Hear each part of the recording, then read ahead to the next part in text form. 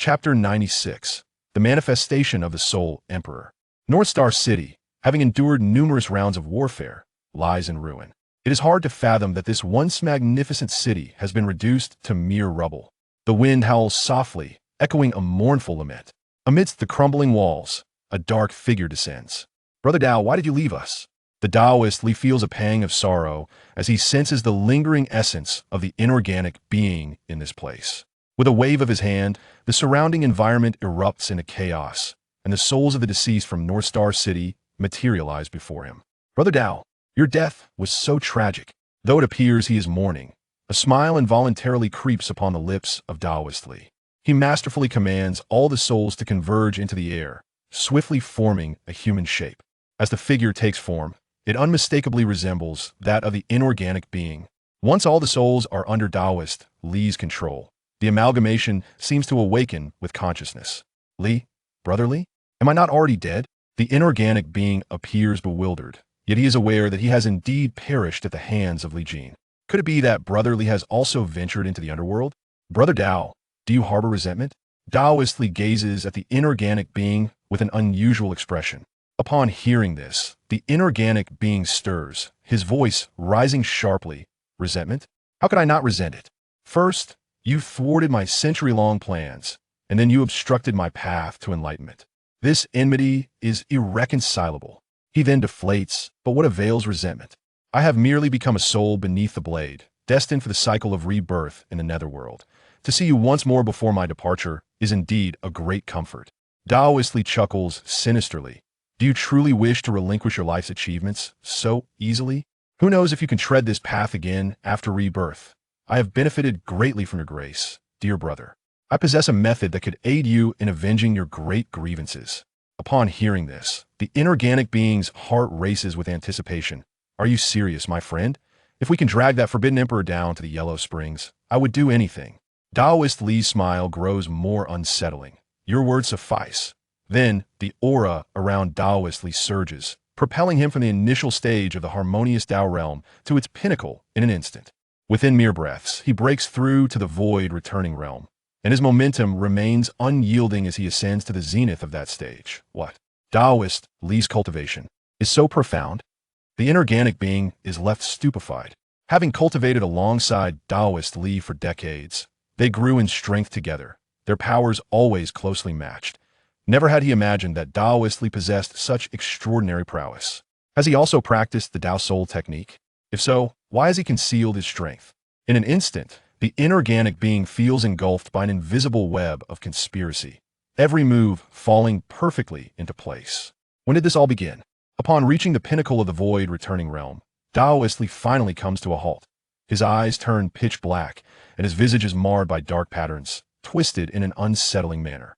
The inorganic being feels an overwhelming shock, an instinctive urge to flee this place. Brother Dou, are you ready to assist me in breaking through my limits and achieving the realm of the immortal? In the fleeting moment before the inorganic being could react, the Taoist Li had already seized him with a powerful grip, rendering all his struggles futile. And oh, fellow Taoist, you are being irrational. Release me at once. In this instant, how could the inorganic being fail to comprehend the intentions of Taoist Li? They had all cultivated the soul of the Tao, and were well acquainted with the art of soul consumption. This solitary soul from the void return realm was undoubtedly a treasure of immense value. Were it himself in the same position, he would never relinquish such a magnificent opportunity. Yet, at this moment, he was the fish on the chopping block, and others held the knife. No, the inorganic being could only glimpse the circle of sharp teeth in Taoist Li's mouth, utterly unlike anything a human could possess. Soon after, his entire soul was shattered, deprived even of the chance for reincarnation. Such was the insidiousness of the soul of the Tao. Brother Dou, such righteousness. Aid me in breaking the shackles of heaven and earth. Taoist Li laughed uproariously. A surge of dark energy enveloped him, spreading across the entirety of North Star City, akin to ink flowing across rice paper. Today the earth has opened, the Tao returns, and those destined to arise shall grasp the heart of heaven and earth, attaining the fruit of the great Tao. I was born before heaven and earth, impervious through the eons. Alas, I encountered the Emperor Yan's progeny, and in the struggle for fortune, I was outmaneuvered, imprisoned for a millennium. In this world, I shall surely cleanse the continent with blood and carve a path for my soul clan's dominion. A burgeoning aura abruptly descended upon North Star City, as Taoist Li appeared to transform into a formless black mist, writhing in the low sky. In an instant, the true energy surrounding him transmuted into fighting spirit. Fighter, fighter master, fighting sovereign, fighting saint. Within mere breaths, Taoist Li's power ascended to a first-star fighting saint. His aura was dark and terrifying, causing the very air around him to freeze with frost. The presence of the fighting saint spread throughout the entire Blue Star, sensed by Taoists of the Dragon Nation, superheroes of the beautiful nation, and extraordinary beings from other lands, all feeling an overwhelming pressure. It was as though the sky were on the brink of collapse. Ordinary people trembled in fear, utterly terrified of these inscrutable entities. At this moment, it would perhaps be more fitting to refer to Taoist Li as the incarnation of the Soul Emperor. The black mist gradually took on a humanoid form, its eyes gazing in a particular direction. The fighting saint space, is it? I did not expect that the Forbidden Emperor would also be a fighting saint. How intriguing. Then it extended its palm, clenching towards the front. Soul Hand Seal. A simple technique, yet its might was equally astounding. The Soul Emperor's incarnation executed this move, a stark contrast to Soul 9 and Soul Mirror, as the Soul Hand Seal tore the very fabric of space apart. Amidst the chaotic void, a bubble-like entity floated, which was the source space of the fighting saint. The Soul Hand Seal struck unerringly against the barrier of the fighting saint space, creating a surge of spatial ripples. Oh, it seems this fellow's fighting saint space is quite solid. This Emperor shall see if your shell is truly as tough as it appears. Breaking Soul Hammer. The Soul Emperor's incarnation summoned a hammer-shaped fighting artifact, striking fiercely against the barrier of the fighting saint space. Just as it was about to make contact with the barrier, a colorful ancient ruler flashed forth, blocking the blow. The impact generated by the collision of the two forces disrupted the turbulence of the surrounding space. I am eager to uncover the identity of the scoundrel engaging in clandestine actions. Li Jin materialized from the depths of the Dou Saint realm. The overwhelming aura of the 9-star Dou Saint compelled the Soul Emperor's avatar to retreat from the void. The two figures tore through the fabric of space, appearing above Blue Star. Ha ha ha! Are you the little rascal who dares to call himself the Forbidden Emperor? Quite impressive, indeed, to have cultivated to the 9th star of Dou Saint. The Soul Emperor's avatar cackled ominously. Though he possessed merely the strength of a 1-star Dou Saint, he remained utterly unfazed in the presence of Li Jin, the 9-star Dou Saint. This was not only due to his status as a mere avatar, unburdened by concern, but also because he had once ascended to the throne of an emperor, harboring immense confidence in his own power. Had it not been for the emergence of the Flame Emperor, the name of Soul Heavenly Emperor would have long been revered by all beings. Chapter 97. We are all players in the game. The sky over North Star City shattered like a mirror. Two figures stood beneath the breach, facing each other from afar. The clouds of Blue Star no longer drifted, the mountains and waves lay still, and even the rotating world seemed to be frozen in time. The divine presence descended, and time and space were arrested. All beings on Blue Star felt a profound fear resonating from the depths of their souls, whether ordinary people or extraordinary entities. All displayed astonishment. The beautiful nation swiftly aligned its satellites in the cosmos towards the territory of the Dragon Nation, eager to glean some insight. Yet, in the next moment, the satellites scattered across the sky of Blue Star erupted like fireworks, one after another. The saints are not to be gazed upon. It is indeed rare for one of your age to attain the rank of Dou Saint, reminiscent of the talent from the Shao family a millennium ago. The Soul Emperor's avatar generously extolled. Perhaps you have already realized that upon reaching the 9th star of Dou Saint, there is no further advancement. Li Jin's expression remained as tranquil as a still pond. He replied nonchalantly, "There is no need for your concern." The Soul Emperor's avatar chuckled. Do you know that this realm is referred to as the Primordial Land?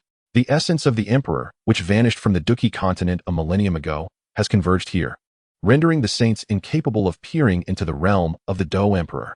I have exhausted my efforts to find this place, believing it would allow me to take that step once more. But guess what happened? The source energy simply vanished. Have you not noticed how the sensations on Blue Star and the Dou Qi continent are nearly identical? The Soul Emperor's words prompted deep reflection in Li Jin. He had visited the Dou Qi continent, and now in hindsight, it indeed felt as he described. The sensations were indistinguishable from those on Blue Star. The so-called source land of Blue Star had also lost the essence of the Emperor. Where then had those things gone? If that is the case, why do the rats of your soul clan still roam on Blue Star? Should they not return to the Dou Qi continent to enjoy their twilight years? Li Jin harbored no fondness for the Soul Clan or the Soul Palace. They were merely schemers, driven by profit. He doubted that after the essence of the Emperor had vanished from Blue Star, they would still choose to linger here. This implied that there existed something the Soul Palace, or rather the Soul Emperor, sought.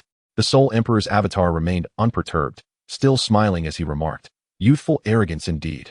But I wonder how long you can maintain such pride when faced with the predatory gaze of those lurking outside." Li Jin furrowed his brow. What was the Soul Emperor alluding to? Those lurking outside. Young one, this world is vast, filled with many things neither you nor I have encountered. To glimpse that true world, becoming a Dou Emperor is the key to unlocking that door. Undoubtedly, the Soul Emperor's words left Li Jin astounded. He immediately thought of the game on his phone. He had not felt it before, but now it stirred a sense of trepidation within him. What existence is reflected on Blue Star? What are their intentions? In just a few days, they could cultivate a power that would typically take thousands of years to achieve. As if they were raising livestock, providing the best sustenance for rapid growth. But what happens once they have matured? Li Jin suddenly felt as though he were ensnared in a vortex, as though he were merely a pawn in the machinations of some unseen force. Yet, rather than allowing this realization to dampen his spirit, it only served to reinforce his resolve to grow stronger. It mattered not. As long as my strength is sufficient, I shall rise from the depths and overturn the tables of my oppressors. With his eyes ablaze, Li Jin incinerated the remnants of doubt within him, and a surge of indomitable fighting spirit erupted forth. The Soul Emperor's avatar across from him was taken aback. What was this? Did the lad truly fail to comprehend human speech? Despite being informed of the hierarchy beyond his comprehension, he persisted, displaying an ever-increasing fervor. How infuriating! Had I known he was such a fool, I would not have wasted my breath. He is utterly impervious to reason. This ignorant child remains ensconced in his own world. How amusing. Having imparted so much wisdom today, I might as well have been playing the lute to a cow. If the mountain does not turn, then the waters shall. We shall meet again another day. Ha ha ha. With that, the Soul Emperor's avatar began to fade, gradually becoming translucent, on the verge of vanishing from this realm. But where do you think you are going?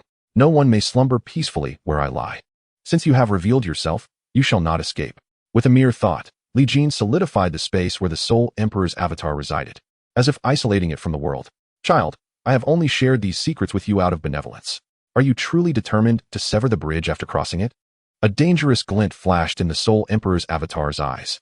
Li Jin, with a piercing gaze, replied, "This matter is irrelevant. I have sworn an oath. Those of the Soul Hall must be exterminated." The Soul Emperor's avatar appeared puzzled. "The Soul Clan holds no enmity with you. Why do you cling to this vendetta?" Li Jin manifested the ancient fire measuring rod, pointing it menacingly at the Soul Emperor's avatar. "No enmity? Huh. You are unaware of the tribulations I endured over the past decade. You need not comprehend. Suffice it to say that I shall crush any rat of your clan I encounter." With that, he shifted the space confining the Soul Emperor's avatar to the vault of the heavens. Subsequently, flames engulfed the ancient fire measuring rod in his hand. The flame-splitting wave rod. A radiant arc of colors cleaved through the air, aimed directly at the Soul Emperor's avatar. "You dare to take this seriously? Do you presume that I am an easy adversary? Even though I am but an avatar, I am not to be compared with you mere Dou saints. Today shall teach you that an emperor must not be insulted." The Soul Emperor's avatar pointed a finger, and a jet-black soul force coalesced into a flying shuttle. "Go." The shuttle darted forth with the swiftness of lightning, striking certain specific locations within the realm of isolation with astonishing speed. Crack! The sound of shattering resonated, and the world-isolating technique was instantly undone. It must be noted that even numerous 6- and 7-star Dou saints had failed to breach this barrier. Yet it was dismantled by a mere 1-star Dou saint. Could the Soul Emperor truly possess such formidable strength? Was a 1-star Dou saint truly comparable to a 9-star Dou saint? Li Jin could not believe it. Even a Dou Emperor could not transcend the laws of the great Tao. The chasm between a 1-star and a 9-star Dou saint was immeasurable. The flame-splitting wave rod tore through the heavens with astonishing ferocity, hurtling towards the Soul Emperor's avatar. In the darkness, all those on the Blue Star's side beheld the radiant spectacle in the sky, along with the overwhelming force that erupted forth. The Soul Emperor's avatar neither flinched nor evaded, summoning forth a radiant soul ring that collided with the flame-splitting wave. With a resounding crash, it was as though a sun had burst forth in the heavens, casting a kaleidoscope of colors that illuminated the Blue Star. All clouds in that vicinity were dispersed, and the starry sky reflected vividly in the eyes of the inhabitants of the Blue Star. One cannot deny the impressive prowess displayed here. Alas, This incarnation of mine is too feeble to allow you to truly grasp the essence of despair. The humiliation of today shall be etched in my memory, and I eagerly await our next encounter, which may not be far off. Amidst the brilliant flames, the Soul Emperor's avatar disintegrated into a vast expanse of black mist that cloaked the sky. Li Jin furrowed his brow, sensing the Soul Emperor's presence had vanished. Damn it! He escaped swiftly. Buzz, buzz. Suddenly, his phone in his pocket vibrated. Chapter 98, A 3-Year Pact. As the black mist dissipated from the horizon, the starry sky once again graced the earth. Li Jin hovered in midair, a slight frown upon his face. His phone continued to vibrate, emitting a buzzing sound. Upon inspecting it, he found the Dou Qiong game had opened by itself. The tab for the spatial ring in the lower right corner was pulsating, as if beckoning Li Jin's attention. He tapped it, and his backpack revealed a dazzling array of items, but the source of the vibration was nestled in the far corner. It was a divorce letter bearing a handprint, personally signed by Xiaoyan. Li Jin instantly recognized its significance, somewhat astonished. Ever since he acquired this letter, it had remained in his backpack, untouched. At this moment, it emanated a faint glow, exuding an extraordinary aura. The divorce letter, penned by the Flame Emperor himself, stated, "Upon use, one may journey to the peak of Yin Lan and revisit the 3-year pact." Note: achieving victory in the 3-year pact may yield a chance to discover the Soul Emperor's whereabouts. Shall it be used? Li Jin suddenly burst into a radiant smile. Oh, Soul Emperor, no matter how adept you are at evasion, you cannot escape the call of destiny. Use.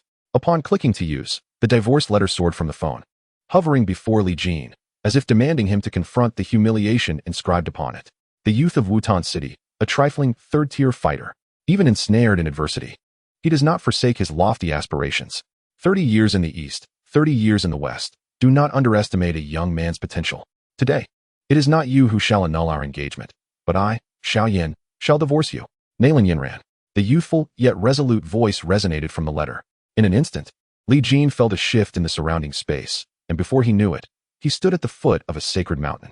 Unlike the teleportation of a sage, this transition instilled in Li Jin an uncanny sense of belonging, a truly terrifying sensation. Looking upward, he beheld a magnificent palace atop the mountain, shrouded in swirling clouds. Occasionally, figures with wings soared into the sky, while immense ships pierced through the air, painting a scene of prosperity.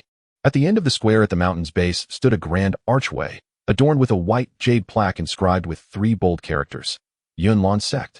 The wide staircase ascended like a celestial path, sufficient to strain one's neck in awe. Proud, noble, and profoundly elusive. Is this the formidable entity that the Flame Emperor once faced? Indeed, it exudes immense pressure. The mere ability to withstand pressure is certainly not something an ordinary person can possess. Li Jin marveled at the unwavering resolve of the Flame Emperor, who, even when confronted by such a formidable sect, displayed no sign of fear. Any young great fighter in his place would likely have been intimidated by the reputation of the Yin Lan sect, and would have lacked the courage to engage the esteemed disciple of its leader. Just as Li Jin was lost in thought, 2 figures clad in white robes adorned with cloud patterns ascended the steps, their hair elegantly tied up. Both bore swords at their waists and emanated an air of arrogance. The man on the left, with a face like polished jade, appeared somewhat frail, while the one on the right sported a short beard and bore a fierce expression. You must be the young scion of the Shao family here to fulfill the 3-year agreement, right? Humph, I didn't expect you to actually show up. The 2 exchanged taunts, their words dripping with disdain for Li Jin. After all, as members of the Yin Lan sect, they inherently held a lofty status, making it natural for them to look down upon these noble scions. Li Jin was taken aback. Upon glancing around, he realized they were indeed addressing him. Had he unwittingly stepped into the role of Xiaoyan? How intriguing, truly fascinating. Sensing that his strength remained intact, a cryptic smile graced his lips. Hey, I'm talking to you. The bearded man on the right scowled, raising his voice. Li Jin nodded, casting a casual glance at him, which immediately caused the man to feel a surge of stagnation in his Dou Qi, leaving him breathless. Meanwhile, the frail man on the left remained oblivious to this. His attention fixated on Li Jin, his gaze tinged with a hint of jealousy. It seemed he was likely one of Nalan Yinran's most devoted admirers. Come on, hurry up and follow us up the mountain. Everyone is waiting for you. You certainly have quite the attitude. As Li Jin's spirit stirred, he captured the entirety of the Yin Lan sect's grandeur within his sight. It appeared that the bustling atmosphere today was all in preparation for Nalan Yinran. However, he wondered if she would end up weeping in defeat later on. With a thought, the surrounding space shifted in an instant. The 2 members of the Yin Lan sect were momentarily startled, questioning how they had suddenly arrived at Yin Lan Peak. Soon, they concluded that there could be only one explanation. Their venerable old sect leader had emerged. Such earth-shattering feats, such instantaneous movements, could only be executed by a Dou Zong expert. With this realization, their disdain for Li Jin deepened, and their arrogance soared. Atop Yunlan Peak, numerous families flocked to the scene. Even members of the Jiamu royal family took their seats. Not to mention the multitude of young prodigies who had come to witness the event, alongside the throngs of Yunlan sect disciples. It was a cacophony of voices, marking a grand occasion for the Jiamu Empire. Influential figures whispered amongst themselves, discussing the woman seated next to the Yunlan sect leader on the throne. Nalan, my brother, has truly given birth to an exceptional daughter. Now, as the esteemed disciple of the Yunlan sect leader, her future is boundless. The grand ceremony for Yinran's coming of age was indeed a significant occasion for the Yunlan sect. It seemed that the Nalan family's status within the Jiamu Empire would only rise, and they were eager to extend their congratulations to Nalan, their esteemed elder. A smile hardly left Nalan Su's face. His precious daughter was indeed bringing glory to her father. Oh no, dear family heads and sect leaders, you flatter me. The young lady's determination has indeed borne fruit, as she has garnered the esteemed favor of the sect leader, becoming the foremost disciple, much to the pride of her father. Nalan Su. His heart swells with joy as he gazes upon Nalan Yinran on the stage, filled with a sense of accomplishment. Meanwhile, amidst the royal family of Gama, a woman stands at the center, radiating an allure that captivates all, for she is none other than Princess Yao Yi of the Gama Empire. Observing Nalan Su being showered with praises from various noble families, she furrows her brow slightly. Should the Nalan family continue to flourish at this pace, they may soon grow dissatisfied with the rule of the royal family. What means can be employed to curtail this momentum? Must it rely on today's other protagonist? That seemingly ineffectual young master of the Shao family from Wutan City? No, that is inconceivable. At this moment, Nalan Yinran's presence is resplendent, commanding reverence from her peers. What could others possibly use to triumph over her? In an instant, Yao Ye's frown deepens. Dong! The chime resonated from the peak of Yunlan, silencing the attendees and bringing an end to their raucous chatter. The atmosphere shifted into a solemn stillness. Whoosh! 5 brilliant beams of light streaked across the sky, descending directly onto the main platform. As the radiance dissipated, 5 figures emerged before the crowd. They were none other than the 5 formidable Dou Wang elders of the Yunlan sect. The leading figure, with a solemn expression, stepped forward and addressed the assembly with a respectful bow. I am Yunling. Today, we gather to celebrate the coming-of-age ceremony of the sect leader's foremost disciple. An occasion graced by the presence of esteemed heroes from all quarters, a privilege beyond compare. This is but one of today's momentous events.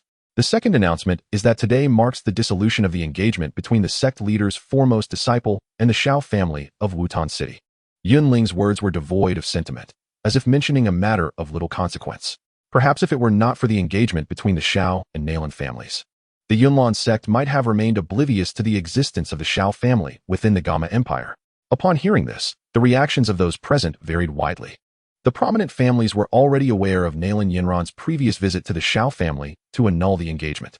However, the scattered practitioners and the majority of Yunlan sect disciples were unaware that the goddess they revered, Nalan Yinran, was bound by a marital contract.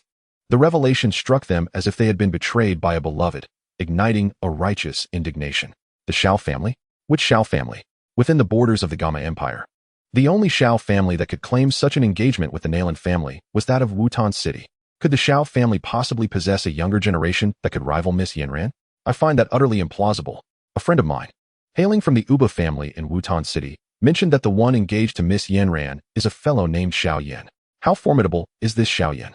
Could he possibly surpass Miss Yinran, a Grand Master? Ah, what? Surely you jest. Such a person could never be worthy of Miss Yinran. Hush, keep your voices down. You may not be aware, but that Xiao Yin is quite spirited, having made a 3-year pact with Miss Yinran. Now that the 3-year period has come to an end, there are concerns that Xiao Yin may not dare to appear at the Yunlan sect. Among the crowd, discussions abound, with many expressing curiosity about this Xiao Yin, fearing he might not show up. Yunling's gaze was sharp, swiftly locating the disciples assigned to welcome Xiao Yin at the edge of the gathering. Why do you two linger here? If Xiao Yin loses his way and misses the appointed time, you shall take it upon yourselves to reflect at the discipline hall. The two were momentarily taken aback by the elder's words. The sickly young man hastily replied, reporting to the elder, "We have already brought Xiao Yin here." He then pointed to a bystander who seemed to be observing the scene with interest, saying, "This person is Xiao Yin of the Shao family." In an instant, all eyes turned toward the individual, creating an atmosphere of intense scrutiny. However, had those gazes possessed lethal intent, the bystander would have been mercilessly dissected. Unfazed by becoming the center of attention, the individual continued to examine the mountain gate of the Yunlan sect with keen interest. He pondered what a tangible sect in the Imperial Forbidden Zone might resemble, surmising it could not be inferior to the Yunlan sect.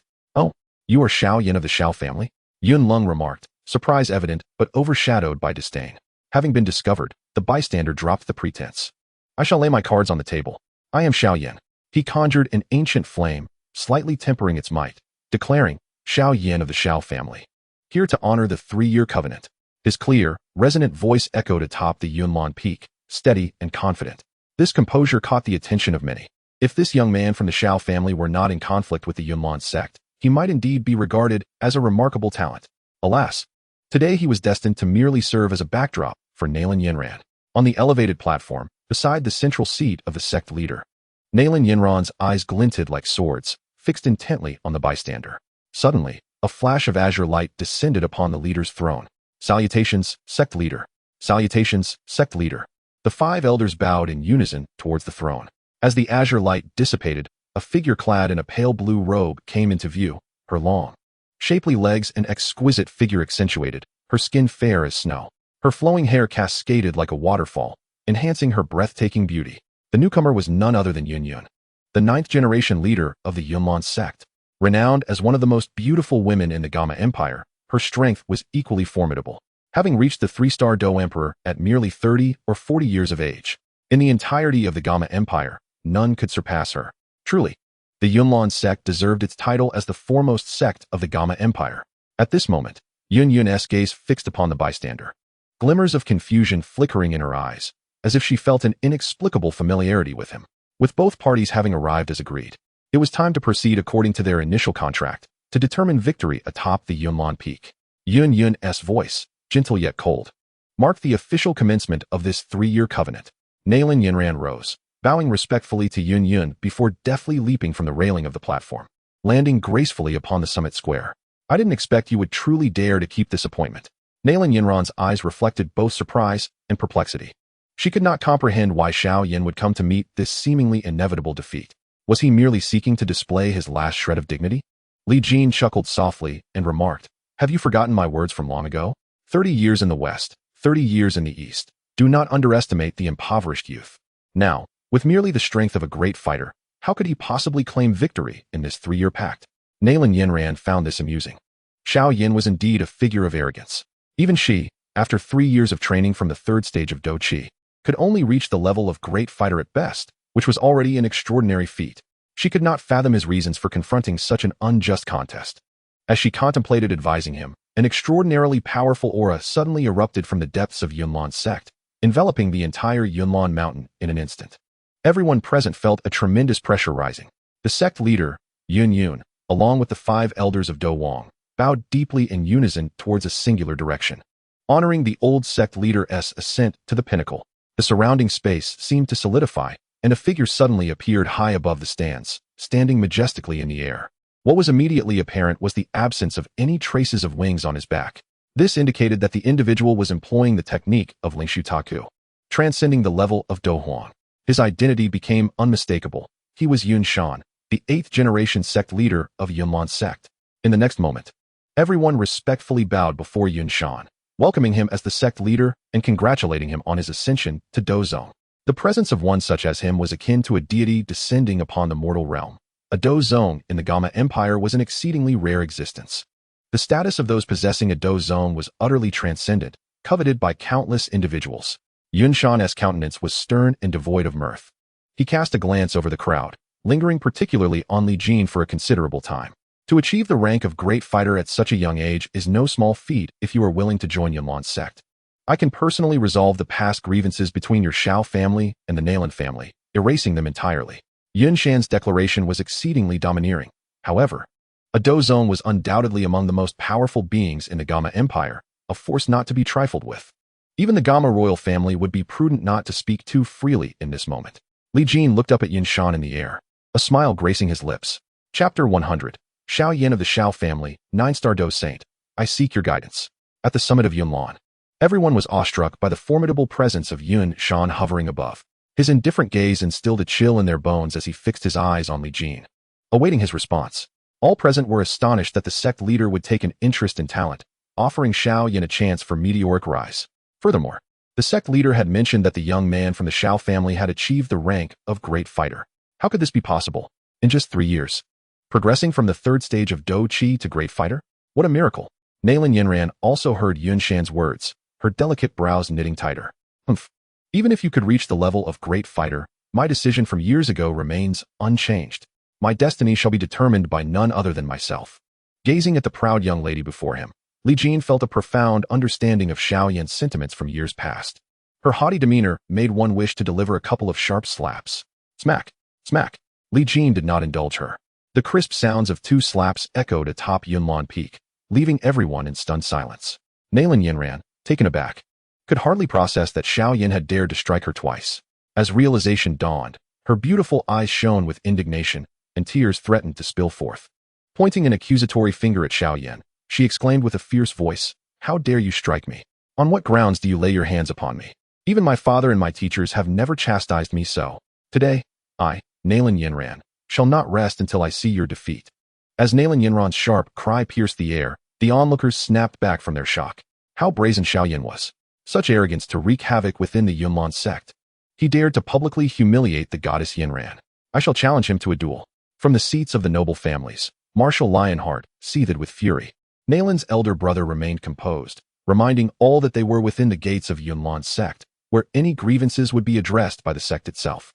Moreover, the 5 esteemed elders, along with the Dou Huang sect master and the venerable Yun Shan, were present. Nailin Yinran would not suffer injustice. Someone beside Nailin Su restrained him, offering words of counsel. From the dais of the Yunlan sect, Yun Yun rose, admonishing, "Impudent rogue, why do you insult my royal disciple here? Do you presume that the Yunlan sect is so easygoing?" In the face of Yun Yun's reprimand, Li Jin felt no trepidation. He was not Xiao Yin, but merely stepping into his shoes, devoid of any special sentiments towards Yun Yun. He disregarded her and the surrounding audience, lifting his gaze to the hovering Yun Shan, declaring, "Joining the Yunlan sect was one matter, but today, I have come solely to resolve an entangled fate." Such nonchalant words ignited a surge of murderous intent in Yun Shan's eyes, leaving the assembly breathless, ensnared by the oppressive aura of the Dou Zone. "Young man, my words are not to be taken lightly. I grant you a chance to rephrase your statement. Think carefully before you speak," he warned. Li Jin, unfazed by the looming threat, elicited surprise among the onlookers. Could it be that this youth truly had nothing to fear? A smile graced Li Jin's lips as he responded. "Rephrasing my words is unnecessary. As a 13-star Dou Huang, you lack the authority to compel me to retract my statement." After being met with Li Jin's inexplicable mockery, Yun Shan's fury escalated. He was a Dou Zone powerhouse, and to have an insignificant insect daring to bark at him before so many was an affront to the Dou Zone itself. Such insolence was unforgivable. The energy of the Dou Qi surged from Yun Shan, and the force of his power instilled fear in all present. Just as he prepared to strike, Nailin Yinran's voice rang out. "Master, wait." Yun Shan paused, casting a sidelong glance at her. Under the intense scrutiny of a Dou Zone expert, Nailin Yinran felt immense pressure. Yet she knelt and implored, "Master, why use a sledgehammer to crack a nut? Allow me to handle this matter and teach Xiao Yin a lesson. Furthermore, today I am due to compete with Xiao Yin. Let everyone witness that our Yunlan sect boasts more than just Dou Zone powerhouses like you. Even the disciples under my guidance are far from being compared to the mere rabble outside." Upon uttering these words, a flicker of appreciation unexpectedly glimmered in Yun Shan's eyes. Filled with murderous intent, he had not anticipated that this disciple would possess such fortitude, indeed worthy of cultivation. "Very well. Let it be you who takes action to retrieve the head of Xiao Yin for me." A chilling smile graced Yun Shan's face. Nailin Yinran's complexion turned pale. Her master commanded her to kill Xiao Yin. Having never taken a life, she steeled her resolve and clasped her fists, responding, "Yes, master." Subsequently, Yun Shan took his seat as the leader of the Yunlan sect, surveying the assembly with a commanding presence. He utilized his Dou Zone power to seal off the entirety of Yunlan's peak, ensuring that no unforeseen incidents would occur. Yun Yun nodded at Yunling, who then stepped forward and proclaimed loudly, "The 3-year agreement competition officially begins." Boom, boom, boom. The war drums resounded, igniting a surge of blood and excitement among the crowd. Nailin Yinran's heart swelled. Today, she would prove that her past choices were not in vain. Neither her grandfather's decree nor her father's counsel could compare to her own decisions. I, Nailin Yinran, shall only be worthy of that celestial being cast down from the heavens. With a flourish of her palm, a long green sword materialized in her grasp. A Dou weapon bestowed upon her by Yun Yun, which had accompanied her through the passage of time, imbued with a semblance of Dou Huang's majesty, its power formidable. The long sword pointed menacingly at her opponent, Li Jin, as she proclaimed with pride, Nalan Yinran of the Yunlan sect, a 2-star Dou master, I await your guidance. Upon hearing this, all present were astounded. They had believed her to have just recently entered the ranks of Dou masters, only to discover she had already transcended to the 2-star level. Nalan Yinran, at the tender age of 19, had reached such heights. Undeniably a prodigious talent of the Gamma Empire. The air was filled with admiration, and members of noble families nodded in agreement. Indeed, Nalan Yinran's talent was unparalleled in a century, and Xiao Yin of the Xiao family was certainly not a fitting match. Breaking off the engagement was a wise decision. Indeed, if we wait another 10 or 20 years, the Nalan clan may well produce another Dou Huang powerhouse. Not to mention, given Nalan Yinran's current standing, it is not inconceivable that she might one day preside over the Yunlan sect. Nalan Su's expression shifted, hastily intervening. My friend, your words are misguided. Yinran is still young, and it can only be said that she is studying and improving within the Yunlan sect. Anything beyond that is premature. It was not that Nalan Su did not wish for her to ascend, but discussing such matters in the presence of the new and old sect leaders was quite inappropriate. The emergence of Nalan Yinran as a 2-star Dou master cast a shadow over all the other geniuses present. It is worth noting that many of the strongest individuals within their families were merely at the Dou master level. Their gazes shifted towards the day's second protagonist. Many shook their heads in lamentation. The young man from the Xiao family was far too arrogant, having spurned Yunshan's goodwill and resorted to insults. Did he not understand that in another's domain, one must either coil like a dragon or crouch like a tiger? Did he truly possess the strength to look down upon the Douzong? Yet Li Jin remained unmoved, a slight smirk gracing his lips as he stood firm, exuding an aura of unyielding resolve. Xiao Yin of the Xiao family, a 9-star Dou saint, I await your guidance. Xiao Yin of the Xiao family, a 9-star Dou saint. Please enlighten me. Li Jin's voice was faint, yet seemed to resonate with the essence of the Tao, striking the hearts of all present. In an instant, silence enveloped the crowd. Ha ha ha. Did he just claim to be a 9-star Dou saint? Am I hearing things? Uft. This fellow must be dreaming. 9-star Dou saint, indeed. I suspect he can't even muster the strength of a great Dou master. If he truly were a 9-star Dou saint, wouldn't I have already ascended to the rank of Dou Emperor? He must have lost his mind. It is only natural. After all, it is absurd for an ant to bark at a dragon, leading to a shattered psyche. Following the silence came an avalanche of mockery. Everyone found Li Jin's words ludicrous. What level of talent could possibly allow one to become a Dou saint in just 3 years? Even the favored children of the heavens would hesitate to ascend so rapidly. Leaning against the throne of the sect leader, Yunshan could hardly contain his laughter. This was the most amusing joke he had heard in a century. If one could truly become a 9-star Dou saint in 3 years, would there still be so many striving desperately for advancement? Why would I remain at the pinnacle of Dou Emperor for decades? In the midst of this, Nalan Yinran was taken aback. Her beautiful eyes filled with disdain. Who would have thought that merely 3 years apart would lead you to develop such delusions? Very well. Today I shall bring an end to your unfortunate existence. With a sharp cry, Nalan Yinran summoned a gentle breeze beneath her feet, her graceful form slowly ascending. The surrounding Dou Qi energies converged upon her, and an intricate azure array materialized behind her. What? This is, judging by its power. This technique must be no less than a mid-level Xian-ranked Dou skill. The Yunlan sect truly possesses vast resources. Even a great Dou master can wield such advanced techniques. The immense force Nalan Yinran gathered drew the attention of everyone present. It was evident that she sought a decisive confrontation. This strike was not merely a battle against her fate. It was also a demonstration to the sect leader and her ancestors that her strength would undoubtedly honor the cultivation bestowed by the Yunlan sect. Ultimate wind, radiant sunset. In an instant, the array behind Nalan Yinran erupted in a brilliant azure light, casting a resplendent azure sun across the land. The azure sun descended upon Li Jin with lethal intent. The force it carried surpassed the limits of what a mere 2-star Great Dou master could unleash. Only the most seasoned Great Dou masters could withstand such a technique, and Xiao Yin in the arena was certainly not among that number. Thus, the scales had tipped, and the outcome was all but certain. Boom. The azure sun crashed heavily to the ground, stirring up countless clouds of dust and debris. Fortunately, the Douwang elder of the Yunlan sect activated a Dou Qi barrier to shield against the tumult. This was indeed the advanced Xian-ranked Dou skill of the Yunlan sect. Its power was truly formidable. I dare say even a 6-star great Dou master would struggle to withstand it. And where is that 9-star Dou saint now? Has he fallen silent in fear? Ha. Even if Xiao Yin has reached the level of great Dou master, what of it? He is but a wild card, unable to compare to the meticulously nurtured Nailin Yinran of the Yunlan sect. In the realm of Dou skills, Nailin Yinran has already surpassed him by leagues. It seems everyone has foreseen the outcome of this contest. As the dust settles, one can discern whether Xiao Yin still clings to life. A gentle breeze sweeps through, dispersing the haze within the Dou Qi shield, revealing the scene within. In that fleeting moment, all present were rendered motionless. On the battered grounds of Yunlan Summit, Xiao Yin stood unscathed, merely extending 2 fingers to firmly grasp Nailin Yinran's long sword. Impossible. This cannot be. By what right does Xiao Yin possess such prowess? It is utterly surreal. How could he possibly catch that? My great-grandmother, a 7-star Dou master, proclaimed she could not withstand such an attack. Xiao Yin must have cheated. I urged the elders to conduct a thorough investigation. In an instant, public sentiment surged with indignation. The outcome was simply unsatisfactory. The higher-ups of Yunlan sect were equally astonished, as they were acutely aware of the power behind Nailin Yinran's technique, which was certainly beyond the capabilities of her peers. Yet the undeniable truth lay before them. Xiao Yin indeed possessed considerable strength. Nailin Yinran stared blankly at Li Jin, the person with whom she had just conversed. Her feelings were intensified. It felt as though the wind's extreme sunset radiance she had unleashed was akin to a mere bubble, burst effortlessly by his single finger.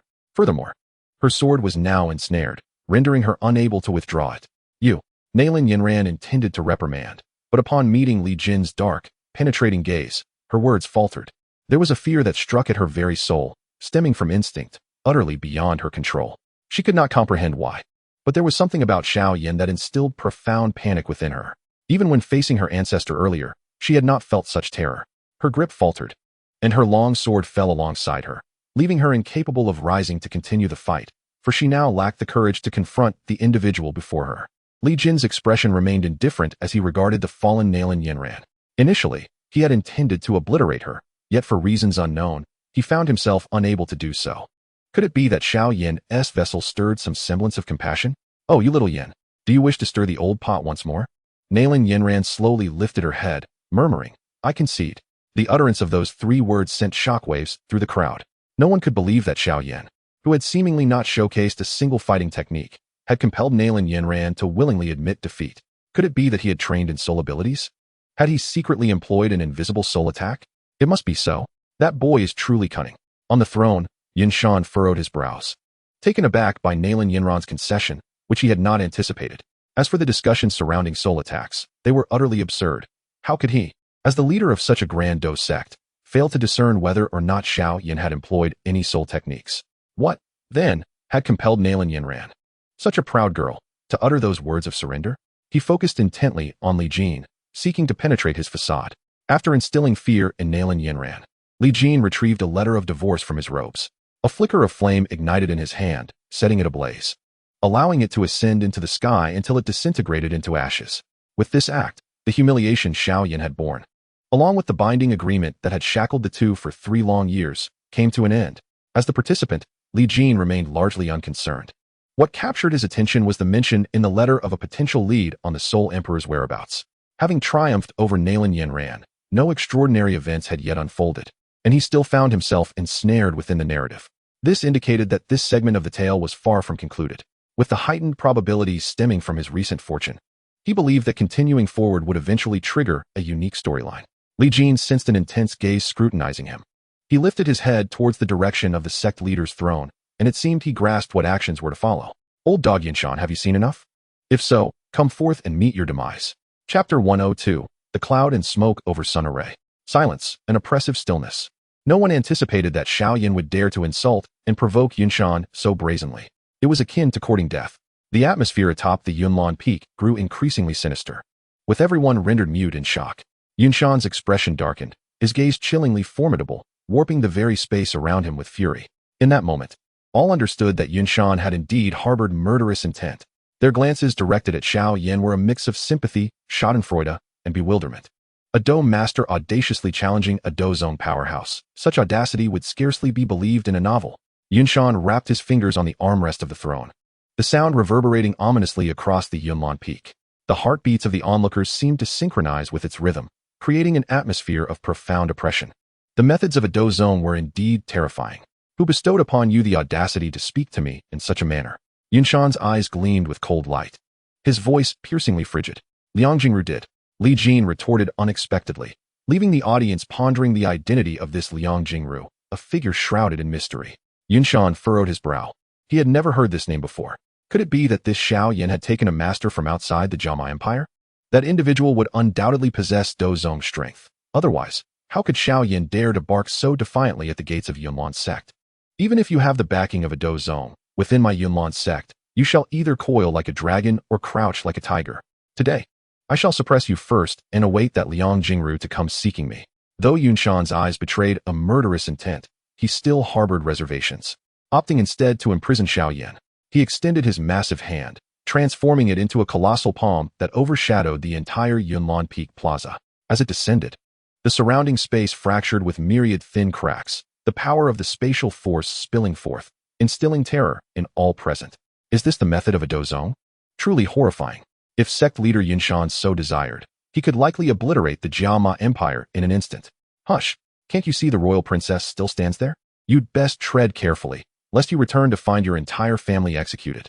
The colossal handprint bore down upon Li Jin. Boom! A thunderous sound erupted, and the air rushed away.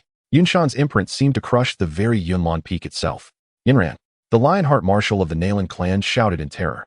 For it was not merely Xiao Yan present on that plaza, but their esteemed Nalan family's prodigy as well. Yunshan showed no regard for Nalan Yinran's life, confirming the heartlessness of a Dou. However, Nalan Su did not possess the courage to confront Yunshan, for not everyone could be as audacious as Xiao Yan. A sense of regret and unease swept through the crowd as they witnessed how cold and merciless Yunshan had become after ascending to Dou. In stark contrast, Yunshan showed no remorse for the harm inflicted upon the disciples of Yunlan's sect, a cruel smile curving his lips. Yet, that smile soon faltered. He sensed that, despite his attack, the previously restrained Li Jin remained vibrant and unscathed. Even Nalan Yinran beside him appeared utterly unaffected. How could this be? What impossibility is this? You are permitted to become Dou, yet I am not allowed to ascend to Dousheng? Li Jin's disdainful voice echoed, and the colossal hand overshadowing Yunlan Square was instantaneously cast aside into the heavens. Li Jin dusted off his clothes, feeling relaxed and at ease. Yunshan frowned. Kid, you indeed possess a degree of arrogance, but I wonder how many life-preserving gifts your Dou master has bestowed upon you. Li Jin smirked. Why not test it and find out? Or perhaps, let the rats behind you take a turn? Yunshan's pupils involuntarily contracted. How did this boy know of the presence behind him? So audacious. I shall probe the depths of your abilities. Disciples of Yunlan's sect, heed my command. Form the cloud smoke covering sun array. At the command, all disciples of Yunlan's sect swiftly mobilized, adjusting their positions and standing firm at designated points. In the sky above, a massive azure array slowly coalesced, exuding an overwhelming sense that it could eclipse the sun. All spectators beneath felt an immense pressure. The cloud smoke covering sun array was the sacred protective formation of Yunlan's sect. Even in ordinary times, when controlled by a Douwang elder, it could unleash power rivaling that of a peak Dou Huan. It could be said that the current standing of Yunlan's sect was indelibly tied to the merits of this grand formation. It was unimaginable what level of might could be achieved with a Douzong's strength commanding this array. Surely, even peak Douzong masters would have to avoid its ferocity. The cloud smoke covering sun array obscured the sky, leaving only an infinite azure light for the world, as if transforming the very heavens above. Kid, I had no intention of creating enmity with the Douzong behind you, but alas, your arrogance is too excessive. A Douzong cannot be insulted. Prepare to pay with your life. The cloud smoke covering sun array above cascaded with boundless radiance, coalescing into a luminous shield that enveloped the entire Yunlan mountain, preventing Li Jin's escape. Then, with a sweeping motion of his hand, Yunshan directed all disciples to channel their Dou Qi energy into his grasp. A pale azure spiral sphere, 10 zhang in size, formed in his hand, radiating a terrifying might that even tore at the surrounding space. This scene left the spectators in awe, prompting them to retreat from the summit of Yunlan Mountain at an alarming speed. What a joke! If this strike were to land, would there be even half of the mountain left? Was this not treating us, the audience, as mere trifles? Yunshan's actions epitomized the unchecked power of a Douzong, and there were numerous nobles from the Gama Empire present, including a royal princess among them. Should he truly unleash his full power, it is feared that the entire Gama Empire would erupt in rebellion. potentially leading to a nationwide assault on the Yunlan sect, a scenario the Emperor of Gamma could only dream of. Yet, Yinshan remained rational, compressing the energy of the azure spiral sphere upon the plaza. Only Li Jin and Nalan Yinran were caught in its wake. Nalan Yinran exclaimed, "Master Ancestor, what grievance do I hold against you? The young scion of the Shao family. I wonder what prowess you possess to withstand the might of this formation." The azure spiral sphere plummeted swiftly, akin to Nalan Yinran's earlier setting sun technique. Yet the disparity in power was monumental, one a mere imitation, the other a devastating force. Creak, creak. The very fabric of space groaned under the strain, black streaks manifesting in the sky. Within Nalan Yinran's beautiful eyes lay sheer terror and despair. Am I to perish? It is all Xiao Yan's fault. What madness has possessed him to provoke the Master Ancestor, thus dragging me into this calamity? Her gaze towards Li Jin was laden with profound resentment, as if she were a vengeful spirit intent on haunting him. Li Jin, however, remained unfazed, extending a finger and proclaiming with authority, "Freeze." In that instant, the tumultuous space fell silent. The cosmos ceased its rotation. Chapter 103, The Guardian of Law. Freeze. With a commanding shout from Li Jin, the entire expanse transformed into a still pond, devoid of any ripples. Even the imposing presence of the spiraling sphere suspended in the air was rendered impotent by his utterance. Nalan Yinran gazed at the spiral sphere, which loomed merely 10 paces away, and the surrounding tranquil space, her spirit shaken to its core. She stared blankly at Li Jin beside her. Was all this truly his doing? What level of power must one attain to command such authority? She recalled his earlier introduction, Xiao Yan of the Shao family, a 9-star Dou saint, at your service. Could it be? Is Xiao Yan indeed a 9-star Dou saint? In that fleeting moment, Nalan Yinran's worldview shattered. She could hardly accept the reality of Xiao Yan surpassing her. She vowed to redouble her efforts in cultivation to surpass him.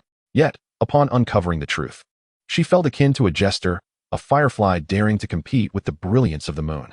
How absurd, a 9-star Dou saint. This world is truly laughable. Suspended in the air, Yinshan too was struck with disbelief, finding the scene before him incomprehensible. Suddenly, the space had solidified, all might vanishing without a trace. Even the connection he shared with the entire Yunyan Furu Sun formation was severed. Such a feat was nothing short of miraculous. Surely, only a legendary Dou saint could achieve this. May I inquire which esteemed elder has graced us with their presence? I am Yinshan of the Yunlan sect. Have I unwittingly offended you? Yinshan did not deign to glance at Li Jin, viewing him merely as a brash youth, incapable of being the one responsible. As Yinshan anxiously surveyed his surroundings, a voice laced with mockery rang out. Oh, have you decided to act humble now? Were you not dismissive of the esteemed elder you spoke of? A rift in the sky opened, and Li Jin stepped forth with ease, a smile gracing his lips as he regarded Yinshan. Yinshan's mind erupted in chaos. How could this be possible? No, it cannot be. How could he be a Dou saint? At merely 18 years of age, how could Xiao Yan possibly possess the prowess to ascend to the rank of Dou Sheng? Such claims are naught but fabrications. Haha, how dare this impudent wretch attempt to deceive me? Yin Yuan's eyes blazed a furious crimson, as if he had suffered an immense shock. I refuse to believe it. This is mere sleight of hand. Prepare to meet your end, Yin Yuan bellowed, striving to harness the power of Dou Zone within him to deliver a fatal illusion. Yet, in that moment, he realized that not a shred of energy could be summoned. He felt as feeble as an ordinary mortal. Furthermore, he found himself utterly immobile, as if nailed to the air, leaving him in a state of sheer terror. Not only Yin Yuan, but all the disciples of the Yunlan sect within the cloud smoke covering sun formation sensed the terrifying nature of this technique. In an instant, they were cast down to the mundane realm. Li Jin observed Yin Yuan with an expression of calm. I wonder if your guardian, the Wuhafa, will make an appearance upon learning of your peril? Upon hearing this, Yin Yuan's pupils trembled with shock. How did Xiao Yan know of his connection to the Wuhafa? Could it be that he too is affiliated with the Soul Palace? That cannot be. If that were the case, why would he need to seek the Wuhafa through me? As Yin Yuan's mind swirled with confusion, he felt as though his very soul were being flayed, the excruciating pain contorting his features. Ah, you cannot kill me. Yin Yuan was powerless to move, forced to endure the torment, unaware of the lingering repercussions that the Wuhafa had left within his soul after aiding his breakthrough to Dou Zone. Given time, Yin Yuan would undoubtedly become a significant asset for the Soul Palace in its manipulation of the Gamma Empire. This tactic was reciprocal. The Wuhafa could sense Yin Yuan's condition through this connection. As a devoted reader of Battle Through the Heavens, Li Jin had a firm grasp of these matters. The Wuhafa would certainly not relinquish Yin Yuan, a valuable piece on his chessboard. Unfathomable power coursed through Yin Yuan's body, shattering his meridians inch by inch. while Li Jin stripped away his spatial perception of the essence. This agony rivaled that of a slow and torturous death, yet it did not grant him the release of death itself. Yin Yuan experienced the harrowing brush with mortality. The pain. It was unbearable. Wahafa, save me. A sinister laughter suddenly echoed atop Yunlan Peak. Hee hee. Yin Yuan, how have you found yourself in such a dire predicament after just a few months of absence? A wisp of black mist emerged from the void, penetrating the cloud smoke covering sun formation. A figure cloaked in black appeared, casting a shadowy pall over the surrounding space. Yin Yuan was rendered speechless, reduced to frantic gestures. The Wahafa cackled, addressing Li Jin. My dear fellow, might I inquire where I have offended you? To warrant such ruthless treatment of the esteemed Yin Yuan? Your actions put me in quite a difficult position. Pray, how shall I punish this wretch who obstructs my good deeds? The Wahafa's hand swirled with dark energy, swiftly coalescing into an exaggerated scythe, even more fearsome than that of the Grim Reaper. Upon witnessing this spectacle, the smile vanished from Li Jin's face, replaced by an unparalleled fury emanating from the depths of his soul, for he had seen this very scythe before. That was the origin of unwarranted slaughter in the last life, and the very being who cleaved himself. In that past existence, I knew him only as a member of the Soul Palace, unaware that he was indeed the guardian of the wretched. As the saying goes, enemies meeting are particularly fierce. Although the guardian of the wretched was oblivious to the hidden intricacies, he could not fail to perceive the overwhelming killing intent emanating from Li Jin's visage. In the depths of his dark eyes resided a palpable malevolence, extinguishing any semblance of a smile from the guardian's face. A sudden chill enveloped him, as if an ancient ferocious beast had set its gaze upon him. What is happening? How could I be seized by such a feeling of fear? As a member of the Soul Clan, fear has always been synonymous with our existence. Yet, having attained the rank of 8-star Dou Zone, I have never encountered a presence that could instill such terror within me. Who exactly is this individual before me? What misfortune has befallen Yunshan to provoke his ire? In an instant, the guardian contemplated a retreat. The Soul Clan possesses an innate instinct to seek fortune and avoid peril. And now he felt an overwhelming threat of death looming ahead. At this moment, Li Jin's eyes blazed with the fires of purgatory, rendering the surrounding space unbearably scorching. With a sweeping gesture, he cast aside all but Yunshan and the guardian of the wretched, flinging everyone else out of Yunlan Mountain. Subsequently, he turned his gaze upon the guardian, a sinister smile curling upon his lips. Do you know how arduous my search for you has been? Even reborn, I cannot forget the excruciating pain of that scythe cleaving through my soul. Fortunately, I have returned. The countless souls you of the Soul Clan slaughtered in that hell have propelled me back to enact vengeance on your kind. Thus, Li Jin's voice resonated like a malevolent specter emerging from the depths of purgatory, filled with boundless fury and murderous intent.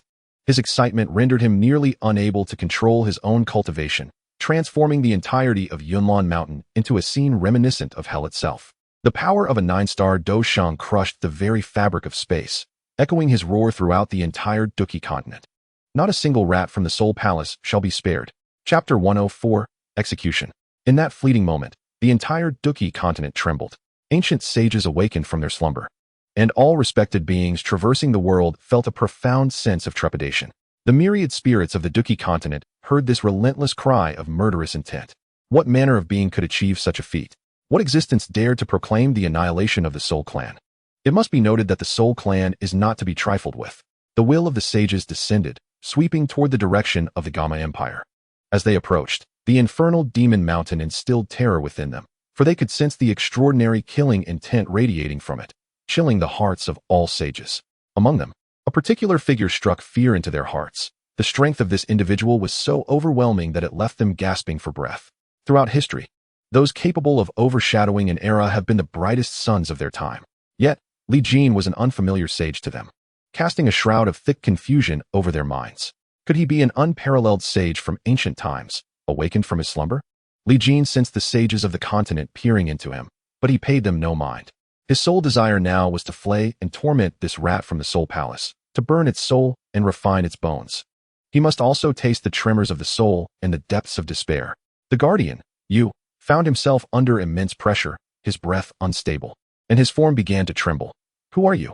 Fear consumed him, for the strength of this individual far surpassed his comprehension. At this moment, he found himself unable to wield even a fraction of his power, as if he had transformed into a wisp of a ghost, utterly feeble. Who am I? I am your fate a millennium hence. I am the harbinger who traverses the long river of history, come to end your life. Li Jin conjured a resplendent ancient ruler, Archaic yet infinitely imposing, its mere aura was enough to collapse the very fabric of the universe. He raised the ancient ruler towards you, proclaiming, "This ruler avenges the shattered souls of the past." Subsequently, he wielded the primordial flame-infused ruler with ferocity, unleashing a colossal wave of multicolored energy that cleaved through space, dispersing the chaotic currents. Under Yu's horrified gaze, the wave instantaneously struck him down. The members of the Soul clan possess an acute sensitivity to the soul, and at that moment, the agony of soul rupture elicited a scream from Yu. In this single strike, his soul was annihilated by 9/10, leaving only a remnant struggling in futility. Li Jin withdrew the ruler, standing resolute, his gaze still fierce. "This is merely a fraction of the interest repaid. Your entire clan shall languish eternally in the depths of hell." The remnants of Yu's soul could no longer endure, dissipating in an instant. Who could have anticipated that an ostensibly invincible Dou Zone master would succumb to a single blow? Beside them, Yun Shan, upon witnessing Yu's demise, followed suit into the void. For Yu had cast upon him the mother-son soul curse. With the son perishing, the mother too would vanish. After their deaths, a glimmer of light emerged from each of their souls, converging in midair to form a radiant silver object. Li Jin grasped it in his hand, realizing it was akin to a compass. The soul-seeking compass, upon use, it reveals the whereabouts of the Soul Emperor. Indeed, it has manifested. Li Jin stowed it away. Within this illusion, there was no necessity for its use. After all, this was merely a task illusion, and all was ephemeral. Yet unbeknownst to Li Jin, what he perceived as an illusion was, in fact, a convergence of their fates. Following this encounter in the Dou Qi continent, Shaoyan would face far fewer obstacles on his lengthy journey ahead. Li Jin closed his eyes, exhaling a heavy breath of murky air. Upon opening his eyes, his expression grew solemn. He had not anticipated discovering the identity of the one who had slain him in a past life within this illusion. Truly, a stroke of fortune. He then gazed towards the approaching saints, noting several with 7 or 8 stars. Indeed, this era heralded a great conflict, and Shaoyan's path would be fraught with challenges. After being detected by Li Jin, the saints offered various gestures of goodwill. For a 9-star Dou saint still held considerable weight. "Begone. Return whence you came." Li Jin issued his decree, prompting the saints to retract their auras, each harboring their own thoughts. Having concluded this, a spatial vortex materialized before Li Jin, and without hesitation, he stepped through. As the space swirled, he re-emerged, now upon the blue star. The method that leaves even the 9-star Dou saints utterly confounded appears exceedingly strange and terrifying. If one day it were to be applied elsewhere unbeknownst to anyone, who could possibly withstand it? With a single step, Li Jin arrived at the front lines of Longjing. With a wave of his hand, a multitude of figures materialized in the open space, startling the soldiers on guard. However, upon recognizing the newcomers, they all exhaled in relief. Li Jin glanced at Wenlan and the others from the sect. "You all need to ensure that Wu Huan remains safe here. Leave everything else to me." Wenlan's eyes reflected deep concern as she surmised the course of action Li Jin was about to undertake. The others, understanding the leader's earnest intentions to varying degrees, resolved to invest fervently in the game. Li Jin did not linger. With a swift turn, he found himself over 1,000 miles above the ocean. He retrieved the silver compass from earlier and activated it. The compass needle spun wildly, and at its peak, the entire device transformed into silver light, subsequently fracturing like fireworks into 192 beams of luminous energy that dispersed across Blue Star. Upon reaching various nations, these beams descended upon the heads of individuals. Some were wealthy merchants, others were brilliant scientists, practical farmers, and cold-blooded assassins. Yet, without exception, they all bore the same face. It was a visage so ordinary that it was easily forgotten. Perhaps there truly are strikingly similar individuals across the globe, but when it occurs simultaneously in every nation, it ceases to be mere coincidence. As the silver light illuminated these individuals, they initially displayed confusion, followed by expressions of surprise. Soon after, their eyes were replaced by an abyssal darkness, and an indescribable aura of terror began to envelop them. Almost in unison, they directed their gaze toward the ocean, or rather, toward Li Jin hovering above it. Suddenly, the 192 individuals transformed into black streams of light, rising into the sky amidst the terrified gazes of many onlookers. Converging above the ocean, Li Jin observed this scene, feeling somewhat astonished. The Soul Emperor had indeed laid intricate plans, planting seeds throughout the entirety of Blue Star. Had he not utilized the Soul Pursuit Compass today to uncover them all, it was likely that Blue Star would soon fall under his dominion. Once all the black streams of light merged into a swirling mass of darkness before him, a figure slowly emerged. The Soul Emperor, frowning with a serious demeanor, remarked, You have indeed accepted gifts from outsiders. Chapter 105. The Eternal Starry Sky and a Lotus. Do you not realize that the methods you employ are utterly beyond the realm of this world? A deep sense of gravity adorned the Soul Emperor's otherwise unremarkable face. Li Jin remained unfazed by his words, smiling as he retorted, regardless of the origin of such methods, as long as they can reveal your presence, they are indeed effective. The Soul Emperor's solemnity morphed into a sigh. Very well, I shall remove you, and everything will be set aright. No one can thwart my return to the pinnacle. With that declaration, the aura emanating from the Soul Emperor began to rise steadily, starting from that of an ordinary person, soaring upwards. In but a few breaths, one has ascended to the pinnacle of the 9-star Dou Saint, directly matching Li Jin. Alas, my cultivation has waned to the depths of the Emperor realm after millennia of erosion. Otherwise, how could a mere ant like you dare to repeatedly thwart my endeavors? However, even a starved camel is larger than a horse, so let me ascertain your true abilities. Two emanations of 9-star Dou Saint energy clashed violently above the ocean, churning the waters into towering waves. Li Jin observed the surrounding waves, soaring hundreds of meters high, crashing against the land. With a mere thought, he transported the entire ocean into the cosmos. The Soul Emperor did not impede his actions, finding amusement in the spectacle. I never imagined you to be a benevolent sage. Ha ha ha. Within the vastness of the cosmos, Li Jin unleashed his full potential. The energy within him surged like a tempest, racing through the path of the Grand Dao. The might of the 9-star Dou Saint enveloped the surrounding starry expanse, causing countless meteors to shatter into cosmic dust. Great heavenly transformation palm. Li Jin was the first to strike, his palm aimed at the Soul Emperor, warping the very fabric of space as if it had transformed into a genuine black hole of the cosmos. How intriguing. I wonder how much of the Dou Qi continent's legacy you have grasped. The Soul Emperor chuckled, unperturbed by Li Jin's great heavenly transformation palm, his own aura soaring with confidence. He retaliated with a seemingly unadorned palm strike, yet it was a concentrated blow infused with boundless soul energy. Boom. The two palms collided, erupting in the cosmos like a supernova, unleashing a magnificent dark purple ripple. The black hole of the great heavenly transformation palm was extinguished, and the Soul Emperor's strike was equally consumed. Neither party gained an advantage. Li Jin took a step back, summoning the ancient fire measuring ruler into his hand. Upon its appearance, the Soul Emperor's composure wavered slightly. I never expected to see this imperial artifact after 10 millennia. It seems you have gleaned much from Xiao Yan's legacy. Allow me to verify your mastery. A bizarre long knife of dark brown materialized in his grasp, the blade of blood and soul slaughter, imbued with endless malevolence. The dark brown blade resembled congealed dried blood, exuding an overwhelming aura of carnage as it was brandished. A deep crimson blade of light was cleaved forth by the Soul Emperor, hurtling towards Li Jin, cleaving the celestial expanse in twain. Li Jin, not daring to be careless, infused his Dou Qi into the ruler and slashed downward. The vibrant energy of the ruler surged forth, leaving behind a resplendent river of Dou Qi in the starry void. Boom. The void erupted. The starry river reversed its course. Their combined might reverberated through the stars, instilling a sense of dread in all living beings on the blue star. The fluctuations and brilliance of the cosmos, though magnificent, were not meant for the blue star to endure. Had they clashed upon the blue star, it would have surely crumbled under the weight of their celestial might. As the battle intensified, stars shattered in their wake. The Soul Emperor, seemingly weary of Li Jin's relentless assaults, stood upon a desolate planet. I did not anticipate that your expedited cultivation possessed such prowess. Now, let you experience my blood demon heart corroding thunder. A surging tide of black thunderclouds coalesced in the starry sky, the resonant rumble of thunder causing an unsettling disquiet, as if one's very heart might leap from its chest. Boom, boom, boom. The terrifying echoes of thunder erupted through the cosmos, a phenomenon that left scientists baffled. Bang, bang, bang. Numerous stars in the heavens were struck, shattering from the inside out. It seemed that this thunderous sound affected not only living beings.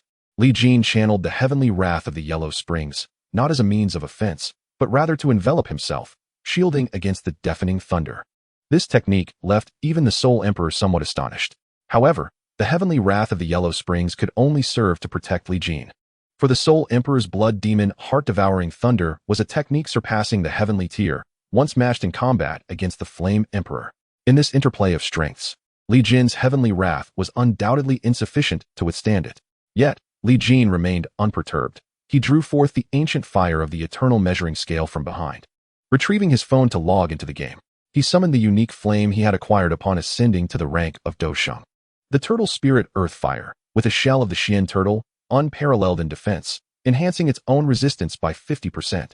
A flame, shaped like a mysterious turtle with menacing spikes upon its back, danced at Li Jin's fingertips. The Soul Emperor found this scene amusing. Boy, do you truly believe that a mere flame can withstand my imperial-grade technique? A smile crept upon Li Jin's lips. One is insufficient. How about 10? Then, under the astonished gaze of the Soul Emperor, a myriad of colorful flames erupted from Li Jin's body. The 9 dragons' thunderfire, the Yin-Yang twin flames. The azure lotus earth fire, 10 distinct flames spiraled around Li Jin, their terrifying heat distorting the very fabric of the starry sky. In that moment, Li Jin's silhouette seemed to merge with that of Xiao Yin from millennia past in the Soul Emperor's eyes. Impossible.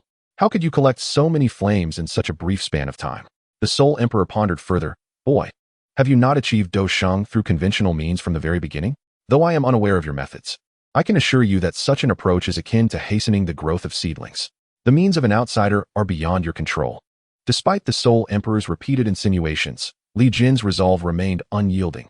Regardless of the method, he was determined to vanquish him. Enough of your prattle. Prepare to receive my strike. Li Jin stood amidst the cosmos, his hands slowly coming together in prayer. As he spread them apart, a translucent lotus flower materialized between his palms. The surrounding flames seemed to respond to a summons, each one merging into the lotus before him. As the petals absorbed the flames, they blossomed into a kaleidoscope of colors, unfurling in radiant circles. When the fire lotus fully bloomed, an overwhelming force ignited the starry expanse. Soul Emperor, taste once more the familiar wrath of the Buddha's fire lotus. Li Jin proclaimed, thrusting the fire lotus forth. In the timeless cosmos, a single lotus flower arose, unyielding against the Soul Emperor's return. Boom. The entire expanse of the cosmos was illuminated, and the inhabitants of Blue Star had never witnessed such a magnificent celestial phenomenon. Just as the populace marveled at the spectacle, the figure of the Soul Emperor suddenly appeared upon Blue Star. Chapter 106, The Soul Devouring Array. On the Blue Star, the Soul Emperor descended unexpectedly. His expression was dark. His eyes glinted with murderous intent. Moments ago, Li Jin had unleashed the Buddha's Fury Fire Lotus amidst the stars, a display of power that rivaled even the most formidable of divine techniques. However, the Soul Emperor was not at his peak. The relentless passage of 10,000 years had inflicted upon him the wounds of the Great Path. Faced with such a formidable strike, he decisively chose to evade its lethal edge. Damn that boy. Once I refine this world and ascend to the imperial realm again, I shall make him wish for life, yet find none. Activate the Soul Devouring Array. With these words, the Soul Emperor raised his hands to the heavens. As his actions commenced, an arcane, pitch-black array inexplicably manifested across all nations on Blue Star. An overwhelming sense of oppression enveloped the atmosphere, as though it sought to crush every soul beneath its weight. Above the Dragon Kingdom, the Soul Emperor presided over the grand array. Refine it. Even if this realm lacks the essence of the Emperor, the people here still harbor traces of primal power. Once I refine it all, I shall ascend to the imperial realm anew. His actions mirrored those of the blood rituals from a millennium past in the central continent, employing the same soul-devouring array and blood sacrifice to elevate himself to the imperial domain. The soul-devouring array enveloped all nations, instilling dread among the populace, who found themselves akin to lambs awaiting slaughter. Some nations attempted to shatter the barrier with firearms, but their efforts proved futile. The entities that governed the various realms also felt an overwhelming fear, unable to comprehend why this seemingly weak world would unleash such a cataclysmic array. The Soul Emperor had no intention of sparing them. Every drop of blood would enhance his strength. Die, perish. Your sacrifices shall be etched in my memory.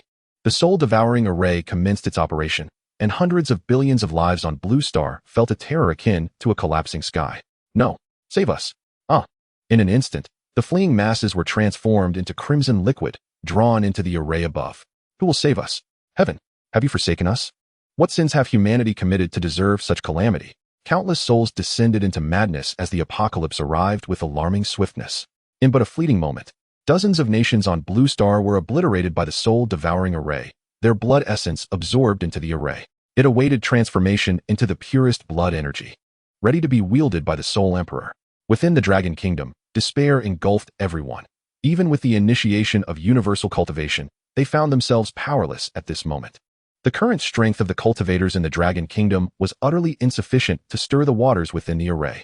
Buzzing echoed from the direction of Longjing, as a ghostly green light shot up into the sky, firmly resisting the array. A resounding voice rang out, "Rise." A formidable aura suddenly manifested within the Dragon Kingdom, bringing joy to all. Beneath the array, a graceful figure emerged. It was Yin Wu Huan, reborn in this critical moment. She now possessed the strength of a battle saint. Her body, infused with the essence of the world's tree branches, her veins coursing with the dragon's lineage, and the primordial water flowing as blood, had fashioned her into a sacred form. Having endured the relentless trials of the nether poison fire, Yin Wu Huan has now acquired a fearsome and unique constitution, the poisonous body of calamity. At its pinnacle, this body will rival even the peak of the Dou Saint realm. Yin Wu Huan's emergence was unexpected for the Soul Emperor, who found himself unable to enter the formation and eliminate him. Instead, he could only intensify his control over the array, aiming to gradually extinguish Yin Wu Huan with the devouring spirit annihilation formation. Yet, he was not the only one present on the outside.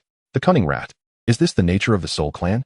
Die! Li Jin's furious voice echoed through the starry skies, followed by the ancient fire measuring rod plummeting like a meteor, striking fiercely against the grand formation of the Dragon Kingdom.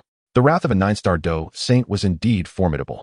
With a crack, the devouring spirit annihilation formation above the Dragon Kingdom shattered instantly, dispelling the overwhelming dread that weighed upon the hearts of the people. Everyone looked up at the vibrant figure descending from the cosmos, exuding a divine majesty. Uncertain who led the way, the surviving inhabitants of the Dragon Kingdom knelt reverently towards that celestial silhouette. The Soul Emperor glared at Li Jin with darkened eyes, filled with a desire for vengeance. Wishing to rend him to pieces, this cursed man repeatedly thwarted his grand designs.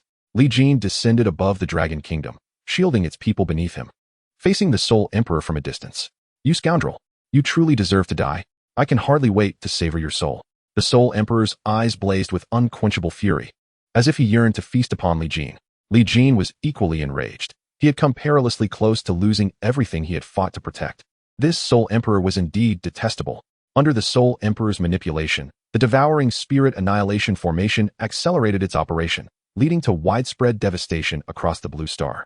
With rivers of blood flowing, a vast amount of blood spirit was converted into the Soul Emperor's blood energy, propelling his cultivation towards the pinnacle of the 9-star Dou Saint realm, with an unmistakable hint of approaching the Emperor realm.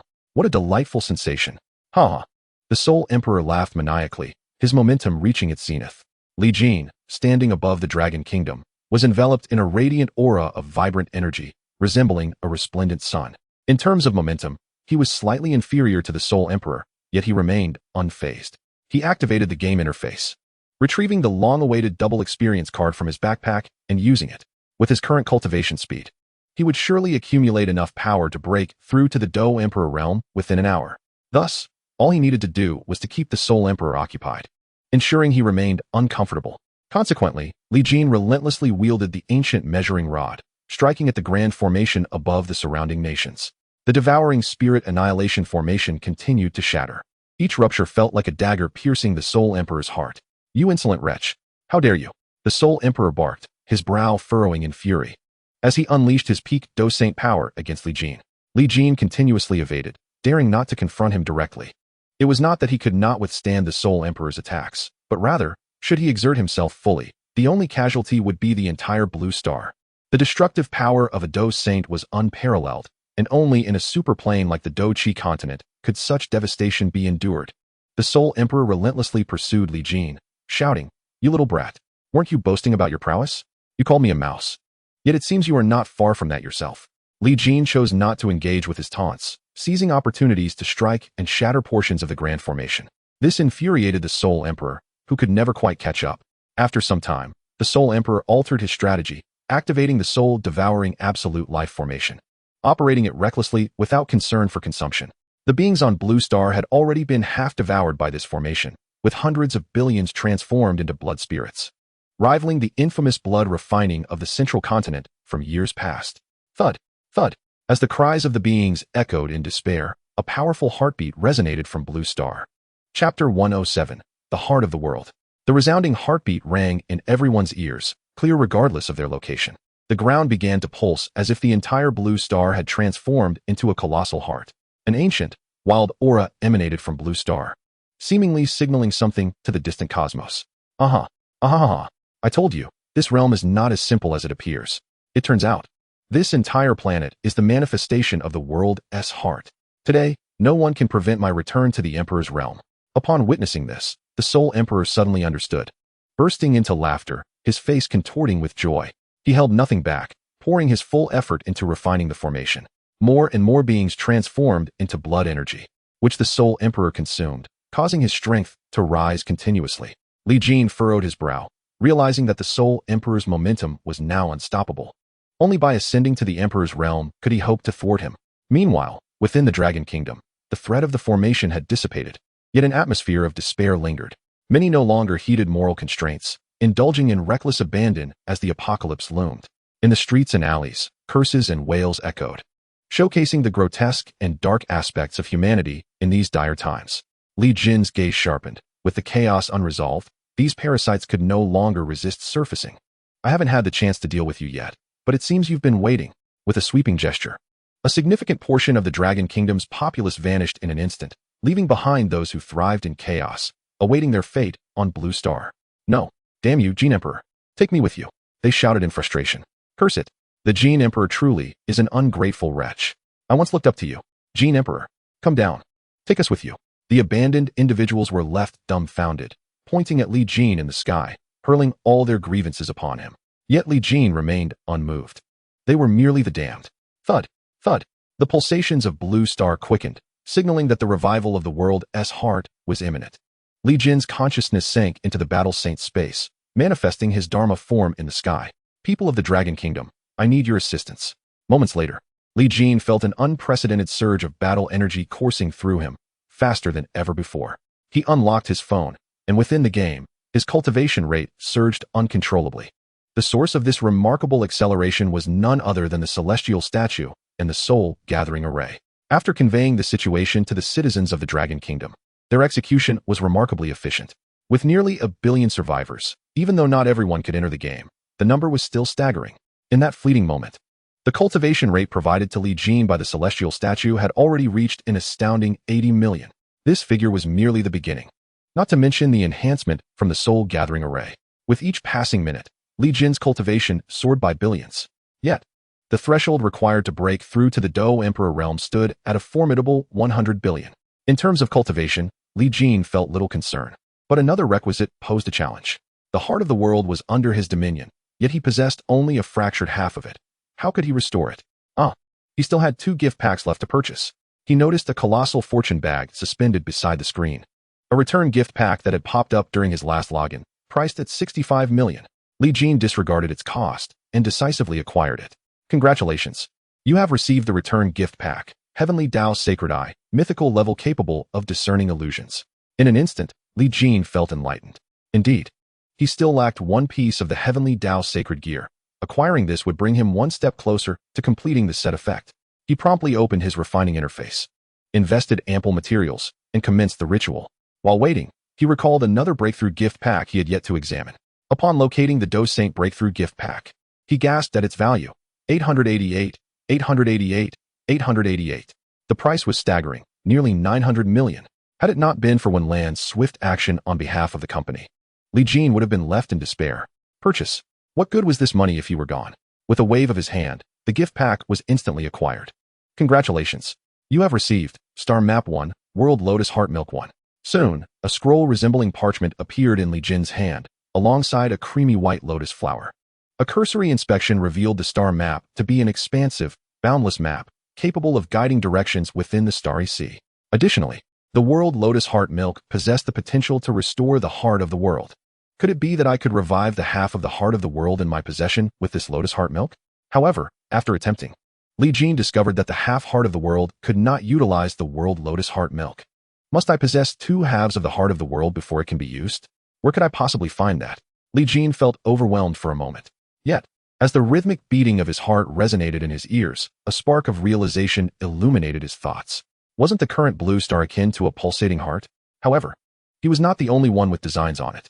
The Soul Emperor, exuding an unparalleled aura, had nearly reached the Dou Emperor realm after refining all living beings on Blue Star. It could be said that the Soul Emperor was now the foremost being beneath the Dou Emperor.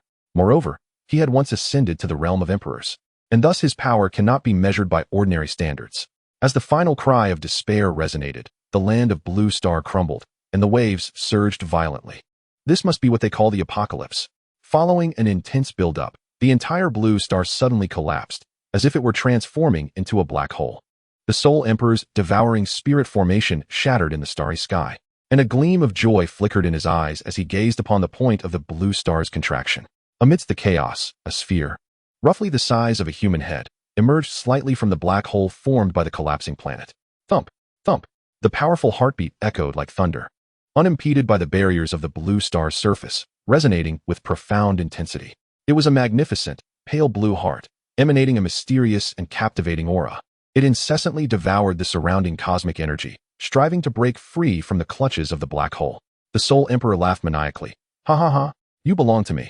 Although his source of imperial energy was somewhat lacking, as long as he refined this heart of the world, all would be well.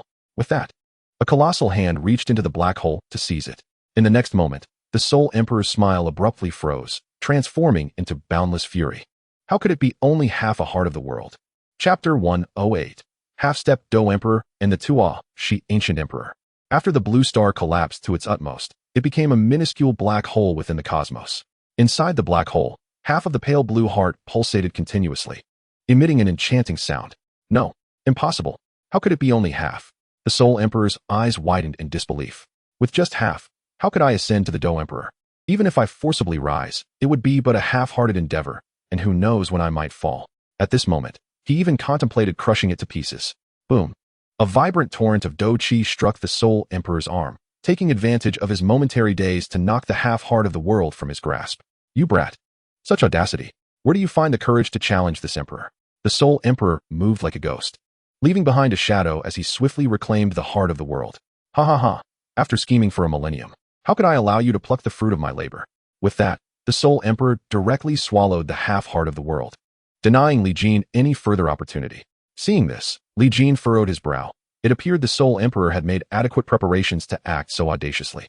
However, this predicament posed a significant challenge for him. With only a damaged half-heart of the world, it could not aid him in any substantial manner. Having consumed half of the heart, the Soul Emperor deftly began the refinement process. The surging power of the world and the source of imperial energy erupted within him, causing his cultivation to break through the pinnacle of the Dou Saint realm, advancing into an entirely new domain. In an instant, it felt as though the universe itself lay beneath the Soul Emperor's feet, proudly gazing down upon the heavens. Brat, do you have any final words?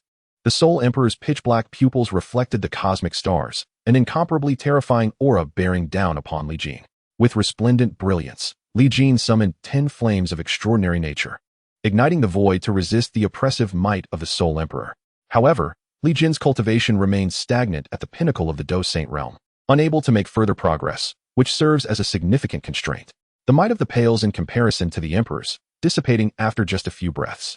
Ding. As the Emperor's descended upon Li Jin, a luminescent jade-white radiance emanated from his brow.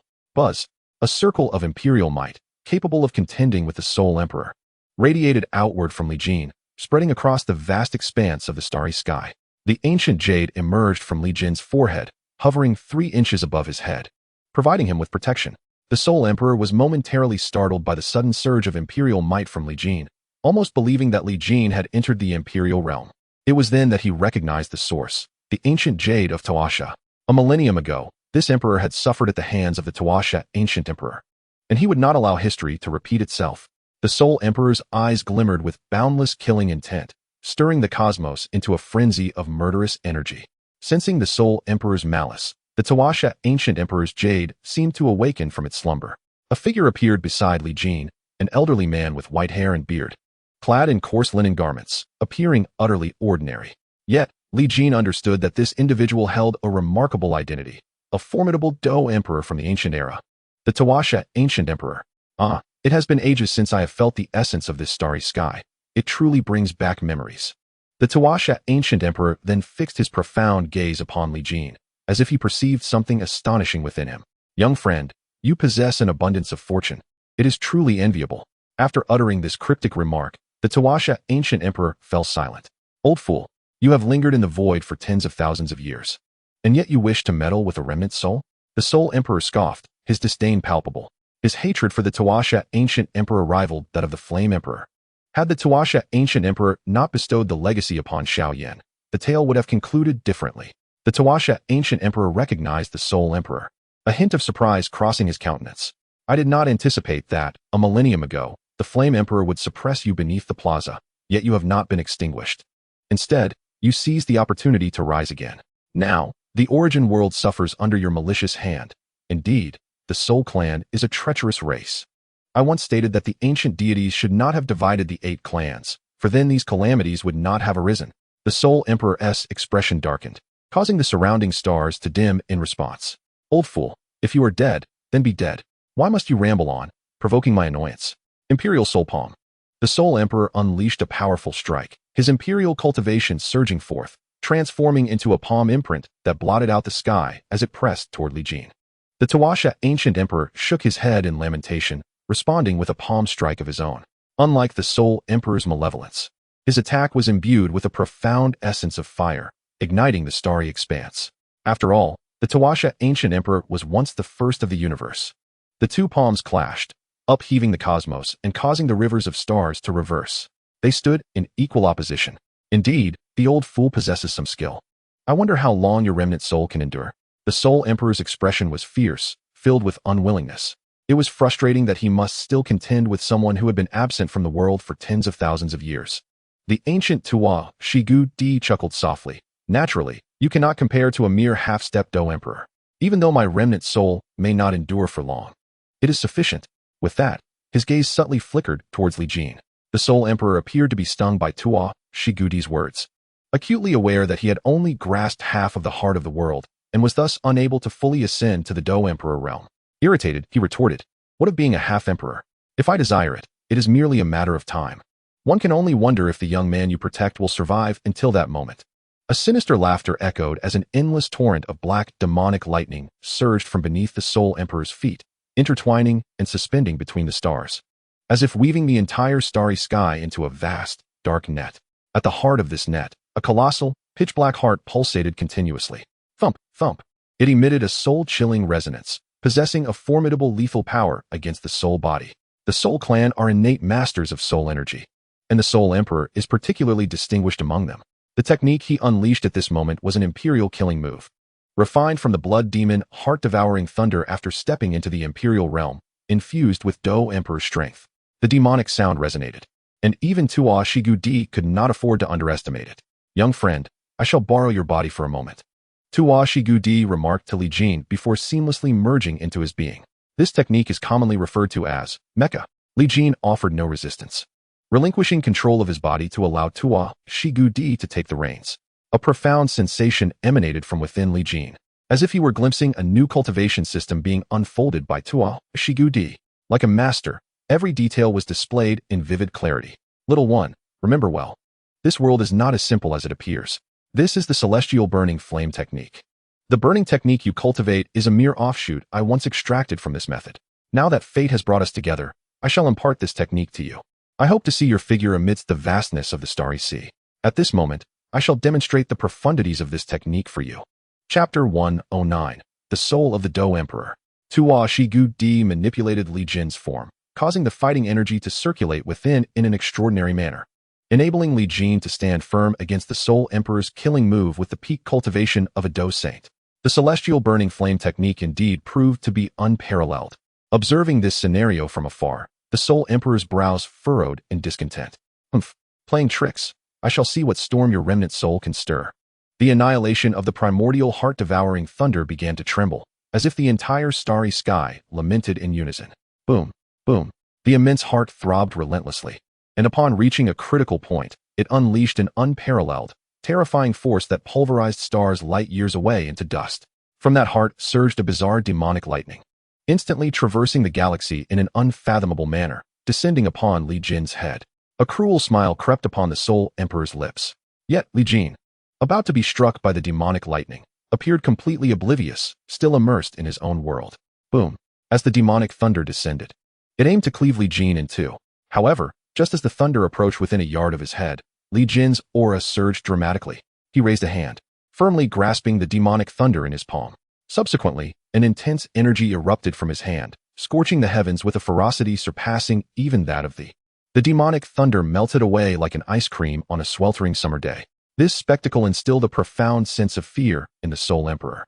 What had the ancient Emperor Dou Qi done within that fellow's body to grant him such an overwhelming presence that transcended the pinnacle of the? This was utterly inconceivable. There was no justification for it. That lad possessed neither the primordial imperial energy nor the dominion of the heart of the world. By what right could he wield what the Emperor had painstakingly obtained through trials and tribulations? In that moment, emotions of jealousy, anger, and bitterness festered in the Soul Emperor's mind. Jealousy twisted his visage into a grotesque mask. The black heart behind him throbbed even more violently, as streaks of demonic thunder, akin to stars, continuously rained down, transforming the expanse of starry sky around Li Jin into a thunderous mire. Die! Let this emperor perish.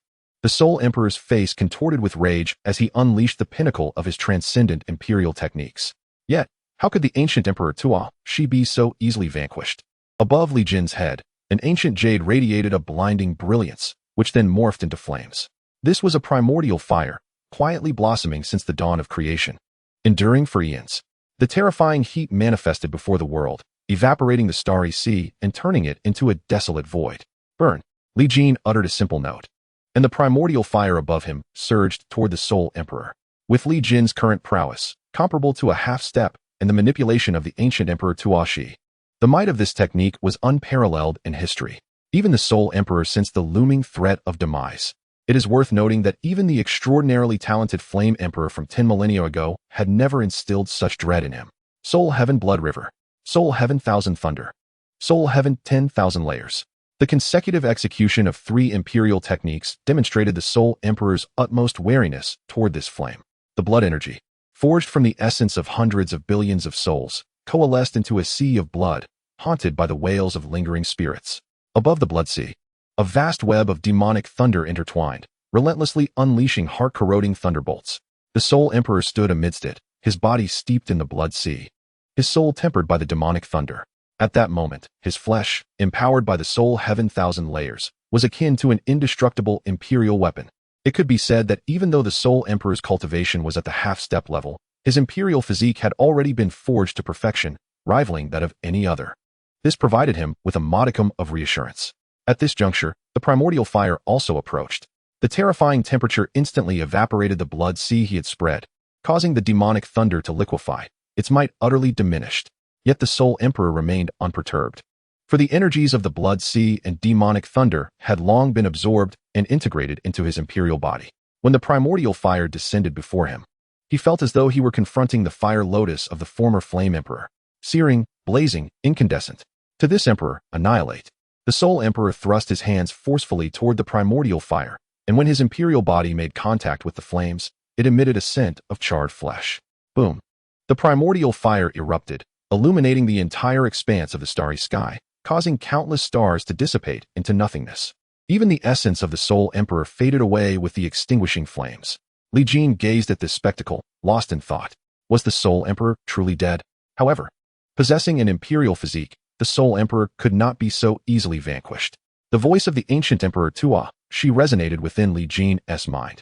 Soon, Li Jin observed that amidst the remnants, countless strands of black matter emerged from the depths of space, frantically converging towards a single point. Moments later, a rough humanoid form began to take shape.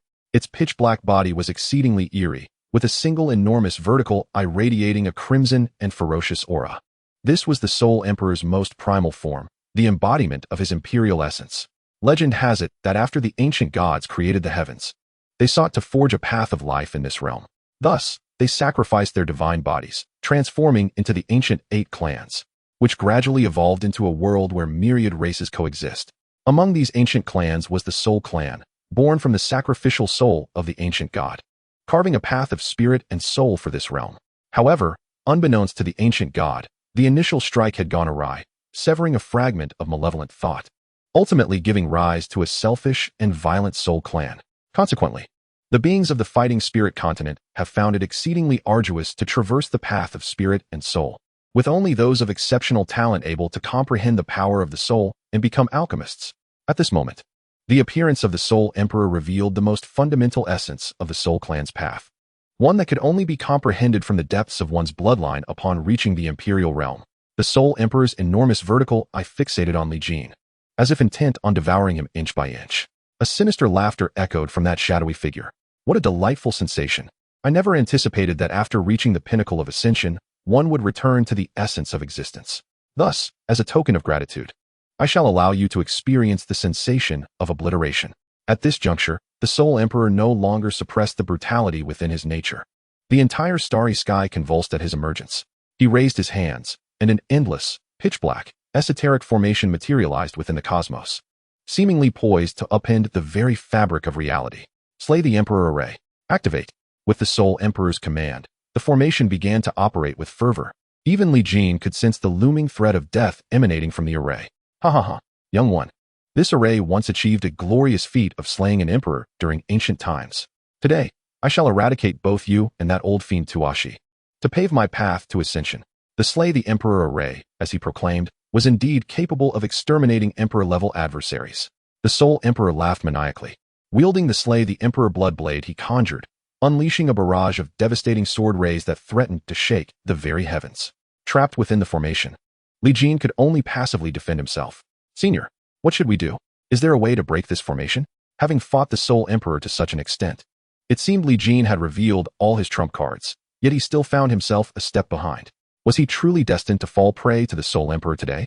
The ancient Emperor Dou Qi detached himself from Li Jin's being, smiling as he spoke. The solution has always resided within you. You simply forgot. Chapter 110, The Slay the Emperor Array. Within the Zhandi formation, Li Jin stood in a daze, lost in contemplation. He murmured to himself, "Is the solution truly within me?" The ancient Emperor Dou Qi nodded slightly, his form beginning to waver into a spectral essence. "Young friend, there is little more I can impart. Whether you grasp it depends solely on your own fortuitous enlightenment. Now, allow this final flicker of my divine thought to unleash its last vestiges of warmth." With that, Emperor Dou Qi transformed into a resplendent flame, enveloping Li Jin within its embrace. The blade light from the Soul Emperor's assault relentlessly battered the fiery shield, appearing to falter under the strain. "Ha! I wonder how long your tortoiseshell can endure. Once the protection of the ancient Emperor Dou Qi dissipates, you shall embark on your journey without hesitation." The derisive laughter of the Soul Emperor reverberated through the cosmos, shaking the very stars. The blade of blood he wielded grew increasingly terrifying, drawing energy from the entire Zhandi formation. Presently, the Soul Emperor, aside from his shortcomings in realm, had mastered every other domain, ascending into the Emperor's realm. Thus, in conjunction with the Zhandi formation, he was now formidable enough to rival the Dou Emperor. Therefore, if Li Jin failed to break through to the Dou Emperor before the fiery shield disintegrated, his fate would undoubtedly be death. Quickly, the fiery shield thinned alarmingly, and time was running out. Li Jin, entranced, gazed at the frenzied assault of the Soul Emperor beyond the shield, momentarily sinking into a peculiar state. After 10 millennia, he seemed to experience a cycle, similarly choosing to refine the myriad spirits through blood to transcend to the Dou Emperor. In this reincarnation, I, too, traverse a new realm, one I had never encountered in my previous life. We are merely striving to cross the turbulent waters, unwilling to be submerged in the relentless currents. Before death, all appears like a fleeting illusion, grasping at shadows. The alteration of destiny arises from our refusal to remain mere reflections in a mirror.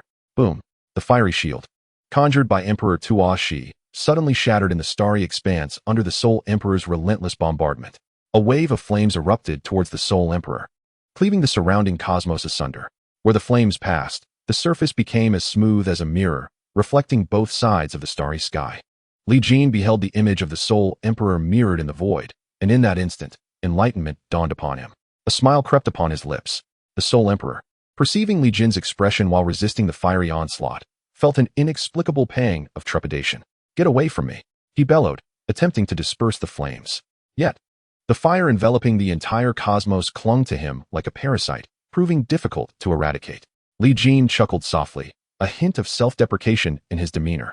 Then, with a flick of his wrist, a desolate heart of the world manifested in his palm.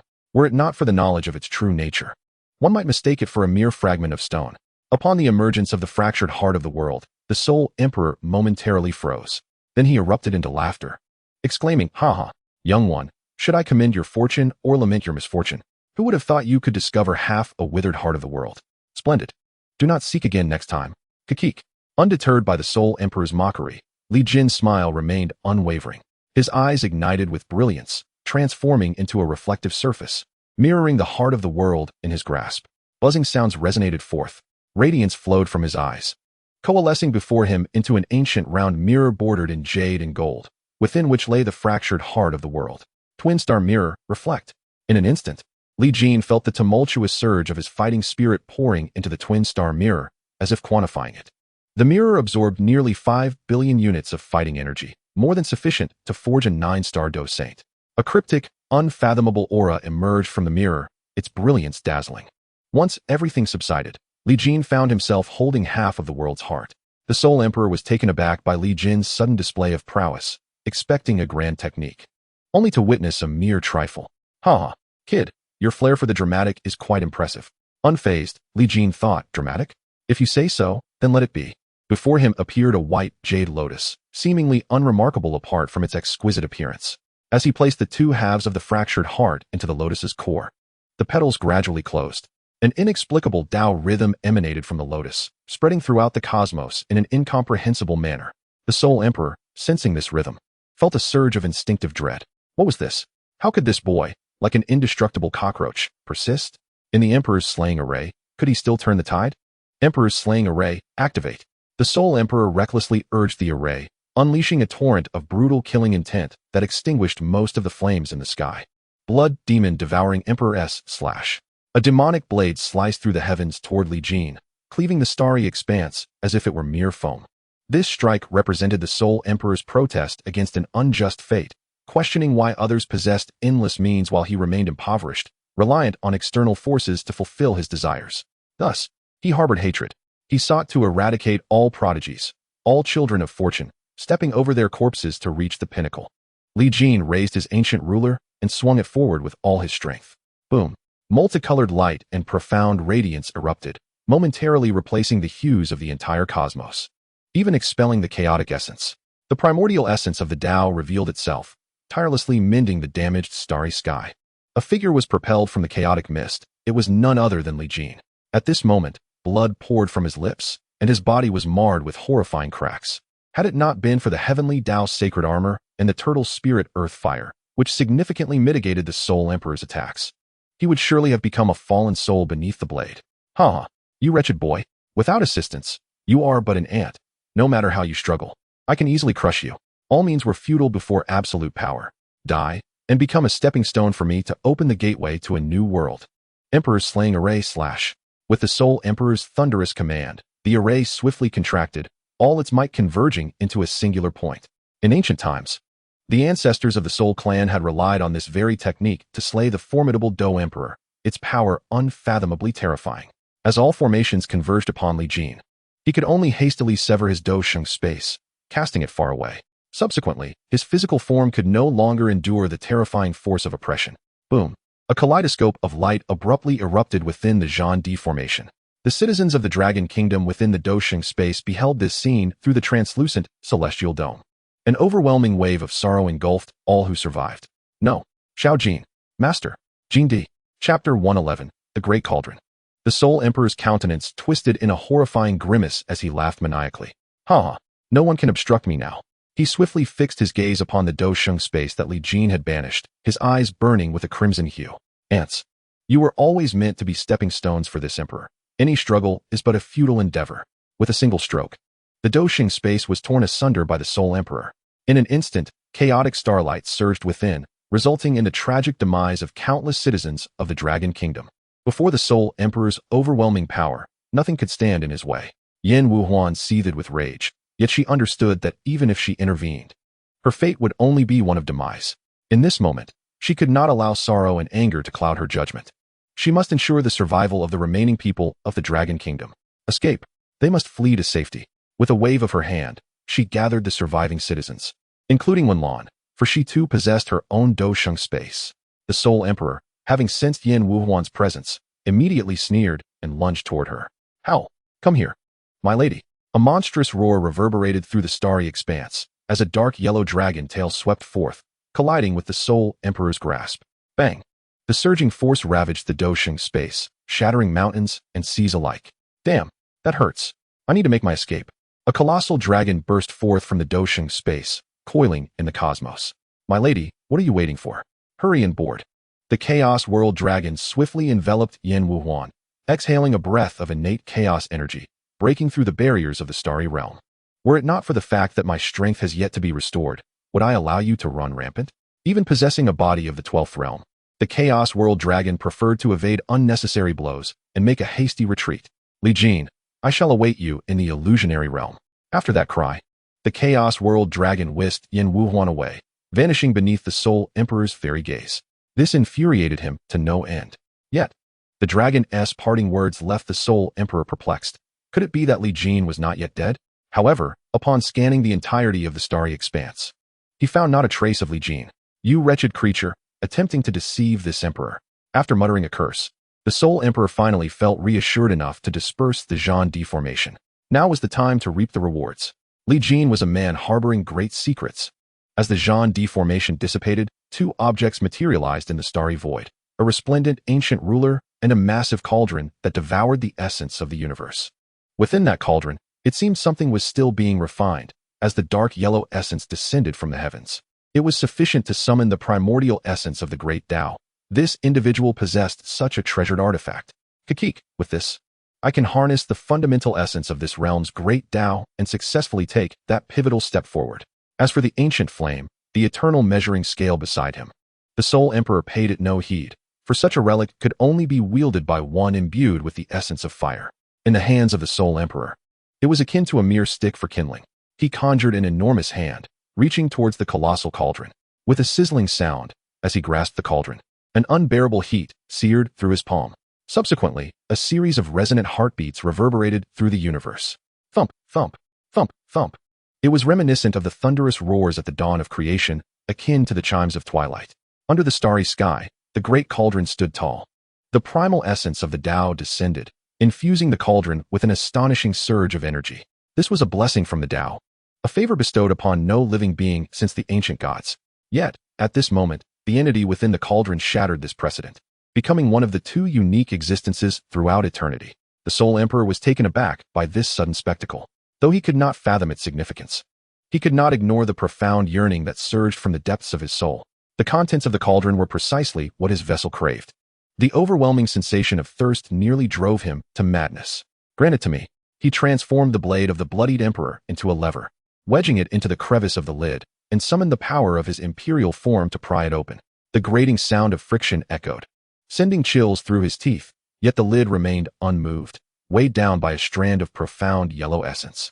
It was known that the Soul Emperor's sheer power could shatter the cosmos, yet he could not budge this unclaimed cauldron. Could it be that this profound essence was too heavy? The Soul Emperor gazed at the winding essence on the lid, his thoughts swirling in uncertainty. Thump, thump, thump, thump. The throbbing intensified, causing the very stars in the cosmos to pulse in unison. It was as if they were celebrating, paying homage.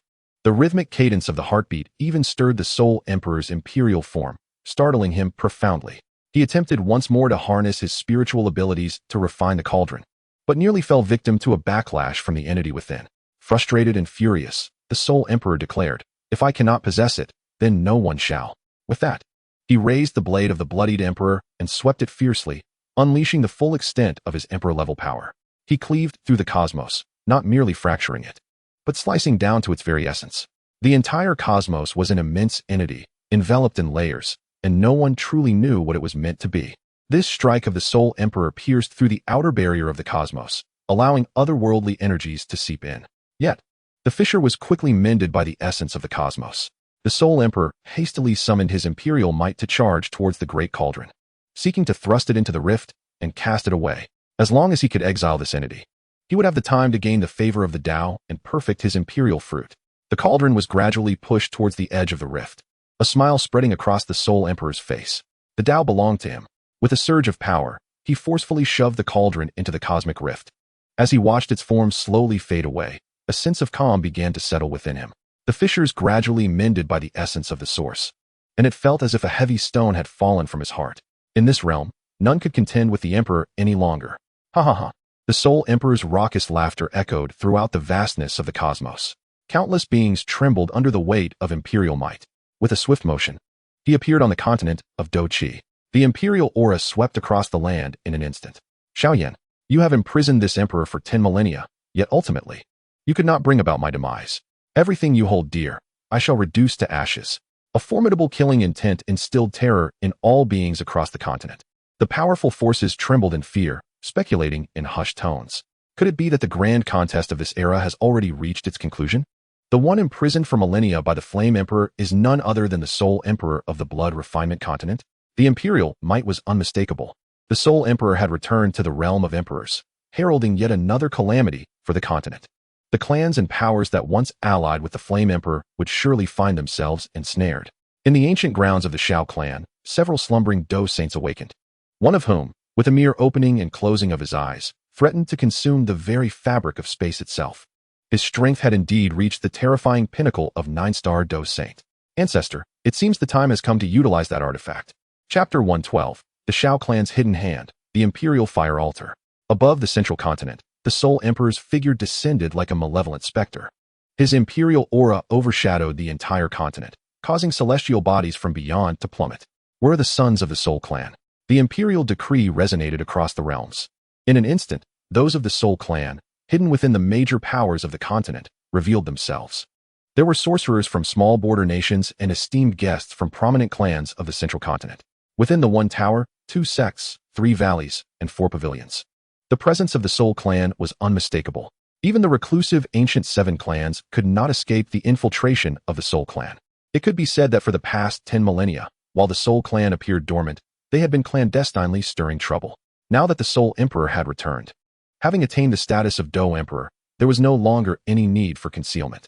At this moment, the various clans on the continent finally felt the dread of the Soul clan, having unknowingly slumbered upon their very beds. With the Soul Emperor's presence, who could possibly stand against the Soul clan? Excellent. The Soul Emperor laughed heartily. Then from his essence, countless dark soul bodies emerged and infused themselves into every member of the Soul clan. In an instant, the strength of the Soul clan surged by 50%. Sons, go forth and uproot the forces that once opposed the Soul clan. It is time to rejuvenate this realm. Upon receiving the command, the Soul clan operated like a colossal machine, igniting the flames of war across the entire Dou Qi continent in an instant. Empowered by the gifts of the Soul Emperor, the Soul clan's might was overwhelming, leading to the merciless slaughter of countless beings. Beyond the ancient grounds of the Shao clan, the Soul Emperor materialized. The once impenetrable spatial barrier now lay wide open, seemingly awaiting his arrival. The Soul Emperor was somewhat taken aback. I am curious to see what concoction the Shao clan has brewed within their gourd. He then stepped forward without trepidation. At the Imperial Fire Square of the Shao clan, all clansmen gathered. In the very center of the square stood an immense statue, depicting none other than the Flame Emperor, as if he were eagerly awaiting something. His profound gaze fixated on the entrance of the space. Beneath the statue, the formidable Dou saints of the Shao clan emerged, led by their ancestral figure. Bowing before the statue of the Flame Emperor, the current turmoil across the land stemmed from the Soul Emperor, and the ancestral Flame Emperor had left a portent. Should a moment of peril arise in 10,000 years, the imperial fire could be ignited.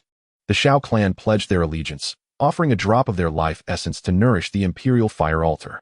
Upon utterance, the Dou saints compelled forth a strand of sacred, primordial blood, rich with the essence of the Shao lineage. The blood flowed into the altar, dyeing it a vibrant crimson, akin to a flame yearning to be ignited. Imperial fire, ignite. A strand of innate fire leaped from the ancestral figure's fingertips, gently landing upon the altar.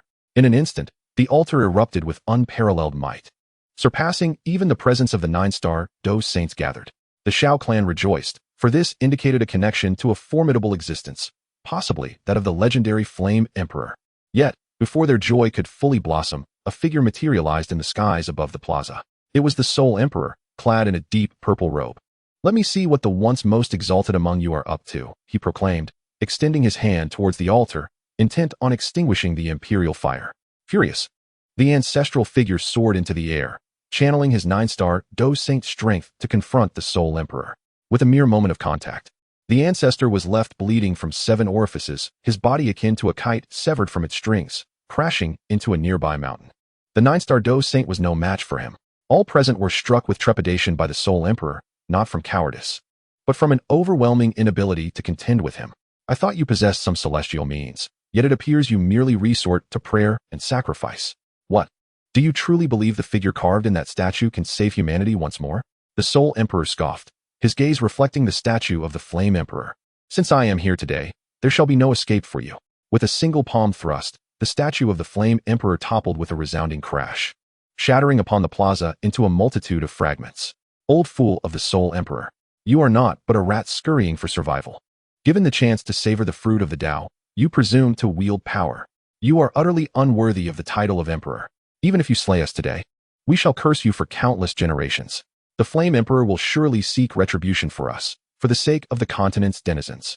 Await your doom. In an instant, the crowd erupted with fervent rage, unable to contain their anger any longer. The valiant sons of the Shao clan stepped forward, unleashing their wrath upon the Soul Emperor. Having cast aside all thoughts of life and death, the Shao clan repeatedly struck at the Soul Emperor's vulnerabilities, further darkening his mood.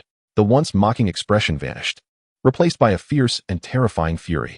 Very well, since you are so impatient, I shall first eradicate your Shao clan from the entirety of the continent. Dark storm clouds gathered above the Shao clan's territory, flickering with ominous purple lightning, accompanied by a resonant hum. To perish beneath my heart-eating thunder means you shall have no chance for reincarnation. Ha ha ha. As the hand of the Soul Emperor descended, the skies were rent asunder by bolts of demonic lightning, intent on annihilating the entirety of the Shao clan. Yet, when the lightning reached halfway, an inexplicable sensation erupted from the altar, causing all the bolts to lose their trajectory and flail chaotically in the air. Observers beheld the sparks upon the altar growing ever more fervent, as if some force was drawing upon the primal energies within them. Unbidden, the members of the Shao clan opened their hearts, allowing this force to siphon their essence. Countless clansfolk manifested small sparks upon their foreheads, akin to fledglings returning to the nest, and they flowed towards the altar. The flames, now amalgamated from myriad sparks, grew robust and emitted an aura so perilous that even the Soul Emperor felt a twinge of alarm. Fire again. The Emperor detested the manipulation of flames. Extinguish it, he commanded. The demonic lightning transformed into a towering spear, plunging toward the altar with the force to sink continents, yet halted within 3 paces of its target. The Soul Emperor, momentarily taken aback, acknowledged that the Shao clan still possessed some formidable force. Nevertheless, he firmly believed in his own might. He alone had ascended to the throne of Emperor in this world, and thus, it was his right to reign supreme. All means at his disposal would undoubtedly prevail through sheer strength. The world lay within his grasp. However, at this moment, the flame conjured by the Shao clan eluded his ability to extinguish. The altar's flames painted half the sky crimson, their intense heat palpable to all living beings. Yet they spared the nearest Shao clansman from harm. Conversely, the Soul Emperor felt an overwhelming discomfort. Under the gaze of the multitude, that solitary flame pierced the void, and the primal energies seemed to surge forth like a torrent. Even more astonishing was the gradual emergence of 3 colossal tripod legs from the molten void. The world appeared to be scorched by flames, revealing its most primordial aspect. A 3-legged cauldron slowly ascended from the molten cavity, descending toward the altar. Impossible! The Soul Emperor exclaimed in disbelief, for this sudden appearance of the cauldron was none other than the one he had cast into the Rift of Origin. Could it truly have been summoned back by the Shao clan? Such coincidence was unfathomable. Yet, the evidence lay before him, compelling him to accept its reality. Boom! The colossal cauldron settled firmly upon the altar, perfectly sized as if custom-made for it. The flames on the altar roared beneath the cauldron, seemingly forging a wondrous connection. As the flames heated the cauldron to an intense temperature, the resonant heartbeat that reverberated through the universe echoed once more. Thud, thud, thud, thud. The rhythm quickened beyond what the Soul Emperor had previously encountered, as if something was on the verge of being birthed. I refuse to believe it, the Soul Emperor declared, his imperial aura swirling around him as he melded with the surrounding world. Having ascended to the imperial throne, the heavenly path ought to be under his dominion. Elated by his comprehension of the heavenly principles of this realm, the Soul Emperor ventured forth to merge with them, gradually mastering their essence, and sought to suppress the flame and cauldron with the power of the heavenly path. The Emperor has proclaimed, in this life, I alone am the true deity. The will of the Soul Emperor, infused with the might of the heavenly Dao, descends like an impending apocalypse. The members of the Shao clan are utterly intimidated by the overwhelming power of the heavenly Dao. Without ascending to the imperial realm, they remain shackled by its oppressive force. As the lethal strike of the heavenly Dao is about to descend upon the altar, the sages of the Shao clan find themselves powerless to intervene. Bang! In an instant, the flames beneath the colossal cauldron are extinguished. No, our clan's imperial fire. The Shao clan cries out in anguish, having summoned their imperial fire to no avail, only to witness it snuffed out by the Soul Emperor. Truly, it seems as though the heavens have decreed the annihilation of the Shao clan. The resounding thrum within the cauldron abruptly ceases, plunging the atmosphere into an eerie silence. The Soul Emperor laughs mockingly from the sky, proclaiming a futile struggle. Such is the path to your obliteration. The Soul Emperor manifests a colossal hand that envelopes the entire space of the Dou Saint, intent on erasing everything belonging to the Shao clan. In response, the members of the Shao clan are filled with despair, fully aware that their demise is inevitable. The clan's ancestor stumbles forth from the mountainside, gazing up at the looming hand and murmuring, "Imperial ancestor, will you truly allow the Shao clan to perish before your eyes?" As if in answer to his prayer, the massive cauldron atop the altar suddenly trembles. Buzzing and clanging ensue as the cauldron shakes, its lid leaping as if something within longs to break free. Boom! A thunderous sound draws every gaze as the immense lid is launched into the air. Following this is the emergence of a resplendent golden hand, reaching out to strike against the descending hand of annihilation. This seemingly effortless blow causes the formidable hand to recoil skyward, unable to descend any further. Golden radiance surges from the cauldron, suspended within the Shao clan's realm like a blazing sun, so dazzling that it is nearly blinding. Even the Soul Emperor cannot fathom the essence contained within. Thump, thump. The powerful rhythm reverberates as if an entire world is pulsating, shaking the heavens and the earth. As the brilliant golden light gradually retracts, a tall figure materializes, standing serenely. Clad in resplendent battle armor, with golden hair cascading to his waist, even the exposed skin radiates a soft, golden glow. His chiseled features are striking, and upon opening his eyes, his piercing gaze seems capable of unraveling all illusions of the world.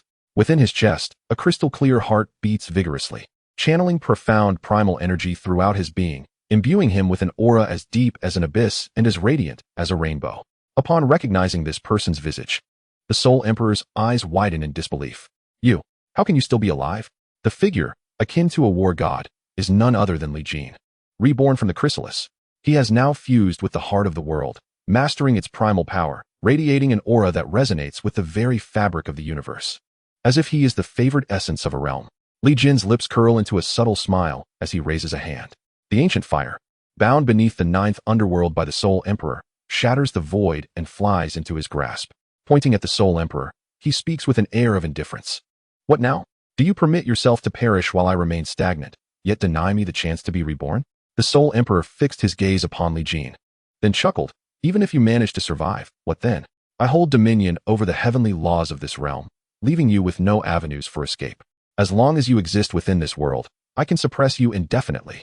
Li Jin, upon hearing this, chuckled lightly. "You are but a decrepit emperor, daring to claim mastery over the cosmos? Dare to test it again, and see if the heavenly laws still heed your call." A jolt of trepidation coursed through the Soul Emperor as he hastily centered himself to comprehend the heavenly laws. Yet, regardless of how he endeavored to approach or cling to them, the laws appeared as a heartbroken woman, unresponsive to his advances. This sudden shift left the Soul Emperor unsettled. How could the heavenly laws so swiftly turn their back on him? "Wait, is this your doing?" The Soul Emperor's eyes flared with fury as he glared at Li Jin. Li Jin shrugged innocently, yet the boundless might of the heavenly laws surged forth at his beckoning, far more potent than when the Soul Emperor had wielded it moments prior. "Are you not fond of the power of the heavenly laws? Then allow me to demonstrate its might," Li Jin remarked with a hint of sarcasm, then gently pressed his palm towards the Soul Emperor, as if the very will of this world rallied to his aid. However, the Soul Emperor was not one to yield easily. Possessing the strength of an emperor and having fused with the core essence of this realm, his prowess was formidable. "Open," he commanded, his hands parting as he repelled the forces of the world. "Child, relying on external power is no true skill. My imperial form is not to be trifled with." Aware that external forces could not vanquish Li Jin, the Soul Emperor shifted tactics, swiftly closing the distance to Li Jin. His implication clear: let us engage in close combat. If one were to ask what the Soul Emperor took pride in at this moment, it would undoubtedly be his imperial form. After returning to his true essence, his body bore resemblance to the ancient ancestors of the Soul clan, a pure soul entity that surpassed the prowess of an emperor forged through cultivation. The ancient 8 clans inherently possessed the ability to revert to their ancestral forms, a gift unmatched by other races. And Li Jin, a mere human, even with external assistance achieving the emperor's realm, could hardly be compared. Since fortune favors you and you have garnered attention, I shall eschew your strengths and engage you in a contest of skill. The outcome remains uncertain. The Soul Emperor brimmed with confidence at this moment. Li Jin, taken aback yet amused by the sudden appearance of the Soul Emperor before him, remarked, What? Does my Super Saiyan form appear feeble to you? Chapter 114, The Judgment of the Sacred Body. The Soul Emperor, endowed with the ancestral soul body, undoubtedly stood as a paragon among fighting emperors. Had he possessed such a physique a millennium ago, he could have contended with the Flame Emperor. Thus, he felt no trepidation towards Li Jin, even with Li Jin's fusion of a world heart and command over the heavenly laws. The Soul Emperor materialized before Li Jin, delivering a punch that shattered the very fabric of space. Bang! Li Jin merely extended a hand, effortlessly blocking the punch with his palm against his chest. A flicker of surprise crossed the Soul Emperor's gaze, yet his movements remained unimpeded as he continued to unleash a barrage of alternating strikes. One golden, one dark. Two beams of light clashed ceaselessly within the void, each contact unleashing tremendous destructive force. In such a fierce battle, even a 9-star battle saint would merely meet a fate of being cannon fodder, had it not been for Li Jin stabilizing this space. The Shao clan's territory would have long been obliterated. After a prolonged and frenzied assault by the Soul Emperor, he retreated to a distance, his eyes filled with uncertainty. Initially, that first punch was merely a test, yet the subsequent attacks were delivered with full force. How could Li Jin withstand them so firmly? Could it be that this lad has awakened some unique constitution? Little did he know that had he not shattered Li Jin's sacred body, Li Jin would never have been able to cultivate such a formidable imperial form. When Li Jin drew upon the turtle spirit's earth fire, the immortal characteristics of the 3000 flame fire were successfully activated, endowing him with an undying essence. Thus, even after his body and soul were shattered, he did not perish. Moreover, Li Jin sensed that the celestial burning flame technique began to operate autonomously, activating the celestial desolation fire cauldron within the game through a peculiar resonance. At that moment, the cauldron was refining the final piece of the heavenly Dao sacred armor. Yet for some unknown reason, it had stalled in completion. Once Li Jin's fragmented body and soul were absorbed into the celestial desolation fire cauldron, he realized that it was not that it could not be completed, but rather that it lacked the most crucial component. That component was none other than himself. The name of the final piece of the heavenly Dao sacred armor was the heavenly Dao sacred body. This was an existence that could rival the heavenly Dao, or even surpass it. Now, as Li Jin reflected on the events, he found them astonishing. It seemed as though everything was predestined. Perhaps the ancient Emperor Dou Qi sensed his celestial desolation fire cauldron and thus decided to impart the celestial burning flame technique to him. After all, the term burning flame is strikingly prominent. Gazing at the Soul Emperor, a smile graced Li Jin's face. So, have you uncovered my secrets? Now it is my turn. A brilliant golden light emanated from Li Jin as he reshaped reality itself, transporting both of them to the void, a space nestled between their world and the realms beyond. This could only be accessed by a master of a singular realm. Li Jin had only come to understand this after fully grasping the heavenly Dao. It was an ideal battleground for combat among emperors, where destruction was of no concern. The Soul Emperor was taken aback by this sudden turn of events, astonished by Li Jin's ability to forcibly draw him in. Experience this blow. It embodies the fury towards your massacre of the Blue Star human race. A colossal golden fist magnified within the void, hurtling toward the Soul Emperor. The Soul Emperor soon discovered that no matter what he did, he could not escape Li Jin's onslaught, as if ensnared by a tracking technique. With the ancestor soul body and a single soul's power, the Soul Emperor broke one of the shackles within his body, instantly feeling a surge in strength. He raised his fist to meet the attack. Bang! The golden light illuminated the void, lingering for ages. The Soul Emperor, in a desperate bid, surged forth from the golden radiance, his fist scorched and disfigured. Damn that little brat. He possesses the power of judgment. Enraged by the unexpected setback, the Soul Emperor was filled with fury, for to him, the power of judgment was exceedingly lethal. It is a force he is most reluctant to confront, yet by a twist of fate, Li Jin possesses this very power. Is this a targeted attack? Li Jin chuckled. You managed to withstand my first punch, then brace yourself for another. With that, a second golden fist surged forth, descending upon the Soul Emperor with a speed that defied perception. The ancestral soul body, the power of the second soul. Gritting his teeth, the Soul Emperor summoned his physical prowess to shatter the second shackling force. Noticing the slight disarray in his aura, it became evident he was nearing his limits. At that moment, he could only shield himself with his hands, unleashing the full might of his imperial physique to form a dark purple barrier. Bang! The golden light erupted once more from the void, and the Soul Emperor was violently thrust out from the shimmering expanse, his form a picture of disarray. Cursed! This accursed judgment power. It is you who has forced me to this brink. The Soul Emperor furiously tore away the robes still ablaze upon his body. His voice laced with fury. Countless twisted black veins crawled over his form, emanating a myriad of shadowy substances. The ancestral soul body, the power of the third soul. Awaken. A voice as deep as a demon's resonated, as the viscous black substance began to pulsate like blood, gathering around him. Moments later, two identical figures emerged, each exuding the same aura, both possessing the formidable physical strength of a battle emperor. This transformation, the pinnacle of the ancestral soul body, not only signified a substantial elevation in power, but also the ability to manifest two identical avatars of the same realm to assist in battle.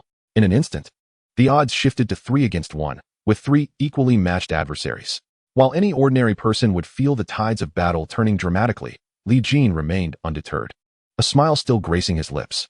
The Soul Emperor's countenance twisted in rage, as the 3 figures simultaneously launched an onslaught upon Li Jin, creating chaos within the void. However, the more they attacked, the more alarmed the Soul Emperor became, for he realized that with every blow he landed, Li Jin's radiance only intensified. The backlash against his judgment inflicted deeper wounds. Damn it! The Soul Emperor cursed inwardly as he gazed upon Li Jin, who shone like a blazing sun. He withdrew slightly, standing vigilant amidst the void. Kid, I concede that you are indeed formidable, but you must also understand that annihilating a battle emperor is no easy feat today. I can afford to take a step back. You may reign as the sovereign of your world. I shall not contest it. What say you? Li Jin's voice resonated from within the golden light. His words were seemingly lighthearted.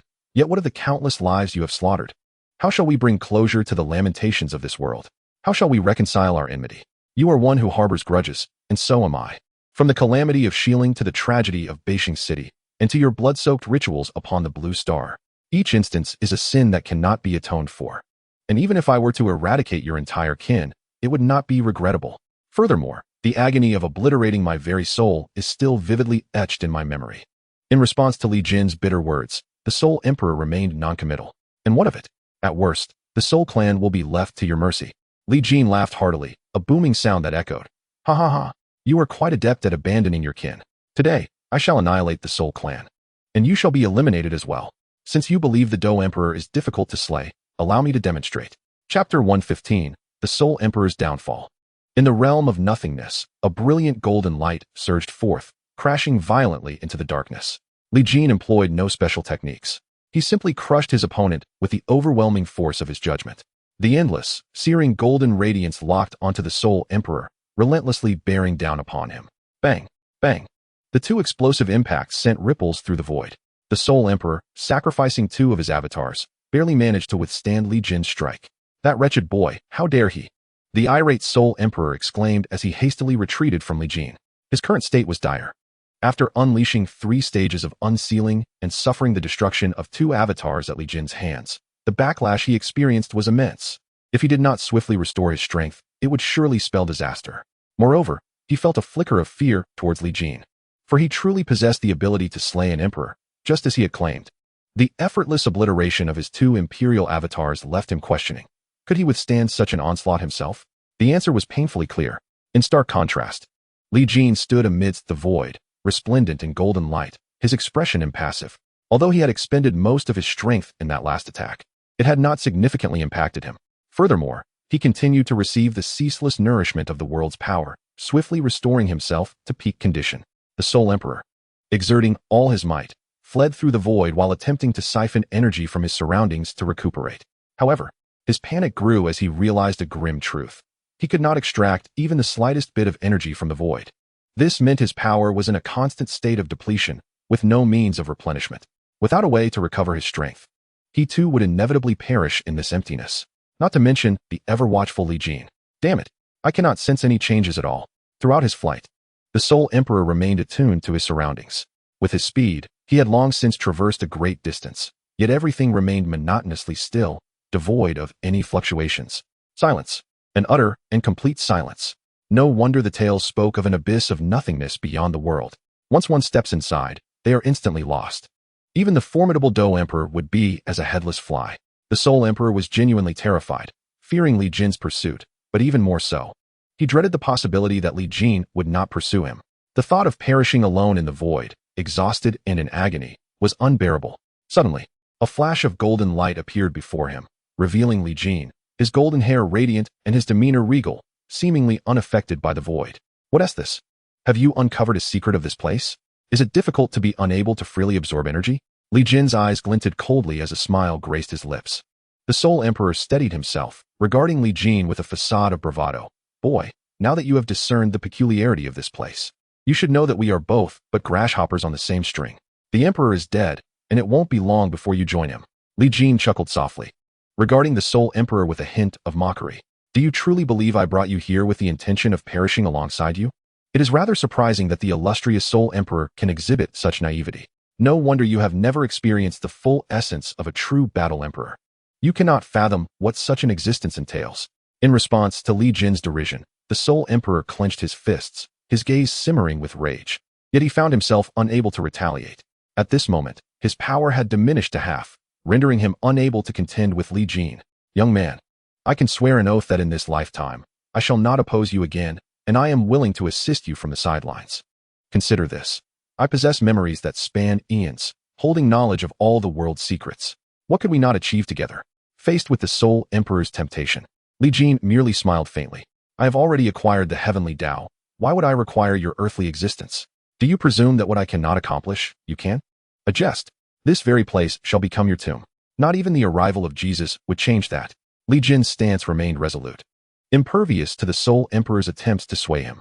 The Soul Emperor's veins throbbed with fury as he glared at Li Jin. Do you truly intend to leave me with no glimmer of hope? Li Jin nodded affirmatively. In that instant, the Soul Emperor appeared as a deflated balloon, embodying a sense of despair. Very well, I shall accept my misfortune today. All my ancient schemes have come to naught at your hands. Whether you wish to kill or maim, do as you please. He relinquished all his defenses, allowing his aura to dissipate, awaiting Li Jin's judgment. Li Jin chuckled. Brother, your demeanor makes it seem as though I am the villain here.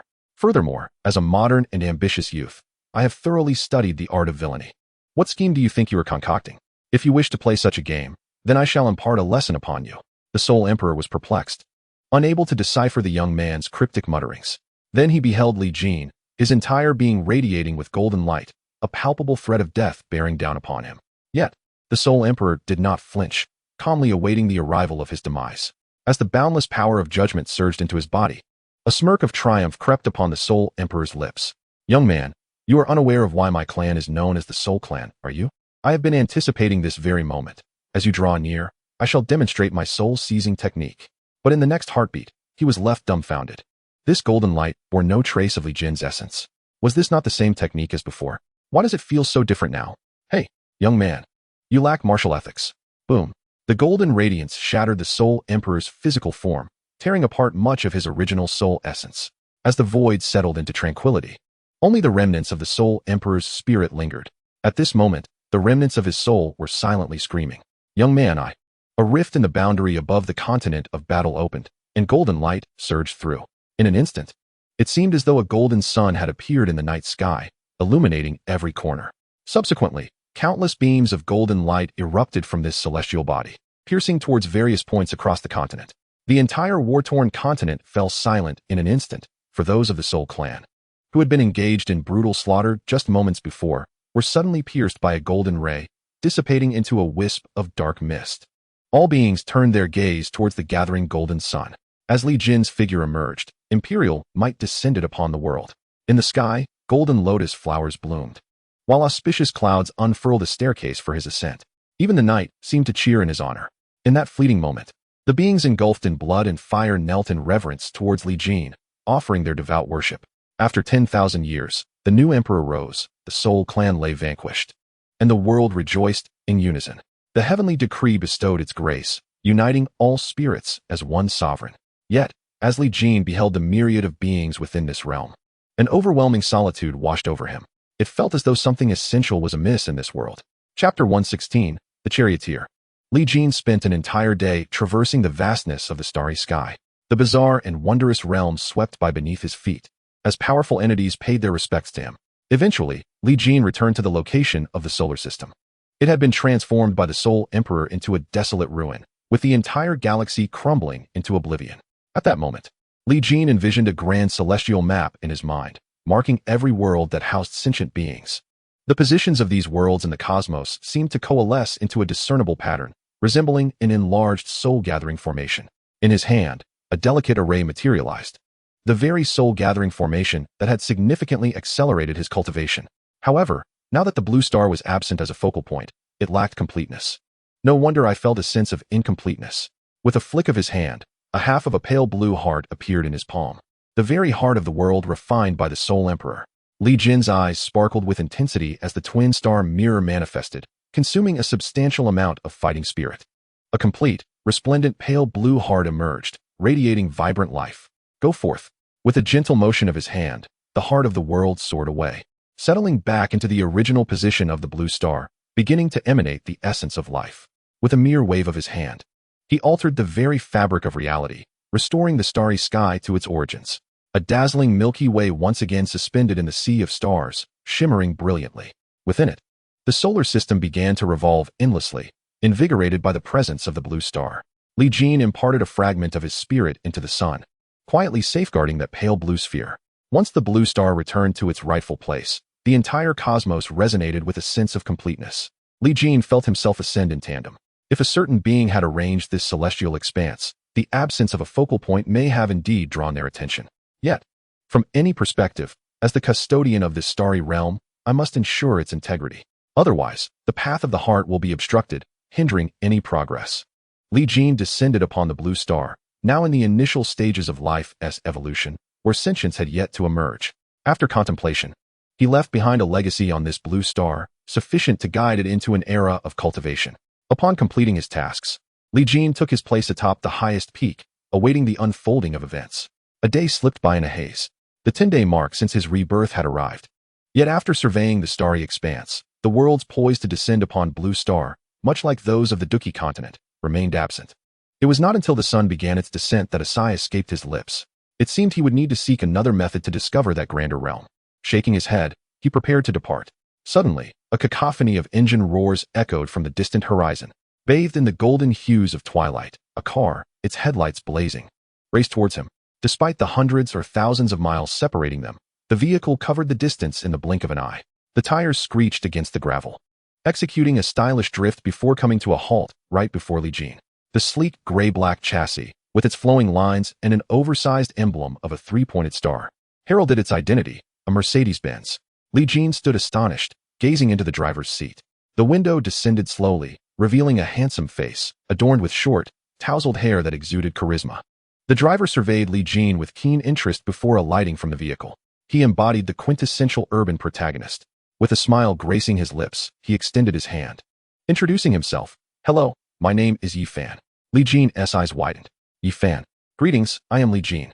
May I inquire if you are the Yi Fan associated with the Heavenly Emperor?" Yi Fan chuckled heartily, scratching the back of his head, slightly embarrassed. "Oh, that title is bestowed by others. I am merely an ordinary Mercedes-Benz owner. You may call me by my name. By the way, I happened to be passing by and picked up a job to take you to the illusion realm.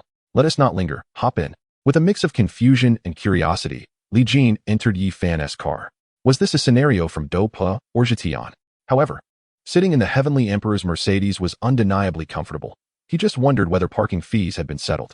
The engine roared to life, and the scenery outside rushed past in a blur, an ethereal essence emanating from beneath the vehicle. With a swift press on the accelerator, they soared into the cosmos. Yi Fan glanced back at Blue Star, a look of nostalgia in his eyes. He then turned to Li Jin, saying, "I understand your bewilderment, but try not to dwell on it. One must stay focused while driving." The primal essence burst forth again, piercing through the starry void. "Off we go. Who knows when you'll return to the origin realm? If it weren't for pressing matters, I would have loved to take my time exploring." With that, Yi Fan slammed the accelerator, and they shot forth like a comet, racing along the path laid by the primal essence. In the blink of an eye, they vanished from the scale of the universe. As Li Jin's presence faded from this realm, a collective sigh of relief was heard among the formidable beings. The overseer had departed, lifting the heavy burden that weighed upon their hearts. The great conflict of the ages had not yet begun, yet it was already concluded, with the Emperor of Forbidden re-emerging to dominate the world. In the distant future, it seems we are destined to endure yet another solitary era of arduous cultivation. Nonetheless, the opportunity to rise above is a consolation. Li Jin sat in the passenger seat beside Yi Fan, gazing at the vast starry sky behind them, which gradually diminished until they transcended the boundary into the void. Outside the car window, chaos enveloped them, rendering visibility impossible. At this moment, Yi Fan spoke mysteriously. "Would you like to see what the primordial realm looks like?" Li Jin, astonished, inquired, "Is that possible?" "Of course, this mere void poses no challenge for me. Watch closely." With a deft maneuver, Yi Fan spun the car around. He then flicked a switch with his left hand, and the headlights erupted into brilliance, illuminating the void ahead like twin beams of divine light. Li Jin strained his eyes, and at the edge of that radiance, a breathtaking bubble floated in the emptiness, dancing like duckweed in the breeze of the void. He could also see that around the primordial realm, countless other bubbles were drifting. "Are those also part of the primordial realm?" Li Jin asked, bewildered. Yi Fan nodded, explaining, "There are innumerable primordial realms within this vast return to the void, each serving as a cornerstone of the illusory worlds.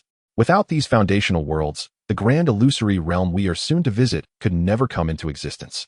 Those who, like you, emerge from various foundational worlds, typically venture into the illusory realm to embark on a new chapter.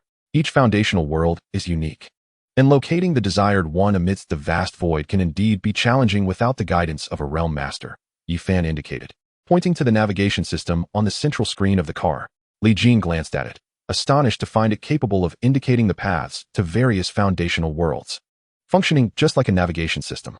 The routes were exceedingly intricate, yet Li Jin could discern all the branches and twists at first glance, for his mind held a grand celestial map acquired from a previous purchase of a mighty gift pack.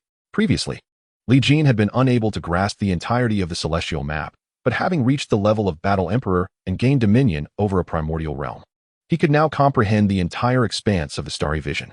Yi Fan switched off the headlights, and the car surged forward once more, adhering to the navigation. "Do not linger on this. Once you arrive in the illusory realm, you will find these foundational worlds to be but fleeting shadows. For me, it has likely been several 100,000 years since I last returned to the primordial realm. Time, to beings like us, is merely a whisper of the wind, summoned at will and dismissed just as easily. Enough of this pretense. I have a task at hand. Come, let me introduce you to a world unlike any other." With that, Yi Fan pressed the accelerator, and they sped wildly through the void. As they reached the threshold of the abyss, the speed of the car became terrifying, with foundational realms flashing past them. After a while, they had lost all sense of direction. Throughout the journey, Li Jin queried Yi Fan about the illusory realm, yet the responses were somewhat vague. It is not that I wish to be evasive. Rather, the experience of discovery far surpasses mere explanations. I am being forthright.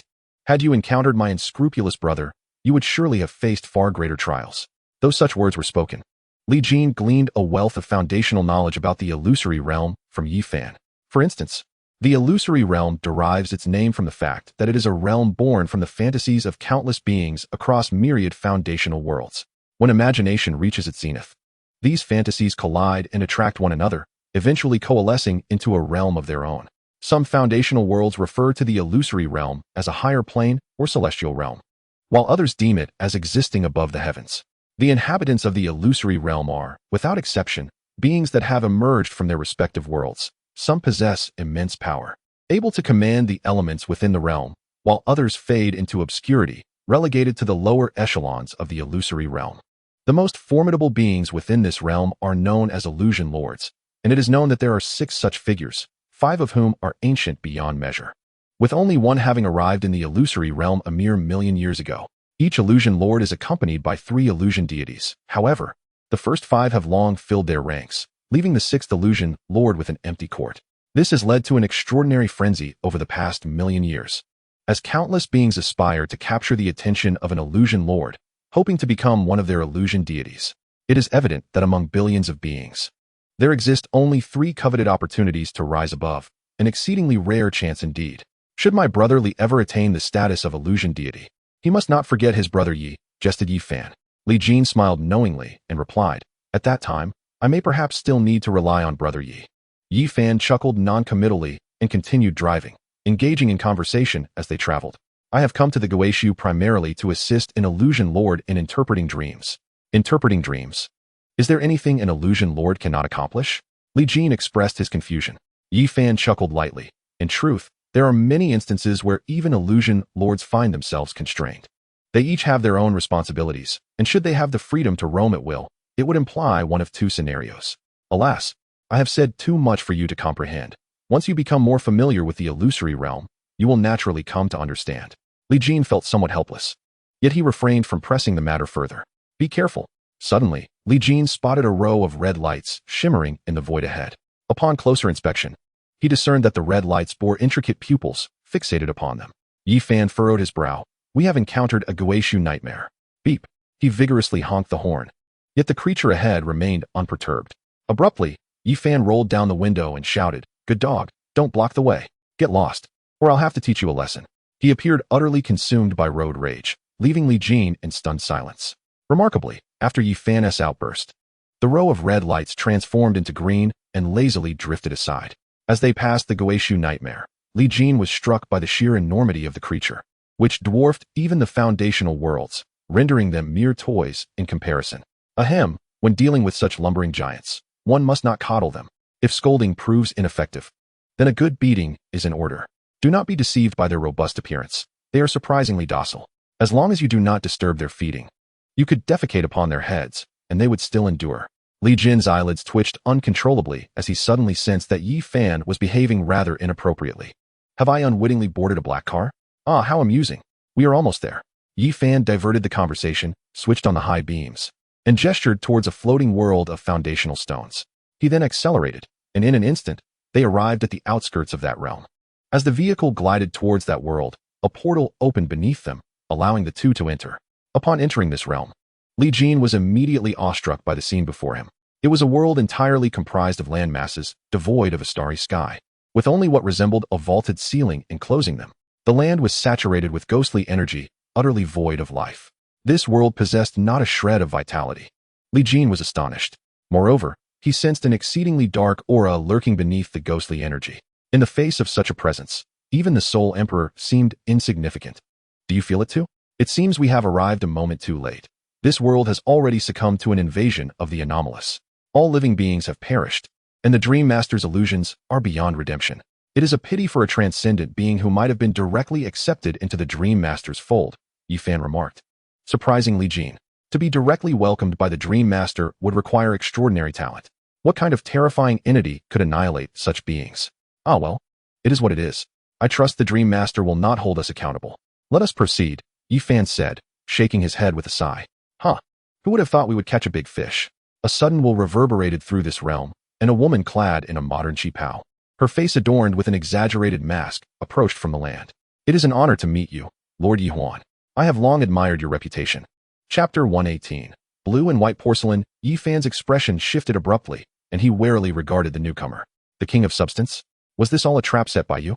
The masked woman, resembling a cartoon cat, covered her mouth and laughed softly. Oh, I never claimed it was a trap. Lord Dream Master is quite cautious indeed. Yi Fan snorted coldly, clearly displeased with the presence before him. You heretics are invariably deranged. What is it that you are incapable of doing? The seemingly lifeless mask of the king of substance adopted a human-like expression of grievance. I feel so wronged. It is merely the Dream Master who has misunderstood me, and I find it rather exhilarating. As she spoke, the mask revealed an excited smile, imbuing her entire demeanor with an unpredictable and frenzied quality. Li Jin furrowed his brow, unable to sense the slightest threat from this individual, while Yi Fan appeared on high alert. Furthermore, the woman referred to Yi Fan as Lord Yi Huan, suggesting that his identity was far from ordinary. Li, it seems you must venture into the dream realm alone. This woman is notoriously unhinged. Unless you wish to either strike her or be struck by her, you shall not pass. Take this. It is a guide to the dream realm. Today, I am determined to engage her in a fierce battle of 300 rounds. Yi Fan retrieved a compass from the vehicle's storage compartment and handed it to Li Jin, half-jokingly declaring his intent. Li Jin was momentarily stunned.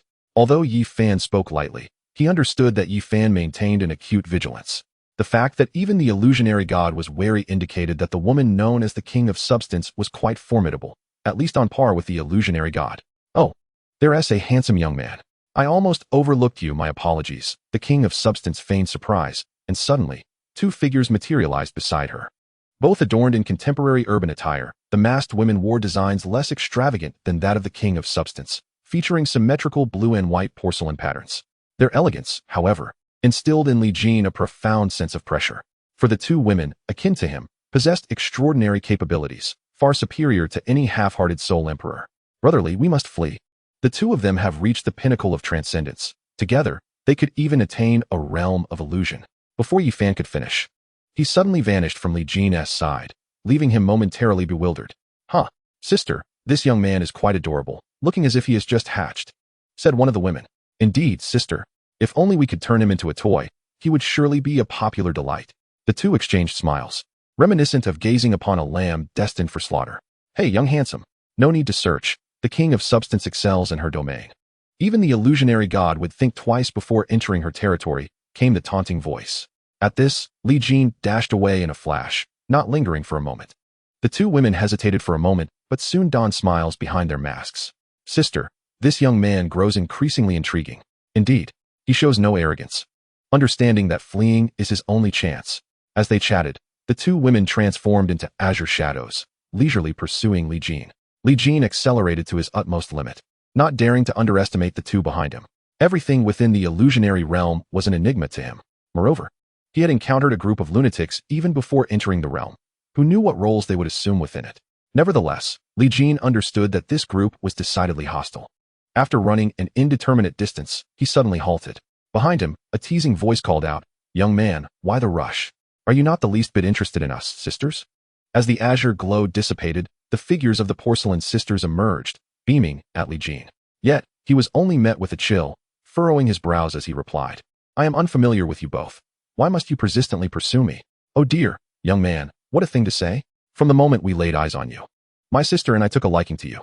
Indeed, we have already decided to make you our most splendid toy, displayed prominently in our exhibition." Faced with their eccentric declarations, Li Jin felt a wave of frustration. If that is the case, I must apologize. In an instant, Li Jin was enveloped in golden light, igniting the void around him. Oh my, sister, the young man is furious. Hee. Sister, quickly help him extinguish the flames. As the two women simultaneously launched their attack, one from the left and the other from the right, they encircled Li Jin with a formidable grip. Those delicate, alabaster hands seemed to possess boundless magic, capable of dispelling Li Jin's judgmental power. With a thunderous explosion, Li Jin was suddenly jolted, golden radiance erupting forth as countless golden spikes surged towards the two women, compelling them to retreat and shield themselves. Once the golden light subsided, Li Jin's figure vanished without a trace, leaving the two women stamping their feet in frustration. Sister, this young man is quite cunning. Once I capture him, I shall have my way with him.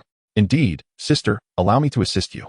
The two transformed into streaks of azure light, racing towards a singular direction, for they had once again sensed Li Jin's presence. For the sisters, on the verge of entering a realm of illusion, Li Jin's early transcendent power was utterly inconsequential. They had never considered that he could evade their pursuit. In a void of chaos, Li Jin abruptly halted his flight, turning to face the approaching azure lights. What is the matter? Why has the young man ceased his escape? Has he decided to remain with my sister and me for eternity? Qing Xi remarked playfully. Li Jin was left speechless. Who would want to be bound to you two? Are you truly intent on being so aggressive? Qinghua glanced at Qing Xi innocently, stating, how can we be aggressive? We are merely following orders. Besides, my sister and I are genuinely smitten with the young man at first sight. Qing Xi nodded vigorously in agreement. Li Jin couldn't help but scoff inwardly. I believe you not. If that is the case, don't blame me for being unyielding in this unfamiliar territory. Qing Xi suddenly covered her mouth and laughed. Sister, look. He is panicking. How amusing. I truly hope to encounter more of such whimsical spirits. Qinghua, unable to contain her laughter, added, I can hardly wait to showcase him. He will surely be the center of attention. Li Jin felt as if he might shatter his back teeth in frustration. These two were utterly nonsensical. Primordial fire, ancient measure. A vibrant, multicolored energy shot forth, yet the two women effortlessly evaded it. Young man, your aim seems a bit off. Qing Xi pouted, her tone laced with mockery. But Li Jin merely smiled, pointing behind the two women. My aim is never off, just watch. A vibrant energy streaked through the void. Boom. The energy seemed to collide with something, suddenly shattering and blossoming into a spectacular display of fireworks in the emptiness. A low, rumbling roar echoed through the void. Qinghua and Qing Xi instantly turned to look, only to see a row of crimson suns illuminating the previously endless darkness. Each sun bore a mesmerizingly large pupil, fixated intently on Li Jin and the two women. A suffocating pressure began to envelop them, nearly rendering them breathless. You've lost your mind. How dare you provoke the dream nightmare of the void? Qinghua exclaimed, her expression shifting drastically. Li Jin, however, wore a smile. Compared to the two of you, I am still slightly lacking. Since you all desire my demise, is it not reasonable for me to take the two of you along as collateral? Qingxi grasped Qinghua, yearning to flee from this place. Yet, it was already too late. The wrathful nightmare of the Guishu had descended upon them in an instant. A formidable force of attraction surged forth, and despite the two women's desperate struggles, it proved futile. The three of them were inexorably drawn into the unknown realm of the godhood nightmare. When Li Jin awoke, he found himself lying on a pristine white hospital bed, enveloped within a luminous protective barrier. A massive floor-to-ceiling window, set against a backdrop of pure white xenon-lit walls, revealed a plethora of uniquely shaped structures outside. Countless flying vehicles navigated through the vibrant expanse, illuminating the entire cyberpunk-style city. Suddenly, a yellow circular symbol materialized on the window. Upon closer inspection, it bore a striking resemblance to the fourth emoji on one's smartphone. You are awake? I shall promptly connect you with a physician. Please hold on. The yellow-faced symbol appeared to possess a semblance of consciousness as it spoke. A moment later, the sound of pneumatic mechanisms echoed, and a door on one side slowly swung open. A man clad in form-fitting white attire entered. Greetings, sir.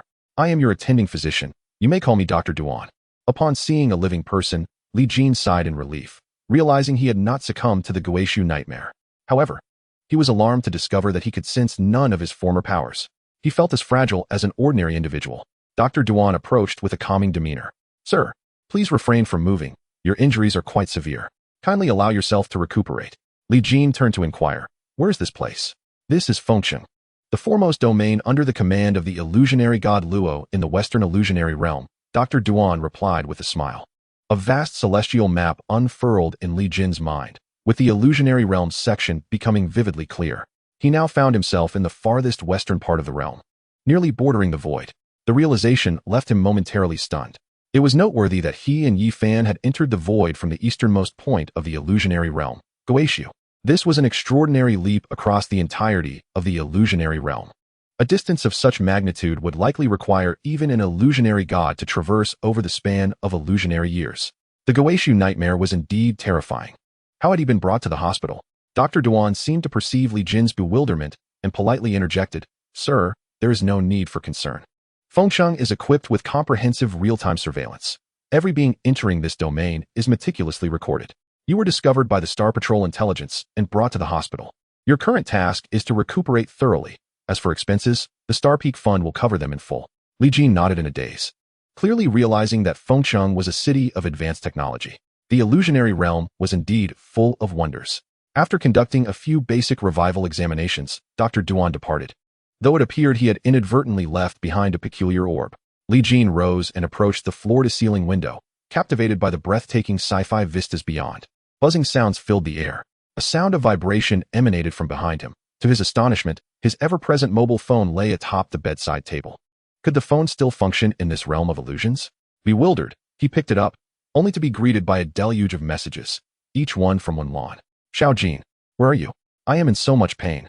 Xiao Jin, I miss you dearly. Truly, I fear I may not last until that time. Xiao Jin, I am waiting for you in the floating dream. You must come. With each message, Li Jin's heart raced, as they all conveyed the dire peril Wenlan currently faced. I cannot linger here any longer, yet how can I regain my strength?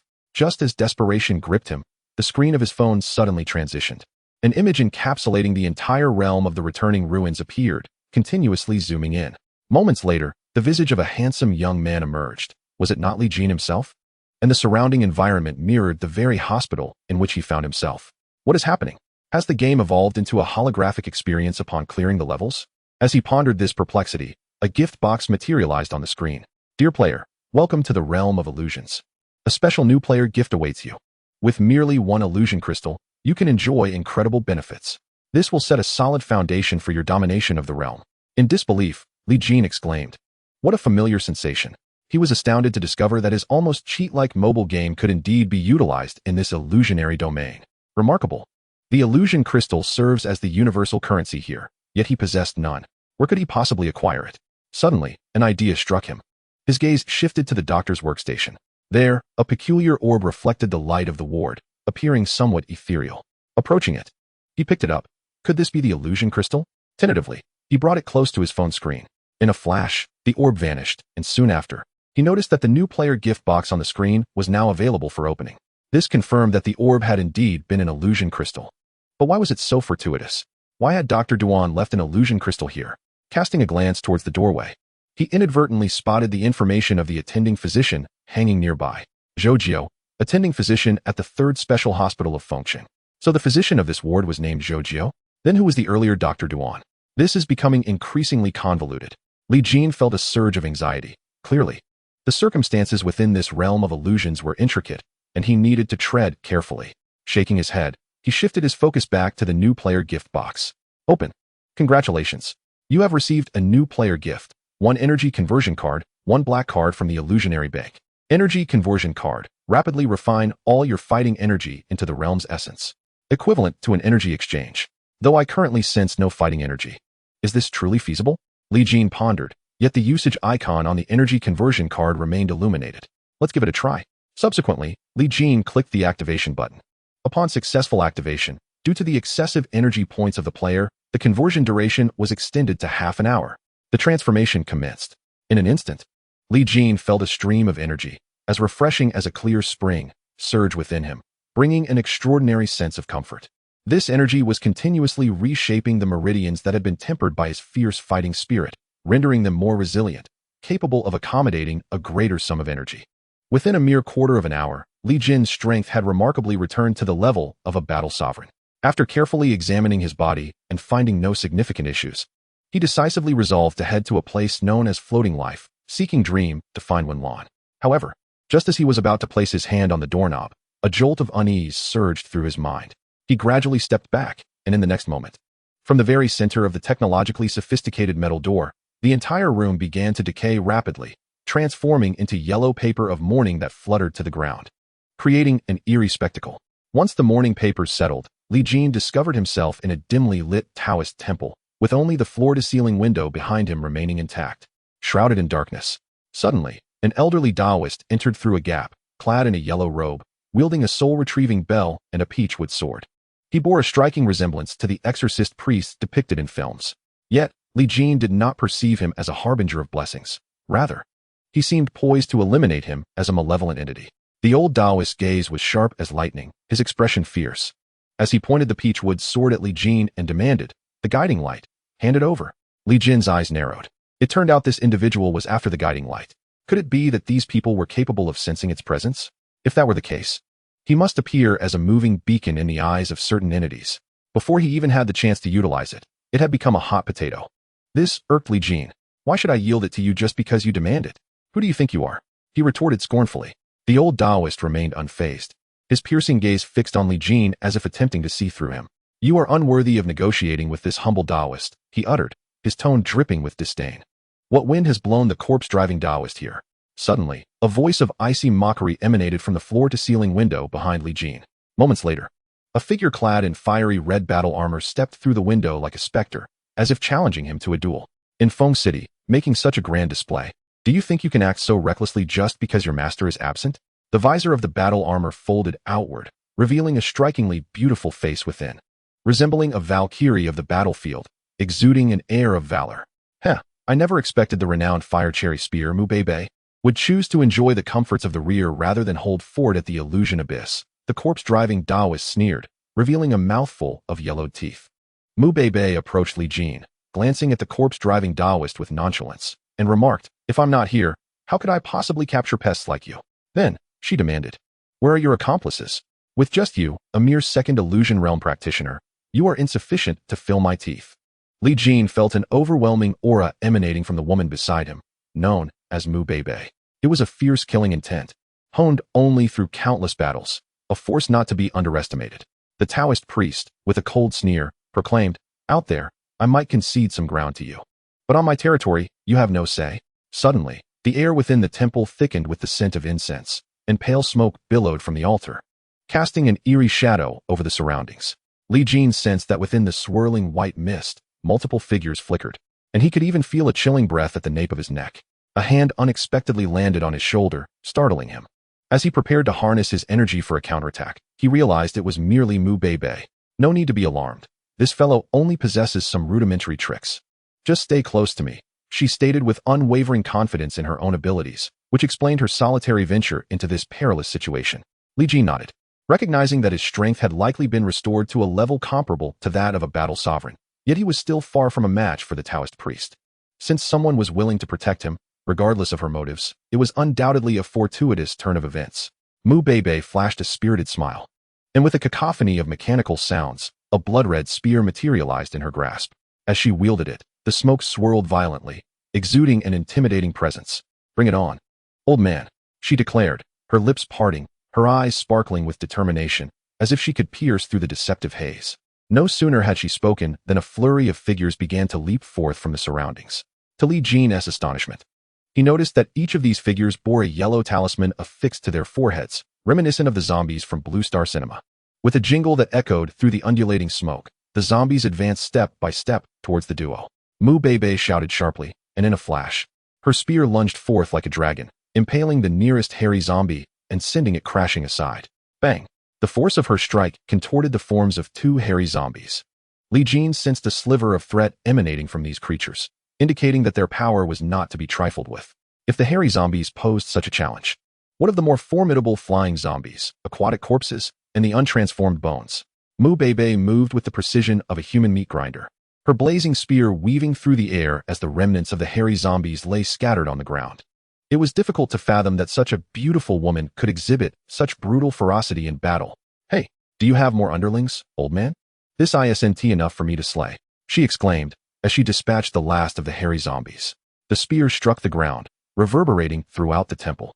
In response, more figures emerged from the smoke. This time, however, there were only two slender, agile zombies, moving with a fluid grace that starkly contrasted with the previous cannon fodder. Li Jin felt a palpable pressure emanating from these two, even more intense than the encounters he had faced with the Porcelain Sisters. Clearly, these two zombies had reached a level of illusionary prowess. He cast his gaze towards Mu Bebe, pondering whether she could resolve the predicament at hand. Otherwise, he would have to devise an escape plan. Mu Bebe turned her head, her face alight with a smile, as if to convey, "Do you dare to question my prowess?" Chapter 121, Fire Cherry Spear. Mu Bebe. Two trifling creatures from the illusion realm. I have yet to regard them as a threat. Fire Cherry, let us advance. With a commanding shout, Mu Bebe transformed into a blazing red specter, swiftly appearing before the two zombies. Her spear thrust down, pinning one zombie firmly to the ground, while the other expelled a viscous dark brown liquid towards her. Just as she prepared to evade, a force of restraint unexpectedly gripped her foot. Looking down, she discovered that the pinned zombie had morphed into a stubborn stone, ensnaring one of her feet. Mere parlor tricks. With a surge, the armor on her calf shifted, allowing her slender leg to break free from both the armor's grip and the zombie's hold. As the other zombie approached, she delivered a decisive kick, neutralizing the onslaught. The foot armor ensnared by the stone disintegrated into petals of cherry blossoms, fluttering to her leg and reassembling into a formidable armor. Li Jin was taken aback. Mu Bebe's combat instinct was exceptionally sharp, enabling her to make the optimal choice in an instant. Her strength was undeniably formidable, effortlessly manipulating the two illusion realm zombies. If it were him, he doubted he could perform any better. "Come out, or I shall extinguish your precious treasures." Mu Bebe's spear was adorned with cherry blossoms, and her aura began to ascend. Amidst the white smoke, the figure of the yellow-robed Taoist reemerged, approaching them with a sense of authority. Truly, the foremost female general under Lord Luo Huan deserves admiration. Although my strength pales in comparison, I must assert that you shall not have your way on my territory. With that, he vigorously shook the soul-calling bell in his hand, the chime resonating throughout the space. Li Jin felt the ground tremble violently as the white smoke began to slowly descend, coalescing on the ground. Behind the corpse-raising Taoist stood a towering figure, measuring 4 to 5 meters in height. Its muscles bulged excessively, presenting an exaggerated physique, with a disproportionately small head adorned with a yellow talisman that glowed ominously with crimson symbols. Boom! An overwhelming aura erupted from the zombie, nearly sending Li Jin flying. But Mu Bebe swiftly caught him. She now regarded the zombie with a serious expression. "Ancient phantom corpse, I did not expect this to fall into your hands." The Taoist chuckled. If one lacked skill, how could they navigate the illusion realm? Let us see whether my ancient corpse surpasses your fire cherry spear. With a sharp strike of the peachwood sword against the soul-calling bell, the ancient corpse behind him stirred to life, as if receiving a command. The imposing figure instills an overwhelming sense of dread, each footfall resonating like thunder, rendering those nearby unsteady. Mu Bebe took a few steps back, positioning herself beside Li Jin. "Be cautious. When the fight breaks out, make every effort to flee first. I will hold them off," she advised. Li Jin stared blankly at Mu Bebe, perplexed by her willingness to assist him. Was it merely because the incident occurred in Feng City? Yet, the words of the corpse chaser had indicated that she, Mu Bebe, was stationed at that mysterious illusory abyss, and her sudden appearance in Feng City took him by surprise. Since the corpse chaser intended to act within Feng City, he would undoubtedly have thoroughly assessed the situation. If even he was caught off guard by Mu Beibei's presence, it suggested that she had not been in Feng City for long, but had arrived only recently. What, then, could her intentions be? If they aligned with those of the corpse chaser, why did she not wait for him to hand over the guidance before contending with the corpse chaser? Why protect someone as feeble as himself? Stop pondering, my friend. Do you think I wish for this? Had it not been for my senior brother's insistence, I wouldn't have returned to assist you. Mu Beibei turned and shot an exasperated glare at Li Jin. Li Jin was taken aback. It seemed she truly possessed the ability to read minds. All right then, I shall refrain from overthinking, he conceded. By the way, do you have any illusory crystals? Li Jin tentatively inquired. Mu Beibei was momentarily taken aback, then retorted, you cannot be serious about being a money grubber at a time like this, can you? Li Jin chuckled, that is not my intention. How do I explain this? In any case, if you trust me, could you lend me a bit of illusory crystals? I assure you, you will not be disappointed. His earnest demeanor elicited both amusement and annoyance from Mu Beibei. What do you expect to accomplish with illusory crystals against a being in the second illusory realm? Yet recalling her senior brother's advice to humor this individual, she took a deep breath and retrieved an illusory crystal card from her battle armor. Here, take it. No password, just swipe it. With an air of extravagance, Mu Beibei handed over her illusory bank gold card, her directness stemming from her ample financial resources. Moreover, she harbored little doubt that Li Jin would misuse her illusory crystals or abscond with them. Confidence was her guiding principle. Li Jin was somewhat surprised, but quickly regained his composure, snatching the card from her grasp. This woman truly possessed a unique charm. After acquiring the card, Li Jin swiftly retreated to a safe distance, granting Mu Beibei ample room to engage in combat. Soon, the crimson spear collided with the ancient corpse, which loomed like a mountain. The ferocious shockwave threatened to shake the entire temple to its foundation. The corpse chaser, feeling a pang of concern, hastily employed a spell to alter the surrounding environment, achieving an effect akin to a massive teleportation. Li Jin felt the world blur before him, and suddenly he found himself within a city. The abrupt appearance of four figures shattered the city's tranquility, triggering alarm sirens that echoed through the sky. This is the Star Patrol. Cease combat immediately. Cease combat immediately. Otherwise, we shall apprehend you in accordance with the Feng Domain Enforcement Law. An array of intelligent mechanical enforcers surged forth, surrounding the four individuals. Yet the aftermath of the battle in the sky is formidable and terrifying. How could these mechanical beings possibly partake in the confrontation of the second illusory realm? From within the battle armor of Mu Beibei came an urgent command. Evacuate the inhabitants of the second city and activate the city's defense mechanisms. Li Jin perched atop a towering building, gazing at the two figures colliding in the heavens, his brow furrowed in concern. He sensed that the crimson figure appeared somewhat fatigued. Ha ha, I knew it. Your old wounds remain unhealed, and you dare not unleash your full power, the corpse chaser declared. Ancient corpse, tear her apart for me.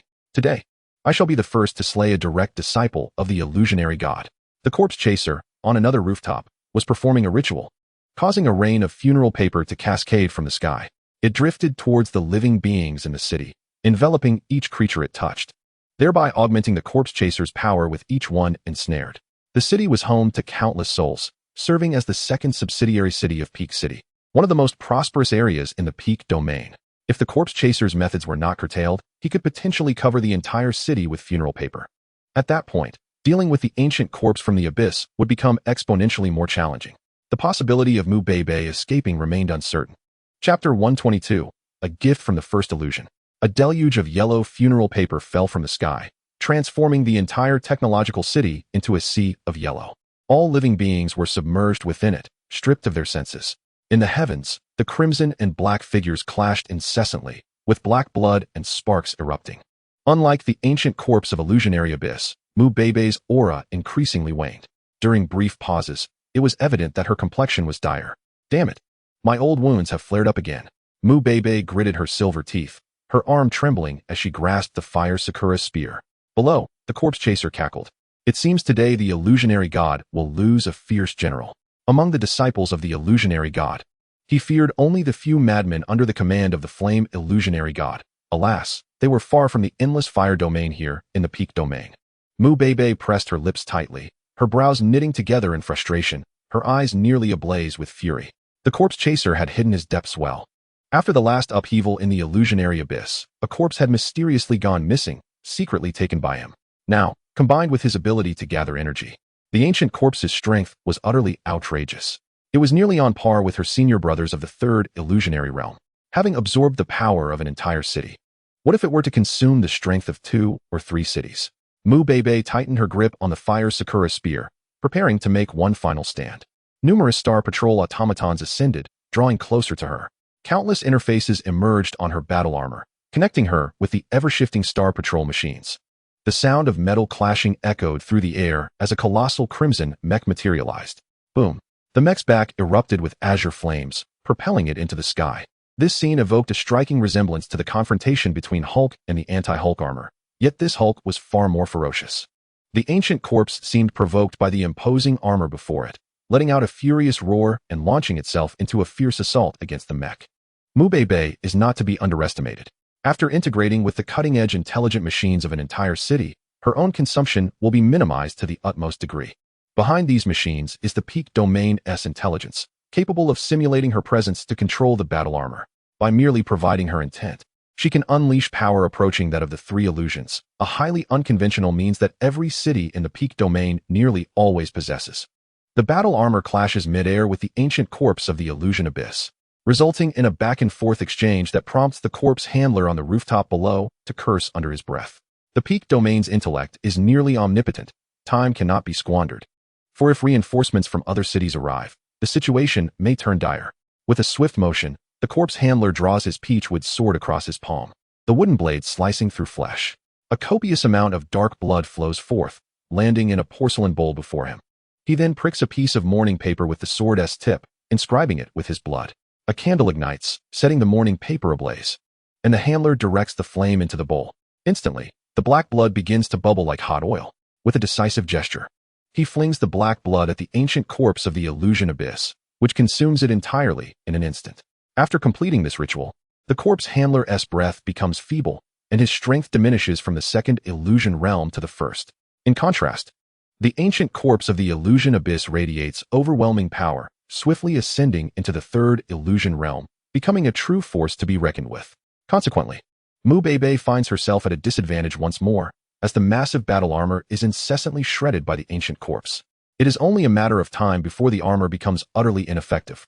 Li Jin anxiously observes the unfolding battle from the rooftop of another building, frequently glancing at his phone to check his cultivation level. Almost there, just a little more to reach the first illusion realm. According to the game's nature, there must be a reward waiting. Whether he can resolve the current crisis hinges on a gamble. As time ticks away, Mu Beibei's battle armor becomes increasingly tattered, on the verge of being completely obliterated. Ding! Your cultivation level has reached the first illusion realm. A first illusion gift pack has been prepared for you, requiring only 666 illusion crystals for an exceptional deal. This will lay a solid foundation for your dominance in the illusion realm. Li Jin's expression brightens. It indeed aligns with his expectations. Moreover, this gift pack is astonishingly priced at only 66,000 illusion crystals. He swiftly retrieves his illusion world black card and taps it against the golden card given by Mu Beibei. The transaction is completed in an instant, and with a wave of his hand, he deducts the illusion crystals. The grand gift pack is now his. First illusion gift pack. Illusion Energy Hunting Competition Qualification Certificate X1. Illusion God Card X1. Though it contains only 2 items, Li Jin knows that anything produced by the game is bound to be of the highest quality. Illusion Energy Hunting Competition Qualification Certificate. The holder may join the Illusion Energy Hunting Competition.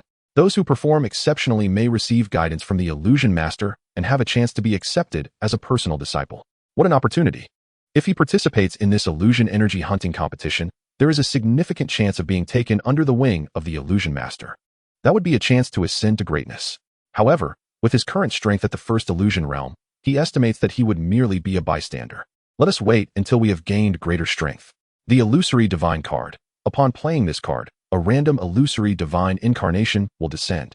Li Jin paused for a moment, pondering the term illusory divine incarnation. It sounded exceedingly formidable. Among the illusory divines, Li Jin was only familiar with Yi Fan. Yet he had never witnessed his prowess in action. One could surmise that as some of the most elite beings in the illusory realm, their power must be truly terrifying. Even a single incarnation would likely surpass the capabilities of those within the 3 illusions realm. Indeed, this gift from the illusory realm has not disappointed me. Suspended in midair, Mu Beibei was barely managing to hold her defense, as the starry sentinels surrounding her had all been dismantled by the ancient corpse of the illusory abyss. Even her battle armor was on the verge of shattering. How infuriating! Must I truly abandon my corporeal form? Mu Beibei's expression was grim. As a battle general of the peak domain, her strength was undoubtedly among the finest. However, the ancient corpse of the illusory abyss had been propelled to the Three Illusions realm by secret arts. Its already indomitable body had become even more formidable, rendering Mu Beibei unable to breach its defenses, leaving her with no choice but to focus on defense. At this moment, she was confronted with a choice: to continue defending her physical form or to relinquish it, merging with the intellect and transforming into another kind of existence. Although transforming into a data stream would ensure the immortality of the peak domain, it would always leave a sense of incompleteness, greatly affecting her aspirations for reaching higher realms. The people of the peak domain would not choose this path unless absolutely necessary. The corpse driver, observing Mu Beibei's plight, burst into laughter. I know that the people of the peak domain possess an almost immortal nature, but it matters not. As long as you cannot meddle today, that is sufficient. As he laughed, he suddenly sensed an ominous presence. Turning his gaze, he was astonished to see flames blazing fiercely within the city. Chapter 123, The Ancient Corpse of the Three Illusions Realm. A flame surged from the west, rapidly engulfing a large portion of the city. All the yellow morning papers were ignited, yet the beings within the city remained unscathed by the flames. The control over this fire was undeniably exquisite. Moreover, the flames continued to spread from west to east, swiftly covering the entire city. The yellow morning papers were incinerated, and the beings within the city regained their freedom.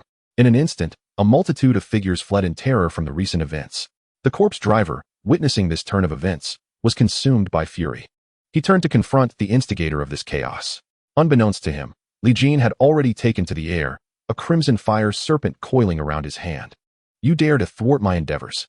The corpse driver regarded Li Jin with growing wariness. Although many in the illusory realm could manipulate flames, few possessed such meticulous control. Moreover, a significant portion of this mastery stemmed from the endless fire domain of the flame illusory divine. Wanderers or beings from other domains were far less common. The adage that one's expertise lies in specialization holds true. After all, if you are cultivating the path of flames, the endless fire domain of the flame illusory divine is the sacred place you must revere, for only there do the highest mysteries of fire lie. At present, Li Jin's mastery over flame manipulation vividly reflects his extraordinary accomplishments in this domain, perfectly countering the techniques of the corpse-dispatching Taoist. With a wry smile, Li Jin remarked, "Old bull nose, I have endured enough. It's high time I reclaim some face at your expense. Is that agreeable?" The corpse-dispatching Taoist scoffed. "Even if I fall into an illusory realm, you are not my equal. A withered camel is still larger than a horse. Feel free to test your mettle."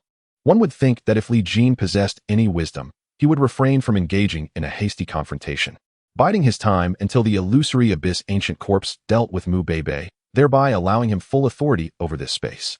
However, Li Jin was unperturbed by such considerations. Since his transcendence, he had encountered nothing but formidable foes. Whether they be the so-called true kings or these ancient figures of the second and third illusions who sought his life. There comes a time when one can no longer endure. Today, I shall seize the opportunity to take your life while you are weakened. Without further ado, Li Jin unleashed a torrent of flames towards the corpse-dispatching Taoist. The heart-falling flames' inherent incinerating properties caused a flicker of discomfort to arise within the Taoist. Since you seek your own demise, I shall subdue you first. Do not presume that possessing a strand of extraordinary fire grants you impunity. From the sleeves of the corpse-dispatching Taoist, a clay jar soared forth, exploding in midair. A cloud of dust enveloped the entire city, obscuring it in ash. The Taoist's presence vanished in an instant, only to reappear behind Li Jin, poised to strike. The peachwood sword, akin to a divine weapon, slashed downward, intent on decapitating Li Jin. Yet, as if he had eyes at the back of his head, Li Jin swiftly raised a multicolored ancient ruler to intercept the attack. Clang! The peachwood sword struck the ancient ruler with a metallic resonance. The moment the ruler manifested, the corpse-dispatching Taoist's pupils constricted. He recoiled, gazing at Li Jin with an unusual expression. "You hail from the endless fire realm?" Li Jin turned to face him, chuckling. "What does it matter whether I do or not? When it comes to battle, background is irrelevant. Just bring it on." Furrowing his brow, the corpse-dispatching Taoist retorted, "Indeed. You are audacious. I shall test your skills." Raising the dead, Li Jin felt an onslaught of pale hands emerging from the surrounding ashes, reaching for him as though to tear his very soul apart. Falling heart flame, incinerate. Waves of orange flames enveloped the ghastly hands, scorching them. Ah, your extraordinary fire can actually sear the true soul. The corpse-dispatching Taoist clutched his head, experiencing a throbbing headache. After suffering this setback, he quickly reined in his tactics. Such an extraordinary fire must undoubtedly belong to the endless fire realms list. How can you claim otherwise? Very well, today I shall act as Heaven's agent. For slaying a peak domain warrior and a denizen of the endless fire realm in a single day will surely earn me immense merit. Roar. The illusory abyss ancient corpse struck Mu Bebe down with a mighty punch, creating a massive pit upon impact with the ground. It let out a furious roar and charged toward the corpse-dispatching Taoist. Come forth. Today, I shall forge a legend. Corpse fusion technique. In an instant, the corpse-dispatching Taoist transformed into a cloud of paper ash, drifting toward the illusory abyss ancient corpse. As the ashes of paper made contact with its corporeal form, they instantaneously merged into its very flesh and blood. A formidable pressure erupted from the ancient corpse of the illusion abyss, its intensity surpassing the previous threshold, reaching a level that was nearly that of a late-stage illusion of 3. It is crucial to note that one step further would ascend to the realm of illusion deity. Li Jin and Mu Bebe were utterly taken aback that a mere second-stage illusion corpse master could, through bizarre means, elevate its strength to such an extraordinary degree. Struggling out of the deep pit, Mu Bebe looked up at the colossal figure in the sky. Hurry, you are no match for it. The guidance has been given. As long as the green mountains remain, one need not fear for firewood.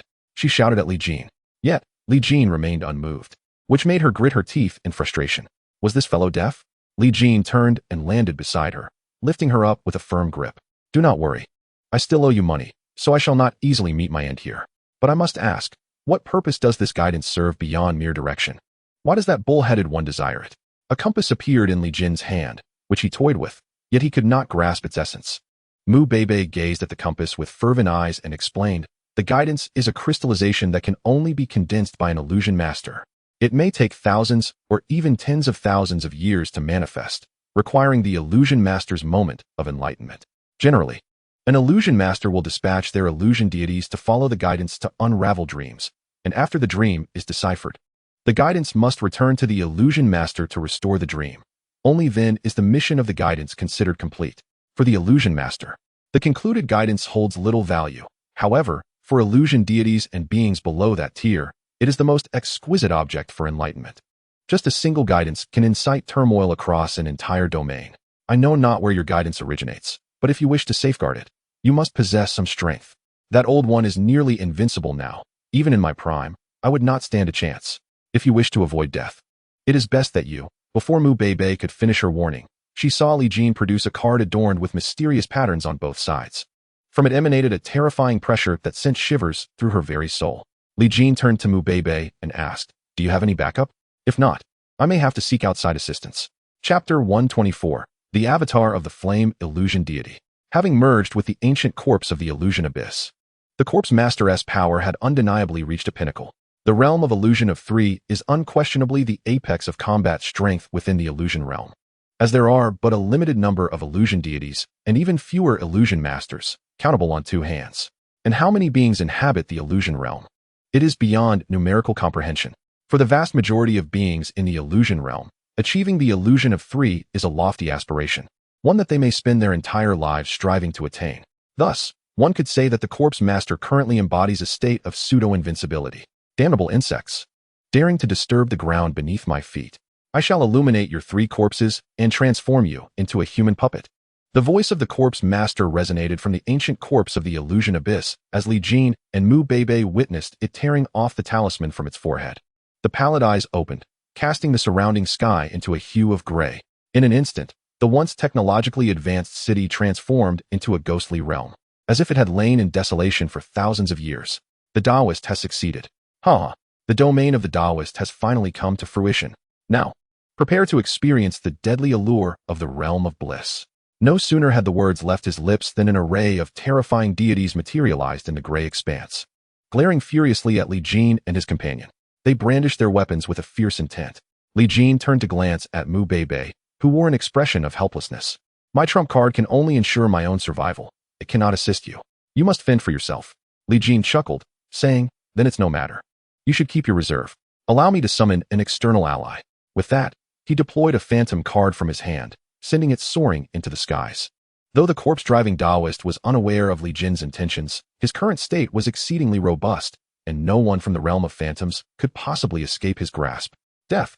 A multitude of attacks descended, nearly sealing off every avenue of retreat for Li Jin and his companion.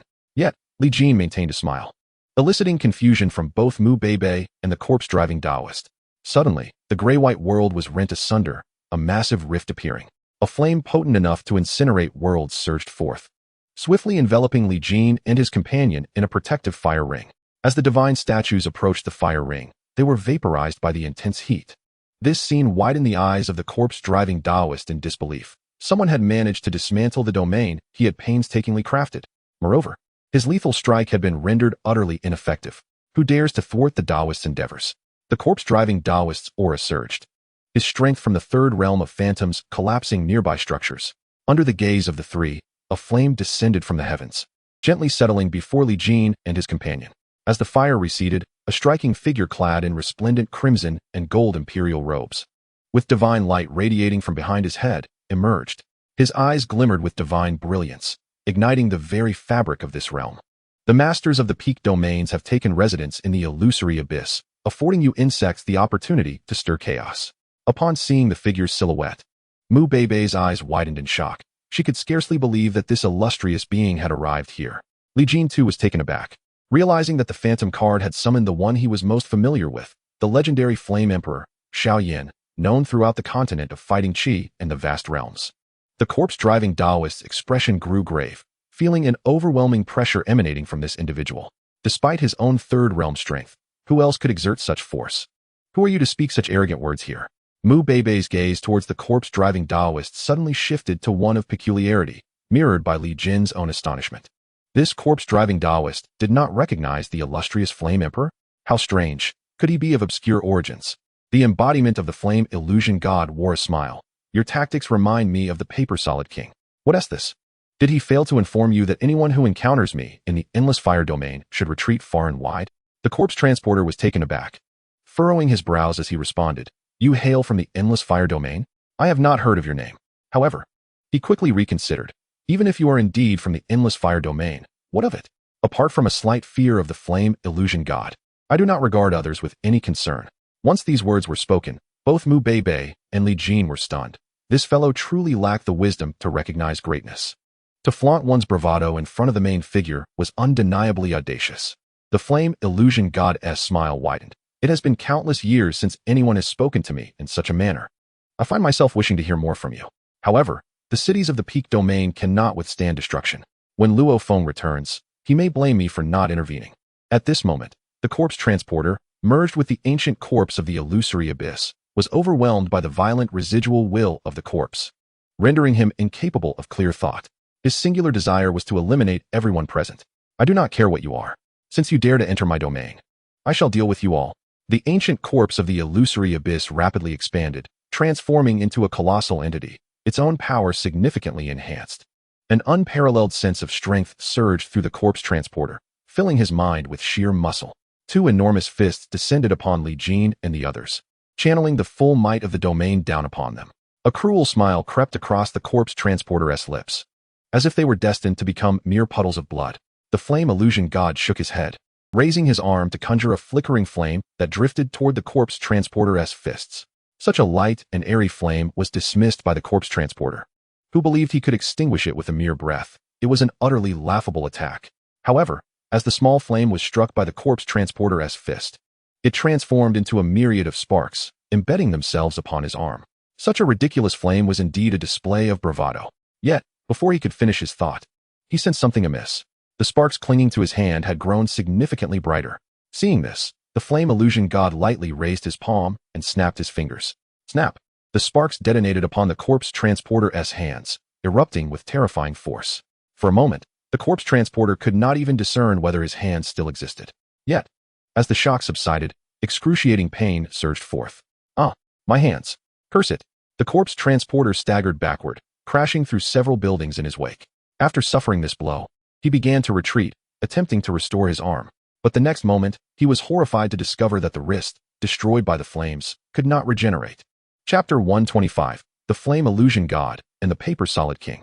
The flame illusion god of the endless fire domain, a superpower hailing from the foundational world. Alone in the realm of illusions, he created numerous miracles. Before ascending to the status of an illusory deity, he valiantly faced the Ice Spirit clan, a race of illusory gods, to rescue his wife and establish the endless fire domain, ultimately attaining the title of illusory deity under the heavenly throne, his reputation spreading far and wide. However, the insights of the corpse driver were indeed somewhat absurd, as he failed to recognize even the flame illusory deity. Little did they know that the corpse driver had only recently ascended to the illusory realm after acquiring a fragment of knowledge from a long-lost lineage 3 millennia ago. He had barely begun his training under the Paper Reality King, striving to prove himself and earn accolades, but was still unaware of the intricate enmity between the Paper Reality King and the flame illusory deity, having no knowledge of the latter's appearance. At this moment, he possessed the body of the 3 illusory ancient corpses, rendering him theoretically invincible in physical form. Yet, he encountered one of the most formidable beings within this illusory realm. His hands were reduced to ashes by flames, inflicting excruciating pain. "Ah, my hands!" the corpse driver exclaimed in desperation, retreating from the flame illusory deity's manifestation. Trembling, he gazed at the flame illusory deity, suppressing his agony to demand, "Who are you? Dare you reveal your name?" The flame illusory deity shook his head with a mocking smile and replied, "You insignificant insect are unworthy of my name. I sense the aura of the Paper Reality King upon you. If you have any hidden cards, feel free to reveal them. Do not say I have not given you a chance." Upon having his secret exposed, the corpse driver's expression shifted. Who was this individual who could perceive even his life-saving trump card obtained from the Reality King? Could it be that he, too, was an illusory deity? That seemed unlikely. He glanced at Li Jin, who, according to the mission, had just arrived from the foundational world. How could he possess such a hidden card? This uncertainty gnawed at him. Yet the strength before him instilled fear. If even his strongest state could not withstand a single flame from this foe, it implied that his power had already reached the pinnacle of the 3 illusory realm and perhaps even had 1 foot in the domain of illusory deities. No, if that were the case, he stood no chance against him, as the opponent wielded the power of fire, inherently countering his own. Moreover, with the adversary's strength surpassing his own, persisting in the confrontation would yield no advantage. With gritted teeth, the corpse driver expelled a small square of pristine white paper from his mouth, soft enough to flutter in the wind, yet sharp enough to effortlessly slice through space. It is noteworthy that the fabric of the illusory realm is notoriously dense. Li Jin, a formidable emperor of combat, could shatter the void with a mere gesture in the foundational world. However, even powerful beings like Mu Bei and the corpse driver, dwelling in the realms of the 2nd and 3rd illusions, could only hover above the ground, unable to rupture the void. Thus, for this paper to easily tear through space, it required an unfathomable level of power. "You have compelled me to reveal my trump card. Your journey has not been in vain," the corpse driver declared with a fierce countenance, and then the small square of white paper ignited. Astonishingly, the smoke emanating from the once pristine paper transformed into an extreme darkness, as if it sought to ensnare the very essence of one's spirit. The black smoke swirled endlessly in the air, coalescing before the corpse handler into a figure that was half black and half white. It was not merely the garments adorning this entity. Rather, its very form was a striking juxtaposition of darkness and light, an eerie spectacle indeed. As this figure solidified entirely, it transformed into a youth clad in a black and white punk attire. His hair mirrored this duality, styled in a half-black, half-white manner, while his eyes bore the same peculiar coloration. An unsettling aura emanated from him. This was, astonishingly, an avatar of divine illusion. As the Paper Reality King focused his gaze, it shifted towards the flame illusion god. The moment Li Jin and Mu Bei met his gaze, they found themselves momentarily entranced, as if a deluge of underworld currency was rushing towards them. To employ such illusions on the younger generation was indeed characteristic of the Paper Reality King's tactics. The voice of the flame illusion god rang out like thunder, dispersing the haunting visions. Li Jin and Mu Bei, freed from that suffocating sensation, hastily averted their eyes, gasping for breath. The Paper Reality King slightly closed his eyes, a dangerous glimmer emanating from his heterochromatic orbs. He had not anticipated encountering the flame illusion god in such a manner here. Upon this revelation, the only one taken aback was the corpse handler, whose eyes widened in disbelief, unable to fathom that the figure before him was indeed the flame illusion god. He had just brazenly postured in front of him. Was he now not merely slapping his own face in disbelief? Once the Paper Reality King confirmed this, anxiety bubbled within him. Stealing glances at the Paper Reality King, he seemed to silently plead, "Might you be able to handle this, esteemed king?"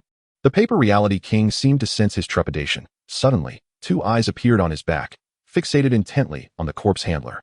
"Esteemed king, I acknowledge my errors. I acknowledge my errors," the corpse handler exclaimed, hastily kneeling in supplication. It was no surprise he harbored such thoughts, for within the realm of illusions, it was widely known that the lineage of the paper reality king was fundamentally countered by that of the flame illusion god. In this realm, the 6 illusion lords commanded awe and reverence, yet peace remained elusive due to 3 formidable beings known as the reality lords, who were equally powerful and opposed the illusion lords with great fervor. They represented a reactionary force within the realm of illusions. Despite its long existence, the realm had yet to eradicate this faction, a testament to their formidable strength.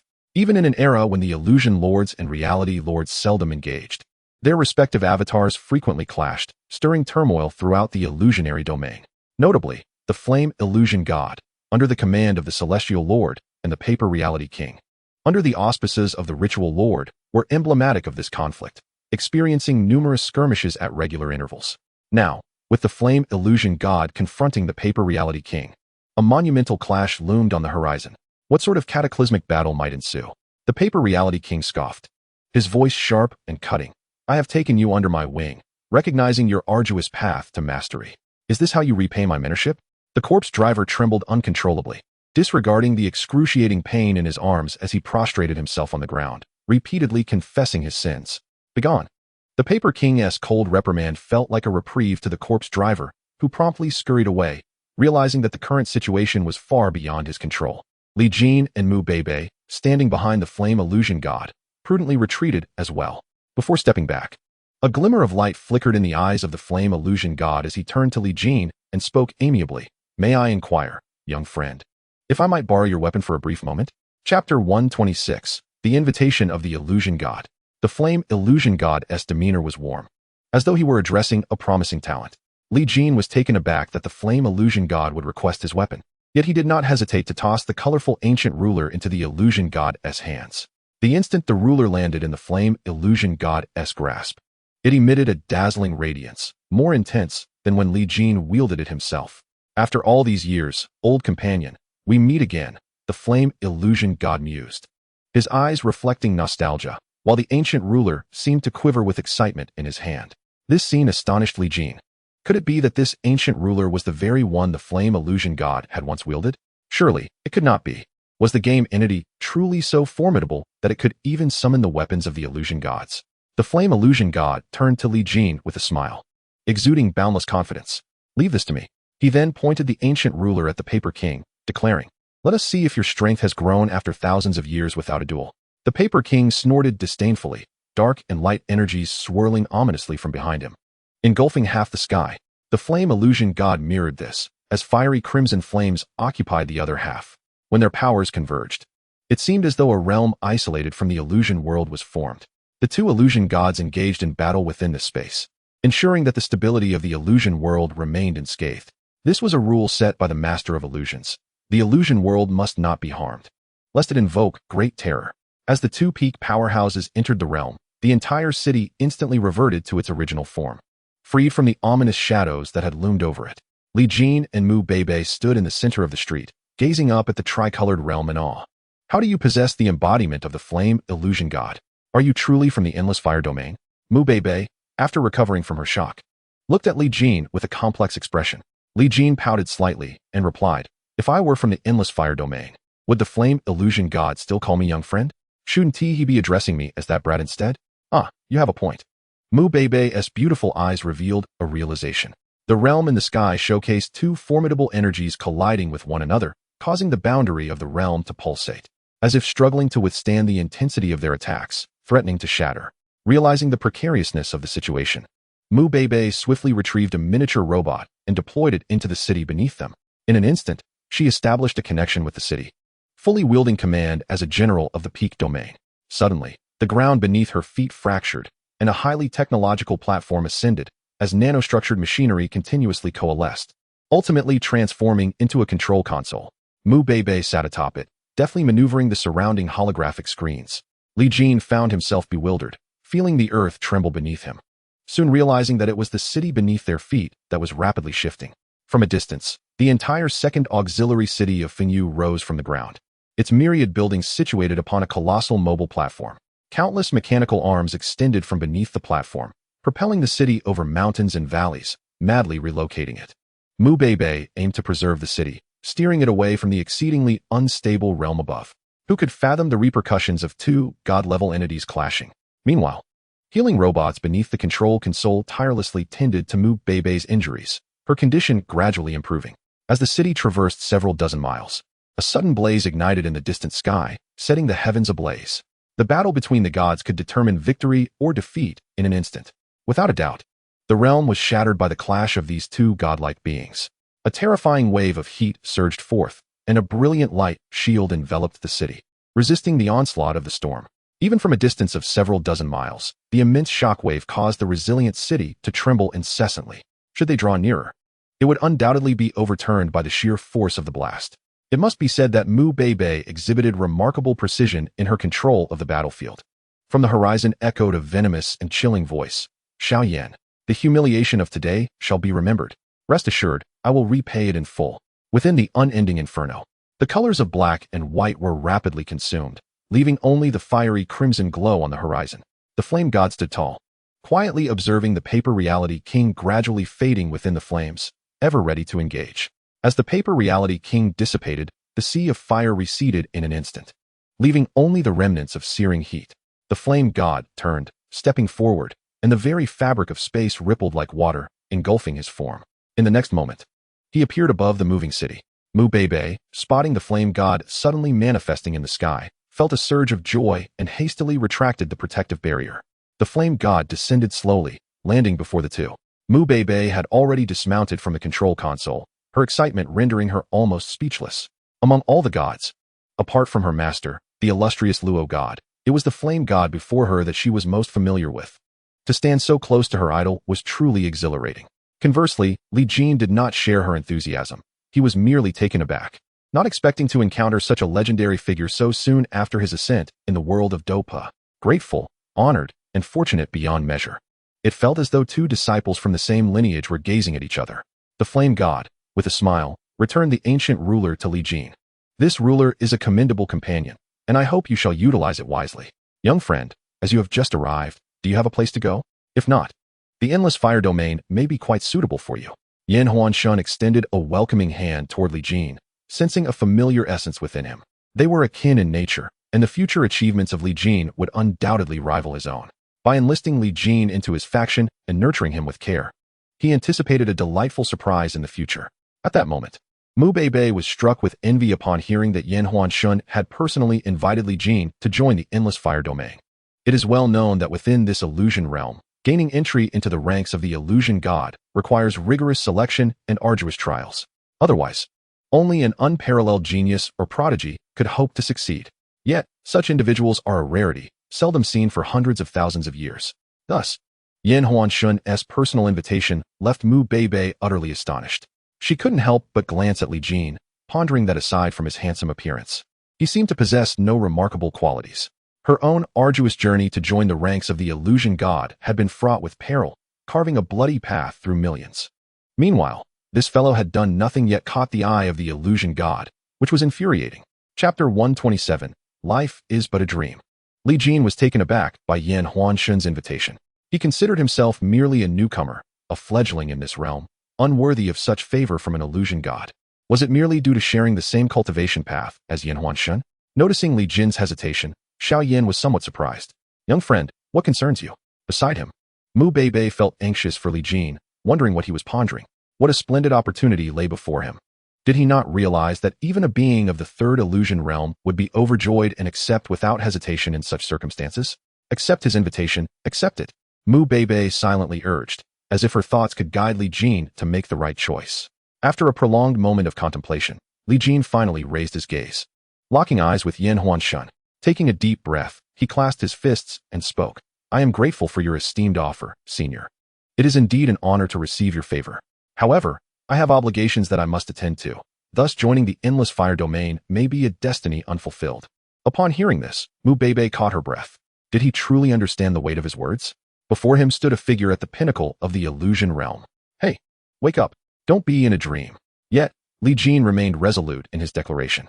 Yin Huan Shun's gaze deepened, flickering with an enigmatic flame. The atmosphere grew tense, and Mu Beibei dared not breathe too heavily. Li Jin felt an unprecedented pressure, not merely a general sense of burden, but a profound influence on his spirit, as if his decision were altering the course of certain events in the cosmos. Yin Huan Shun gazed at him for a long time, finally breaking into a radiant smile. You are indeed a remarkable young man, able to resist temptation with unwavering resolve. Such fortitude is commendable. Since you are disinclined to join my endless fire domain, let us instead forge a bond of goodwill today, which will surely yield a fruitful outcome in the future. Should you ever require assistance from my endless fire domain, you may present this token, and our doors shall always be open to you. Upon finishing his words, a blazing token appeared in Yin Huanshen's hand, adorned with the grand character for fire, intricately inscribed. The Flame Emperor token. Mu Beibei exclaimed in astonishment. Yin Huanshen cast a glance her way and chuckled. You possess keen insight, little girl. It seems Luo Feng has indeed chosen his successor. He then turned to Li Jin, saying, you must understand, in the illusion realm, one must tread cautiously, avoiding any forceful actions. Li Jin nodded and accepted the token. In the next moment, the avatar of Yin Huanshun began to dissipate, vanishing completely, and the heat that had enveloped the surroundings faded away. Mu Beibei regarded Li Jin with a look of incredulity, unable to resist poking him on the head. You're not lacking in intelligence, so why are you so oblivious to these matters? Li Jin swatted her hand away, looking at her in exasperation. While joining the endless fire domain would be beneficial, there were pressing matters that demanded his attention. With keen interest, Mu Beibei inquired, what could possibly be more important than joining a deity's faction? Did you not just arrive from the foundational world? Is there some old grudge you harbor? After a moment of silence, Li Jin, securing the token, asked, do you know where floating life as a dream is? Mu Beibei paused in surprise before responding. How do you know that name? It should not be familiar to many, even within the illusion realm. Confess, do you possess some legacy that points there? Li Jin shook his head, his expression tinged with sorrow. No, I only know that name, nothing more. I must go there to find someone of great significance to me. If possible, I would appreciate your assistance, and I shall repay you handsomely in the future. Mu Beibei seemed touched by his earnestness, her brow furrowing slightly. Is that person truly so important to you that you would risk your life for them? Risk my life? What do you mean? Li Jin's gaze sharpened, focusing on her words. After a moment of contemplation, Mu Beibei replied, do you know what kind of place floating life as a dream is? Li Jin shook his head. Mu Beibei continued, in the illusion realm, the various illusion lords seek paths for beings through dreams, some of which yield guidance, much like the token you hold, beneficial to the living. However, the majority of dreams awaken prematurely, and those dreams that remain unseen by the illusion lords, woven together through countless epochs, form a realm of desolation known as floating life as a dream, setting aside why the person you seek would be found in such a perilous domain. The very means of entering floating life as a dream is not something an ordinary person can endure. After listening to Mu Beibei's explanation, Li Jin was profoundly astonished by the concept of the ephemeral dream. He never anticipated that it was connected to the illusion masters. In what manner? He inquired. Observing his persistence, Mu Beibei replied, through death, one enters the dream. Li Jin murmured to himself, to enter the ephemeral dream, one must die? Suddenly, he was gripped by terror, conjuring a horrifying possibility in his mind. Could Wenlan have already known? That cannot be. It must be wrong. At that time, the world dragon took them away. Why did only Wenlan send me a message? Where are the others? Li Jin's mind was in turmoil, unsure of how to untangle this web of confusion. Do you think there could be living beings within the ephemeral dream? He tentatively asked. Mu Beibei shook her head. I do not know, for even within the illusion god forces, only a few are privy to its secrets. Is there any other way to enter the ephemeral dream? Or could unforeseen circumstances allow someone who shouldn't be there to appear? Li Jin grasped his hair in frustration. After a moment of contemplation, Mu Beibei said, as for unexpected events, I am uncertain. However, if we seek a definitive path beyond death, there is likely only one. Upon hearing this, Li Jin's eyes gleamed with determination. Despite the arduous nature of this method, he was resolved to attempt it. If all other options are exhausted, then we shall consider death as a means to enter the dream. What is this method? Please, tell me. He urged eagerly. With a complex expression, Mu Beibei finally uttered, become an illusion master. Chapter 128, Objective, Illusion Master. Her words plunged Li Jin into deep contemplation. The ephemeral dream is a confluence of the dreams of the illusion masters.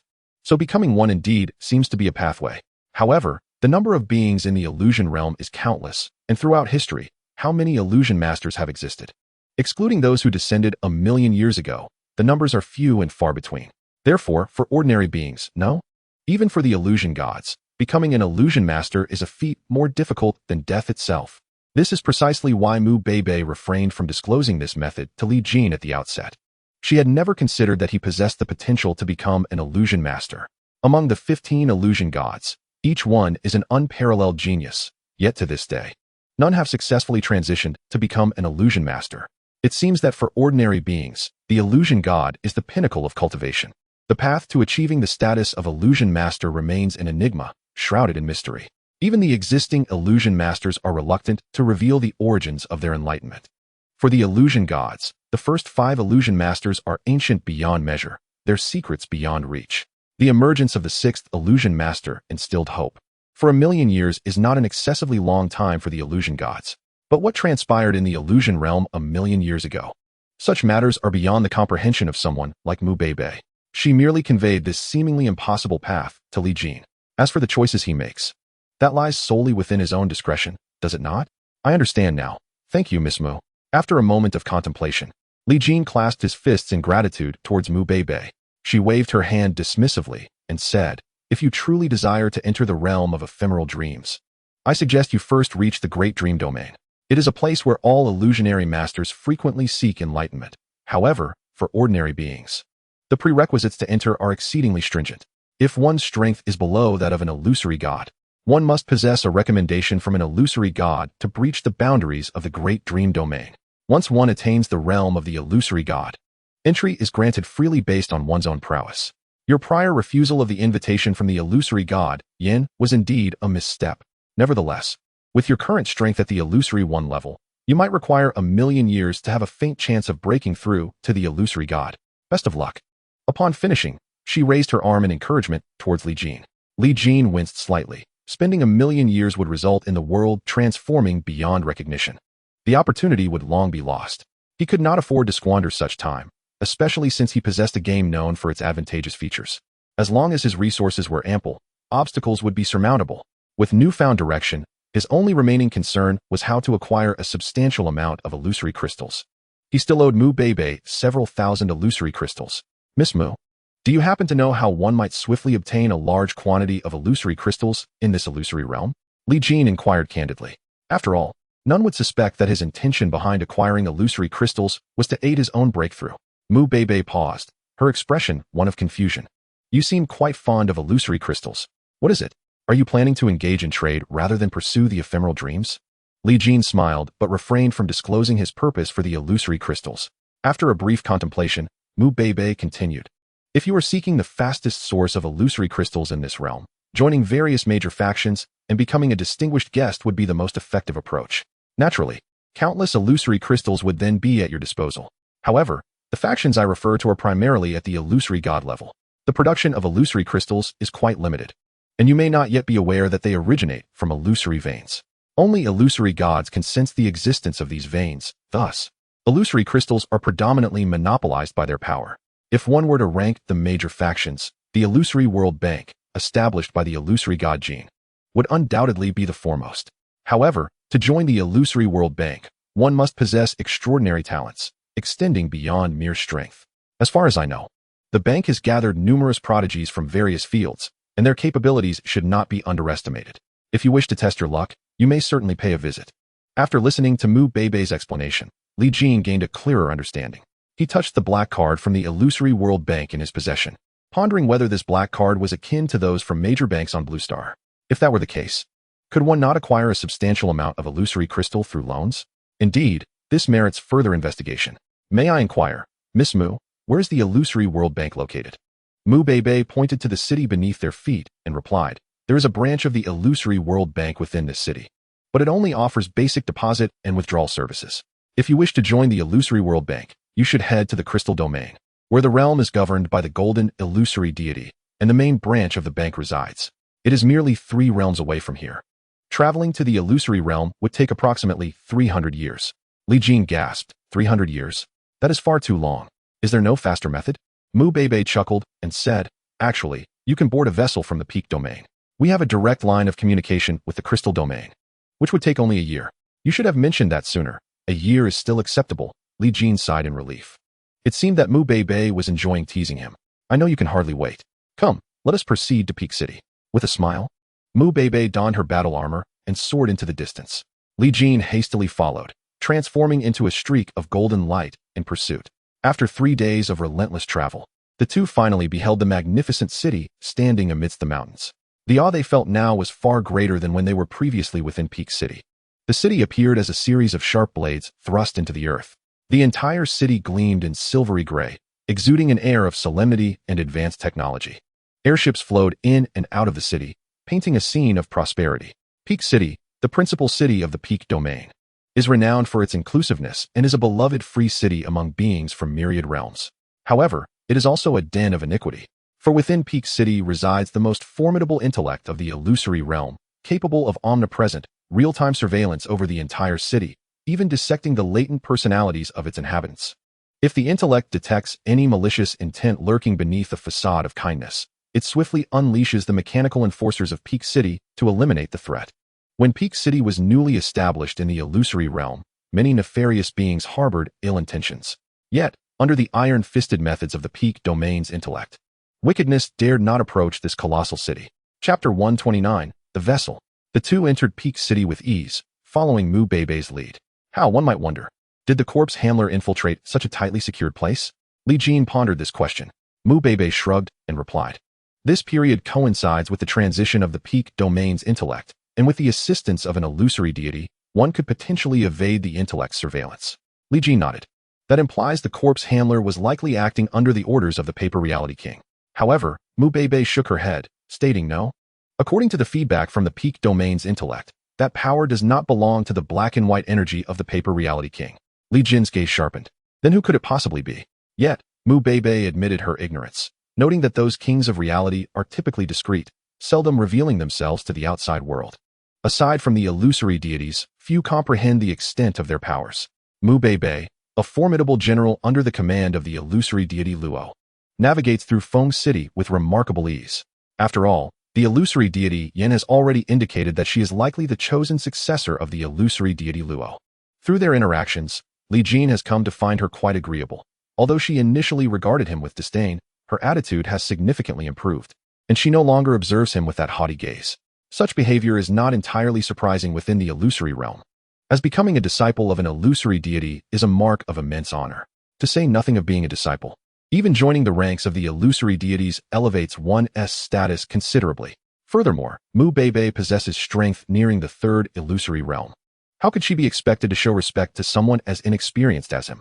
It is akin to an ant demanding equality with a giant. Would the giant acquiesce? Unless, of course, the ant demonstrates potential that could earn the giantess admiration. Li Jin finds himself in this very predicament. After all, even the illusory deity has expressed affirmation of his capabilities, indicating that his future achievements will undoubtedly be significant. Mu Beibe is not a fool. Cultivating a rapport with Li Jin is undoubtedly a wise choice. Traversing the endless steel jungle, Li Jin follows Mu Beibe to the western edge of Feng City. Here lies a vast expanse of steel platform, where countless flying vessels ascend and descend, and even exotic beasts descend from the sky, resembling mounts. The fusion of technology and fantasy presents a striking visual spectacle. This is the transfer zone of Feng City, or you may refer to it as the docking area. Mu Beibe explains, gesturing towards the colossal vessels in the distance. Those gigantic ships are part of the interconnectivity line I mentioned, and you are fortunate to witness the fleet loading cargo in Feng City. Li Jin gazes at the magnificent ships, which dwarf the surrounding flying machines to the point they appear as mere toys in comparison. Let us approach and have a word with the ship's captain to arrange a position for you, Mu Beibe declares, soaring towards the vessels. As Li Jin stands beneath the immense ship, the overwhelming sense of its grandeur becomes palpable. No spacecraft could rival its magnificence. It would not be an exaggeration to say that the conceptual Wanbird aerospace platform from Blue Star pales in comparison to even a single component of this vessel. Perhaps it could even contain a planet? The metallic conduits rising from the platform continually supply provisions to the ship's interior. Ground crew members can be seen directing operations beneath the vessel, while various engineering specialists attend to its maintenance, preparing it for departure. The fiery figure of Mu Beibe draws the attention of many. Upon recognizing her, they each clasp a fist to their chests and bow slightly in respect. Mu Beibe casts a sidelong glance at Li Jin, as if to say, do you see this? This is what it means to hold presence. Ah, what brings you here? Little Beibe, shouldn't you be stationed at the illusory abyss at this hour? Suddenly, a hearty laugh resonated from the entrance of a hatch aboard the vessel. A burly man with a thick beard approached Li Jin and his companion, his gaze toward Mu Beibei brimming with affection. Mu Beibei's face lit up with joy. Her already striking beauty, enhanced by her smile, became even more radiant. Uncle Han, what brings you aboard the Jihong? Still donning your uniform, I see. Can't seem to part with your old comrade? Mu Beibei exclaimed, somewhat astonished. The man referred to as Uncle Han shrugged helplessly and replied, I can't quite explain it.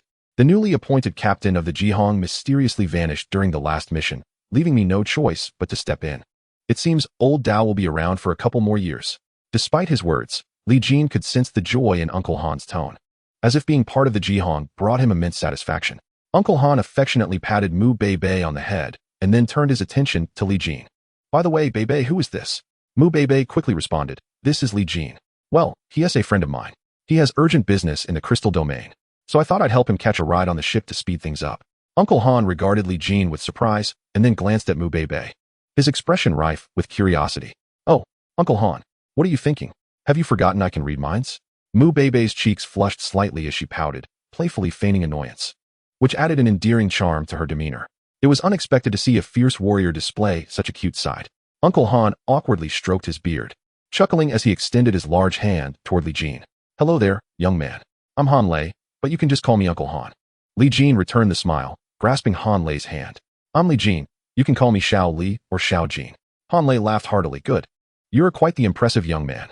Mu Beibei eagerly took Han Lei's arm and led him toward the interior of the vessel, fully aware of his tendency to play matchmaker, much like a doting father eagerly awaiting a starry-eyed partner for his daughter.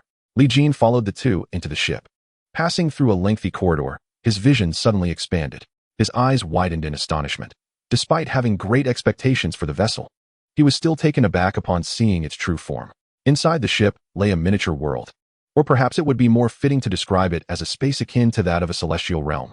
Mountains, rivers, oceans, and skies were all present, teeming with life, creatures soaring above, crawling below, and swimming within the waters, a vibrant ecological loop. One could surmise that if a person were to reside within this space without knowledge of the vast world outside, they would likely never suspect that their life was akin to a genuine Truman Show. Chapter 130, The Journey. The interior of the vessel was bustling with numerous small transport aircraft, continuously ferrying goods and provisions for the personnel aboard. Under the guidance of Han Lei, Li Jin and Mu Beibei arrived at the vessel's core, a vast living area encompassing all essential needs for life. The control panels were situated at the forefront of the ship, not here. In the relaxation zone, Han Lei seated the two of them, lighting a cigarette and exhaling a puff as he spoke. It is not impossible for you, Xiao Li, to go to the crystal domain.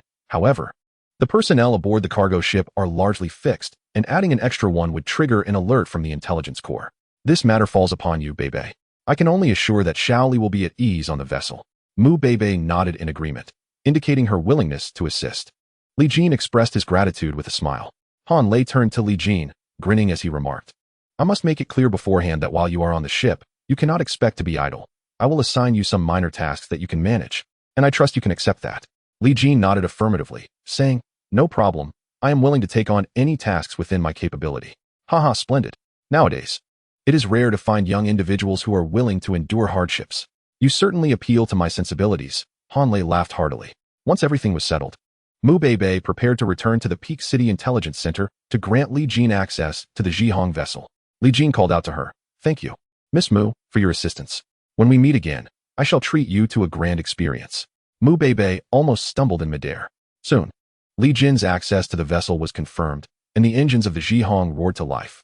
Standing before the observation window, Li Jin gazed at the receding city, a wave of sentiment washing over him.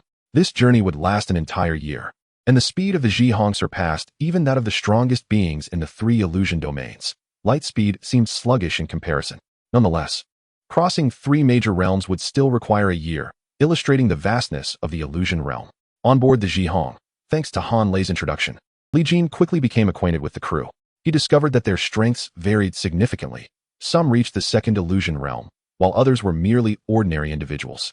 Yet, they embraced a camaraderie aboard the ship, devoid of the outside world's notion of strength as the sole determinant of worth, which pleasantly surprised Li Jin. Embarking from the peak domain, the journey would pass through two major realms. One was the beast domain under the dominion of Meng Huanshan from the Xianzhu sect, and the other was the lawless chaos domain.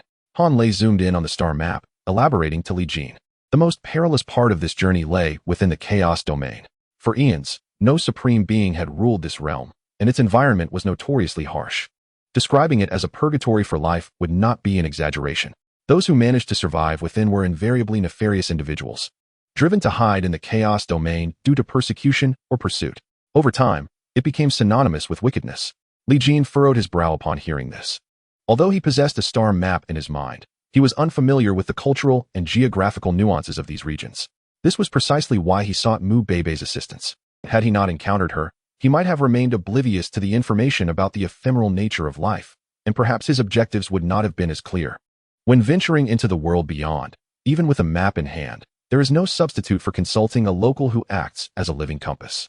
This wisdom allowed Li Jin to sidestep numerous unnecessary predicaments. Why not simply circumvent the chaos domain? Li Jin inquired. After magnifying the map, Han Lei revealed that the peak's domain, the demon domain, the chaos domain, and the crystal domain were all interconnected. Surrounding them lay an endless expanse of emptiness, akin to islands adrift in a vast ocean. Our four domains are enveloped by the illusionary sea. Although the Zhihong is referred to as a vessel, it cannot withstand the illusory energies within the illusionary sea. Even ordinary masters of the three illusions realm, upon entering the illusionary sea, may easily lose their way, or worse, face the obliteration of their very souls. Thus, despite the dangers posed by the chaos domain, it pales in comparison to the peril of venturing into the illusionary sea. Moreover, do you believe that the Zhihong is so easily manageable? A smile crept upon Han Lei's lips as he spoke, nodding in understanding. Li Jin's mental map of the illusionary realm became clearer. Very well, Uncle Han shall say no more. Remain at ease aboard the ship. I shall summon you upon our arrival, Han Lei declared before departing, leaving Li Jin to explore the Zhihong alone. Within this vessel's world dwelled billions of beings, unaware of their existence aboard a ship, each day progressing according to the rhythms of their localized existence. After a year, if Li Jin did not find some form of amusement, he might very well descend into madness. Fortunately, this world aboard the ship was heavily focused on technological advancement, having reached a level comparable to that of Blue Star before its cataclysm, a fact that brought Li Jin considerable joy. Half a year passed swiftly in his explorations. One day, while sipping drinks at a bar and observing couples reveling in their affection, a sudden and violent tremor shook the ground, sending waves of panic through the crowd. An earthquake. Run, flee to open spaces. In an instant, everyone scrambled towards the exits. Li Jin, finishing his last sip, strolled leisurely outside. Upon emerging, he found the streets and alleys crowded with people, all gazing skyward in unison. There, a colossal fissure spanned the heavens, and a terrifying eye loomed, fixated upon their world. Fear gripped the crowd, rendering them immobile. What is that? Is it a deity? I told you we should not place our faith in science. Theology is the ultimate refuge. As the cacophony of voices faded into the background, Li Jin felt as though he were adrift in an otherworldly realm. That immense eye in the sky seemed to bore into him, an inexplicable fury swelling within his chest, as if encountering a long-standing nemesis once more, igniting a fierce rivalry. A silhouette began to materialize from the pupil of that gigantic eye, resembling an ancient primordial deity, clad in a uniform rich with technological flair. Li Jin recognized him instantly. It was the former captain of the Zhihong, whom Han Lei had introduced him to. But had he not gone missing? Why had he suddenly reappeared in such a bizarre manner? Li Jin sensed an ethereal sensation emanating from his being, as if he were both present and absent in this very moment. This extreme paradox confounded him, yet he discerned that his unusual emotions were not directed towards the captain, but rather towards the immense eye spanning the horizon. What entity could this be? The situation swiftly captured the attention of the crew aboard the Zhihong vessel. The cabin was awash in crimson light, and a piercing alarm reverberated through the air. Alarm! Alarm! Illegal intrusion detected. Shall we annihilate? An array of advanced weaponry was poised at the shadowy figure, ready to surge forth at the command. A large hand hovered over the firing button, only to shift to the one indicating cessation, pressing it decisively down. Chapter 131. The disappeared former captain. Han Lei deactivated all technological weaponry, silencing the system's alarms. He activated the projection system to obscure the celestial phenomenon, preparing to erase the memory wave frequencies globally to prevent disruption of their normal developmental patterns. Han Lei, with meticulous composure, issued directives, embodying the steadfast anchor of a seasoned captain. Under his command, the crew diligently executed their tasks. Soon, the sky of this vessel's world was replaced by a hazy veil of light, obscuring the terrifying figure. Although the crew's panic did not diminish, it was soon accompanied by a torrential downpour, the vapor infused with a substance potent enough to induce forgetfulness. Under the crew's deft manipulation, the memories of the inhabitants of this realm were silently erased within mere minutes. They first returned, dazed, to the locations they occupied before the tremor, only to find the vapor and deluge vanishing without a trace. As clarity returned to their eyes, they resumed their lives, unperturbed by the earlier fright. Li Jin marveled at the fact that the denizens of this world had never questioned the authenticity of their existence. Yet, it was not entirely accurate to assert that their world was genuine. Rather, it was a matter of differing perceptions. As the veil obscured the horizon, Li Jin's gaze penetrated the light, revealing the situation beyond. The shadowy figure persisted, yet the colossal eye in the sky had vanished, along with the fissure, as if they had never existed at all. Han Lei and the crew approached cautiously, continually probing the state of the former captain. To their astonishment, the previous captain appeared as if in slumber. Despite their attempts to elicit a response, he remained utterly unresponsive. Were it not for the subtle rise and fall of his chest, they might have presumed him deceased. Thus, Han Lei made a bold decision, personally advancing to place the former captain into a stasis chamber. He then swiftly vanished into the firmament. When the veil was lifted, the night remained tranquil. Li Jin promptly pivoted, returning to the command center. He cast a glance at the star map, realizing they were situated in a realm known as the Tomb of the Ancient Gods within the Chaos Domain. From the celestial map etched in my mind, it appears that the ancient deity tomb has existed since the very condensation of the illusory realm, serving as a genuine sanctuary for living beings. Throughout the ages, countless entities undeterred by the specter of death have sought to unravel its mysteries. Yet, without exception, they have vanished inexplicably within its confines, leaving no survivors to relay any useful information.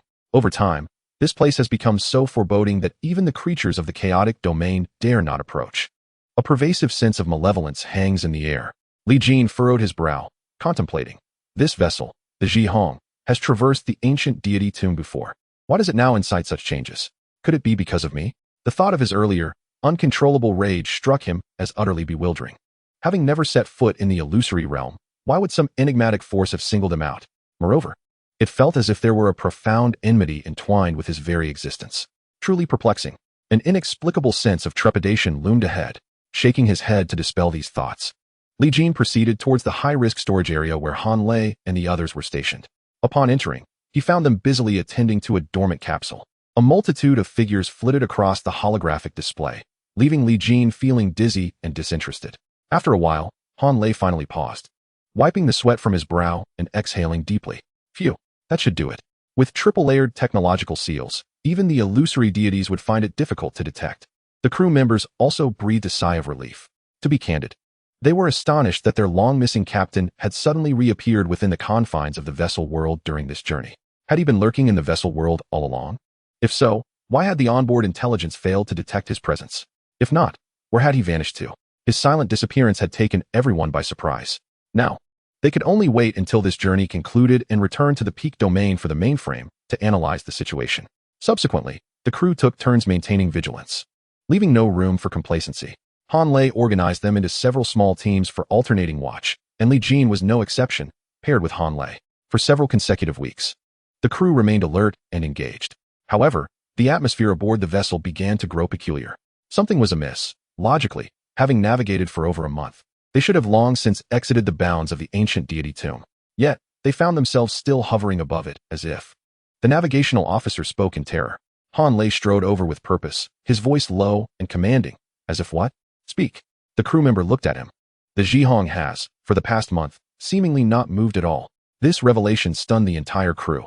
It was well known that the Zhihong represented one of the pinnacle achievements of technology within the peak domain, capable of traversing even the realms of illusory deities. The fact that it had been immobilized for over a month without any of the crew being aware was nothing short of alarming. How could such a situation arise? Han Lei immediately turned his sharp gaze towards the crew responsible for piloting the vessel.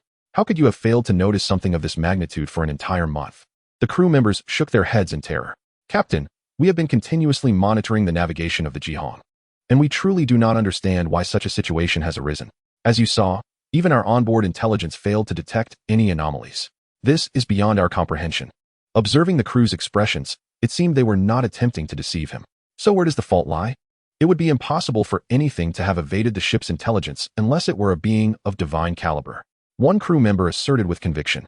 Han Lei was aware that it was unlikely for a divine being to take an interest in a mere vessel. Thus, the issue must lie within the fleet itself.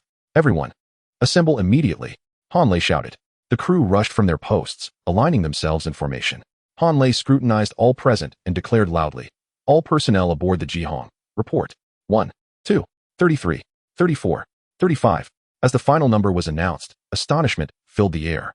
Aside from Captain Han Lei and temporary crew member Li Jin, there should only have been 34 crew members aboard the Jihong. So why did they now count 35? Chapter 132, The Golden Radiance Domain. When the 35th number was called, everyone was taken aback, casting anxious glances toward the rear of the line. The crew member being scrutinized looked equally bewildered. Captain, I also do not understand why it changed to 35 when it has always been 34 for me.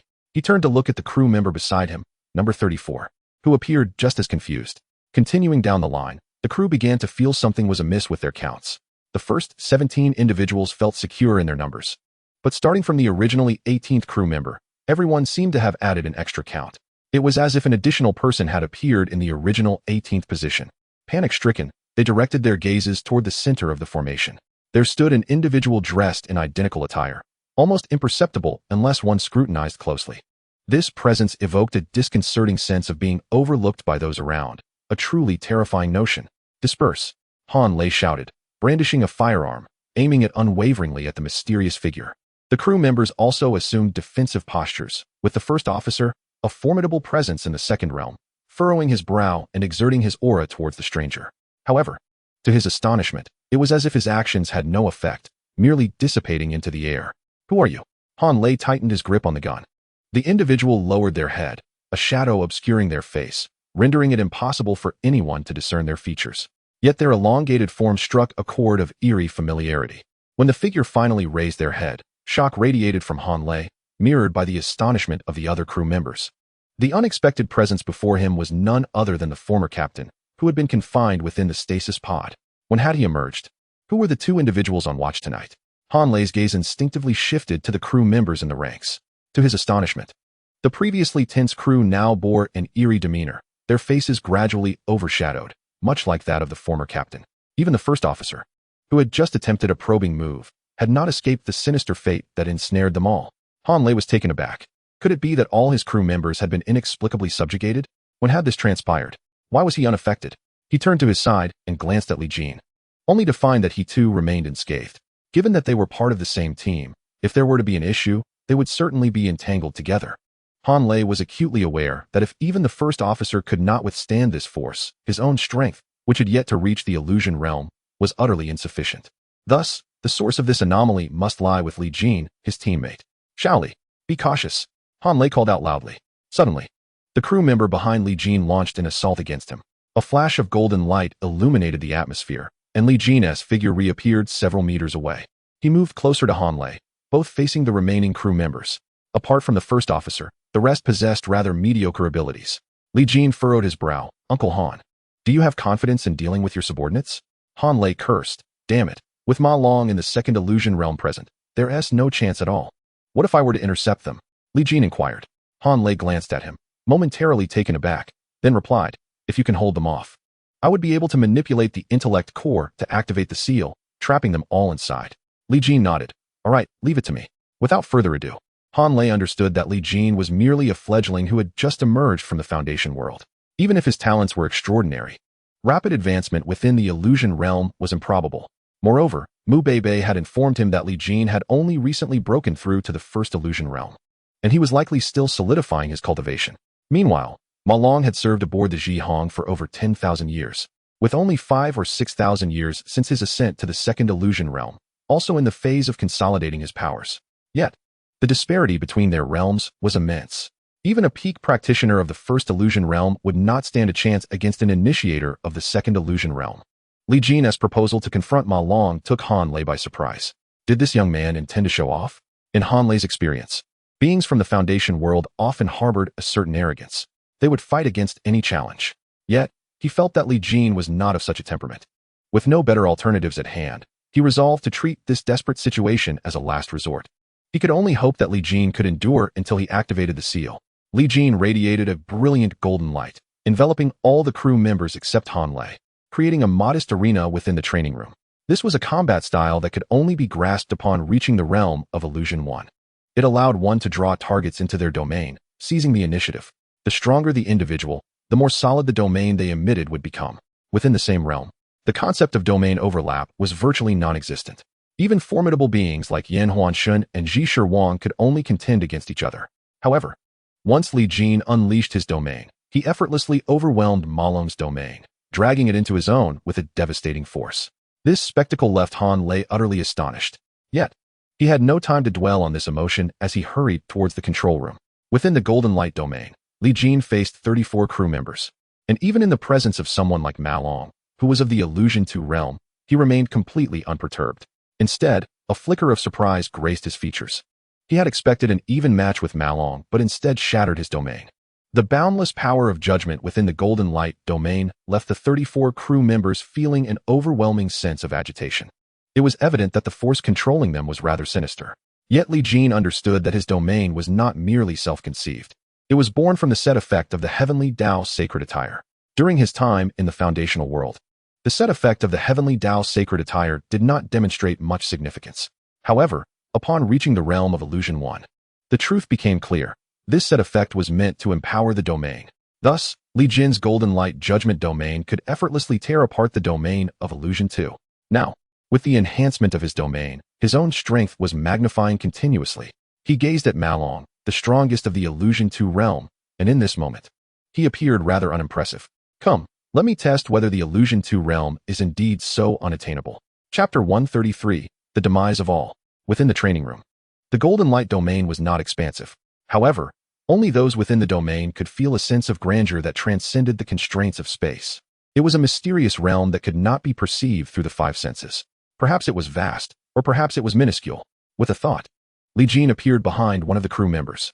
Within this domain, he was the absolute sovereign. He gently pressed his palm down, holding the crew member's head in place. He intended to probe this individual's condition with his divine sense, but the moment he made contact, an overwhelming wave of nausea washed over him. It felt as though he were amidst a pile of corpses, with the stench of decay and maggots incessantly assaulting his senses. He quickly released his grip and stepped back slightly. Before him stood the crew member, his expression grotesquely twisted, his eyes already decayed, as if he had long since perished. Yet he opened his foul mouth and grinned at Li Jin. You have finally returned. He. With that utterance, his head exploded into a shower of gruesome remnants. Red and white matter splattering everywhere. Li Jin furrowed his brow, unable to believe that the words spoken were those of the crew. After all, their interactions with him had been minimal, suggesting that a hidden entity was manipulating them to communicate with him. Turning to the other crew members, he noticed they all gazed at him in unison. Although they made no move to attack, an unsettling chill gripped him, even within his own domain. In the next moment, all of them smiled vacantly at Li Jin, murmuring, You have finally returned. Then, like the previous crew member, their heads exploded, filling the atmosphere with an eerie sensation. What malevolent force was at play? Did it wish to converse with him? Li Jin's brow remained knitted in worry. Out of 34 crew members, 33 had succumbed to the bazaar, and how was he to explain this to Han Lei? Only the first officer, Ma Long, remained. He hoped fervently that Ma Long would escape this fate. Li Jin looked at Ma Long, who stood amidst the corpses, his face not yet decayed like the others. Nevertheless, he wore a strange smile, indicating he too was ensnared by the bazaar. What are you, lurking in the shadows and too cowardly to show yourself? Li Jin demanded coldly. Ma Long grinned exuberantly. It has been ages since I've seen my esteemed elder brother. I find it hard to contain my excitement at this reunion. The shadows around him thickened, enveloping his upper body entirely. A familiar anger surged within Li Jin, reminiscent of the fury he felt when confronted with the great I a month prior. It was a sensation of a fated adversary appearing before him. If you possess any skill, come forth and face me instead of scheming from the shadows. Do you not find this tiresome? Li Jin taunted. Yet, Ma Long was not provoked. Instead, his smile grew even brighter. Ha ha ha, my dear brother, it is not that I wish to avoid you. Rather, you are unworthy of this world. When the heavens collapse and the underworld flows backward, only then shall you see me. Trust me, it shall not be long. After uttering these words, Ma Long was swiftly shrouded by shadows, transforming into a mere silhouette on the ground, leaving behind a pile of ashes as if consumed by flames. A formidable second-stage illusionist had been so effortlessly obliterated. Such methods were indeed terrifying. After sensing the conditions within the domain, Li Jin focused his thoughts, and the golden light gradually receded. The training room reappeared around him, yet it was now saturated with the stench of blood, with 33 corpses sprawled across the floor, resembling a scene from hell. The first officer had been reduced to ashes, and all crew members lay dead. Han Lei, witnessing this through the monitors, rushed from the control room. Upon witnessing the grim scene, he stood frozen in shock, his hand trembling uncontrollably around his weapon. The reality of all the crew members' deaths struck him profoundly. Despite not all having respected him, they were individuals with whom he had shared countless experiences. Even a piece of wood would have developed feelings. At this moment, it felt as though it were his own family that had suffered an undeserved calamity. Han Lei, a man of iron resolve, leaned against the doorframe, gradually sliding to the cold ground. He collapsed onto the frigid surface, his eyes clouded with a mist of despair. What a travesty! What malevolent force seeks to harm the fine men aboard the Jihang? Han Lei cried out helplessly, yet no one answered his lament. After a moment of venting his anguish, he unsteadily rose to his feet, disregarding the bloodstains on the ground, and began to search each lifeless body for their identity tags, muttering incessantly, 31, 32, 33, 34. No, one is missing, one is missing. Li Jin, noticing Han Lei's dazed expression, approached and steadied him. Uncle Han, please remain calm. Upon seeing Li Jin, Han Lei paused, his eyes appearing somewhat clearer, yet he shook his head vehemently. No, one is missing, one is missing. Li Jin furrowed his brow. There were 34 crew members. Aside from the missing Captain Malong, all 33 bodies are here. Who is absent? Watching Han Lei mutter and wander away, Li Jin suddenly sensed something amiss. He hurriedly moved in front of Han Lei, reaching for his arm. However, Han Lei's speed was unnaturally swift, and he aimed the gun at his own chin. His eyes mirrored the decay of those crew members. He laughed maniacally, shouting, "One is missing. Who could it be? It's me." Bang! The gunshot erupted, showering Li Jin with a spray of crimson and ivory. At that moment, his hand grasped Han Lei's arm just as the trigger was pulled. Damn it! A moment too late. Fury surged within Li Jin, veins bulging on his forehead. But it was too late. Han Lei obliterated his own soul with the weapon. Even the intelligent brain could not collect or upload his consciousness, marking his true demise. A profound sense of helplessness engulfed Li Jin, as if some mysterious entity were mocking him. At that moment, he was utterly powerless to intervene, forced to witness the tragic deaths of his former comrades. Li Jin roared skyward, seemingly seeking to release the fury within his heart. He lowered his gaze, gently placing Han Lei's body down, and gathered the identity tags, laying them upon his chest. A deep sense of guilt enveloped Li Jin, for he felt inextricably linked to the bizarre occurrences aboard the Jihang. Unbeknownst to him, a blood feud had silently taken root within him. In the shadows, it seemed that some presence had been watching him all along. Chapter 134, Crystal City. A vessel the size of a planet gradually emerged from the barrier of the dimensional realm. The crystal domain, a realm brimming with illusory crystals, is where its inhabitants worship the supremacy of these crystals. As long as one possesses crystal, even a servant from the realm of 3 illusions can be acquired. The ruler of this domain is the immensely powerful golden illusion god, one of the 3 illusionary deities under the command of the withered sovereign, who has mastered the art of wealth with unparalleled acumen in the manipulation of crystals. In the realm of crystal, a saying is widely circulated: the god of illusion values wealth above life itself. Should anyone dare to covet his riches, they shall be ruthlessly eradicated. Indeed, crystal is the most affluent place in the entire illusion realm, without exception. Upon the arrival of the ship Jihang at its destination, Crystal City, the doors were opened. The ground crew busily prepared to unload the cargo. However, after a considerable wait, there was no response from the Jihang. What was amiss? Were the crew members asleep? Hey, open the door quickly. We are waiting to change shifts. Yet, despite their shouts, no one answered, as if the Jihang were devoid of crew members. This perplexing scene drew the attention of the higher-ups in Crystal City. To open the hatch, approval from the pinnacle domain's intellect was required, prompting Crystal to dispatch a specialist to inform them of the situation. Amidst the onlookers, a golden-haired man turned and left, transforming into a figure with short black hair at the next corner. It was Li Jin, who had just departed from the Jihang. He left behind a single thought on the ship, so that when the pinnacle domain's personnel arrived to unlock the hatch, they would uncover the truth of the matter. He chose not to wait personally, as the crystal personnel might take an eternity to relay the news. Furthermore, he had pressing matters to attend to. Even the desire for vengeance against Uncle Han and the others was futile without sufficient strength. Thus, his foremost objective was to enhance his own power. Li Jin had also discerned that his rate of cultivation was persistently ascending. What did this signify? It indicated that the Dragon Kingdom's people, who had vanished from Blue Star, were not extinguished. Instead, they existed in some corner of the illusion realm, awaiting his return. Throughout the year of travel, Li Jin had accumulated an innumerable amount of intention energy. It was more than sufficient for a breakthrough, yet he hesitated due to a lack of illusion crystals. For if he were to advance prematurely to the second or third illusion realm, what would become of those precious gifts? Without illusion crystals, they would remain unattainable. Moreover, the gifts were time-sensitive, with a maximum storage duration of no more than 7 days. This was the reason he lingered in the first illusion realm. Crystal City, truly deserving of its title as the wealthiest city, featured streets adorned with illusion crystals. The inhabitants here adorned themselves daily with these crystals, making it akin to a Dubai of the illusion realm.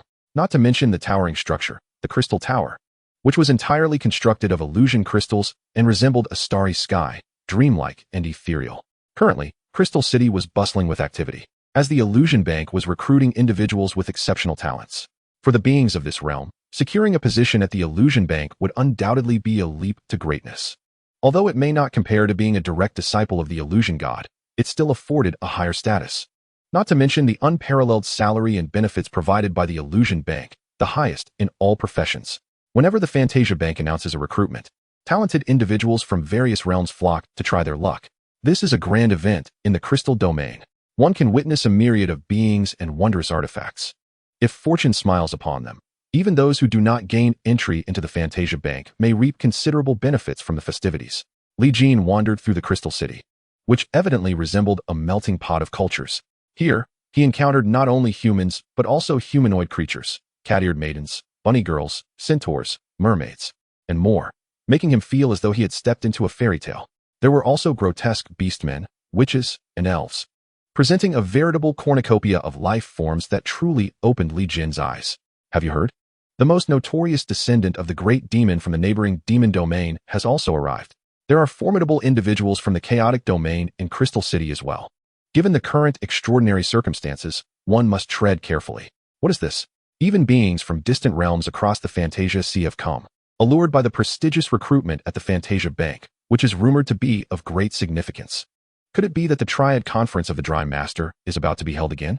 It seems my brother is quite well informed, even privy to such insider news. Li Jin's ears diligently gathered useful information. The beings they spoke of must be exceedingly powerful, yet what of this Triad Conference? Perplexed, Li Jin inquired of a passerby regarding the location of the Fantasia Bank's headquarters and set off in that direction. As he drew near, he discovered that the headquarters was situated beneath the Crystal Tower. This tower soared to a height of 1,000 meters and occupied a vast area of several hundred meters. One could only imagine the staggering consumption of crystal essence required for such a structure. Typically, the crystal essence used by the populace is no larger than a pigeon's egg. If one were to convert the Crystal Tower into crystal essence, it would undoubtedly rival the wealth of nations. Only Crystal City would dare to be so extravagant. No one would dare to engage in any underhanded dealings beneath the watchful eyes of the celestial deity. Li Jin marveled at this, then approached the grand entrance of the Fantasia Bank. Welcome to the Fantasia Bank. May I inquire what business you wish to conduct? A tall, human-like woman emerged from the entrance. Her beauty and poise were certainly on par with the fairest maidens of the realms, yet within the Fantasia Bank, she could only serve as a receptionist. Li Jin replied nonchalantly, "Do you offer loans here?" At this statement, the receptionist exchanged startled glances. "Sir, are you familiar with the loan conditions of the Fantasia Bank?" Li Jin furrowed his brow. "I am not acquainted with them. I would appreciate it if you could enlighten me." Just then, a burst of laughter erupted from the nearby lounge area. Li Jin turned to see a young man clad in opulent imperial garb, lounging comfortably as he enjoyed the bank's massage services. He scrutinized Li Jin with the gaze of one observing a simpleton. In this day and age, even the most mundane souls seek to secure loans. It is utterly laughable. If you lack funds, you ought to simply work honestly. Or if you wish to borrow, I might be in a generous mood and could perhaps spare a little from my fingers, with a modest interest rate of 50% per day. How does that sound? The young man's words were undeniably laced with scorn directed at Li Jin. Li Jin furrowed his brows and inquired, "May I ask if you are the scion of the Illusory World Bank?" The youth clad in imperial attire cast a disdainful glance at Li Jin and retorted, "If I were, I would never permit a lowly individual like you to enter." Li Jin's frown eased as he replied with a smile, "Then why are you putting on such airs? One might mistakenly believe the Illusory World Bank is your family's establishment." Chapter 135, The Illusory World Bank. Li Jin's voice was far from quiet, and given the serene atmosphere of the Illusory World Bank, all eyes were drawn to him. The imperial-clad youth, taken aback by being confronted by a person of lower status, was consumed by fury. "Do you even know who you are speaking to?" he demanded. Li Jin shook his head, As long as you are not associated with the illusory World Bank, I couldn't care less who you are.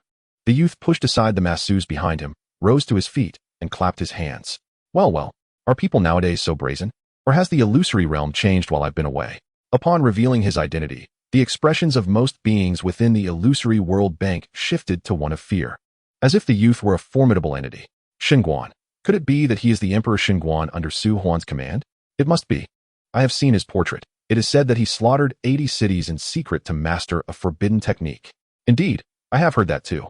And Su Huan even cleaned up after him. Their whispers, despite being hushed, felt jarring in the tranquil environment of the bank. Xinguan turned his head, his eyes gleaming with cold light. Dare to speak behind my back? Do you wish for death? After being scolded, the others fell silent. Xinguan then turned back to gaze at Li Jin, expecting him to be cowed by his imposing presence and beg for mercy. Yet, Li Jin paid him no mind. Continuing his conversation with the attendant at the front desk. Miss, you still haven't mentioned the conditions for the loan. At his reminder, the attendant snapped back to attention. Glancing worriedly at Li Jin, after a nudge from a colleague, she cleared her throat and stated, according to the regulations of the illusory World Bank, those seeking a loan must verify their assets. If the assets are below 100,000 illusory crystals, no loan services will be provided. For assets between 100,000 and 1 million, a loan of 50% of the assets will be granted.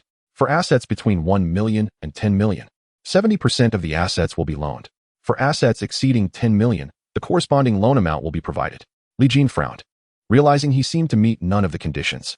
Xinguan, noticing his expression, burst into laughter. Ha, you are hilarious. I thought you might be a nouveau riche. But it turns out you are just a pauper. Do you think you can swindle the illusory World Bank? Let me make this clear. If you truly manage to secure a loan, I will double the amount you receive. His words dripped with confidence and arrogance. The surrounding customers and staff sighed, realizing that the young man was likely in for a rough time. With Xinguan's attention on him, he would be lucky to escape unscathed. However, Li Jin remained unfazed. He glanced at Xinguan and calmly remarked, a mere trick to attract attention. Xinguan's expression grew increasingly stern. He was taken aback by the audacity of this fellow from the illusion realm. Indeed, he was a lowly individual, utterly oblivious to the prevailing circumstances. Very well, young man, it has been many years since I have felt such profound interest in someone. You must maintain this intriguing demeanor. The palpable threat in his tone was unmistakable, yet Li Jin remained unfazed. He turned to the front desk and inquired, are there any other means to secure a loan? The beautiful attendant hesitated briefly before responding. If you possess a copper card, you may obtain an interest-free loan of 100,000 illusion crystals. A silver card allows for a loan of 1 million illusion crystals, while a gold card permits a loan of 10 million. Li Jin was momentarily taken aback. He had not anticipated that the illusion bank operated under such a system. It seemed that Mu Beibei's gold card was indeed remarkable. What about his own black card? Oh, you even have knowledge of the illusion bank's membership? Pray tell, are you of noble lineage, flaunting your status today? Xinguan's derisive laughter grew louder. Li Jin feigned deafness and continued speaking to the attendant. Is there nothing else? The attendant shook her head. No, our illusion bank provides loans solely under these two conditions. Otherwise, it would incur losses for our institution. Li Jin waved his hand dismissively, clarifying, that's not what I meant. I was inquiring whether there are more gold cards available. The attendant paused for a moment, glancing at her colleagues as if seeking confirmation. At that moment, Xinguan sauntered closer, saying, of course there are more gold cards. But you lack even the most basic copper card, and yet dare to aspire to realms beyond your grasp. Such ignorance. One of the other attendants stood up respectfully and bowed to Xinguan. Esteemed silver card member, are you satisfied with today's service?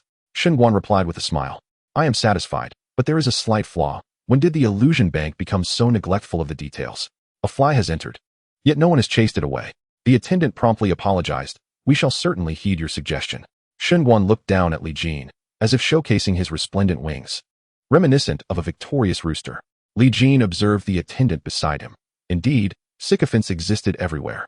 However, this young lady attending to him exuded a refreshing, novice charm. Not showing him any disdain, Li Jin smiled at her and produced his black card. Could you kindly check how much I can borrow with this card? As soon as Li Jin's black card was revealed, all the lights in the illusion bank headquarters illuminated magnificently, as if welcoming the most esteemed guest home. A harmonious and grand melody resonated, heralding the moment. The spotlight immediately focused on the black card in Li Jin's hand, radiating exquisite colors that astonished everyone present. What is this? The black card, exclaimed the more seasoned attendant beside him, her confidence wavering. At the mere mention of the black card, The hearts of all present constricted. What is a black card? It is the most prestigious membership of the Illusion Bank. To date, only 15 such cards have ever been issued. All matters lie in the hands of those formidable beings at the godly level, rendering even the peak of the three illusions realm unworthy of access. Generally speaking, the black card seldom appears in the main hall, which is why these individuals failed to recognize its significance at first. The receptionist, having gained knowledge of the black card's extraordinary benefits due to an improper relationship with the bank president, was privy to this information. Little did they expect that this seemingly inconsequential person could produce a black card. It was akin to delivering a stinging slap to their faces. The bank manager was already hurrying outside, and should he discover their disdainful attitude towards the esteemed black card holder, the consequences would be dire. Thus, they glared at the receptionist who was attending to Li Jin, their eyes ablaze with resentment. After a brief moment of astonishment, Li Jin waved the black card before the receptionist and inquired, "Miss, could you assist me in determining whether I am eligible for a loan?" Chapter 136. A loan of 300 billion in the Grand Hall of the Illusionary World Bank. One could hear a pin drop. Both the reception staff and the domineering Shun Guan fell silent, their minds racing with speculation about Li Jin's identity. The black card of the Illusionary World Bank was exclusively granted to the godly beings, and no other entity was deemed worthy of possessing it. This indicated that the individual before them had ties to the divine. Although Shun Guan was also a disciple of a godly figure, he understood that his master would never bestow a black card upon him. In light of this, Li Jin's identity became increasingly enigmatic. Could he possibly be the offspring of a god? This possibility loomed large, leaving Shun Guan feeling overwhelmed. He had not anticipated that merely crossing paths with someone could lead to such a formidable encounter. Damn it, I should have consulted the almanac before leaving home. The bewildered receptionist remained in a daze, as though the black card possessed a certain enchantment. My sincerest apologies, esteemed black card holder. I have arrived late. Suddenly, a portly figure came sprinting toward Li Jin, stopping abruptly by his side. It was not a human, but rather a rotund catfish spirit. A pair of sunglasses perched comically upon its slick nose. However, this being held the esteemed position of customer service manager at the Illusionary World Bank. A figure of great influence capable of shaking the very foundation of the bank with a mere stamp of its foot. Possessing considerable authority, it could effortlessly suppress others financially. Yet, at this moment, this formidable entity stood beside Li Jin, bowing repeatedly in apology, fearful of causing him any displeasure. "Who are you?" Li Jin inquired, somewhat perplexed. "Oh, where are my manners? I am Fei Bo, the customer service manager of the Illusionary World Bank. Here is my business card." The catfish spirit presented a card crafted from crystal. "By the way, how may I assist you during your visit to the Illusionary World Bank?" Fei Bo pressed on. Li Jin accepted the card and glanced at Shun Guan and the receptionist nearby. "I merely seek to ascertain whether I can secure a loan with this card. However, some individuals have informed me that I am ineligible for any amount. Is that true?" His words dripped with sarcasm, directed pointedly at Shun Guan and the receptionist who had previously mocked him. Fei Bo glanced at the others and instantly grasped the situation, hastily gesturing an invitation. "Esteemed guest, please follow me to the VIP lounge for our discussion." Li Jin nodded in acknowledgement. Notably, Fei Bo exhibited remarkable discernment by disregarding Shun Guan's status as a disciple of the illusionary deity, treating him with due respect. Moreover, the expression on the receptionist's face hinted that her circumstances were far from favorable. As the two entered the interior of the Illusionary World Bank, a gathering of onlookers exchanged bewildered glances, unable to fathom that this seemingly impoverished individual had unleashed a powerful revelation, startling Manager Fei. It was likely that the receptionist would face the repercussions of this encounter. At this moment, Shun Guan's expression darkened, his silver card clenched tightly in his hand. Slightly warped from the pressure, his shadowy gaze followed the departing Li Jin, then shifted to the receptionist beside him. With a disdainful snort, he swept out of the Illusionary World Bank. In the VIP lounge, Fei Bo prepared tea for Li Jin, and they seated themselves across from one another. "May I inquire your esteemed surname?" Fei Bo asked with a congenial smile. Li Jin sensed an overwhelming aura emanating from Fei Bo, who was, astonishingly, a being of the third realm of illusion. The Illusionary World Bank truly lived up to its reputation as the pinnacle of the illusionary realm, with even its managers possessing such formidable prowess. "My surname is Li," Li Jin replied. The moment Fei Bo heard this, he appeared momentarily stunned, disbelief flashing across his face as he pressed further. "Is your Li the character for wood?" Li Jin nodded, perplexed by the inquiry. Upon receiving confirmation, a flicker of sheer joy sparkled in Fei Bo's eyes, though he quickly masked it. "Ah, I see. I need to register your details, esteemed guest, to facilitate a seamless connection with our customer service during your future visits," Fei Bo explained. However, Li Jin sensed an unusual fervor in Fei Bo's demeanor, akin to that of someone regarding a priceless treasure. Nevertheless, he did not perceive any hostility, which encouraged him to continue the conversation. By the way, Mr. Li, did you express an interest in obtaining a loan from our institution? Li Jin nodded, placing the black card on the table. Could you please inform me of the potential amount I could secure with this card?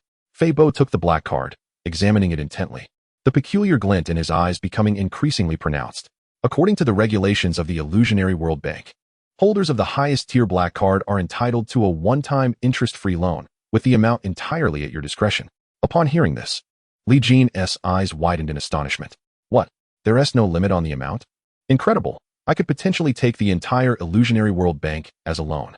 However, he quickly recognized the impracticality of such a notion, as all conditions were bound within acceptable parameters. Would you be so kind as to disclose the current maximum limit that the Illusionary World Bank can provide? Li Jin inquired once he had calmed his excitement. Fei Bo was taken aback. Mr. Li appeared youthful, yet his manner of speaking was remarkably sophisticated, directly presenting the question to him. Clapping his hands, he summoned a secretary, a cat-eared young lady who entered holding a computer crafted from illusionary crystals. Fei Bo instructed her, please check for our esteemed guest the current liquidity available at our bank.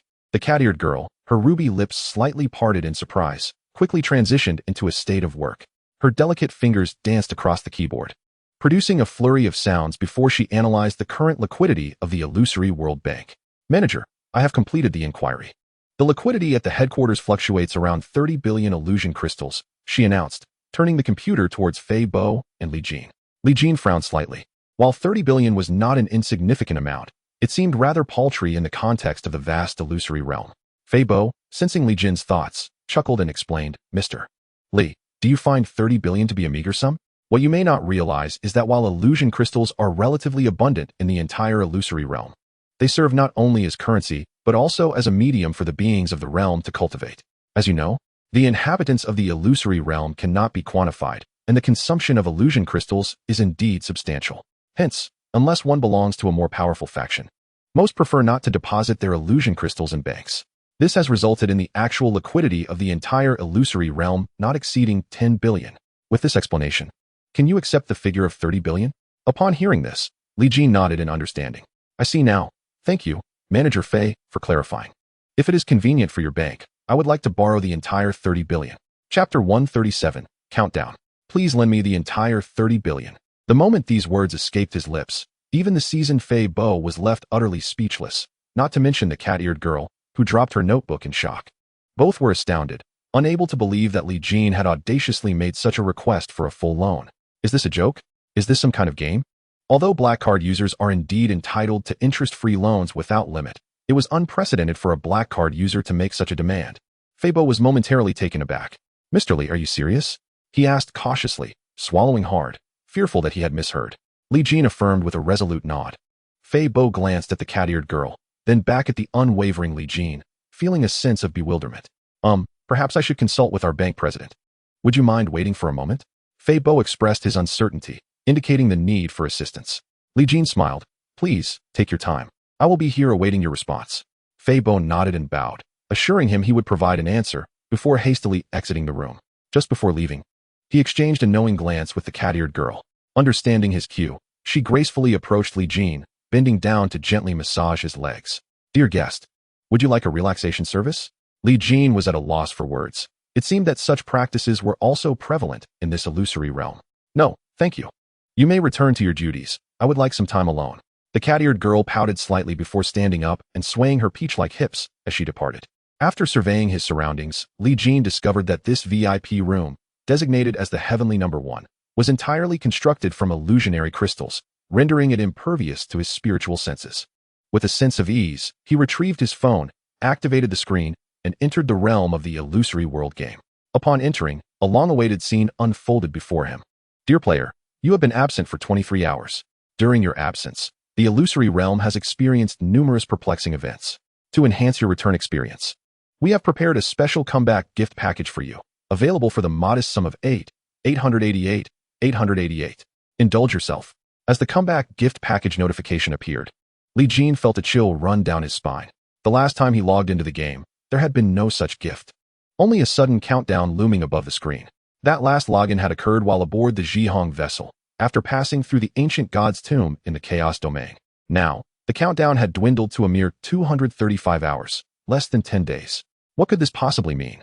A sense of impending doom akin to the events of the three-body problem? Yet, within the illusory realm, the technology of the three-body system was but a flicker of light. Clearly, something far more sinister was about to transpire within this realm. Thus, Li Jin conceived the notion of leveraging his black card to secure a loan from the illusory World Bank. It felt like a cyclical phenomenon, reminiscent of the impending demise of Blue Star. The illusory realm was also destined to face an unknown upheaval. Lacking a foundation in this realm, he could not squander his resources as he might on Blue Star.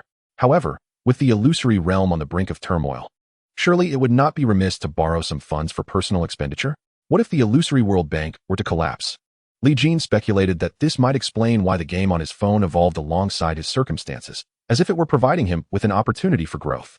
All that remained was to await the approval of his loan, allowing him to indulge in the game. He certainly could not overlook the allure of the gift package. It was high time for his cultivation to advance. Wait, what is that light? A red dot appeared above the heavenly desolation burning flame cauldron in the game's cave.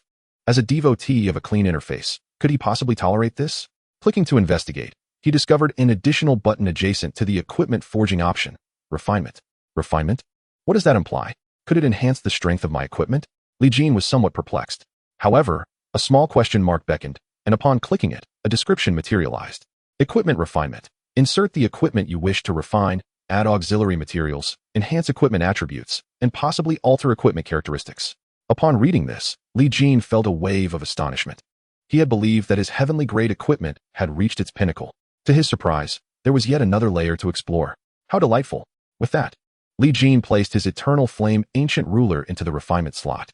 Immediately, the required materials popped up, 1 ancient wood of the Crimson Snow Dragon and 10 universal crimson-grade materials. Although he lacked these 2 items, he noticed a synthesis button below.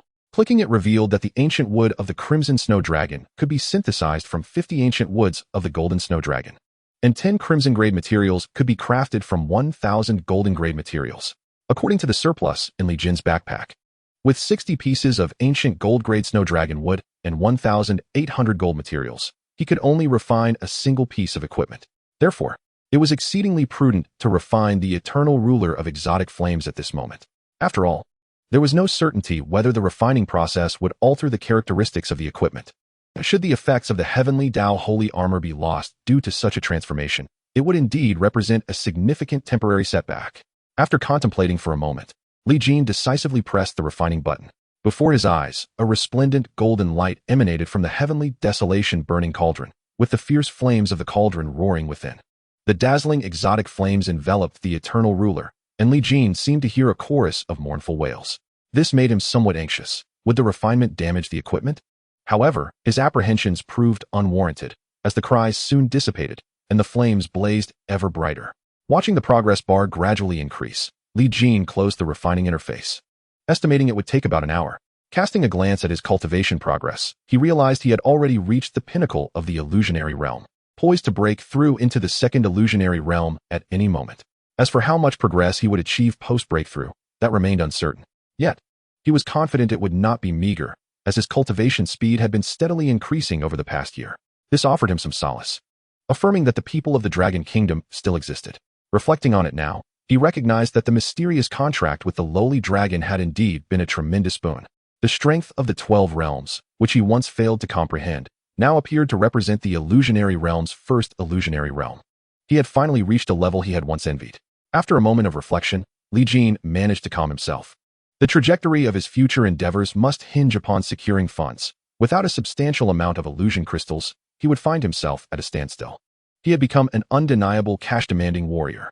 Just the return gift package alone was valued at nearly 9 million illusion crystals. And earning that amount by his own efforts would take an eternity. Who could say whether the illusionary realm would even exist by then? Half an hour later, the door to the VIP room number 1 swung open. Li Jin's eyes widened in astonishment as he sprang from the sofa. Chapter 138, A Reunion with an Old Friend. Dong Qiankuan? Li Jin exclaimed, unable to contain himself.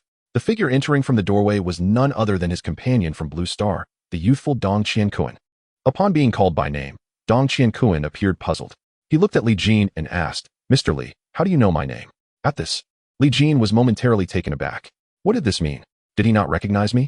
However, Upon sensing the aura before him, Li Jin discovered that Dou Qi possessed an extraordinarily formidable strength, surpassing even that of the corpulent Bei Bo behind him.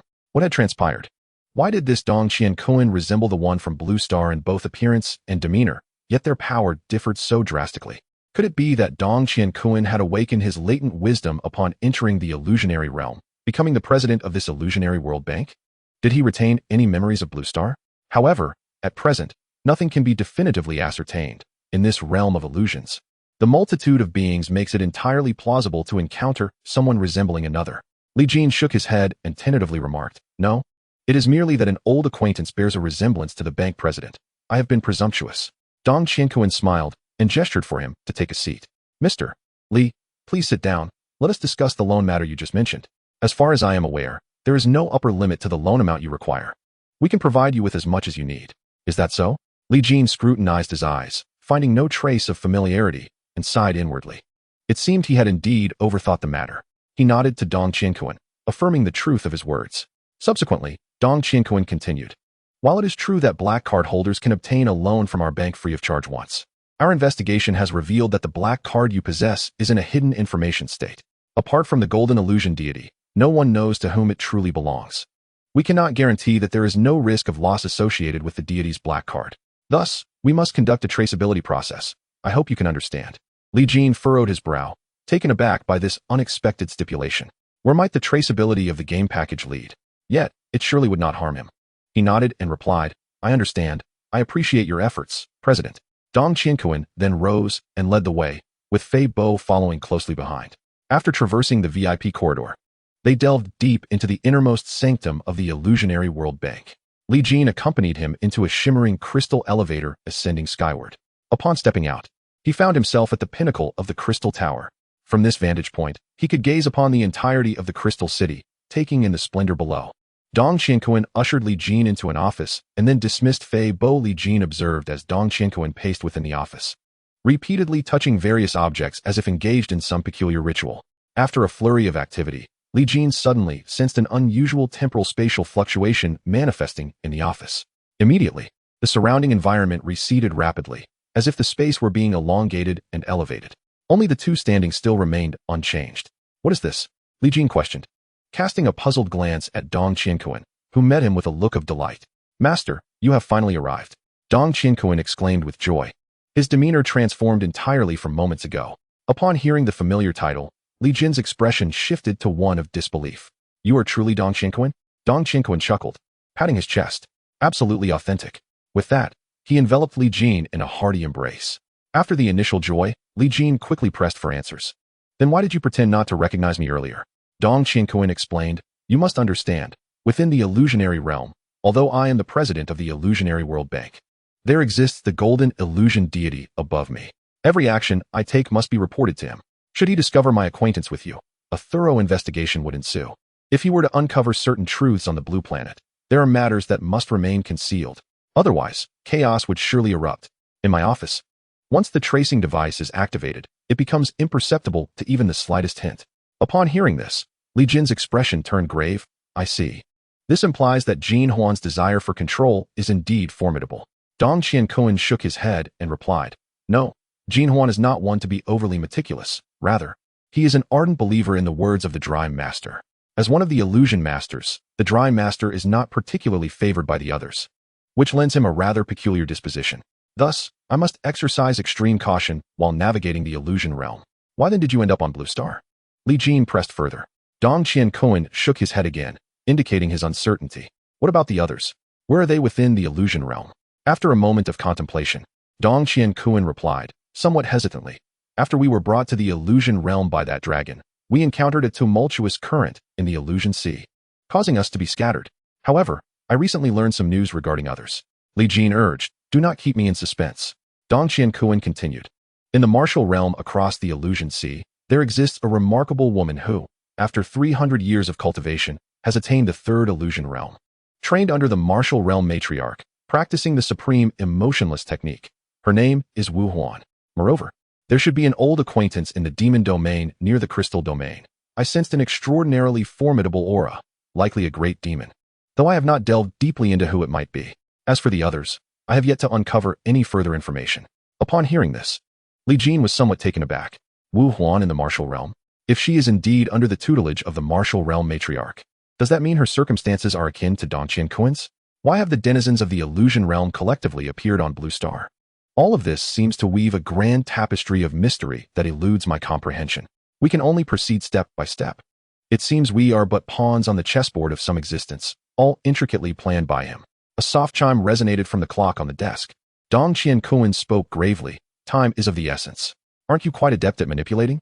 I shall arrange for you to assume the identity of a disciple of the flame illusion god.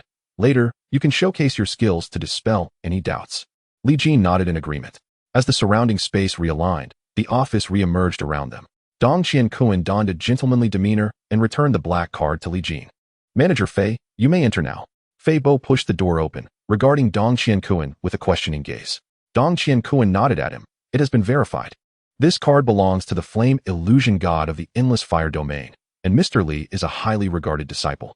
Fei Bo looked at Li Jin in surprise. He is a disciple of the flame illusion god. I thought the flame illusion god only accepted 2 apprentices, neither of whom is him. Faced with Fei Bo's incredulous stare, Li Jin merely cast him a sidelong glance, then summoned forth several distinct, their brilliance illuminating the space and rendering it intensely heated.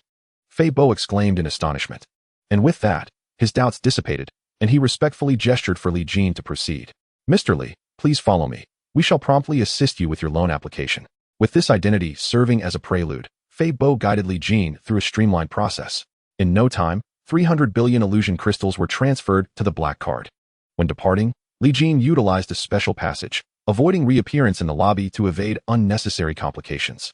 At the cross-domain teleportation array, Li Jin paid 30,000 illusion crystals to secure a spot. It must be acknowledged that traversing 2 realms indeed incurs a hefty cost. Once the array's radiance illuminated the surroundings, Li Jin's figure vanished from sight. Shortly thereafter, a group hurriedly arrived. Damn it, he got away. Where did that person go? Hurry. Inform me. Leading the charge was Shun Guan, who had previously clashed with Li Jin at the Illusionary World Bank, now accompanied by others to intercept him. The encircled staff stammered, to the demon domain. Upon hearing this, Shun Guan's eyes flickered with determination. Let us also proceed to the demon domain. If we do not pursue him, what face shall I have left? Thus, the teleportation array ignited once more, and Shun Guan and his entourage vanished. In the Crystal City, a pair of radiant golden eyes suddenly opened wide, gazing intently in the direction of Li Jin's disappearance. The demon domain represents a unique world where strength reigns supreme, and the law of the jungle prevails. This fosters an exceptionally fierce societal demeanor. Furthermore, various races adhere to their intrinsic forms, refraining from altering their appearances. Consequently, it is common to encounter colossal demons roaming the demon domain, instilling terror. Upon his arrival in the demon domain, Li Jin was immediately struck by a seismic tremor. Even the teleportation array beneath him swayed precariously. However, the diverse demon clans around him appeared unperturbed, having discovered a peculiar rhythm that allowed them to navigate this tumultuous environment with ease. Li Jin ascended into the air, only to realize that he had been standing upon the back of a massive demon. A grand city was situated atop it, shifting locations with its strides, an extraordinary sight indeed. What astonished Li Jin further was the realization that the space above him, which should have been a vast sky, was instead occupied by land. From a broader perspective, it became evident that the location Li Jin found himself in was merely a planet revolving around a colossal mountain. Surrounding that mountain were 4 such planets. Just one of these planets was already larger than the foundational world, let alone the gigantic mountain itself. In comparison, the planets appeared as mere droplets of water before it. In this bizarre and terrifying world, 9 such formidable mountains exist. The surroundings are filled with an endless sea of illusions, yet unlike the ethereal realm, it does not easily lead one astray. Mighty demons even churned within, creating boundless waves. Li Jin's arrival coincided with a planet situated atop the 9th mountain sea. This world is truly extraordinary.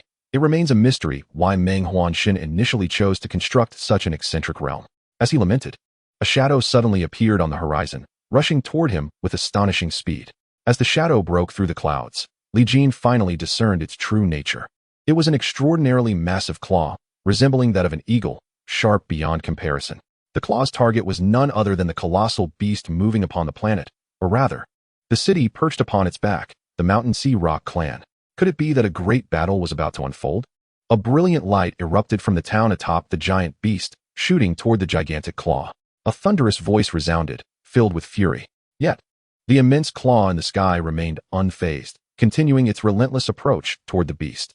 The celestial spirits have not graced this realm for 1,000,000 years. We, the great demons, are the sovereigns of this world. Yin City shall be governed by our clan. A voice from beyond the stars echoed, chillingly indifferent. Li Jin sensed that the master of the colossal claw possessed strength at least at the third illusion realm, an undeniably formidable demon. In contrast, the beast beneath him was merely at the first illusion realm, utterly incapable of contending with such power. Some entities upon the beast's back, however, fought valiantly, managing to challenge the great demon in a struggle for supremacy. Yet, the great demon ultimately stood as the pinnacle of combat prowess in this mountainous and oceanic world. And with relentless confrontations, Yin City on the beast's back began to tremble perilously. Li Jin flew far away, observing the scene with a furrowed brow. Is this what the demon domain entails? A continuous eruption of conflict, driven not by gain, but by pride. As anticipated, the entities upon the giant beast were suppressed by the golden rock demon, unable to stir up any further tumult. The inhabitants of the town fled in droves. Disregarding their possessions, a moment's delay could mean being swept away by the great demon. The teleportation array illuminated with brilliance. Shun Guan and his entourage materialized, his expression grim, as if to impose a sense of authority upon the beings present.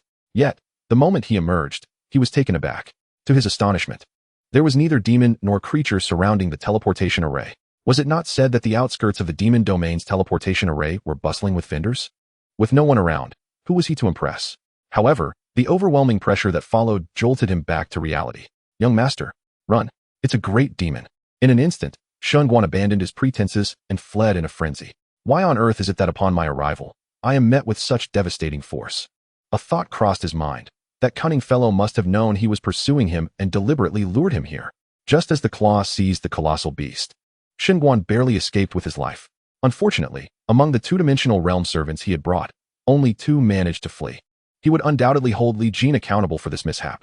After the rock's claw snatched away the beast, only a multitude of beings remained, staring at one another in bewilderment. Li Jin promptly rescued several incapable of flight among the demon race. From them, he learned that the great demons predominantly resided above the mountains and seas. In the demon domain, there were countless great demons, yet only 3 could claim the title of disciples of the celestial spirits, one self-styled as the Lord of Withered Flames, and the other known as Mountain Sea.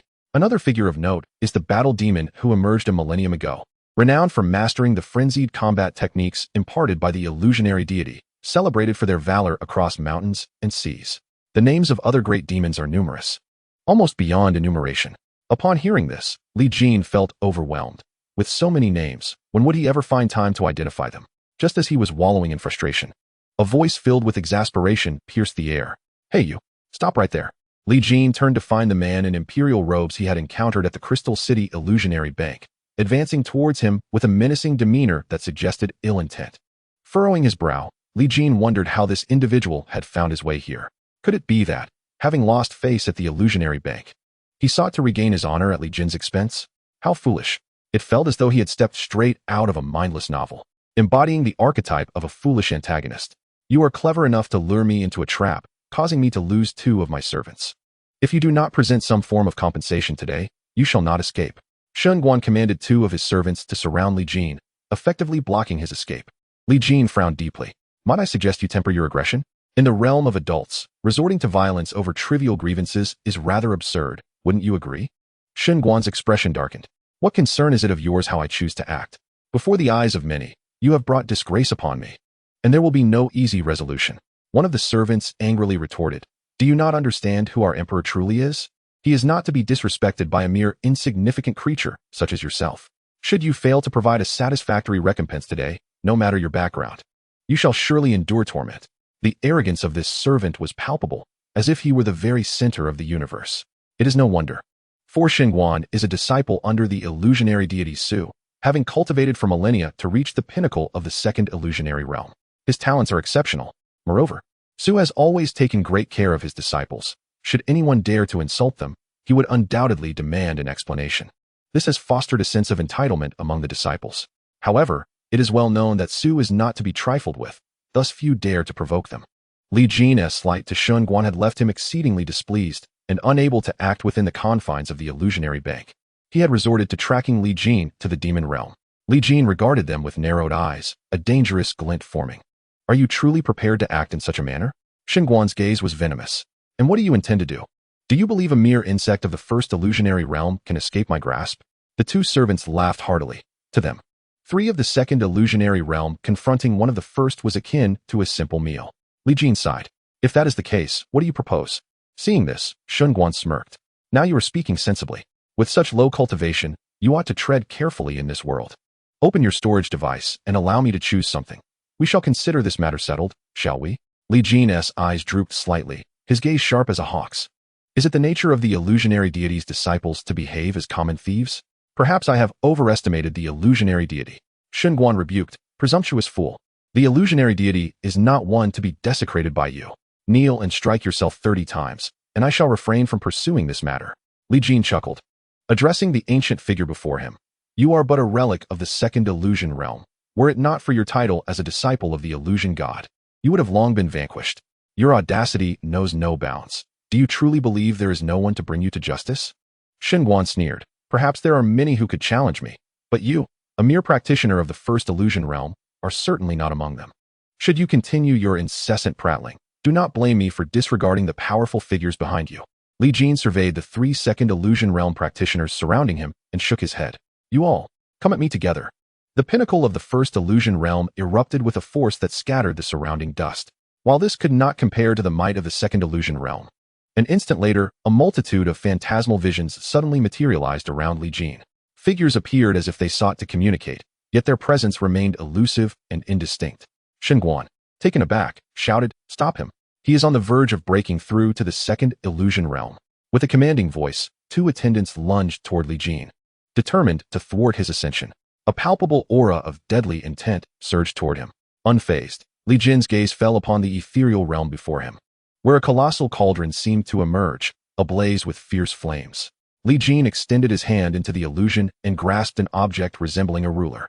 As he drew this artifact into reality, the very fabric of the world around him began to transform. The entire planet started to assimilate with this ancient ruler.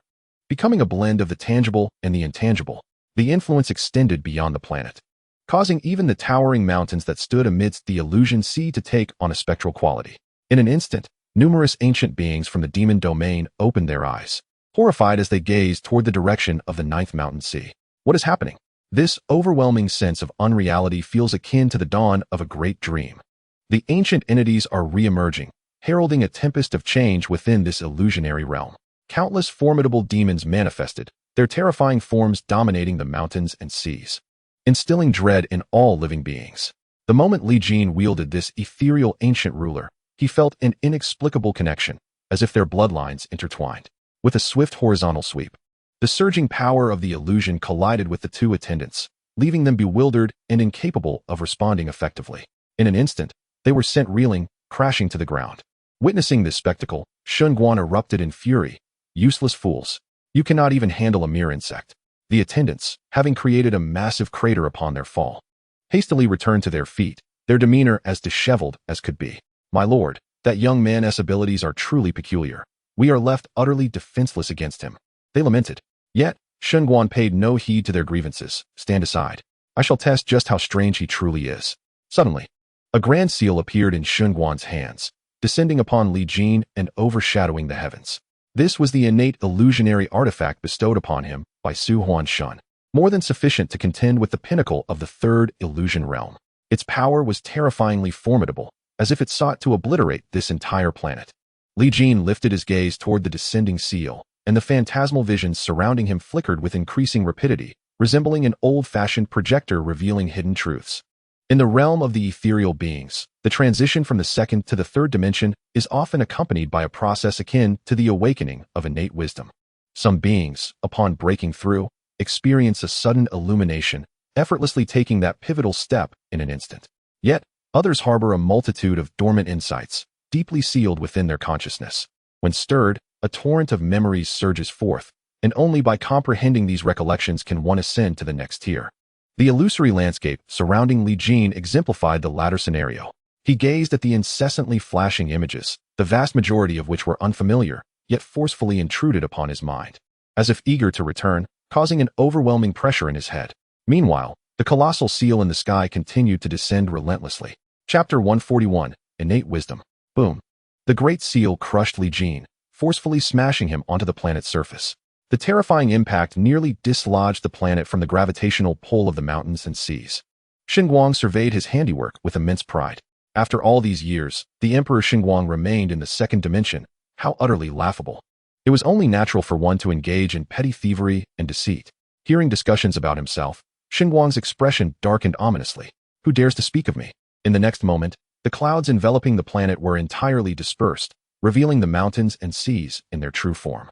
More astonishingly, atop a towering mountain coiled a colossal azure-scaled serpent, thicker than the planet itself, while a massive tortoise emerged from the illusory sea, its shell rivaling the expanse of land. They gazed at Xinguang, their expressions rife with derision. Ah, so it is you too. Now that you've broken through to the third dimension, you feel emboldened to flaunt your prowess before me? Xinguang remarked coldly. The serpent flicked its tongue, its eyes menacing. Oh, we wouldn't dare, merely reflecting on bygone days. Some individuals once exhibited extraordinary talent, yet ultimately faded into the crowd, which is truly regrettable. The giant tortoise emitted a deep, rumbling laugh, which grated on Xinguang's ears. Clenching his fists, he refrained from striking back, fully aware that his current strength in the second dimension paled in comparison to these great demons. Instead, he glared with resentment. Reminiscing about his former status as a prodigy in the ethereal realm, a status that had garnered him the patronage of the illusory deity. However, after reaching the second dimension early on, he found himself unable to progress further, leaving even the illusory deity at a loss. Amidst endless doubts, Xinguang's demeanor began to shift, becoming increasingly peculiar. He developed a penchant for bullying others, as if this was the only way to recapture the feeling of superiority he once held in the ethereal realm. The more he indulged in this behavior, the more he became fixated on his own reputation. Thus, after being humiliated by Li Jin, he felt compelled to pursue vengeance to restore his dignity. As they exchanged distant glances, the immense seal that bore down on the planet suddenly trembled. Boom. With a tremendous roar, the seal was hurled away, piercing through the planet's barriers and plunging into the illusory sea, unleashing a cascade of waves. The speed was so astonishing that it left Xinguang with no opportunity to react. Li Jin's figure gradually ascended into the sky, wielding an ethereal ancient ruler in his hand. Surrounded by a flickering array of intricate memories, he emanated an aura of profound mystery, which intensified as he absorbed more recollections. The influence of the ancient ruler expanded, casting an illusion over the ninth mountain sea, which began to stretch toward the eighth mountain sea.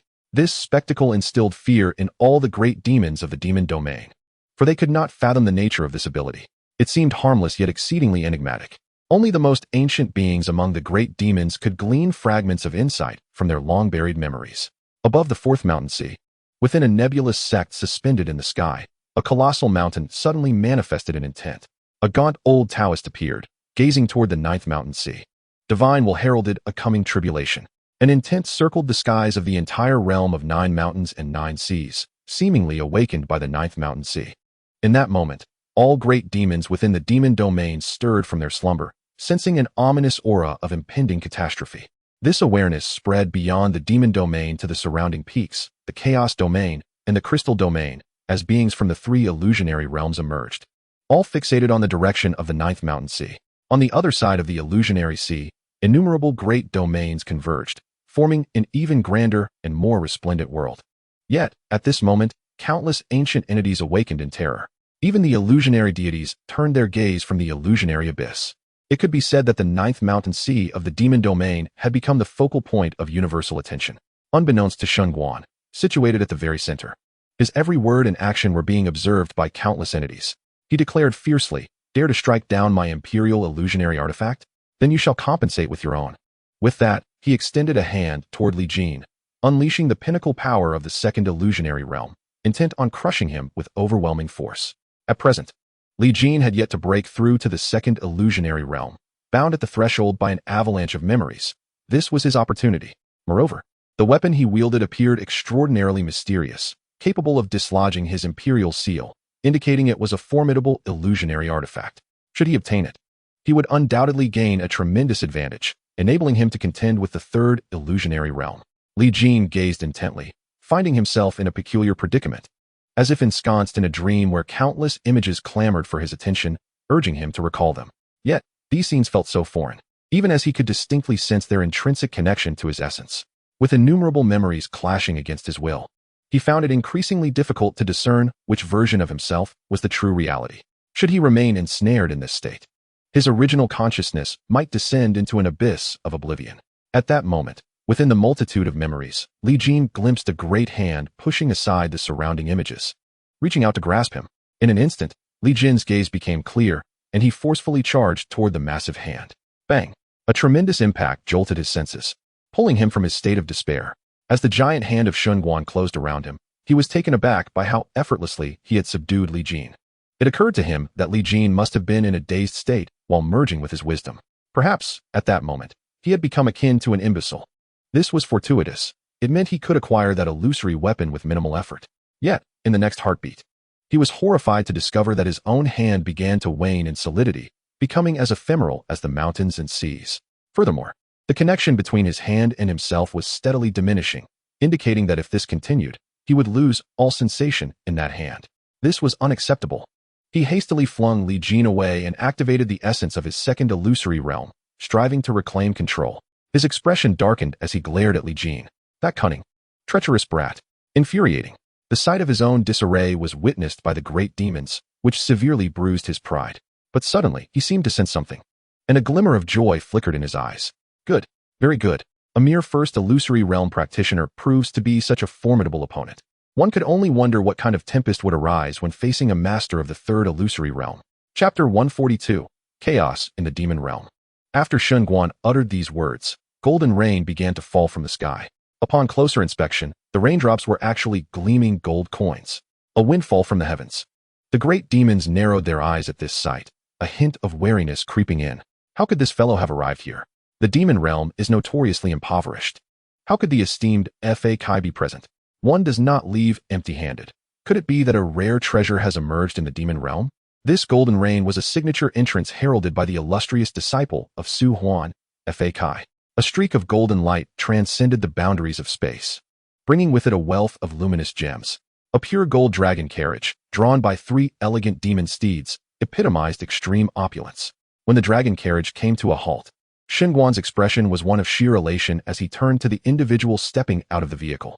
The newcomer bore an ordinary visage, yet sported an exaggerated slicked-back hairstyle, dressed in an impeccably tailored high-end suit, and donned sunglasses with an air of utmost confidence. A freshly lit cigar dangled from his lips as he exhaled smoke with nonchalance, reminiscent of a gangster. However, from Shunguan's expression, it was evident that this individual was the third illusory realm master he had mentioned. Brother Mage, what brings you here to lend your junior brother a hand? Shunguan approached with obsequiousness. Fa Kai adjusted his sunglasses, casting a sidelong glance at him as he replied, if my junior brother is being bullied, is it not the duty of an elder brother to come to his aid? Though this remark seemed directed at Shunguan, it was unmistakably heard by all the great demons of the mountains and seas, as if he were clarifying his intentions. He subsequently cast his gaze upon Li Jin, who was ensnared by illusions, his eyes flickering with doubt. Such an abundance of primordial wisdom, what manner of existence did this individual embody? Yet, upon glimpsing the ethereal ancient measuring tool in his grasp, Fa Kai's eyes brightened with revelation. This is the artifact, the mysterious object capable of disturbing the realm of illusions. It must be acquired. So, you dare to strike against my junior? I shan't exploit my superiority. Thus, let us negotiate. Whatever means you employed to harm him, surrender it to Shunguan, and let him reciprocate in kind as compensation. What do you think? Is this suggestion not quite reasonable? Fa Kai spoke with unabashed confidence, as though he were the arbiter of justice. Li Jin furrowed his brow, yet before he could respond, a figure emerged from the 4th mountain sea of the demon realm. He traversed the void and directly descended upon the stars of the 9th mountain sea. Whether it is reasonable or not, your words alone do not suffice. The newcomer was a middle-aged man, broad-shouldered and muscular, with a no-nonsense short haircut. Clad in training attire, he exuded a formidable presence, as if an overwhelming battle intent surged forth from his very being. Fa Kai gazed at him with feigned indifference. Zhan Yao Tiani, how surprising that you would interject yourself in this affair. The middle-aged man chuckled lightly. If I remained silent while someone defecated on the head of my demon realm, would I still be worthy of the title War Demon? Li Jin regarded this man with a mixture of astonishment and suspicion. How does he resemble Huang Tian-yi so closely? Aside from minor differences in stature, his visage bore several scars. Moreover, what did Fa Kai refer to him as? War Demon Tian-yi. Tian Yi Huang Tiani. Could it be that the old acquaintance of the demon realm mentioned by Dong Qian is indeed Huang Tiani? Fa Kai's eyes glinted with menace. Are you truly willing to oppose me for the sake of a mere illusionist? Zhan Yao Tian Yi turned to glance at Li Jin, his expression one of delight. What if I were to guarantee his safety? Fa Kai's gaze darkened with danger. Ah. Then today I shall witness just what audacity the rising star of the war demons possesses. In an instant, the two paragons of the third illusion realm were set on a collision course. The mere clash of their auras had already set the entire mountain sea in turmoil. A scarlet flame surged from the fourth mountain sea, parting the two. A gaunt figure strode across the fiery bridge. Both of you remain calm. This is the mountain sea of the demon realm, the pillars stabilizing the realm of illusions, and must not be compromised. Another pinnacle powerhouse of the third illusion realm had arrived. The newcomer was none other than the Qian Demon King, a formidable creature born of ancient blessings, whose strength was nothing short of terrifying. Suddenly, the demon realm boasted two peak figures of the third illusion realm. In the midst of their dealings within the demon realm, Fa Kai found himself somewhat at a disadvantage, being alone. He cast a sidelong glance at Shen Guan, inwardly cursing his ineptitude. Then, he coldly regarded the Qian Demon King. The grievances here are unrelated to the demon realm. They stem from a conflict between that human youth and my junior. As his elder brother, is it not my prerogative to seek justice for him? Furthermore, I never demanded exorbitant retribution, merely a return of what was taken. Suddenly, the battle demon from your demon realm emerged, confronting me head-on. What is this? Is it that your demon realm truly seeks to dominate everything? Though the withered flame demon king appears emaciated, he exudes a shrewdness, his dark red eyes darting with keen perception. I am unaware of the circumstances outside the demon realm, but ever since they entered, all signs indicate that your junior disciple is being quite aggressive. If even self-defense is deemed a transgression, it would be better for you to take command of this illusionary realm. A heavy accusation hangs over the adjudicator's head, causing a frown to crease his brow. Indeed, experience prevails. In just a few words, he has placed himself at a disadvantage. If two peak 3 illusion demons are intent on thwarting him, achieving his objectives will be exceedingly difficult. The demon realm is currently rife with turmoil. Hidden existences that have lain dormant for countless years are now emerging. On the other side of the illusionary sea, beings from other dimensions have also crossed over, as if, at this very moment, the entire illusionary realm has come to life. An imposing will descends upon the demon realm. With such commotion, why was I not summoned? A graceful figure suddenly materializes amidst the stars, as if she were destined to be here. The adjudicator turns to regard her. Is Su Huanshan also intending to involve herself? The woman, with a cheerful demeanor, replies, My Huanshan is not as well informed as you all, but fortunately, I am swift of foot and have not missed anything thus far. Upon seeing the newcomer, both the battle demon and the withered flame demon king furrow their brows. The other great demons of the mountain sea realm express their astonishment. Su Huanshan's second disciple, Chu Xian, has also arrived unexpectedly. What wind has blown today? Such a multitude of peak 3 illusion powerhouses have gathered here. It seems the demon realm is on the brink of chaos. Although there are many formidable demons within the realm, only a select few can truly be deemed top-tier powerhouses. This is a significant increase compared to other great domains, as no beings have stirred the waters in the demon realm for millions of years. It is well known that the demon realm is characterized by extreme unity. When calculating the overall combat prowess of the entire great domain, the demon realm ranks among the foremost in the illusionary realm. Yet, in this formidable domain, powerful beings from other realms continue to descend. Chapter 143, The Memory of Wisdom. Li Jin assesses the current situation. On the demon realm side, the battle demon is presumably Huang Tianyi. Thus, he is at least someone I can trust. And the withered elder accompanying him is also a peak powerhouse of the demon realm. It is evident they stand united against the two peak powerhouses, the adjudicator and Chu Xian. In a 2-on-2 confrontation, the outcome remains uncertain. However, Li Jin will not entrust his escape route to others. The adjudicator and Chu Xian have clearly set their sights on something he possesses, most likely the ancient ruler that has undergone evolution. Yet, he cannot be certain that the demons will not harbor similar intentions. Therefore, he is diligently absorbing the memory of wisdom, striving to break through to the second illusion realm. This way, he can gamble on whether the items within the breakthrough package will grant him a means of escape. Just as the two sides stand in opposition, an unusual phenomenon reappears in the sky. A colossal axe descended from the heavens, embedding itself among the stars. Those who usually lurk in the shadows to seek conflict have now all emerged.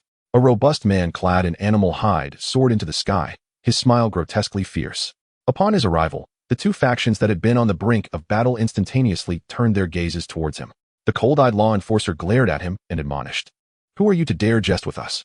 The burly man, undeterred, maintained his grin as he summoned the axe and licked the blood still glistening upon it. "Ha ha ha, it seems I have been silent for too long, to the point where you juniors have forgotten your grandfather's name." Chushin exclaimed, "How brazen! How dare you behave so insolently before us?" The giant merely chuckled, showing no sign of anger. Among those present, the only one who might recognize this formidable figure was the venerable Qian Demon King. With a hint of disbelief, he remarked, "You have not perished?" The man turned towards the voice, somewhat surprised, and replied, "Old fellow, if you have not died, how could your grandfather possibly be dead?" The battle demon inquired of Qian. "Who is he?" Qian furrowed his brow and coldly responded, "The foremost general under the sovereign of reality, the one known as the axe that splits heaven." This declaration instantly astonished all present. This individual was indeed affiliated with the sovereign of reality. Did he not realize that his brazen presence in the demon domain was akin to walking into a trap? Clearly, the numerous great demons and peak powerhouses understood that the factions of reality and illusion were eternally at odds.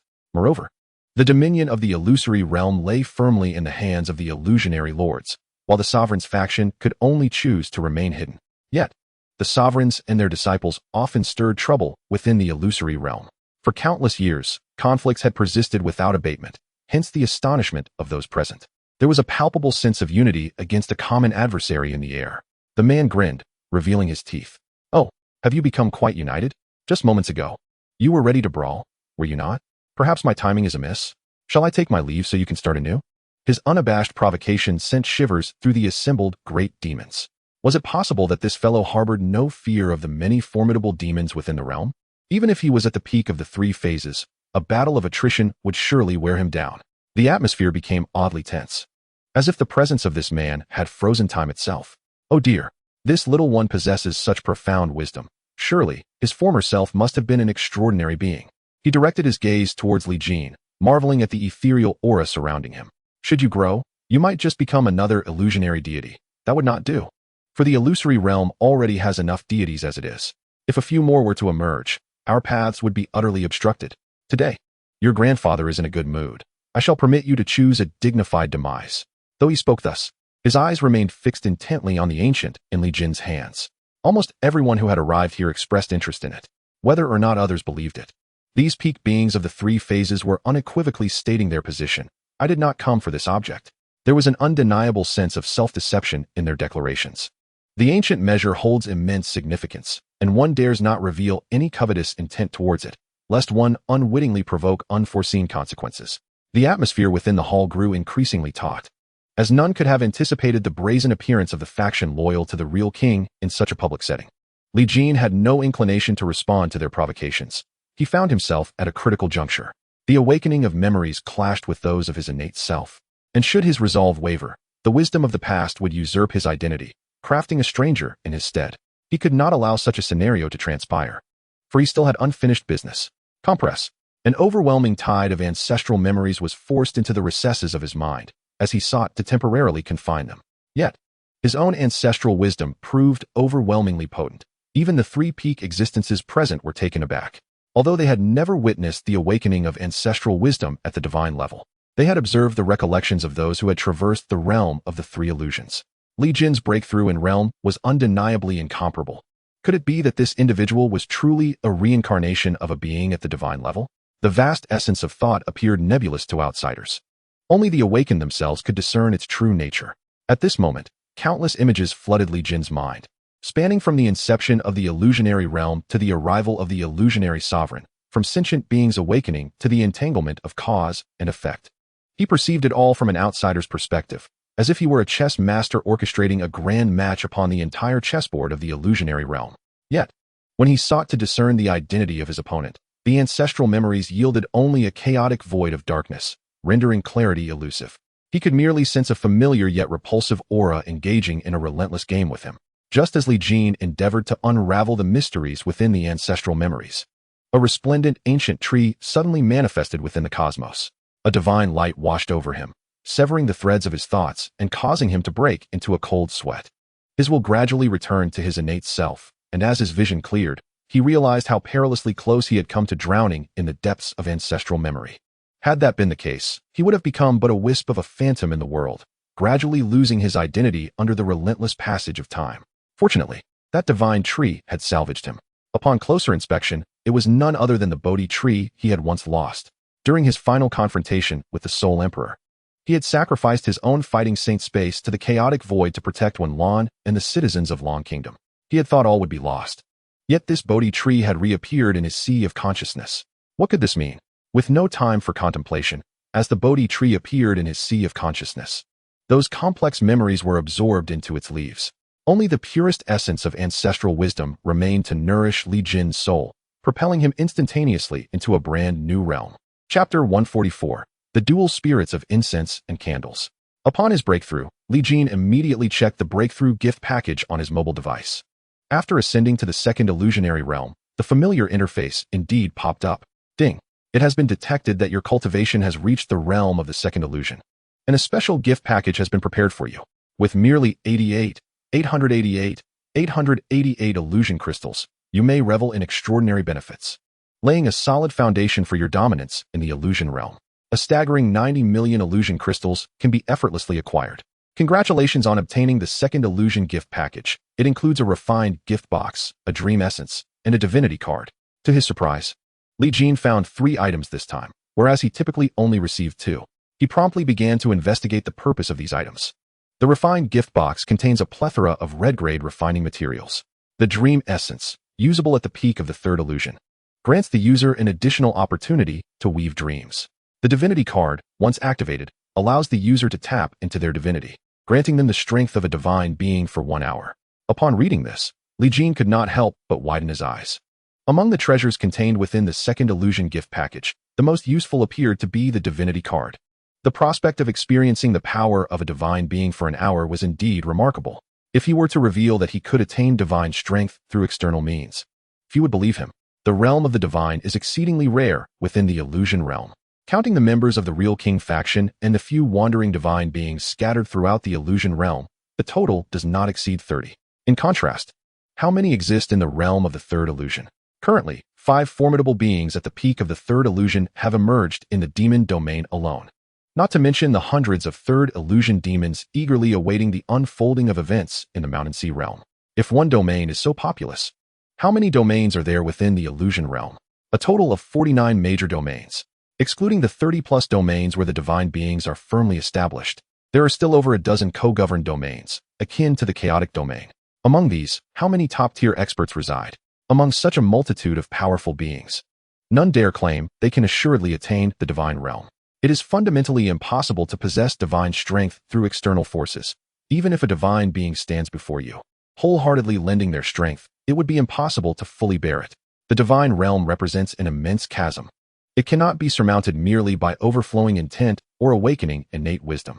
Consequently, divine beings are esteemed as the pinnacle of existence within the illusion realm. In this light, the divinity card that Li Jin has obtained appears truly astonishing. This game is commendable. At the very least, it recognizes what one lacks and provides precisely that. The other 2 items, namely the refined gift box, serve merely as embellishments. He lacks sufficient snow dragon ancient wood and materials to perform synthesis, and he still has 5 pieces of equipment that have yet to be refined. This serves to fill the gap in his inventory. However, the purpose of the dream essence remains a mystery to Li Jin. According to the description, it can only be utilized upon reaching the third illusion realm. This indicates that the item is undoubtedly extraordinary, possibly even linked to breaking through to the divine realm. All these treasures are indeed remarkable. Li Jin felt saliva pooling in his mouth. However, one must first focus on the current situation, where one is akin to meat on a butcher's block. Merely those who harbor intentions towards the ancient ruler in their hands have already manifested in threes, and whether more will emerge remains uncertain. The formidable presence of ghostly axe and the 4 adversaries stood unwavering, devoid of any fear. The withered flame demon king intoned gravely, "You, who rise without profit, cannot possibly venture alone. Summon your accomplices." Lien Tian chuckled ominously. "Indeed, an elder in the household is like a treasure. You remember this old fellow all too well." As his words fell, a tempest of flames erupted behind him, casting an ominous shadow over half the celestial sphere. A robust, pallid arm emerged from the blaze, gripping a scarlet candle, its flame flickering as wax dripped through fingers. Conversely, a slender, ghostly arm held 3 freshly ignited incense sticks, their ethereal smoke swirling amidst the flames, creating an eerie spectacle. Upon witnessing this, Fa Kai's expression grew grave. The candle and incense. Why do you choose to wade through this murky water? 2 figures slowly coalesced from the inferno, a man and a woman, their visages ghastly pale. Their arrival sent a chilling wave across the entire planet, a coldness that penetrated to the bone. The disciples of the 2 esteemed rulers beneath the altar of rituals nearly embodied their master's traditions, forming partnerships that continued the legacy of the candle and incense, revered successors in their lineage.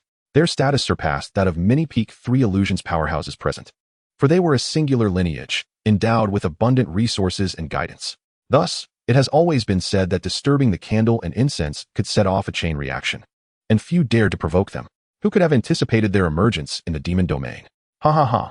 I initially did not wish to come, but Brother Lientian claimed there was something here to bring me joy, so I simply had to see it. The woman, clutching the burning incense, covered her mouth as her laughter pierced the air, reminiscent of a demonic melody. Yet here you are, old and young alike, attempting to play both sides. How utterly hypocritical of the illusory, divine faction. She mercilessly unmasked their aides, darkening their countenances. Oh dear, Brother Candle, their gazes towards me are rather fierce. How frightening. Candle Sha revealed a set of darkened teeth, firmly embracing Xiang Sha, while casting a scornful glance at Fa Kai and the others. Fear not. Should anyone dare to bully you, I shall ignite their lanterns, transforming them into human lanterns to be cast into the void.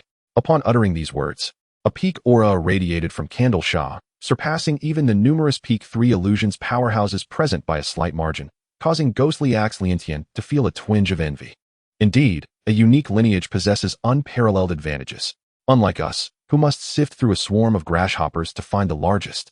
He then turned to the 4 adversaries, laughing heartily. If none of you have objections, we shall be taking him away. His words dripped with derision, wholly dismissing the 4 Peak 3 Illusions powerhouses, as though oblivious to the gravity of their situation in enemy territory. In the realm of demons, amidst the many formidable entities of the 3 Illusions, the trio remained unperturbed, exhibiting a remarkable composure. One must concede, their audacity is commendable. This reaction is unsurprising, for ever since the clash between the real king and the illusion god, the formidable beings under the real king's command have adhered to a creed of fearless resolve, vowing to fight to the bitter end. Yet, before the 4 top experts of the battle demons could utter a word, a voice rang out from behind them. Hey, must you treat others like mere commodities, taking them at will? Chapter 145, The Real King Emerges.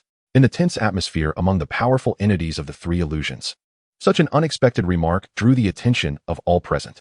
Many of the great demons cast puzzled glances at Li Jin, questioning whether this young lad had lost his senses in the midst of wolves. What business does a plump sheep have in such conversations? Is he so eager for others to notice his presence? The battle demon turned, his brows furrowing in confusion as he regarded Li Jin.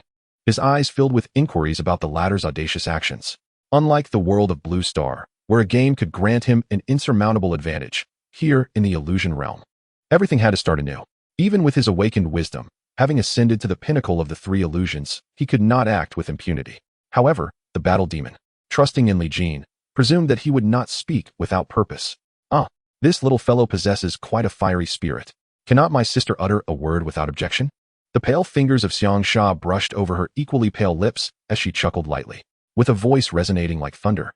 Gui Fu Lientian turned to Fa Kai and remarked, Isn't this lad at odds with you? Wouldn't it be mutually beneficial for our real king faction to assist you in resolving this dilemma?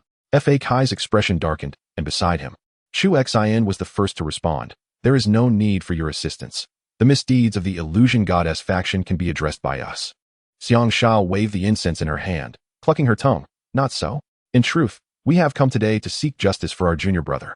She pointed at Li Jin, proclaiming, This little one is truly remarkable. He once forced the corpse-driving Taoist into a corner with but a single illusion, and he dared to insult the real king. Such transgressions are unforgivable. Should we fail to bring back his corpse today, the real king may hold us accountable.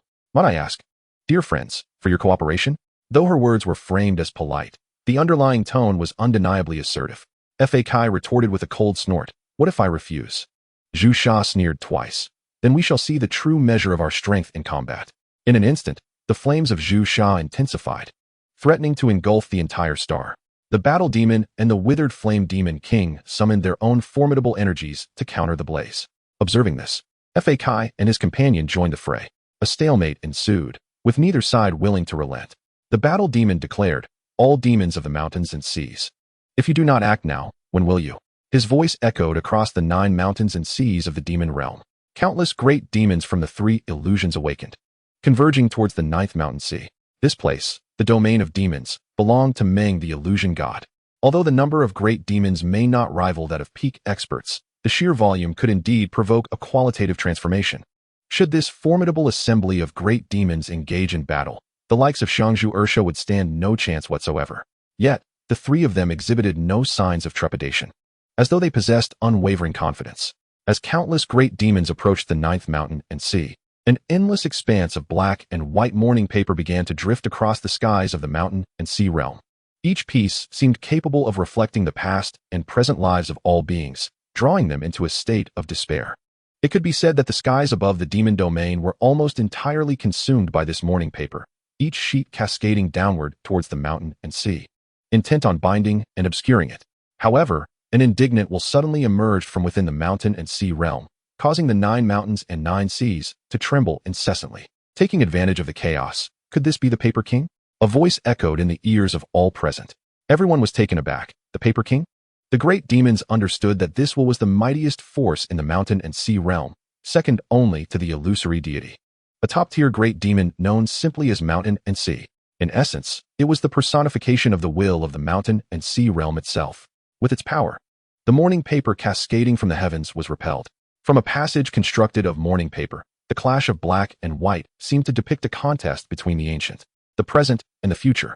The Paper King, clad in a black and white punk leather outfit, emerged, its yin-yang eyes captivating beyond measure.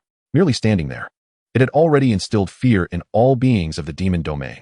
It looked towards mountain and sea with a hint of surprise. I did not expect Meng Hao to possess such audacity. Does he aspire to recreate an illusory deity?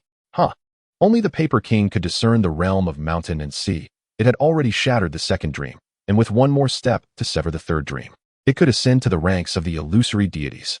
Yet, achieving this was an exceedingly arduous task, one that might ensnare an individual for an entire lifetime. Unless an illusory deity personally guided the dream or the master of illusions provided direction. Furious, mountain and sea glared at the Paper King. Do you intend to tear apart our original accord? The Paper King sneered disdainfully. It is merely a piece of paper. It holds no value in the face of grand events. You need not be so anxious. I harbor no interest in the likes of you. With that, it turned its gaze towards Li Jin, its depth unfathomable. Xiangzhu Ersha and Gue Fu Yintian restrained their actions and respectfully bowed to the Paper King. We pay our respects to the Paper King. The Paper King merely glanced at them, stating indifferently, "You 3 are indeed more astute than my foolish disciples, ha." This simple appraisal imbued them with a sense of distinct significance. Subsequently, the Paper King raised its gaze towards the starry sky beyond the demon domain, its expression tinged with vigilance. The gathered individuals followed its gaze, witnessing a sky resplendent with stars, several of which shone with extraordinary brilliance. Focusing intently, they discovered that it resembled an imprint, and the entity capable of bearing such a colossal mark, even greater than the stars themselves, must be unimaginably immense. As the existence behind the imprint became clearer, all beings felt an overwhelming pressure. For even the great demons, renowned for their colossal sizes, appeared as mere insects in its presence. The mere sight of its slowly opening radiant golden eyes was already as large as the sun itself. Not to mention the entirety of this being's form. Before him, the 9th mountain and sea appeared as a mere old man. One can only imagine the terror it evoked. The numerous formidable demons present were utterly astonished, left bewildered by the entities standing beyond the demon realm. Li Jin gazed at the imprint, feeling a flicker of familiarity. Could it truly be the figure from his memories? Soon, the Paper Reality King confirmed his speculation. The king of the immortal realm, Wang Huanshan? Shouldn't you be in the illusion abyss at this moment? However, upon further scrutiny, he realized his initial thoughts were misguided. No, you are merely a projection. That colossal figure possessed eyes like blazing torches, capable of stirring cosmic tempests with the slightest of gestures. You do possess some discernment. The Paper Reality King exhaled in relief. If the true king of the immortal realm, Lin, had arrived, he would have to tread carefully. Yet, if it were merely a manifestation, it was not to be feared. In the illusion realm, those who cultivate the path of projection typically cannot match the combat prowess of their true selves. After all, a projection is an external entity, difficult to control. Little did he know that the strength of this particular projection of Wang Huanchen might surpass that of his true form. Chapter 146. As you conclude, I take the stage. In the illusion realm, the name of Wang Lin, the king of the immortal realm, is renowned. He once single-handedly battled the 3 true demons of the illusion abyss without faltering, earning a stellar reputation among the illusionary deities. Yet, few among them were aware of his mastery in the art of projections, which is why the appearance of this projection beyond the demon realm elicited a sense of disdain from the paper reality king. Had you come in your true form, perhaps I would have granted you some respect. However, this projection lacks substance. The paper reality king's tone turned slightly frigid as he addressed the projection of Wang Huanchen.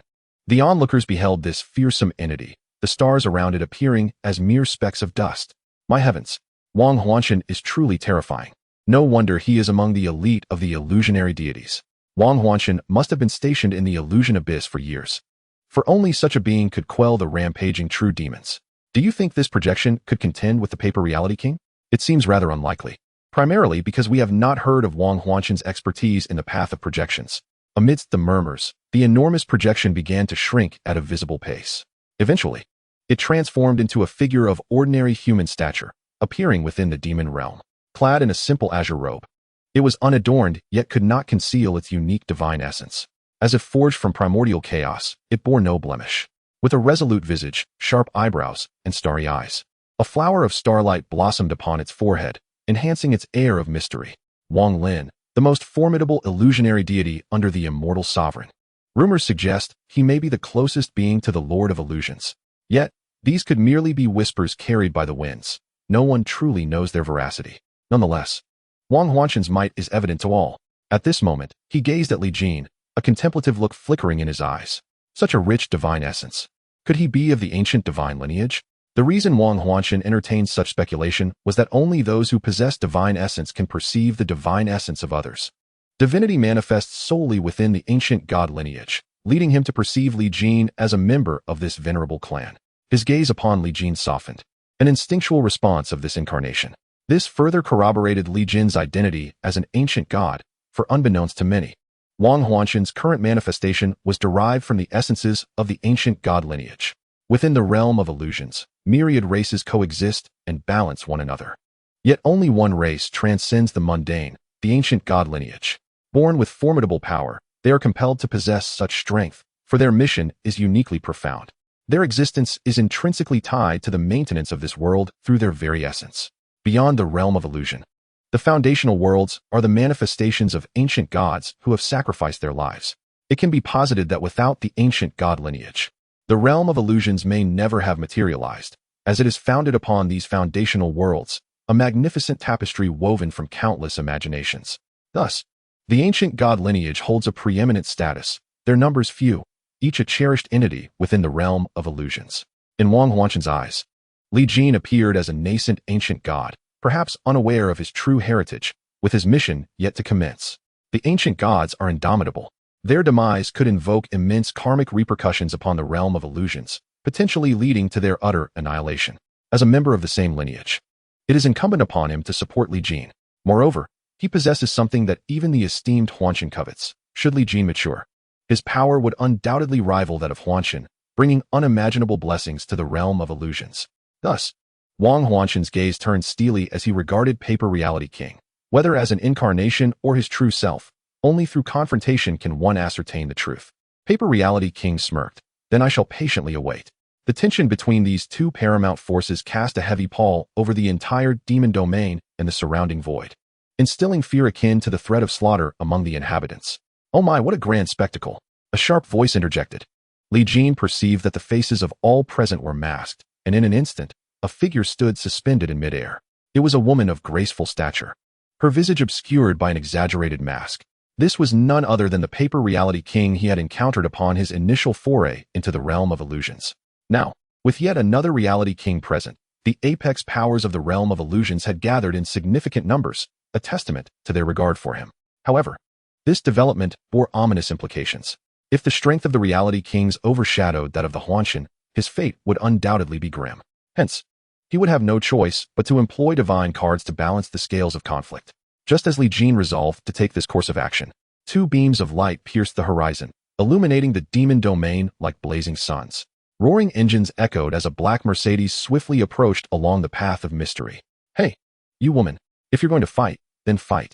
Don't bring some fake nonsense to fool me. That's just taking advantage of your position. Yi Fan exclaimed as he stepped out of the vehicle, grumbling incessantly.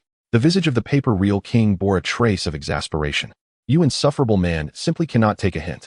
After indulging you for a year and a half, your relentless pestering is truly tiresome. Yi Fan smirked. Who was it that first acted like a madman, brandishing threats of violence? What is this? After witnessing my might, are you now retreating in fear? He provocatively addressed the faction of real kings, showing no trepidation whatsoever. Li Jin raised an eyebrow, surprised to see Yi Huanshun's arrival. This shift seemed to balance the forces at play. However, it appeared that the two had been clashing for an entire year. Such endurance was remarkable. The beings present felt a shiver run down their spines, for it was rare to witness such a congregation of illusion gods and real kings in one scene. It was indeed a spectacle that opened the eyes of all. Yet, it remained uncertain whether these illusion gods and real kings would truly engage in conflict. The paper real king frowned. Yi Huanshun, how rare to see you take an interest in trivial matters. Yi Huanshun shrugged. What can I say? When someone threatens my friends, I must hasten to their aid. This statement momentarily stunned everyone present. Yi Huanshun's friend? Who could that be? They pondered. And it appeared that today's situation had been instigated by a certain young individual. All eyes converged on Li Jin, and astonishment washed over them. Could he truly be a friend of an illusion god? Li Jin felt a sense of helplessness. He had not anticipated Yi Huanshun would pull such a stunt. Did this not elevate his own significance? Truly, what a friend. Chapter 147, The Dawn of Battle.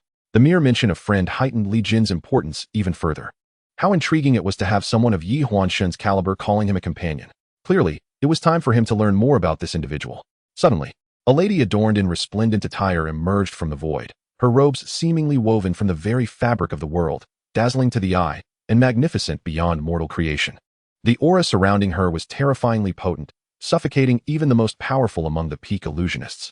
It was yet another real king, the garment real king, a subordinate of the puppet master. My heavens, what was happening today? Two of the three major real kings under the puppet master had already made their appearance. It was utterly fearsome. Within this enchanted domain, 5 such formidable beings had arisen. This was more astounding than any grand assembly one could imagine, not to mention the extraordinary figures from across the illusion world who were watching from afar. Evidently, this place had become the focal point of gathering storms. It seemed that Li Jin's presence had drawn the attention of various entities within the illusion world. While they could not ascertain his exact origins, they could glean much from this gathering. To attract such contention, he must be no ordinary individual. Speculations arose among the crowd as to whether another being of such caliber would emerge. However, judging by the furrowed brows of Yi Huanshun and Wang Huanshun, it was unlikely.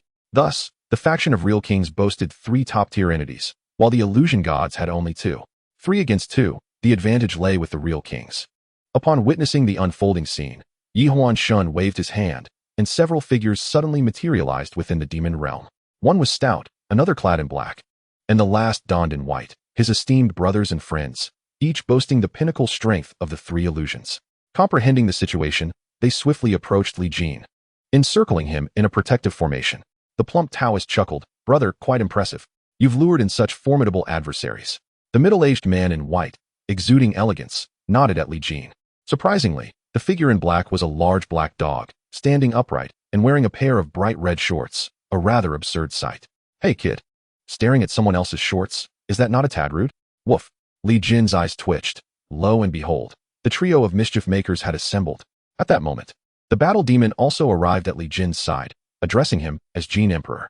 Li Jin smiled knowingly, for this battle demon was none other than Huang Tianyi, the war god of the Dragon Kingdom from Blue Star. The withered flame demon king also declared his allegiance, positioning himself beside Li Jin. Fa Kai and Chu Xian remained distant, exhibiting no signs of support, as they were proud in their own right. The 2 sinister figures, Xiang Zhu and Er Sha, observed the situation with a sneer, remarking, "A ragtag bunch. No matter their number, they are but ants attempting to shake a tree." Despite the fact that the 3 illusion pinnacle warriors of the true king faction numbered merely 3, they faced the 7 with unwavering composure, for the true king was present, preventing any upheaval. The plump Taoist rapped the black dog's head, saying, "Hurry up, Sanhei, unleash your skills and teach them a lesson." The black dog snapped back, nearly biting the Taoist's rear. "Get lost. It's been too long since I disciplined you, and you're getting a bit too bold, aren't you?" These 2 demonstrated no restraint in their playful banter, even in the presence of the true king. Truly, the brothers of the illusion god were remarkable.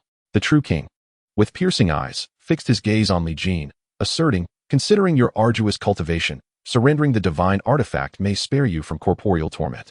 As his words resonated, the heavens and earth transformed, an inexplicable pressure enveloping the skies above the demon realm, causing even the pinnacle warriors of the three illusions to tremble as if facing annihilation.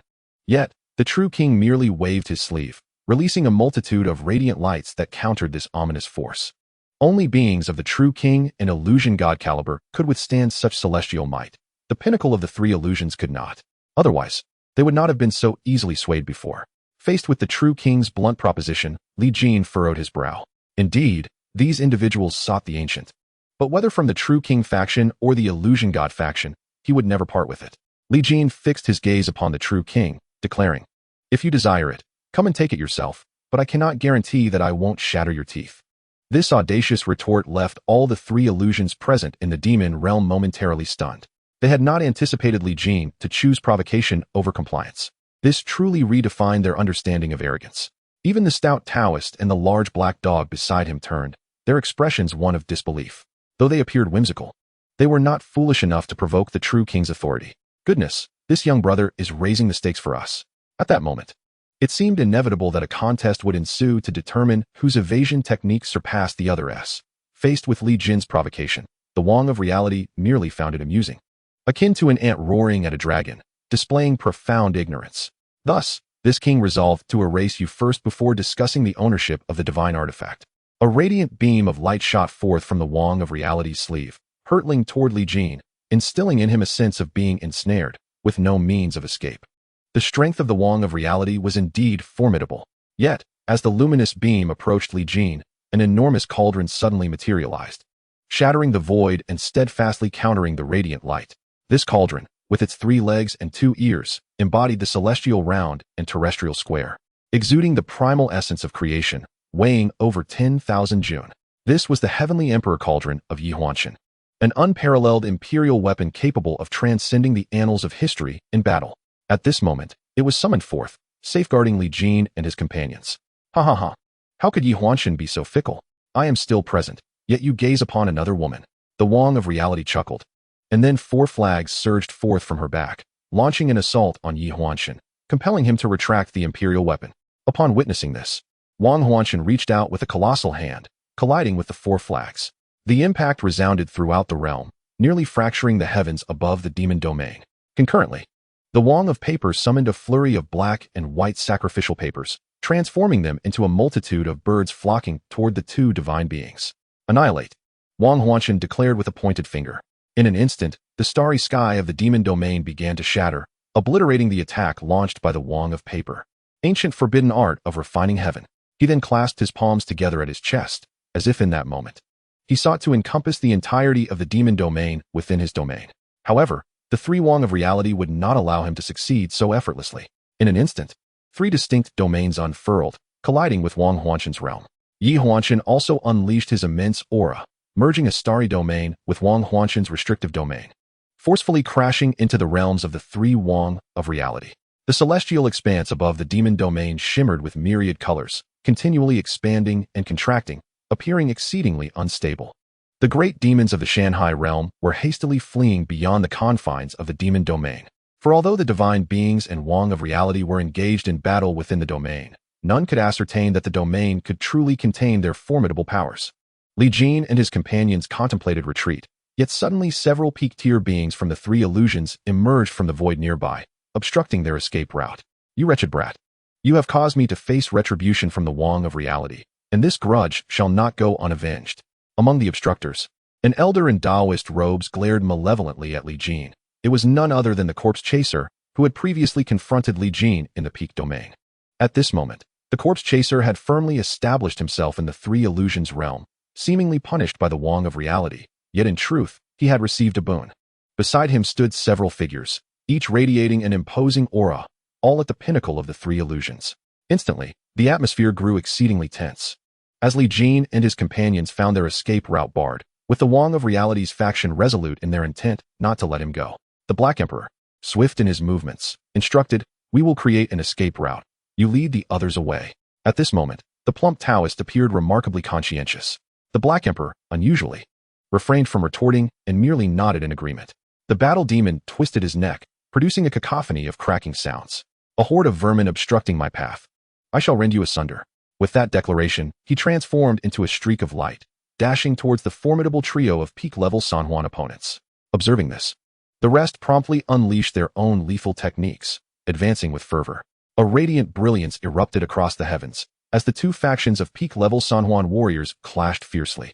The formidable beasts of the San Juan realm stood helplessly by, illustrating the vast chasm between the peak level and the mere San Juan realm. Aside from the Black Emperor, the remaining peak-level San Juan warriors engaged in chaotic combat. The corpse driver appeared before Li Jin, coldly humming, "The pain you have inflicted upon me, I shall return 1,000-fold. Rise, my minions." In an instant, the corpse driver transformed from a gaunt figure into a muscular behemoth, more terrifying than any ancient corpse previously encountered. His entire form exuding a viscous dark liquid that seared the air with a foul stench. In this moment, the corpse driver's aura surged to match that of the Black Emperor at the peak of San Juan. Li Jin frowned. This adversary was evidently resolute in reclaiming his honor.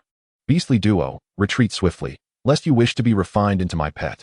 The Black Emperor summoned a diminutive jar which, upon exposure to the wind, swelled into a terrifying magical vessel capable of devouring the heavens and the moon. The mere appearance of this artifact emanated an aura reminiscent of the extreme limits of San Juan, momentarily startling the corpse driver. However, he quickly recovered, ferociously extracting two skeletons from his own form, which transformed into two fearsome undead beasts upon his casual toss. "Go!" The undead beasts roared as they circumvented the devouring demon jar, charging directly at Li Jin. The Black Emperor sought to intervene, but the corpse driver obstructed his path. "Your opponent is me," he snarled. At this juncture, his sole task was to hinder the Black Emperor, for those two undead beasts were bestowed by the true king, their prowess far exceeding the mere appearance of the San Juan realm. Li Jin, brow furrowed, gripped the ethereal ancient ruler tightly, ready for battle. The undead beasts flanked him, but he remained unperturbed, even as a practitioner of the Juan realm. At the moment the beasts lunged, Li Jin struck with the ancient ruler, colliding forcefully with one of the beasts. The ensuing thunderous crash sent the creature reeling back 100 paces.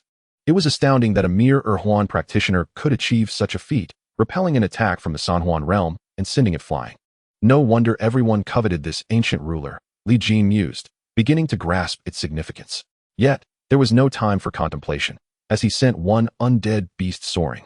Another attack loomed from behind. A foul storm surged towards him, and with no time to turn, Li Jin summoned all his, conjuring a vibrant flame shield behind him. Bang!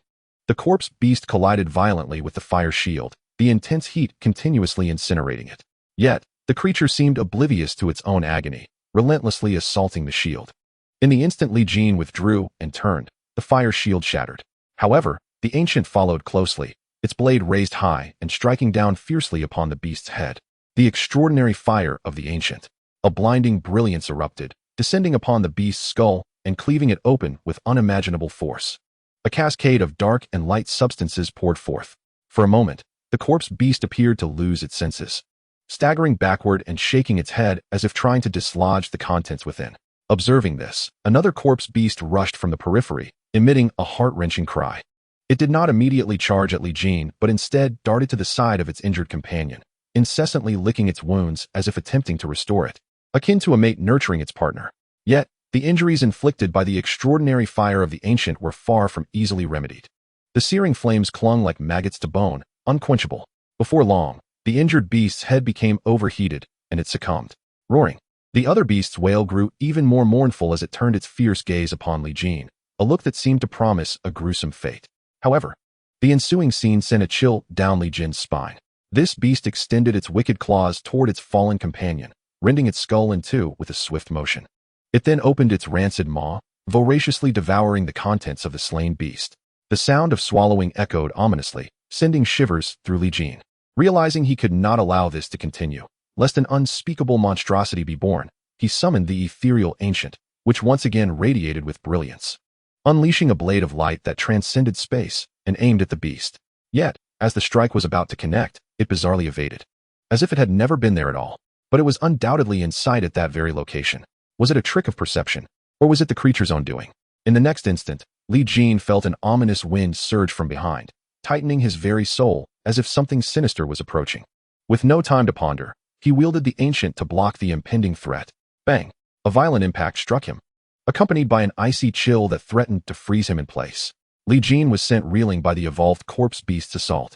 Momentarily dazed and struggling to harness his energy, he managed to repel the frigid force, but the beast relentlessly pursued him, launching another attack. Woof! The Black Monarch bellowed. Take this, you wretched creature. Manipulating the devouring demon jar, it slammed down upon the beast, nullifying its aggressive advance. The corpse driver, however, was infuriated. You dare to fight me while distracted. This is sheer insolence. The Black Monarch grinned, displaying its gleaming white teeth, and taunted you, who have yet to ignite your 3 corpses. Think you can reach the pinnacle of the 3 illusions? I could defeat 10 of you single-handedly. It then turned to Li Jin, saying, Kid, this creature's relentless pursuit is fierce. Guard your purity well. Li Jin's eyelids twitched in agitation. Indeed, the Black Emperor spoke with an air of refreshing elegance. Yet, he sensed an undercurrent of urgency from the Black Emperor. Although the corpse manipulator had forcibly summoned a peak figure of the 3 phantoms, it remained merely a pinnacle combatant. Dividing one's focus could lead to vulnerabilities that might be exploited. Thus, finding assistance had required immense effort, and from this point onward, he would have to rely solely on his own capabilities. Chapter 149, A Fierce Confrontation. The corpse beast, having devoured its companions, now possessed strength comparable to a peak of the 3 phantoms.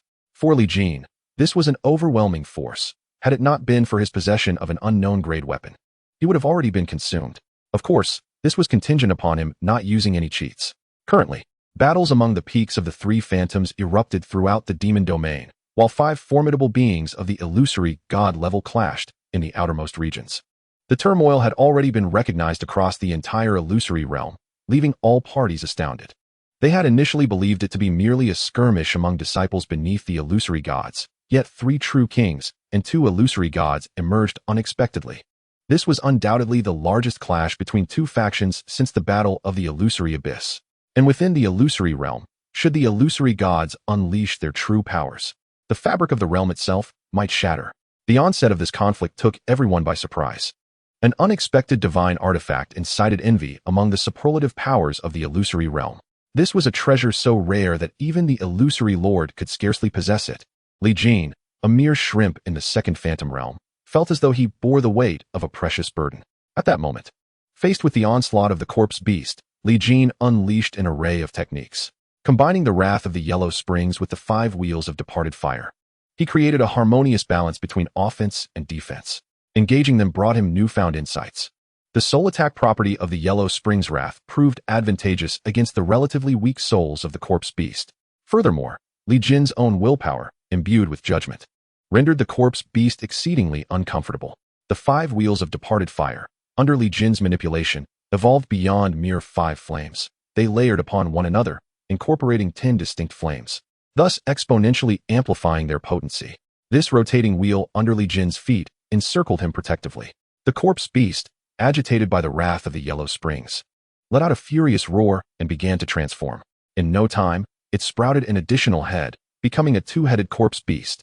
With this new head, the special effects of the yellow springs wrath appeared somewhat diminished. Li Jin focused intently, and the ancient ruler in his hand radiated an ethereal glow. The void devouring ruler. A beam of incomprehensible light surged across the distance between him and the corpse beast, striking precisely between its 2 heads. Under the watchful eyes of the corpse manipulator and the Black Emperor, the 3 phantom realm corpse beast was cleaved in 2 by Li Jin. By heavens, the lad possesses some prowess, the Black Emperor exclaimed in admiration. In contrast, the corpse manipulator seethed with frustration. Useless. Good for nothing. Unable to handle even a 2nd phantom. Yet, entangled with the Black Emperor, he found himself unable to assist Li Jin. Kid, you must escape. We will hold them off here, the Black Emperor urged.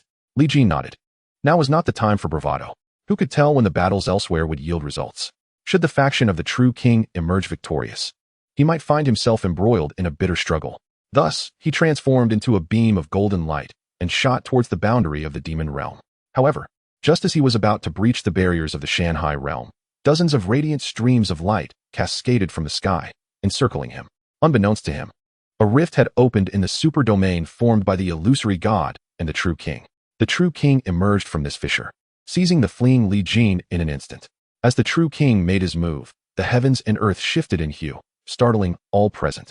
Gazing up at the ever-changing domain above, one could not help but wonder if the faction of the true king had gained the upper hand. Otherwise, why would the true king have time to spare? Yet, Li Jin had no leisure for such thoughts. He had already pushed his speed to its utmost, but still could not escape the pursuing radiance.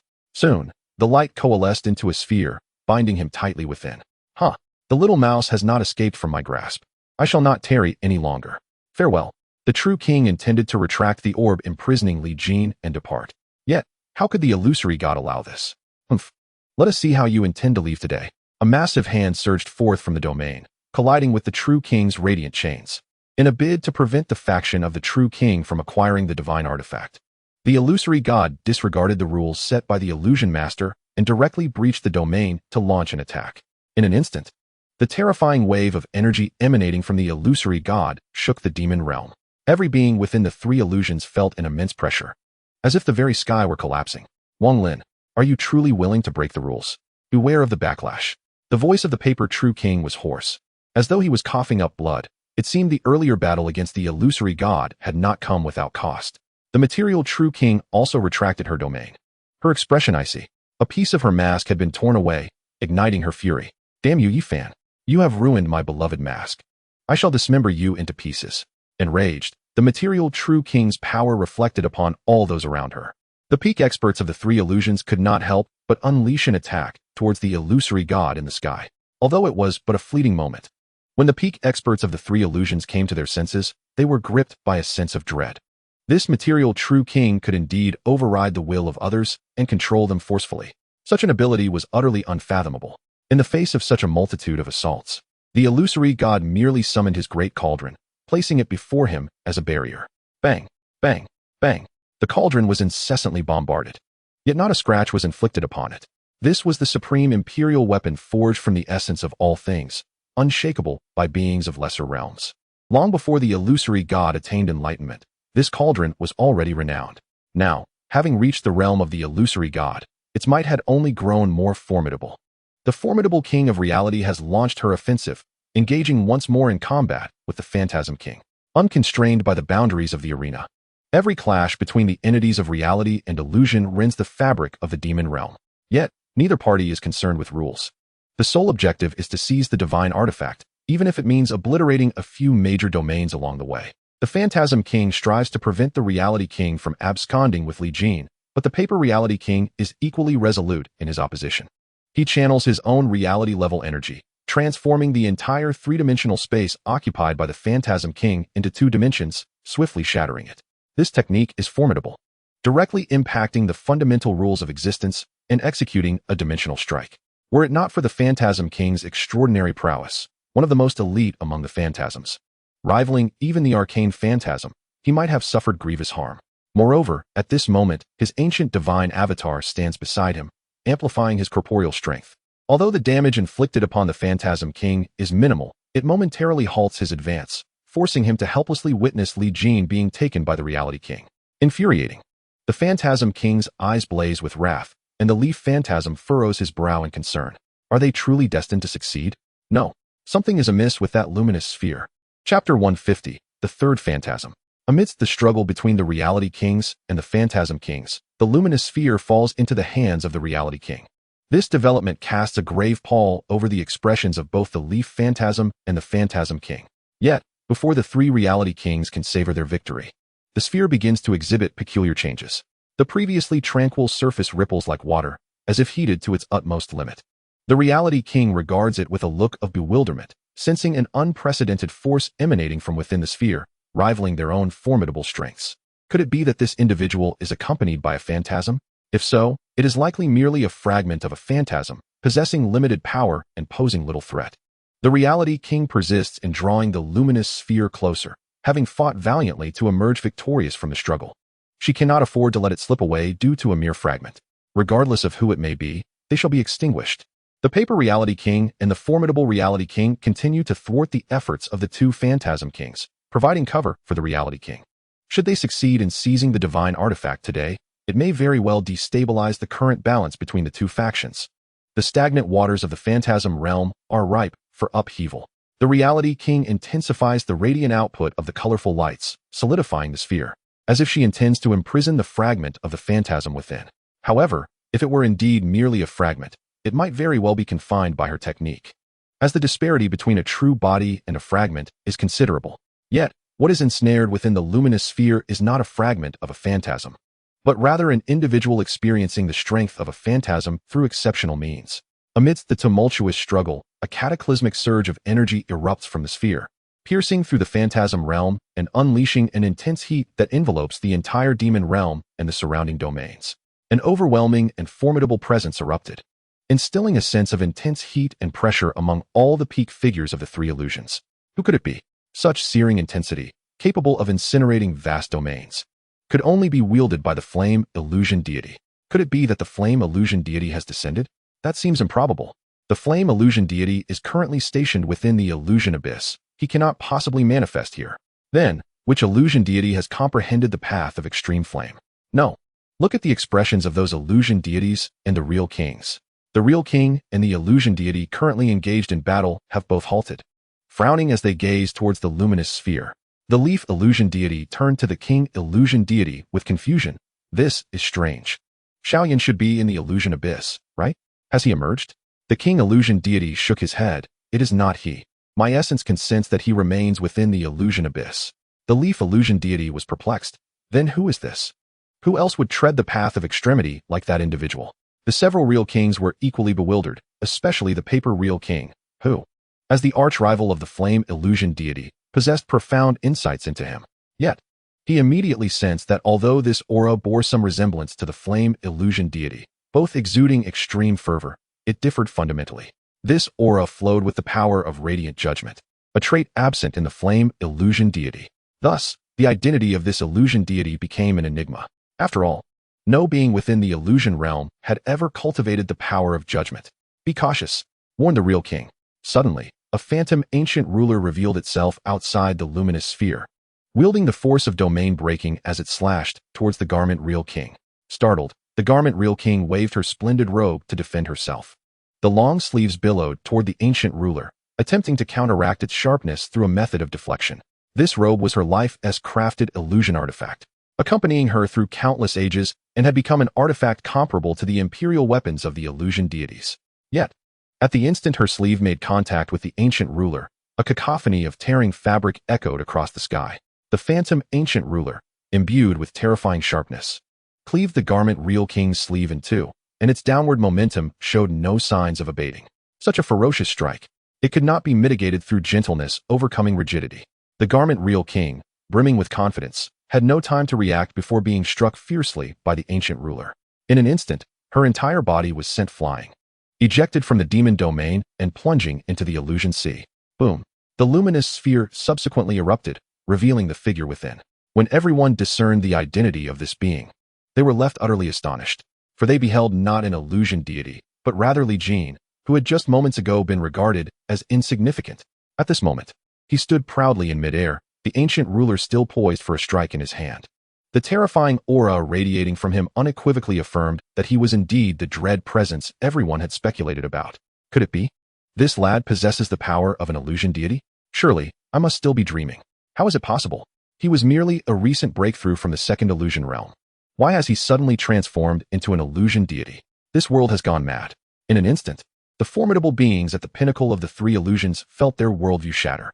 Never before had they heard of anyone leaping directly from the second illusion realm to the realm of joyous sound. It is well known that one cannot attain the status of an illusion god through external means. This meant that the individual they had so disdainfully underestimated was, in fact, a being of illusion god caliber. In the hearts of all, a singular phrase echoed, utterly surreal.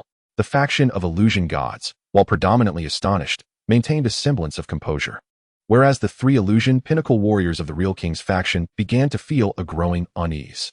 Given their opposing stances, it was entirely plausible that the previously beleaguered individual now possessed formidable strength and might seek retribution.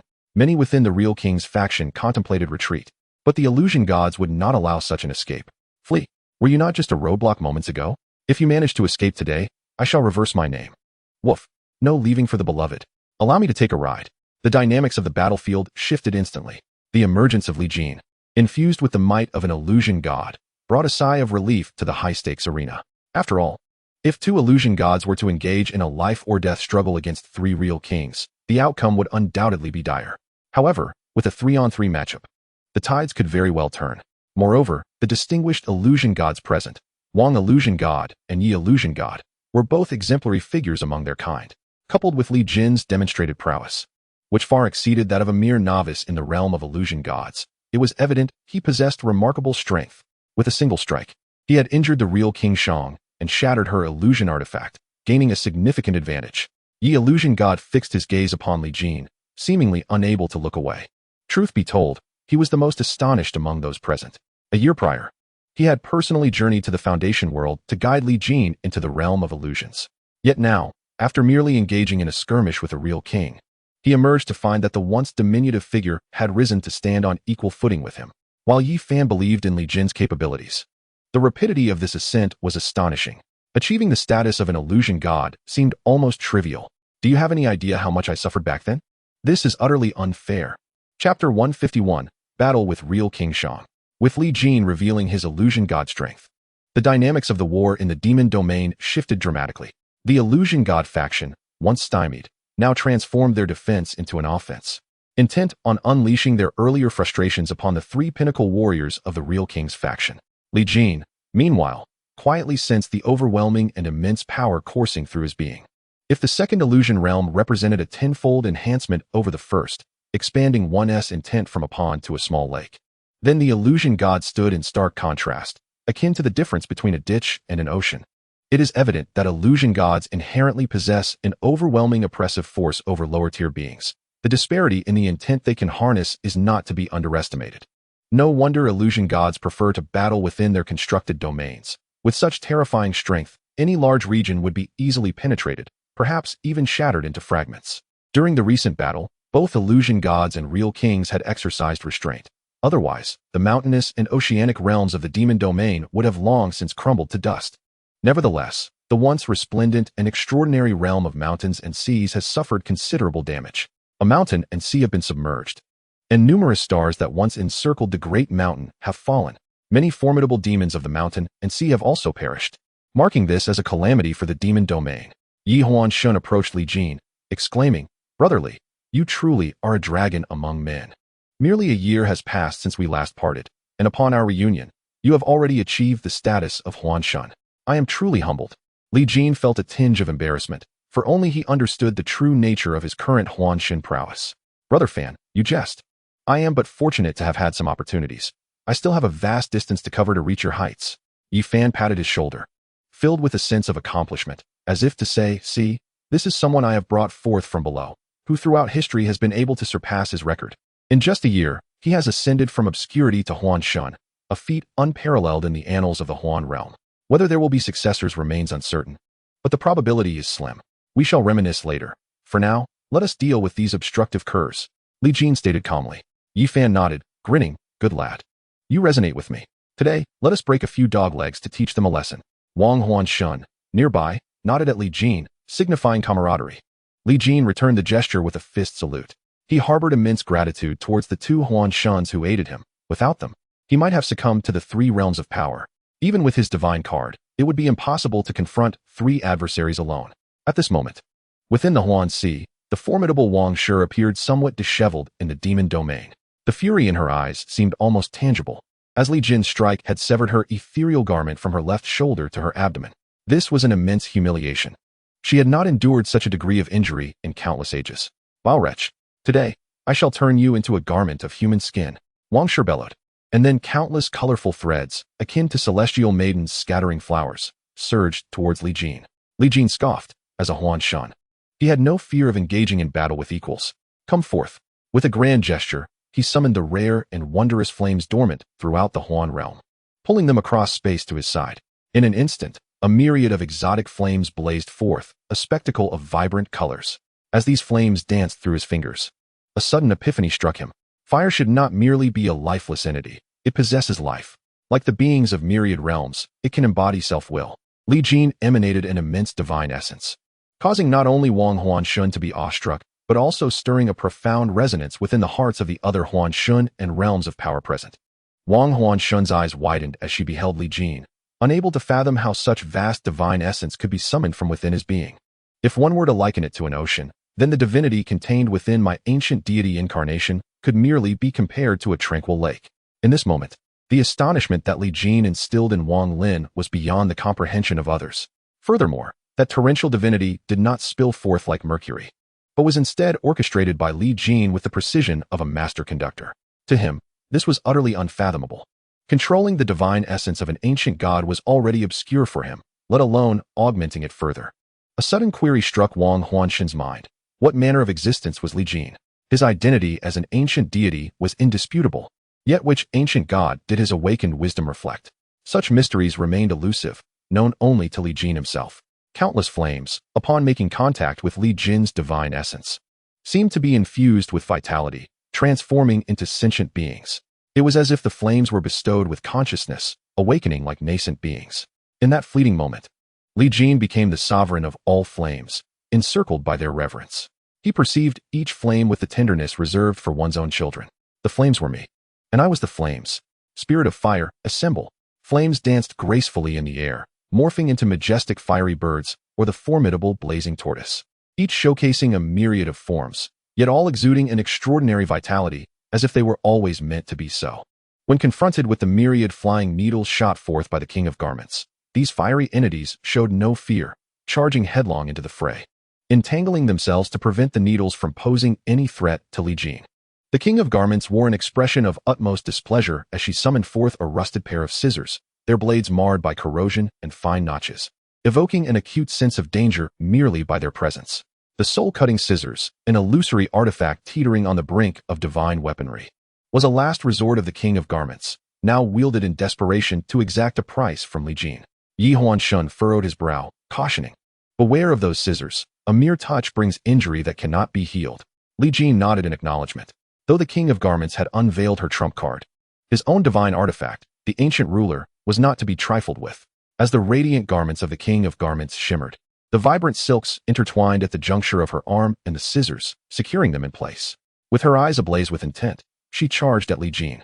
Simultaneously, the King of Substance and the King of Paper re-engaged, drawing Wang Huanshun and Yi Huanshun into the conflict, hindering their ability to assist Li Jin. Yet, they had no intention of providing support, for at this moment, Li Jin's strength had ascended to an apex. His creative prowess alone surpassed what the illusory gods and substance kings could achieve. They had every reason to believe that the surprises Li Jin could unveil were far from over. Chapter 152, The Return of All Flames. The most fundamental methods of attack often prove to be the most effective. Unless one possesses overwhelming strength, no elaborate technique can rival the potency of a single decisive strike.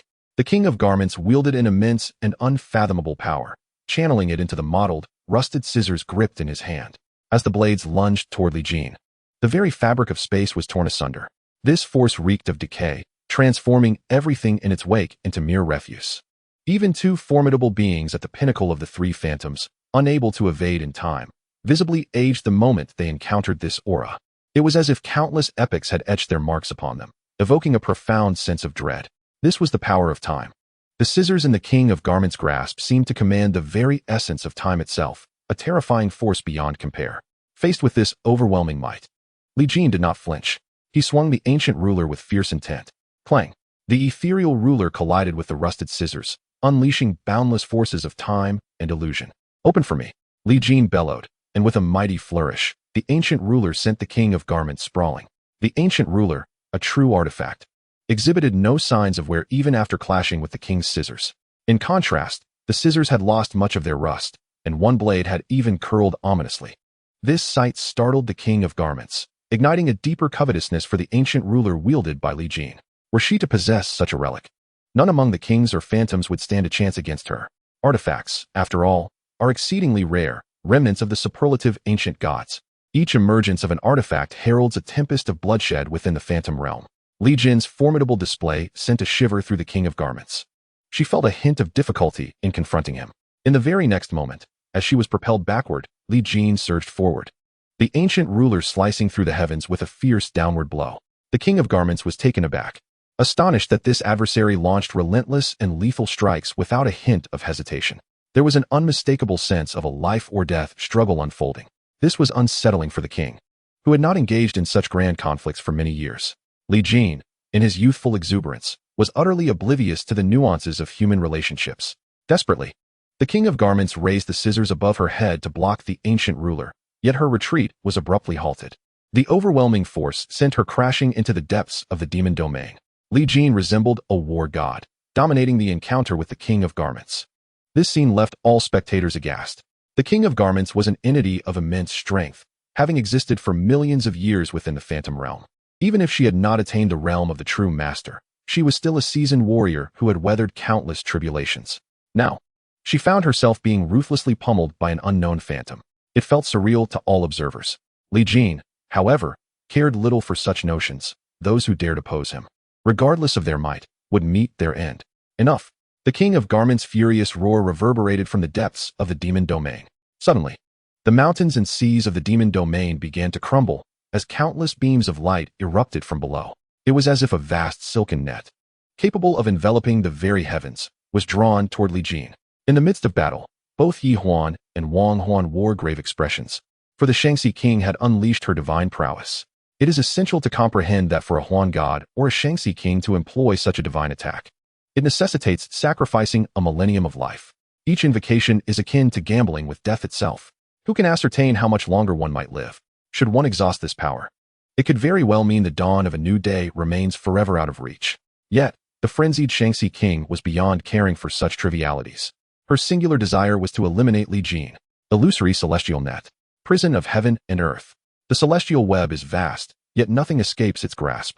Li Jin intended to retreat, but he sensed that this colossal net was not merely descending upon him from a spatial perspective. Rather, it emanated an obscure sense of temporal distortion, as if he was destined to materialize within that very net at any moment. This was a profound cognitive disturbance. Indeed, the Shaanxi king's maneuver was formidable. Observing the world around him ensnared, Li Jin furrowed his brow. How audacious you are, employing a move that costs a millennium of life with such reckless abandon. I commend your boldness.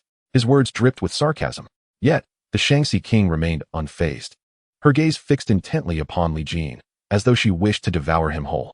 As long as I can eliminate you, this cost is one I am willing to bear. Li Jin chuckled softly. Very well. Let me see if your net can indeed ensnare a great fish.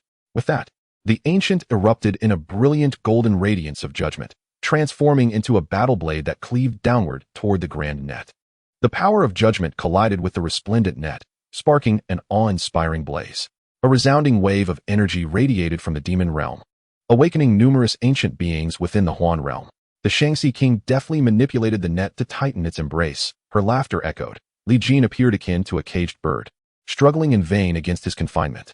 The remnants of the mountains and seas slipped through the crevices of the net, and the formidable beings of the three Huan realms ensnared within were released. Only Li Jin and his fire spirit remained trapped, wrestling against their bonds. Struggle all you wish. It has been countless ages since I have witnessed the struggle of a cornered beast. Ha! At this moment, the Shaanxi king wore a ferocious grin, her eyes gleaming with murderous intent. Had Li Jin been more prudent earlier, surrendering the ancient, she would not have been compelled to resort to such deadly measures. But now that the fatal strike had been unleashed, bloodshed was an inevitability. Even if she could not vanquish Li Jin, she would ensure he suffered. Li Jin continued to attempt to rend the net, yet to no avail. Despite possessing the prowess of a Huan god and wielding the divine, he could not inflict significant harm upon the net. It must be acknowledged that these Shaanxi kings indeed possessed considerable strength. However, Li Jin remained composed, gazing at the Shaanxi king with a steely demeanor. Even a trapped beast can still fight. Do you truly believe the creature you ensnared is one to be easily slaughtered? With that, a smile crept upon his lips, causing the Shaanxi king to frown, a foreboding sense settling in her heart. She then witnessed the fire spirits within the net converging upon Li Jin, transforming into splendid flames that danced around him. I neglected to mention that my true mastery lies in the manipulation of fire. With a commanding shout of return, myriad flames from Li Jin. All flames soared into his being as if returning to their nest. In an instant, a radiant sun-like divine halo appeared behind his head, its golden hue harmonizing with the countless flames, accentuating his formidable presence. It was as though he embodied an ancient deity from the primordial dawn of creation, scrutinizing the sins of the world. Once all the flames were assimilated by Li Jin, an infinite blaze engulfed the realm. Chapter 153, The Illuminating Path of Fire. As the myriad flames submitted, the heavens and the earth altered in hue. Li Jin was enveloped in a tumultuous wave of fiery energy. With a resplendent golden halo encircling his head, reminiscent of a celestial being descending upon the world, exuding an awe-inspiring majesty. I must reiterate, fire is indeed my forte. With a mere gesture, a colossal hand of fire materialized, striking towards the descending net. The sound of crackling and searing echoed relentlessly as the net, which even the ancient ruler could not sever, was nearly consumed by Li Jin's flames. Even considering the slight advantage it held, it was still a formidable attack from a true ruler, and even seasoned illusionists would hesitate to claim they could shatter it entirely. This clearly illustrates the terrifying nature of Li Jin's current state. The eyes of the ruler of fabrics were filled with disbelief. She had not anticipated that Li Jin would be so proficient in the art of fire. Moreover, judging by his mastery, he might rival the flame illusionist. Humph! I shall not allow you to escape so easily. Illusory cage of silks. Under the ruler of fabric's command, the net suddenly transformed, its texture shifting from silk to a cold, iron-like substance, resembling a frigid prison. It was further enshrouded in layers of verdigris, akin to the ruler's own scissors. The ruler of papers, observing this scene from a distance, felt a chill run down their spine. It seems that Silken has taken a significant step forward, aligning her essence with the path, intertwining the path with the tool. Her ambitions appear to be quite grand. The illusionist of leaves frowned. As the ruler of papers remarked, should the ruler of fabrics advance further, she could indeed challenge the essence of the true ruler. However, this would plunge Li Jin, who had just begun to show promise, back into perilous straits. In that moment, both the illusionist of leaves and the illusionist of kings felt a sense of urgency, intensifying their attacks against the two true rulers. As the ruler of fabrics unveiled her true power, the very fabric of reality felt ensnared. You insolent wretch, a true ruler cannot be disrespected. Today, you shall learn a lesson. The cage controlled by the ruler of fabrics continued to constrict, compressing the very space around them. Li Jin sensed the overwhelming pressure. As even the air was crushed into dust, the horror was unfathomable. With the absence of air, Li Jin's fiery aura faltered momentarily, as if it might extinguish entirely. The ruler of fabric's expression brightened with triumph. Indeed, those who play with fire cannot unleash their full potential without the medium of the world. With this realization, the ruler of fabrics exerted even greater effort to manipulate the cage, intent on reducing Li Jin to mere pulp. Yet, how could an illusionist be so easily vanquished? As the flames upon Li Jin's form nearly extinguished, it seemed as though he would soon yield and lay down his arms. Yet, even the faintest spark cannot be easily snuffed out. The celestial fire incantation. Ignite the self within. In an instant, Li Jin's eyes were enveloped by flames, radiating a terrifying heat from within his very being. One could sense its intent, though its form remained elusive. He appeared as a humanoid sun, emanating searing warmth from his core. With a fervent incantation, he ignited his own essence. Li Jin proclaimed, and his entire body seemed to transform into fire itself, flickering and shifting as all impurities within were consumed by the flames. At this moment, his form embodied the true essence of a phantasmal deity, unblemished and transparent. It encompassed all like a vast ocean. With the second ignition of his soul, his spirit began to transmute into flames, the power of judgment embedding itself fiercely, rendering his soul intensely radiant and formidable. The third ignition burned through the past. Countless memories and phantoms floated amidst the flames, various beings seemingly undergoing purification by the fire. A multitude of black smoke and pure essence dispersed as the flames cleansed Li Jin's consciousness, incinerating all inner demons. Upon the commencement of the fourth ignition of causality, all present felt an inexplicable force stirring. Whether they were phantasmal deities or peak beings of the three illusions, or even some distant entities from other realms, they all turned their gazes towards Li Jin. It was as if an indescribable connection tethered them to him, now being seared within the flames. Should this mysterious bond be consumed, perhaps a significant fate would also slip from their grasp. At this moment, the unseen power of causality enveloping Li Jin was extraordinarily profound, intertwining with countless beings and events throughout the realm of illusions. Fortunately, it was invisible to others, otherwise, they would be overwhelmed with terror. The immense causality upon Li Jin was relentlessly burned by his own Dao fire, unraveling countless threads. In an instant, numerous beings sensed a subtle shift in their destinies, though they could not pinpoint the cause. After being scorched by the Dao fire, the threads of causality upon Li Jin became obscure and enigmatic, eluding the understanding of others. As the celestial fire incantation reached its fourth ignition, all impurities were incinerated. In that moment, Li Jin's aura surged to its zenith. The luminous body of Dao fire, imbued with an unimaginable might, erupted across the heavens and earth. The intense radiation from his Dao-infused form reached far and wide, causing even the ancient, unchanging illusory sea beyond the demon realm to boil with fervor. The void itself curled in the wake of the flames. This extreme and terrifying intensity left all present in a state of shock and horror. Among them were 3 real kings and 2 phantasmal deities, their eyes wide with disbelief at Li Jin's astonishing achievement of reaching the pinnacle of phantasmal divinity in an instant. His cultivation had ascended to the apex of phantasmal deities. For Shang, the real king, who felt this most acutely, her heart surged with tumultuous waves. How could it be? How could an obscure individual achieve such heights? She has delved into the realm of illusions for tens of millions of years without ever managing to take that monumental step, while he has achieved the pinnacle in but a fleeting moment. This leaves all beings in the realm of illusions in a state of despair. The ethereal prison of the Garment King disintegrated into mere shadows under the terrifying might of Li Jin, unable to withstand for even a moment. Clad in golden armor, Li Jin radiated an aura of brilliance, his golden hair flowing without wind, golden light bursting forth from his eyes. The divine halo behind his head illuminated him like the supreme deity of heaven and earth, gazing down upon all living beings.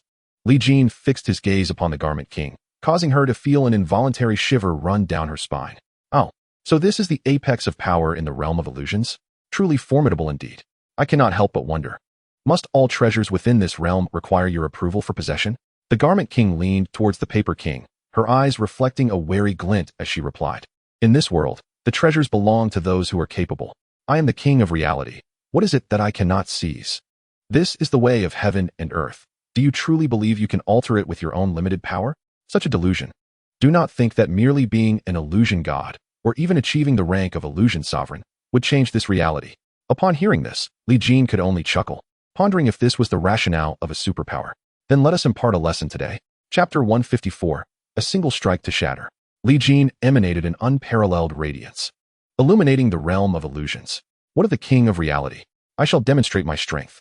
His eyes erupted with boundless light as he wielded the illusory ancient ruler, unleashing a cataclysmic force aimed directly at the Garment King.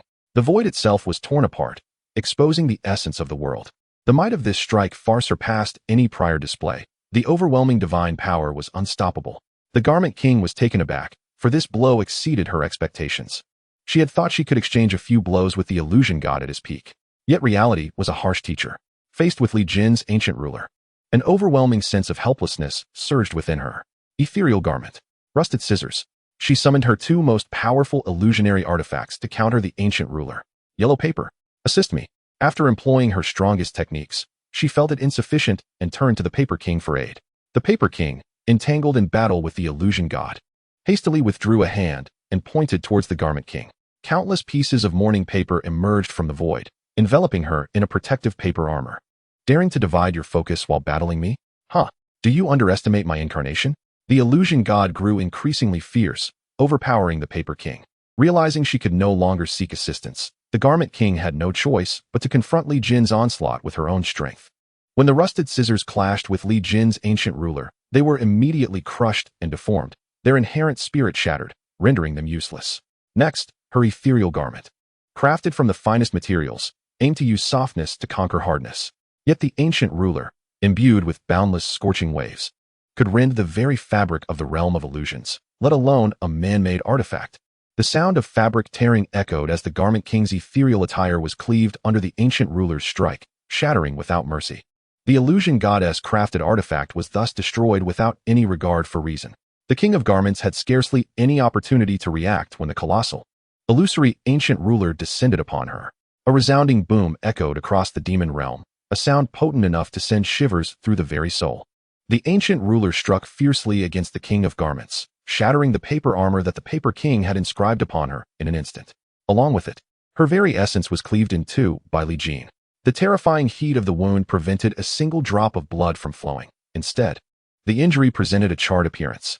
Even before she could utter a cry of pain, the King of Garments had already sustained grave injuries. The force of Li Jin's strike left all the other kings in sheer horror. Whether it was the Paper King present or the Substantial King, or even the distant onlookers among the other kings, they all felt a chill of fear. If they were to endure such a blow, could they withstand it? The answer was perhaps already clear in their hearts. After grievously wounding the King of Garments, Li Jin intended to press his advantage. However, The paper king and the substantial king suddenly appeared at her side. They could not bear to witness the king of garments fall to Li Jin. Such an event would undoubtedly cause a tremendous upheaval in the current balance of the illusionary realm. Even if the side of the illusion god did not retaliate, the faction of the kings would demand an explanation from the two of them. The master of realities would never allow a powerful being under their command to perish without cause, and as the only two present of equal rank, they would inevitably face scrutiny. Thus, they risked incurring the wrath of the illusion god to safeguard the king of garments. Enough, my friend. The kings cannot afford to fall so easily. The paper king coldly warned Li Jin. The substantial king adjusted her tattered mask and added, "Little brother, you are indeed valiant. But my sister cannot permit you to slay this one. Otherwise, it would not only implicate the faction of the kings, but would also bring dire repercussions upon your own side." Li Jin frowned as Yi illusion god and Wang illusion god approached him.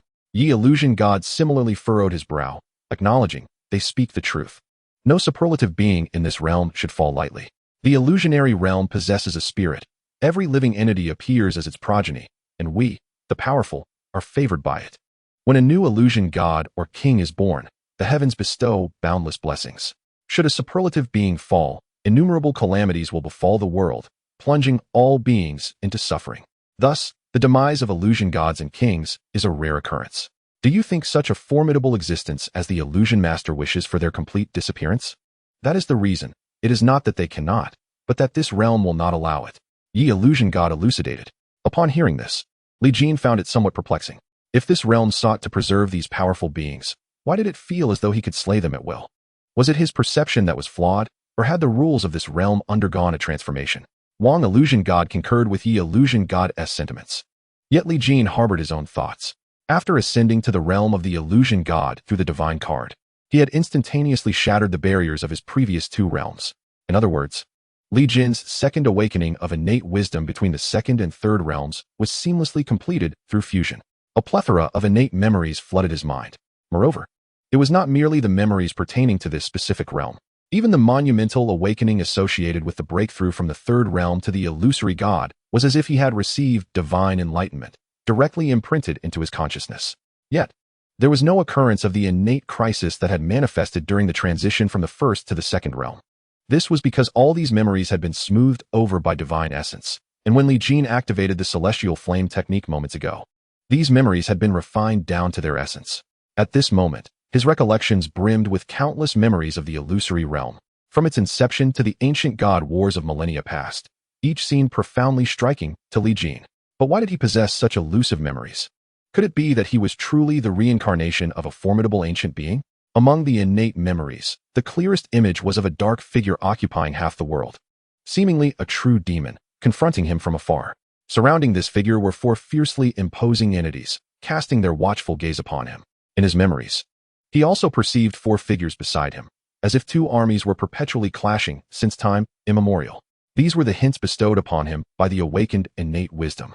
If these visions were to be revealed, they would undoubtedly incite a tremendous tempest within the illusory realm, likely causing greater bloodshed than the emergence of artifacts currently does. Chapter 155, Slaying the True King. Within the vast memories awakened in Li Jin, there was no indication, as Yi Huan Shun had claimed, that the will of heaven and earth forbade the fall of the true king or illusory god. In the ancient battle of true gods, Li Jin witnessed countless beings on par with the true king or illusory god being ruthlessly annihilated.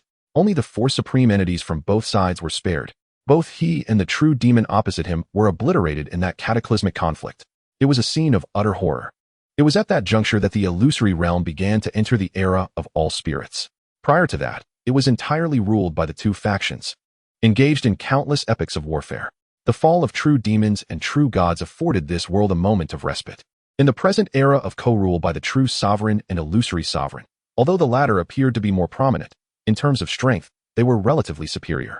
After all, there were only 3 true sovereigns, while the illusory sovereigns numbered 6, twice as many, although 2 of the illusory sovereigns emerged only after millions of years. This did not diminish their extraordinary power and status. Li Jin did not sense the kind of presence Yi Huan Shun described at all. If this world truly intended to protect the illusory god or the true king, then it would have been impossible for him to inflict such severe injuries. Without the protection of the true king and the substantial king, the will of heaven and earth would have prevented him from continuing his acts of annihilation. Thus, Li Jin yearned to test whether the reality aligned with Yi Huanshan's assertions. Within this realm of illusion, a stagnant pool of water has endured for far too long. It is time for it to boil. Li Jin is acutely aware that in 10 days, a terrifying event will inevitably unfold, ensnaring the entire realm in its chaos. He now harbors no fear of these constraints. Brother Yi is overly cautious. Have any illusion gods or true kings fallen in these countless millennia? Yi Fan was taken aback, then shook his head. None. Li Jin chuckled softly. Then that settles it. These tales are mere hearsay, and matters yet unseen remain debatable. Everything requires verification. And today presents a splendid opportunity, does it not? Does Brother Yi not wish to witness the transformations this world will undergo? Faced with Li Jin's audacious thoughts, Yi Huanshan was somewhat astonished, and even Wang Huanshan shared the same sentiment. Wang Huanshan gasped, "Your demeanor truly rivals that of Su Ming. Perhaps the two of you could become great friends." Yet, they refrained from contradicting Li Jin, for under the current circumstances, he alone had already reached the pinnacle of the illusion gods. His prowess undoubtedly places him among the elite of the illusion gods and true kings. Whatever ambitions he harbors, none could thwart him, unless the illusion master or true master intervened. Li Jin nodded and declared, "Then I implore you both to stand guard for me. I shall claim that woman's head." With that, he transformed into a formidable deity of heaven and earth, his hands resembling colossal, skyward palms, aimed at the true king of garments. He recognized that the paper true king and the substantial true king would not merely stand by. Thus, the ultimate target of his strikes was indeed the two of them. The substantial true king removed her mask, revealing a youthful visage concealed beneath. "You insufferable brat. Must you force me to my limits?" With that, she hurled the mask towards Li Jin's descending hand, which instantly morphed into a protective shroud, enveloping the three of them. The paper true king, his expression grim, transformed his hands into a dichotomy of black and white, continuously sketching a yin-yang symbol in the air to augment the strength of the substantial true king's shield. In the next moment, Li Jin's palms descended upon their defense. Bang! Bang! The might of his strikes shattered the fortifications they had constructed. However, those two resplendent golden palms also began to fracture. A smile curled at the corner of Li Jin's mouth, and in the next instant, his figure vanished from all sight. The substantial true king's eyes widened. "This is bad." At the moment she turned her head, Li Jin's silhouette had already materialized beside the healing true king of garments. "Today, I shall ascertain whether heaven will bestow punishment. I have stated it before. What of the true kings? Those who offend me shall meet their demise." In his hand floated a pure white flame, dancing whimsically in the wind. The next moment, this flame descended before the true king of garments. No matter how she attempted to evade it, she could not escape its grasp. As the fire ignited her robes, she felt a powerful divine might pressing down upon her soul, as if confronting an illusion master. No, it instilled an even greater sense of despair than an illusion master. It was a heart devoid of any semblance of resistance, left to succumb entirely to the flames consuming her essence. To the onlookers, the Shaanxi king, after a feeble attempt to evade, was overtaken by the inferno. She stood transfixed, as if enchanted, allowing the flames to envelop her form gradually. The hissing sound echoed as the king's meticulously honed corporeal body began to dissolve within the pristine fire. Both the paper king and the substance king yearned to intervene. Yet the events unfolded with such swiftness that they were afforded no opportunity to react. The prowess of Li Jin instilled a profound sense of dread within them. They could only bear witness as the Shaanxi king was reduced to nothingness in mere moments. When the white flames retreated towards Li Jin, not a trace of the king remained, as if she had never graced this realm. Yet, all understood that a formidable being had perished without leaving a single mark. This outcome instilled a palpable terror among all present. Even those projecting their consciousness to probe further dared not trespass upon Li Jin's presence. Such a display of power was unparalleled among the illusory gods. Moreover, the ease with which he extinguished the Shaanxi king felt as effortless as the simple acts of dining and drinking. It was utterly terrifying. All beings awaited the arrival of the will of this illusory realm, anticipating the retribution Li Jin would face for the slaughter of a sovereign. However, as time passed without incident, an overwhelming sense of astonishment enveloped the denizens of the illusory realm. Was it not said that sovereigns and illusory gods could not easily fall? This age-old rumor, perpetuated for millennia, remained unproven. Were they all thus deceived? An inexplicable chill coursed through the hearts of most beings. For if some entity had indeed orchestrated this notion, what manner of manipulation could it be?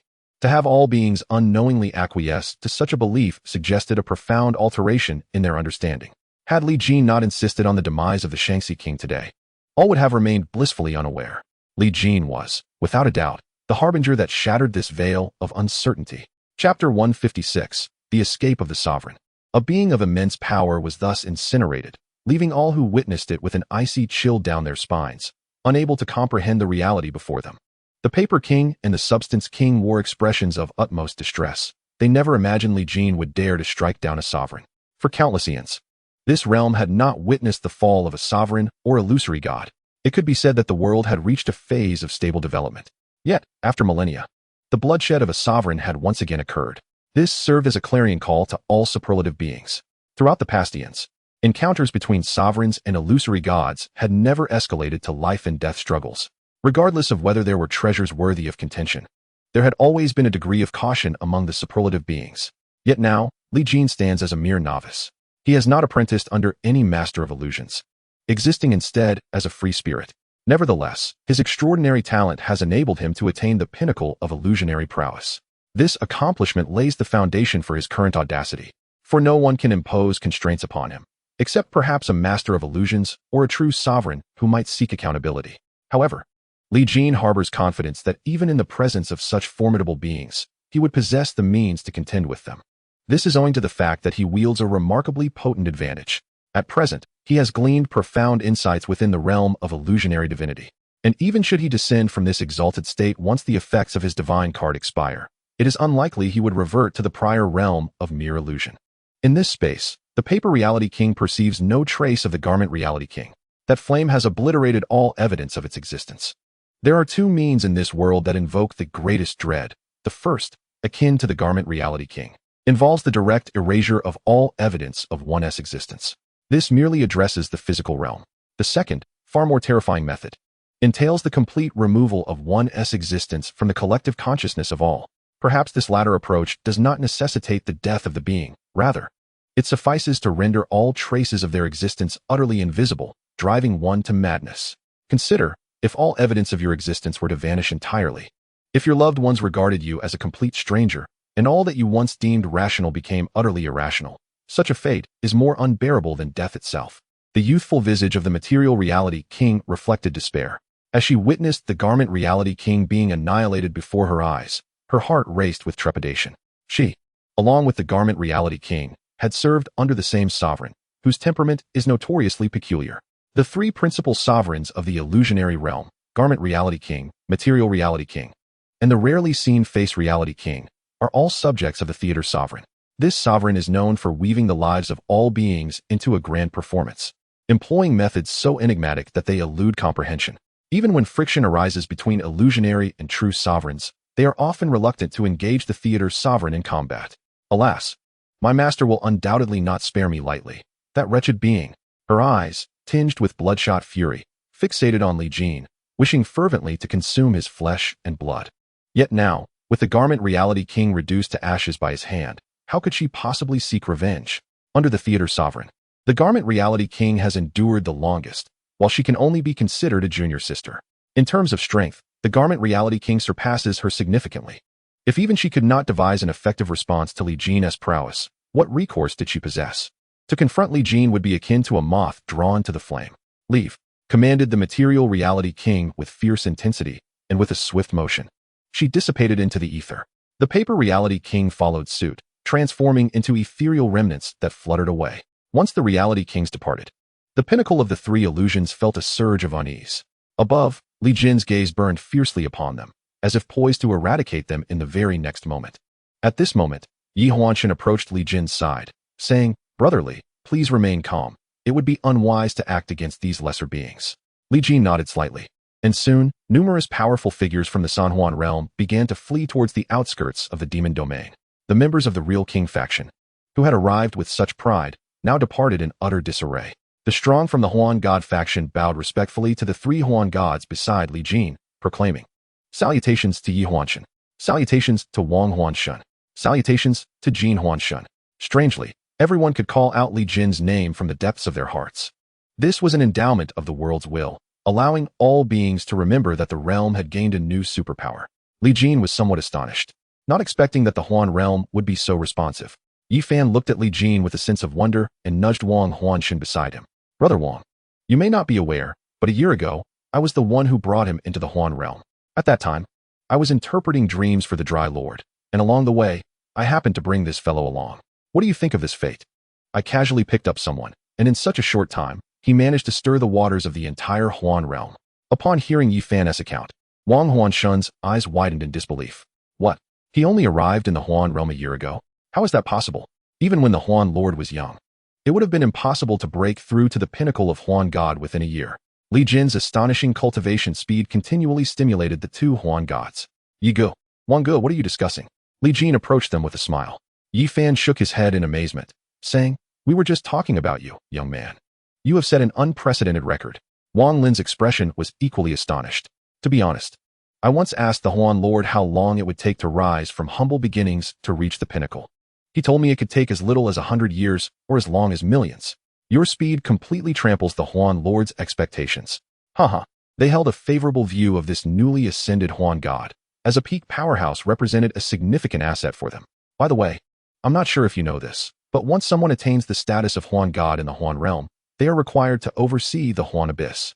Wang Huanshan pondered for a moment before offering this reminder. Yi Huanshan nodded in agreement.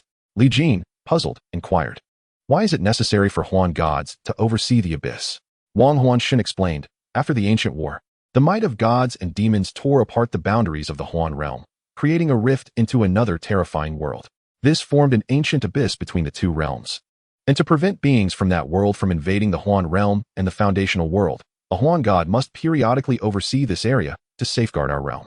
Chapter 157, The Huan Abyss.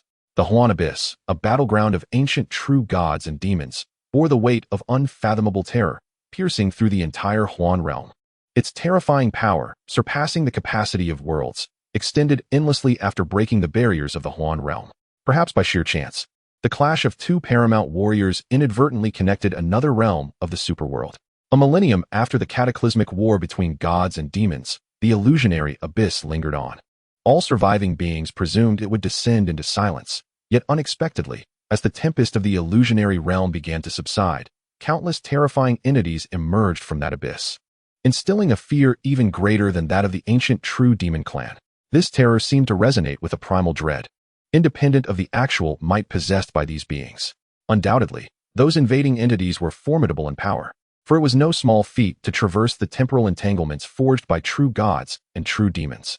Initially, the denizens of the illusionary realm paid little heed to this threat, but after witnessing their homeland consumed by these horrific beings, the illusionary lords became acutely aware of the terrifying growth characteristics these invaders possessed.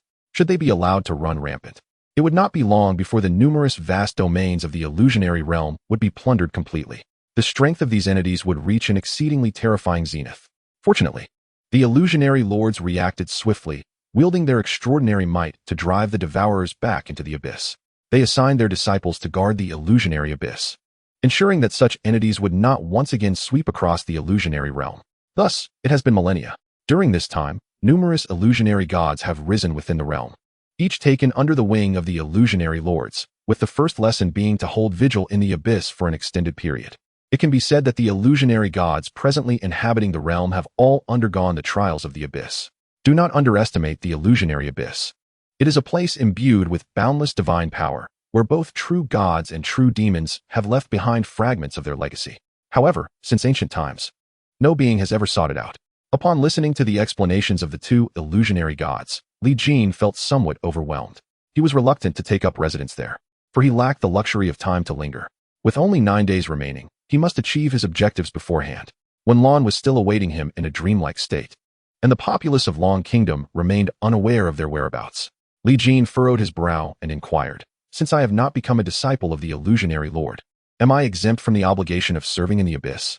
Upon hearing this, the two illusionary gods were momentarily taken aback, realizing the validity of his point. Indeed, since Li Jin had not formally pledged himself to an illusionary lord, he bore no stringent constraints. Whether he chose to go or not was entirely his decision. They exchanged glances, seemingly recognizing the shared sense of helplessness in one another's eyes. While the reasoning held true, your formidable strength would alleviate much of the burden from the other illusionary gods should you take your place in the abyss, spoke the illusionary god Yi.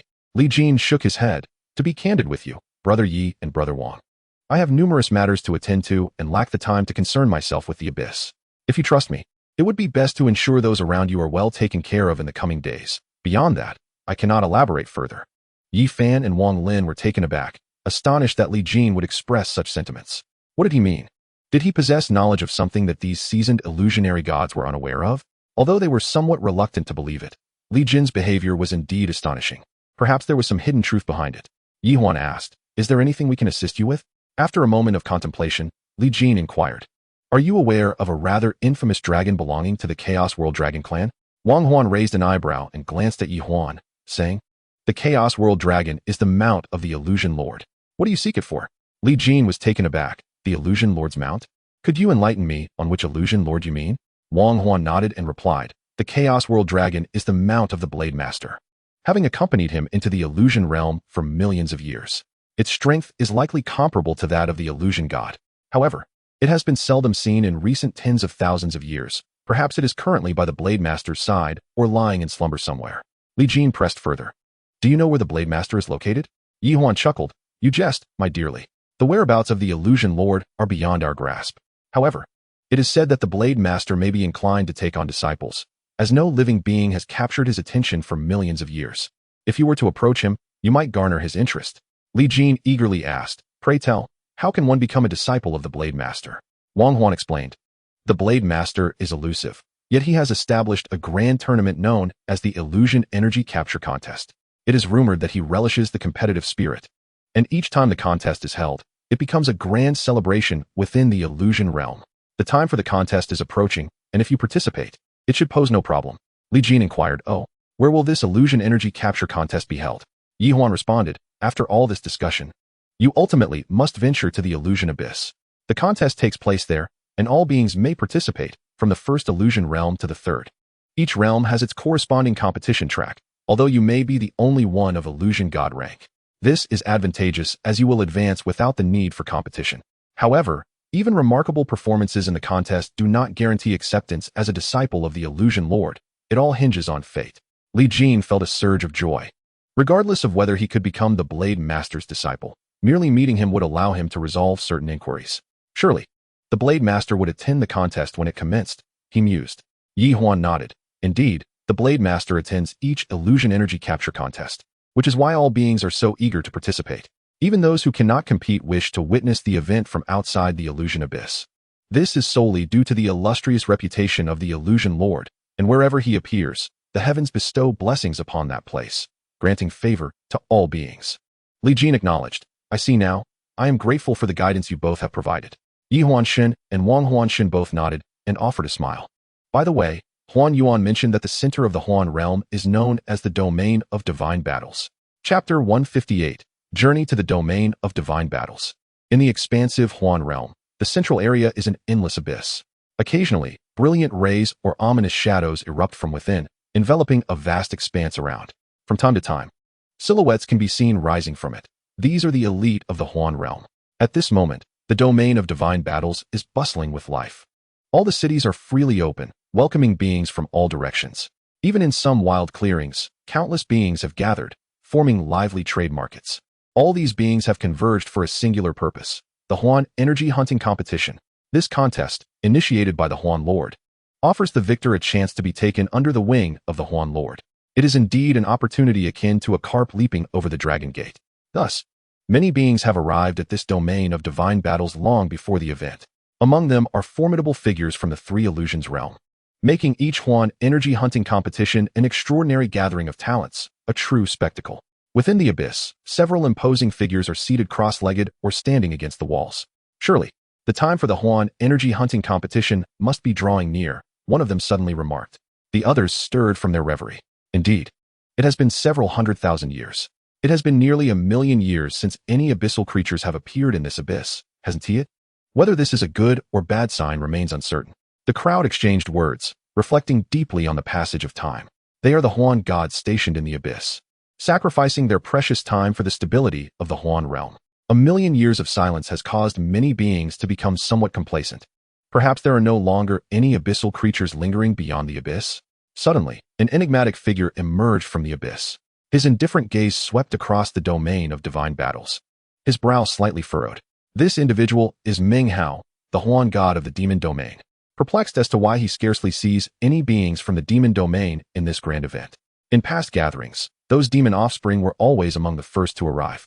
When occurrences deviate from the norm, there is surely something amiss. Meng Hao's perception expanded through the boundless expanse of time and space.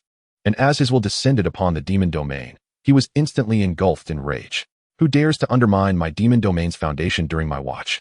The terrifying might of the Huan god swept across the entire domain of divine battles in an instant. Countless beings felt a chill run down their spines. Meng Huanshun had emerged from the abyss. Those in the know were filled with dread. This would surely be a spectacle to behold. Meng Huanshun is notorious for his madness. After parting ways with Yi Huanshun and Wang Huanshun, Li Jin sought out the battle demon who had survived the Great War. Are you truly Huang Tianyi? The battle demon scratched his head, feeling somewhat embarrassed as he replied, yes and no. I possess fragments of Huang Tianyi's memories. He once visited me in the demon domain, but he may have perished in the illusion sea by now. Li Jin's expression hardened. Has Huang Tianyi truly died? With a furrowed brow, he inquired. Do you know the whereabouts of the others? Zhang Yao pondered for a moment and replied somewhat ambiguously. I have not thoroughly delved into his memories, but I gleaned some information.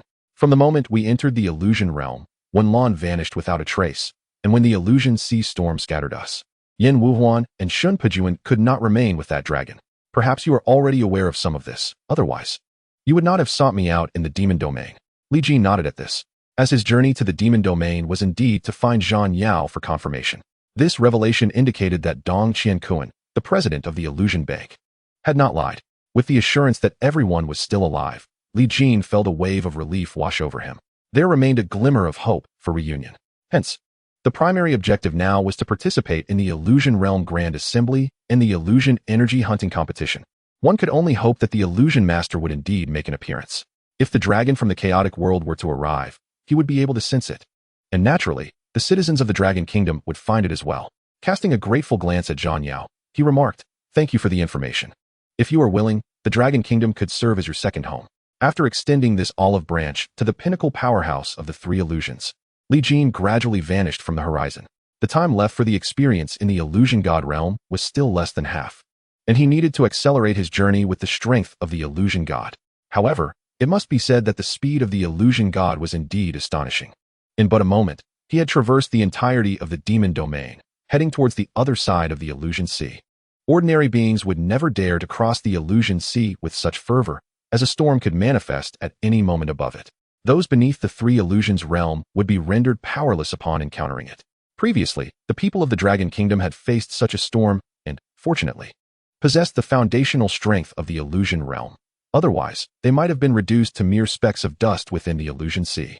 A golden streak of light zipped through at remarkable speed, and within a quarter of an hour, it had crossed the entire expanse of the Illusion Sea. Upon stepping into the great domain, he encountered an enigmatic man. The aura emanating from the man was exceedingly powerful and eerie, sending chills down one's spine. The key was that he seemed to be in a state of furious rage. Li Jin suddenly seemed to recognize him. With cupped fists, he greeted, Meng Illusion God. Meng Hao looked at Li Jin with some confusion, seemingly unsure of which illusion god stood before him. May I inquire your esteemed title? Which illusion master do you serve? In response to Meng Illusion God's question, Li Jin smiled and replied, I have no master nor sect. I am merely a wandering hermit. You may call me Li Jin. Meng Illusion God was taken aback. A peak illusion god without a master or sect was indeed rare in the illusion realm. Brotherly, your cultivation is impressive. I am in awe. I have pressing matters to attend to and cannot linger long. I hope you understand. And we must certainly share a drink together in the future, Meng Illusion God said, cupping his fists. Li Jin felt a twinge of awkwardness, though he did not show it, responding, it is only fitting. One must prioritize their own affairs. After nodding, Meng Illusion God plunged into the Illusion Sea. Li Jin watched his departing figure, feeling somewhat embarrassed. It appeared that Meng Illusion God was in a hurry due to some urgent matter regarding the demon domain. Had I not ventured into the demon domain, perhaps today's events would not have transpired. Yet, all of this was unforeseen. Who could have anticipated that the forging of a mere piece of equipment would incite such an uproar? Li Jin shook his head, hastening towards the battlefield of the divine. Upon arriving at the far side of the illusory sea, he discovered that numerous expansive domains were interconnected here, infinitely more vast than the four major realms such as the demon domain and crystal domain. Countless beings thrived within, each realm showcasing its unique landscape. Celestial beasts soared through the skies, and starships lined up, all heading in a singular direction. These were merely the tail end of the procession, decades prior. Distant domains had dispatched their teams, all hoping to witness the emergence of a new disciple for the illusion master. Chapter 159, The Ancient City. After traversing several immense domains, he could see in the distance the towering, ethereal expanse. This realm was several times broader than the surrounding domains and was currently bustling with innumerable beings. It was so exaggerated that even a stone cast into the air would strike several individuals. Is this the influence of the illusion master's grand assembly? Indeed, it is formidable. Observing the multitude of beings below, Li Jin was filled with emotion. He transformed into a streak of light, descending onto the ground, merging into the ceaseless flow of the crowd. The moment he touched down, he felt his strength plummet to the pinnacle of the illusory god realm, continuously descending until it stabilized at the third illusory realm. As expected, during the illusory god realm, insights abound. He had already broken through the barrier from the second to the third illusory realm. Even though he had fallen from the illusory god realm, his prowess was far from ordinary for someone in the third illusory realm. The vastness of the awakened ancestral memories he possessed was beyond what any other individual could endure. This immense reservoir of ancestral wisdom endowed him with an extraordinarily potent spirit, rivaling that of an illusory god. Although the third illusory realm does not represent the pinnacle of combat power, it is undeniably formidable. Moreover, having now ascended to the third illusory realm, he was presented with a new opportunity to acquire a gift package. Taking out his phone, he opened the illusory realm game. A substantial gift package immediately appeared before him. The breakthrough package for the third illusory realm was valued at 888 illusory crystals, while the return gift package was worth 888 illusory crystals. Li Jin's gaze sharpened. He had not anticipated such a fortuitous dual offering. One worth 200 million, the other 900 million. Had he not taken a loan from the illusory realm bank, he would have simply shaken his head in despair at the sight of these two packages. Li Jin reflected on the matter. To earn such a vast amount of illusory crystals independently within the illusory realm would be feasible, yet it would undoubtedly consume a considerable amount of time. And time was precisely what he lacked. With the impending upheaval approaching in just 9 days, urgency surged within him. If he wished to attain sufficient strength for self-preservation and to protect those dear to him before the impending chaos, he could only place his hopes on the illusory realm game. Fortunately, it had never let him down. This fragment of crystalline essence is still within reach. Thus, Li Jin did not hesitate and directly acquired the breakthrough package for the Three Illusions realm and the return package. Congratulations on obtaining the breakthrough package for the Three Illusions realm, Dreamheart, Core 1. Congratulations on obtaining the return package, Awakening Charm 1. To his surprise, both packages contained singular items. Although he was not entirely certain of their functions, Li Jin had unwavering faith in their potential value. Dreamheart Core, centered on the Grand Dream. It paves the way through the ages. Awakening Charm. Holding this charm can awaken the ancient divine consciousness. After carefully storing these items, Li Jin made his way toward the nearest ancient city, Wanyuan Ancient City. This colossal city had existed in the battlefield of the gods for countless ages, home to several powerful clans. As Li Jin merged into the throng, he found the streets lined with endless vendors, some hawking their wares while others sought hidden treasures. It was a wondrous place, where one could either amass wealth or find themselves in destitution. Li Jin had two primary objectives in this bustling gathering. First, to gather information regarding the illusionary energy hunting competition. Second, to seek more detailed knowledge about the illusionary abyss. To know oneself and one's adversary is to ensure victory in 100 battles. Make way. Everyone, clear the path. A thunderous voice erupted from the end of the street, drowning out the sounds of the crowd. A massive azure beast strode forth. With a pavilion upon its back where several figures mockingly observed the masses below. A flamboyantly dressed serpent-faced man stood atop the beast, arrogantly shouting down at the passers-by, showing utter disregard for those around him. Upon sighting this azure beast, the crowd instinctively parted, unwilling to linger in the center of the street. The fifth master of the Serpent God clan is out causing chaos again. That's the azure-eyed white dragon beast, a superlative powerhouse of the second illusion realm, willingly pulling those individuals along. TSK. Hush. Such words are ill-advised. Those gentlemen are part of the princely faction of Wanyuan Ancient City. Tread carefully, or you may find yourself imprisoned upon entering the city gates. I doubt they are truly so audacious. It is currently the season of the illusionary energy hunting competition. With experts aplenty, do they not fear encountering formidable foes?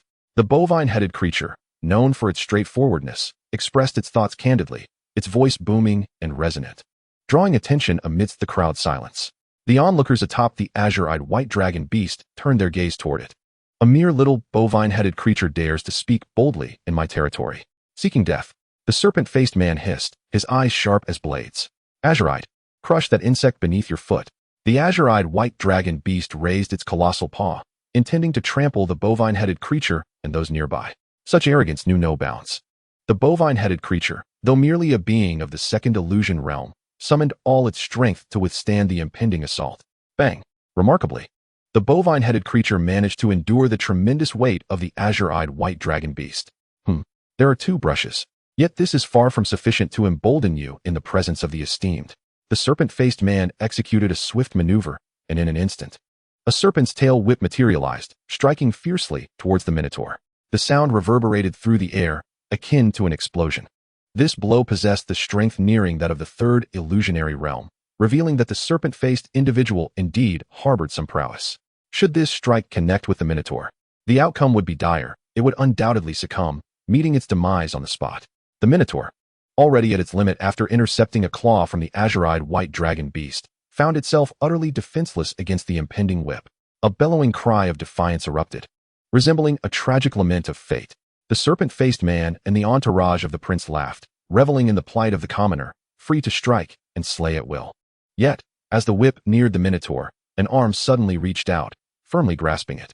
This unexpected turn left everyone in stunned silence. What was happening? Who dared provoke those esteemed individuals under such circumstances? Surely, they must be courting death. However, when the onlookers recognized that the rescuer stood within the reach of the azure-eyed white dragon beast's claw, they were taken aback.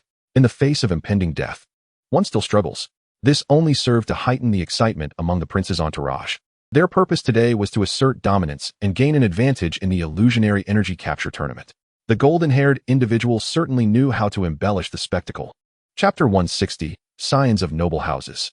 Li Jin had not anticipated that his mere quest for information would lead him to witness such ostentatious displays among the scions of noble families.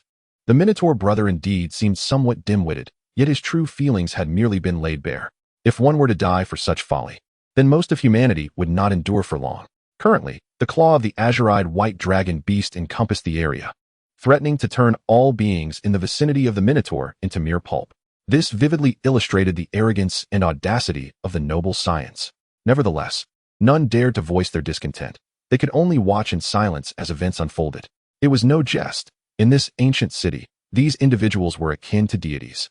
The law itself, their families had cultivated their influence here for countless years, becoming inseparable from this ancient city. Moreover, even in contemporary times, their families boasted existences at the pinnacle of the third illusion, possessing unparalleled strength. They were indeed the elite tribes beneath the illusionary deity, and with the deity absent, few dared to provoke them. Thus, when a gathering of noble scions convened, it was almost certain that the city's inhabitants would suffer. Should the Minotaur offend their pride, it would undoubtedly face their vengeance.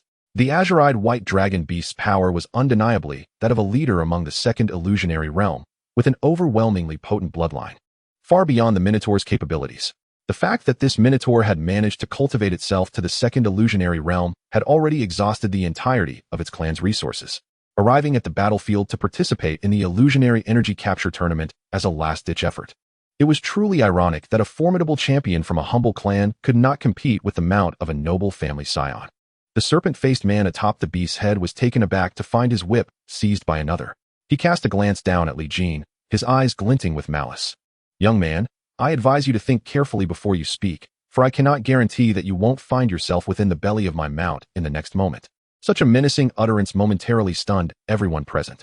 The bull-headed figure, braving the grip of the azure-eyed white dragon beast, managed to turn his head to face Li Jin. Unlike the other creatures around him, who were merely seeking to evade danger, Li Jin stood out as an anomaly. Rather than seizing the opportunity to escape, he chose to shield his ally from a fatal strike. Was it sheer strength or a shared folly that compelled him? "Thank you, my friend. But you must leave at once," the bull-headed man urged. "Today's calamity is my doing. I cannot allow others to be ensnared in my misfortune." He was acutely aware that he could not evade the impending disaster, and he recalled the hopes of the elders and children of his tribe, who wished for him to become a disciple of the illusion master, thereby liberating them from perpetual gloom. Yet, it seemed that he, Wanyo, was too foolish. Before the illusion hunt could even commence, he was destined to perish in this ancient city of Wanyuan. Li Jin smiled at the bull-headed man before turning his gaze toward the serpent-faced individual. What an imposing facade you present. Has this ancient city truly become your autocracy?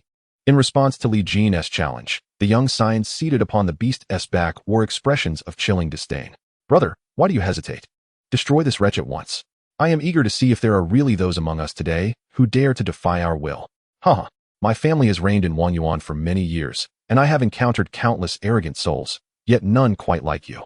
Spurred on by the encouragement of the young aristocrats behind him, the serpent-faced man summoned his power. His mastery of the second illusion realm was unmistakable, and an overwhelming aura surged through the street, leaving all in awe. Indeed, the Serpent Lord was formidable, having attained such heights in merely over 100,000 years of cultivation. Alas, great families will always prevail, for the resources they command are beyond the imagination of us lesser clans and solitary practitioners. It seems these young lords are enraged today, resolute in claiming the lives of those two individuals. We should distance ourselves lest we become collateral damage. The crowd was momentarily shaken by the serpent-faced man's might. Although the second illusion realm did not exert the same oppressive weight as the third, it still represented a pinnacle many would never reach in their lifetimes. From birth, the progeny of noble families had access to training resources far exceeding those available to the common folk. This disparity is why these great families endure through the ages. Each generation fosters superlative champions to safeguard their lineage, and in the realm of illusions, news of the fall of a superfamily or clan is exceedingly rare. Following the Divine War millennia ago, a prolonged period of recuperation allowed all factions and families to enter a virtuous cycle. Unless a life-and-death struggle erupts between great families, they only grow stronger, their foundations ever more profound. Thus, these young aristocrats naturally possess their own grounds for pride. The serpent-faced man wielded his whip, attempting to ensnare Li Jin. However, he soon realized that no matter how hard he strained, he could not budge the figure beneath him in the slightest. Could it be that this lad has cultivated the art of the 10,000-pound weight? The serpent-faced man, unwilling to lose face before the crowd behind him, intensified his efforts to the utmost. Suddenly, a resounding crack echoed through the air. To his astonishment, the serpent whip exploded in two, causing the man to nearly stumble backward, revealing a rather disheveled appearance. This incident thoroughly enraged him. My serpent whip, how infuriating! I shall cast you into the abyss of serpents and let you experience the torment of 1,000 serpents devouring your heart. With that, he summoned an enormous serpent, cloaked in dark scales that gleamed ominously.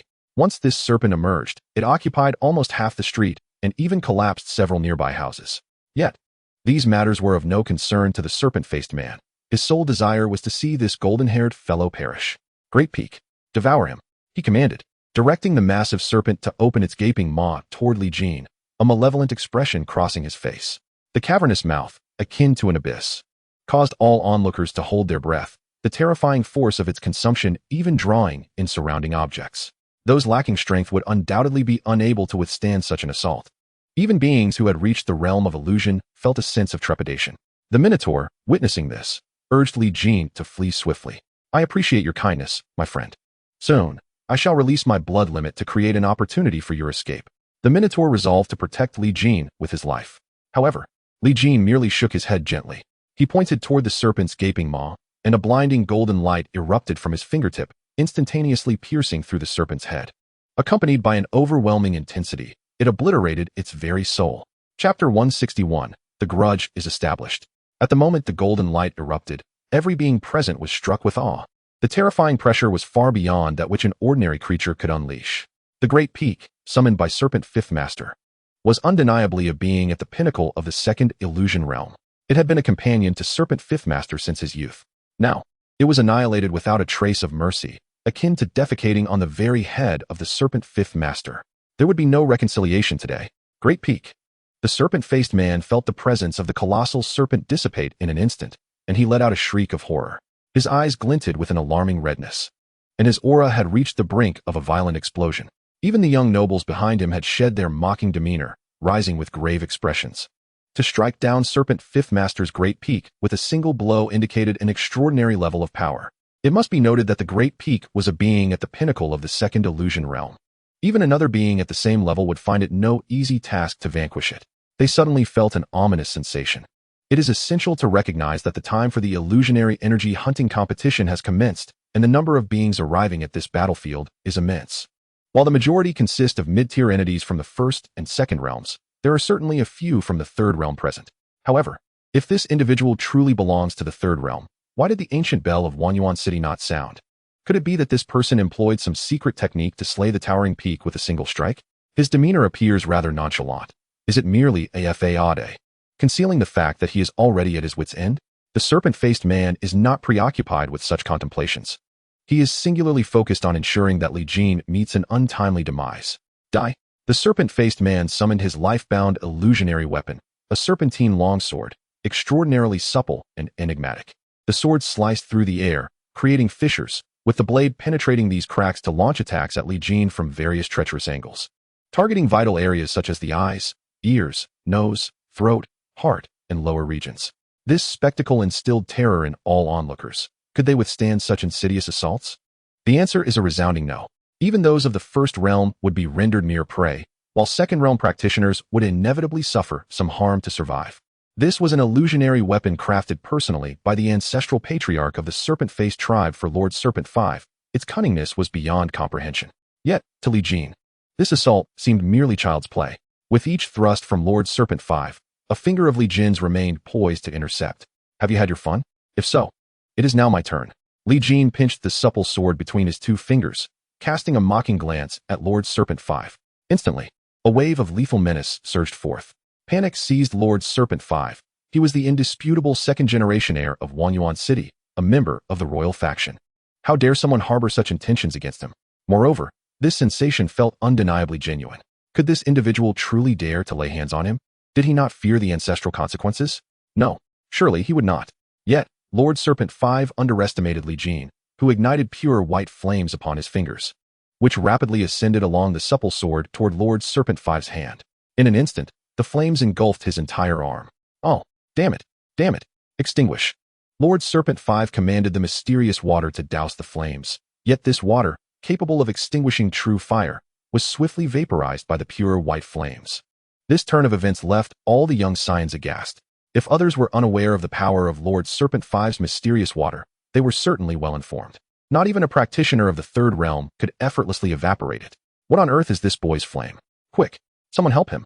We cannot allow him to be burned alive. The young Saiyans sprang into action, invoking their illusionary weapons and casting spells in an attempt to extinguish the white flames. Yet, regardless of their efforts, the flames continued unabated. Lord Serpent 5's arm was now a charred wreck. Ah, it hurts. It hurts. Among the Saiyans of noble families, one observed with alarm that the flames were spreading toward his chest. Resolutely, he drew a large blade and addressed Master Snake. Old Snake, hold on. To survive, we must resort to severing a limb. Master Snake nodded frantically in agreement. The flames were indeed too peculiar, and amputating was their best option. With a swift motion, he abandoned his defenses and allowed the blade to slice through his shoulder. Crack! His entire arm fell neatly away, and blood gushed forth. Master Snake hurriedly channeled his energy to bind the wound. Before they could regain their composure, the severed arm inadvertently transmitted the flames to the head of the azure-eyed white dragon beast. The fire spread like a torrent, engulfing everything in its path. Alarmed, the noble youths fled in panic. The azure-eyed white dragon beast, in agony, thrashed violently, creating chaos in the street. Yet, it could not escape the fate of being consumed by the flames. The white fire clung to it like a parasite, refusing to be shaken off. With its head now afflicted, there was no hope for salvation. The once formidable entity of the second illusion realm was reduced to mere ashes, instilling terror in all who witnessed. Their gazes turned toward Li Jin, speculating about his true identity. The Saiyans regarded Li Jin with hostility, yet none dared to provoke him further. His displayed prowess had far exceeded their expectations. He was likely a powerhouse of the third illusion realm. They were deeply frustrated, as they had intended to enjoy their time at the celestial immortal pavilion and revel in the streets, only to stumble upon an immovable obstacle. Such indignation could not be swallowed so easily. Moreover, those stationed at the city gate had failed to ring the bell of the third illusion. They would surely face retribution for their negligence. Li Jin observed the noble youths with indifference, almost hoping they would continue their reckless pursuits. Fortunately, they were wise enough to recognize their peril and retreated in haste. This left the inhabitants of the street in disbelief. The once mighty tyrant of the ancient city had conceded defeat, yet, in their hearts, they understood this was merely a temporary reprieve. The Wangguan ancient city was their territory. If the younger generation could not prevail, they would summon the elders. Thus, Li Jin's fate would likely not be favorable. The surrounding beings viewed him as though he were a harbinger of calamity, not offering praise for his heroic deeds, but rather wishing they were elsewhere. Only the Minotaur expressed sincere respect for Li Jin. Esteemed senior, he began, I have no means to repay the grace of your rebirth. I only wish to serve you faithfully. Chapter 162. The Heavenly Fragrance Workshop. Li Jin chuckled and shook his head. There is no need for such servitude. I merely wish to inquire about a matter. The Minotaur nodded eagerly. Please, esteemed senior, I shall speak freely. Li Jin smiled again. Let us go. This is not a place for discussion. Together, they made their way to a private room in a tea house. In the tea house or relay station of the ancient city of Wanyuan, protective formations were established to prevent prying eyes, ensuring the privacy of all visitors.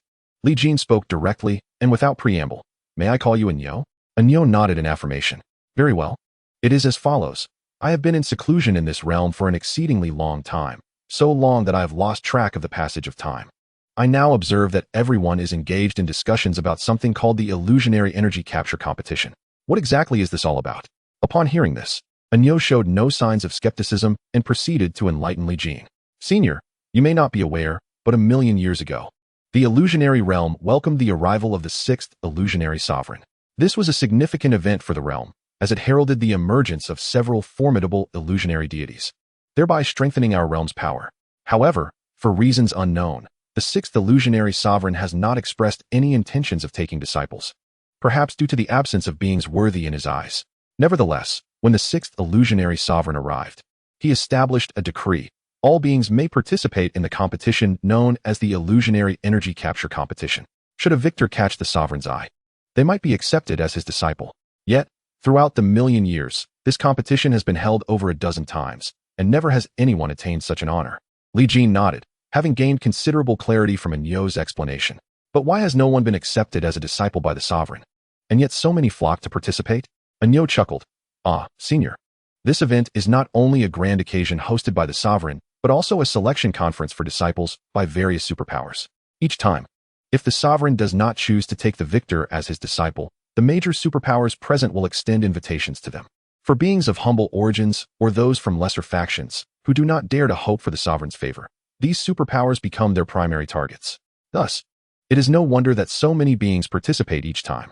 Furthermore, even if one is not chosen by any faction, simply participating in the illusionary energy capture competition in the illusionary abyss offers substantial benefits.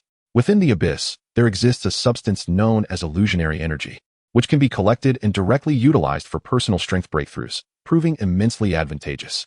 At this point, Anyo's knowledge reached its limits. Li Jin nodded in acknowledgement. I see. It is understandable that beings would flock to something that benefits their cultivation.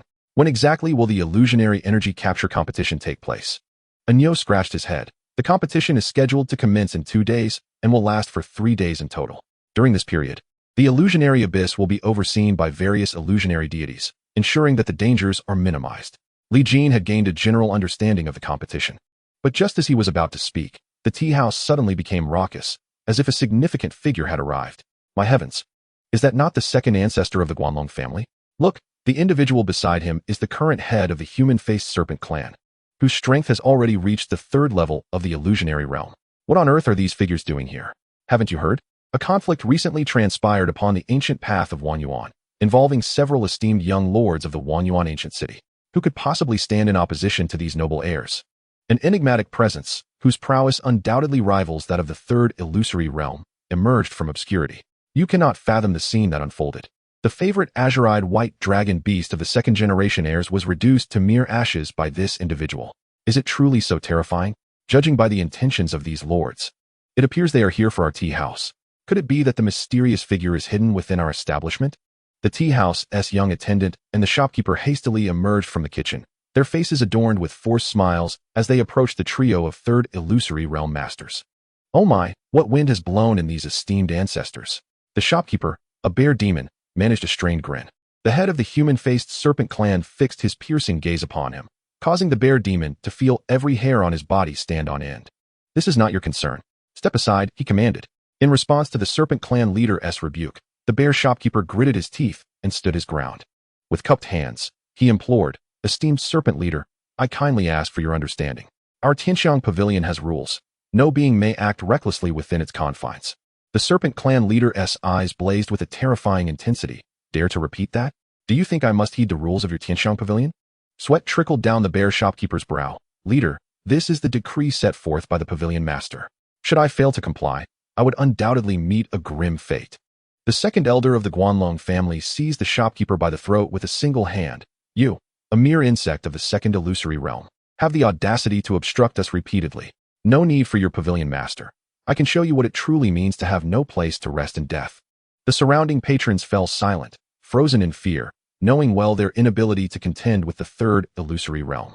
The bear shopkeeper's complexion turned a ghastly shade, resembling that of liver, as he appeared on the brink of collapse.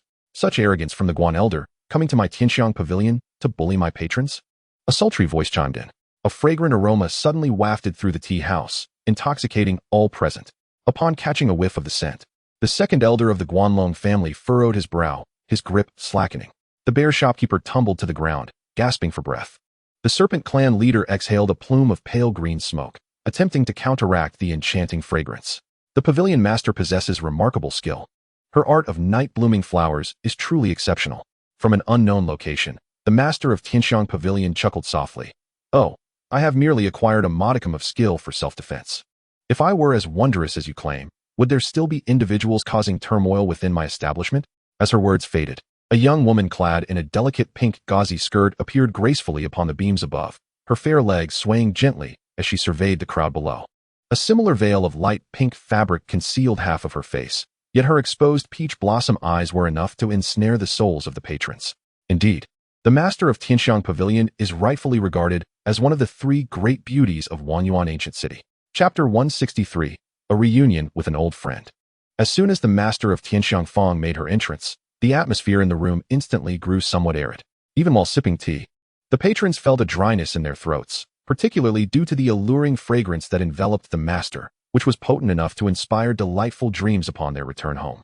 The head of the serpent clan raised his gaze towards the master of Tianxiang Fong, questioning her presence. Shouldn't the master serve the war god within the war god temple instead of gazing back at the ancient city of Wanyuan?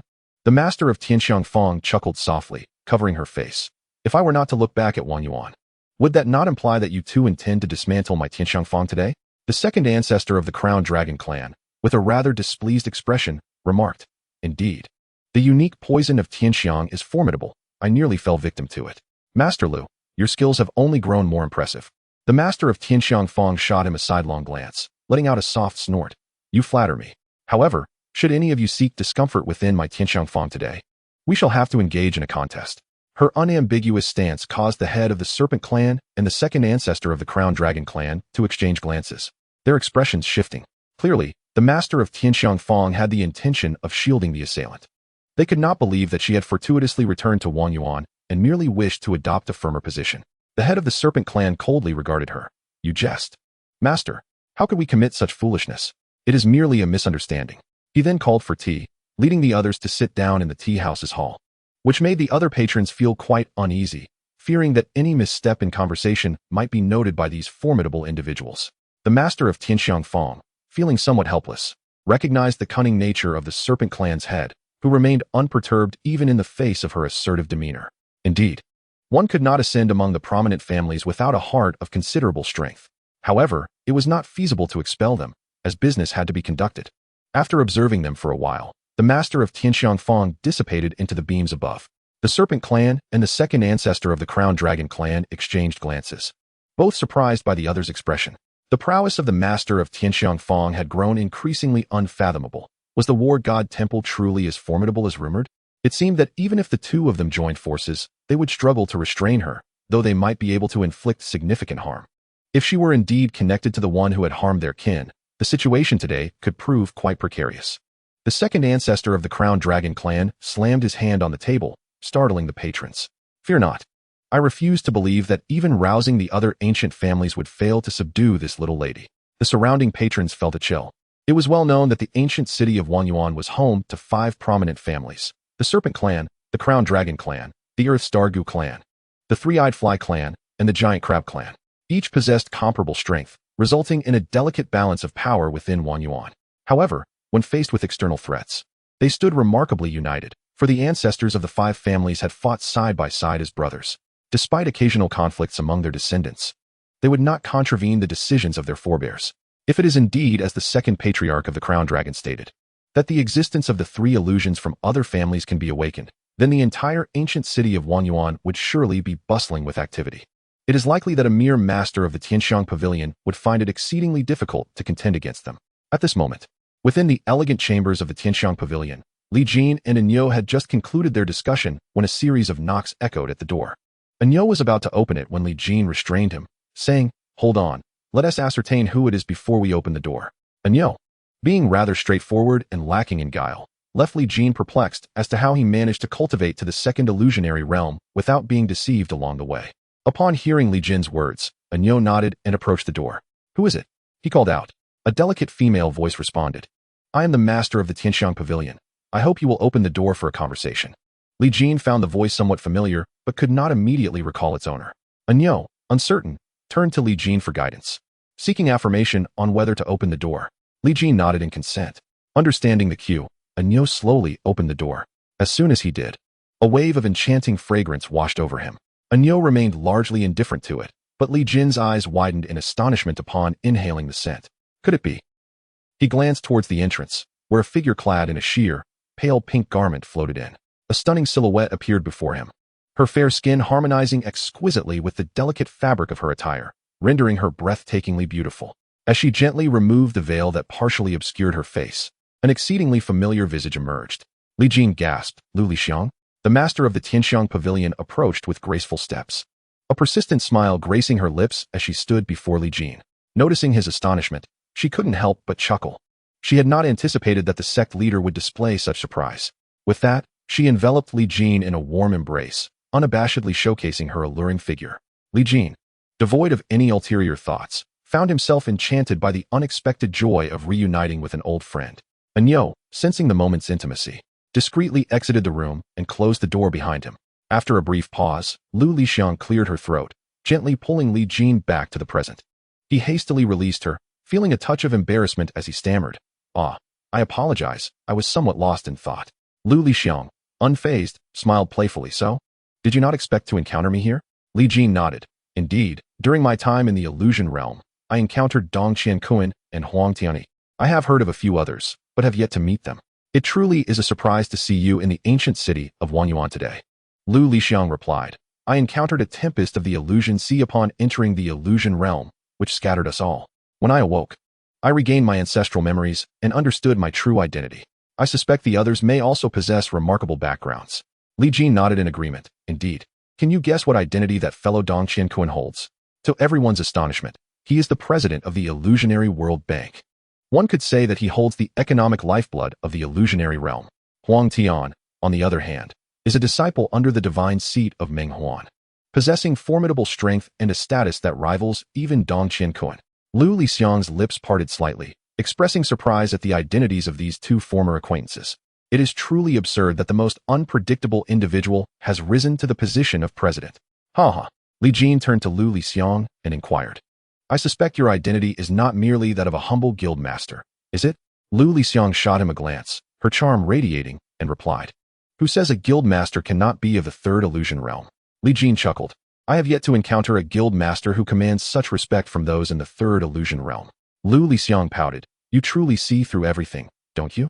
Chapter 164, Conflict. Lu Lixiang, exuding unparalleled allure, appeared even more enchanting than when she was on Blue Star. With a playful grin, she tapped Li Jin on the shoulder. "No wonder you are the revered sovereign of the Forbidden Emperor sect. Before you, I feel as if I am clad in nothing at all." Li Jin cleared his throat. "Ahem, such remarks should not be made lightly. By the way, what is happening outside? I sensed a powerful disturbance moments ago."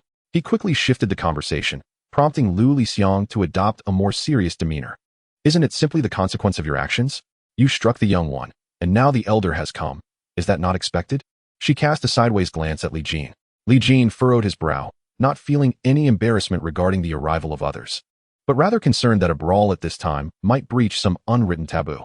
Is fighting prohibited within the ancient city of Wanyuan, or do the strong act with impunity? Lu Lixiang found his inquiry amusing. "It seems our sovereign of the Forbidden Emperor sect is quite self-assured, yet outside, there are two formidable beings of the third illusion realm awaiting you." Li Jin smiled. "What is there to fear? I am merely apprehensive about whether this city can withstand the turmoil. Besides, should I falter, I still have you by my side." Lu Lixiang pouted. It appears you are already delegating responsibilities to me.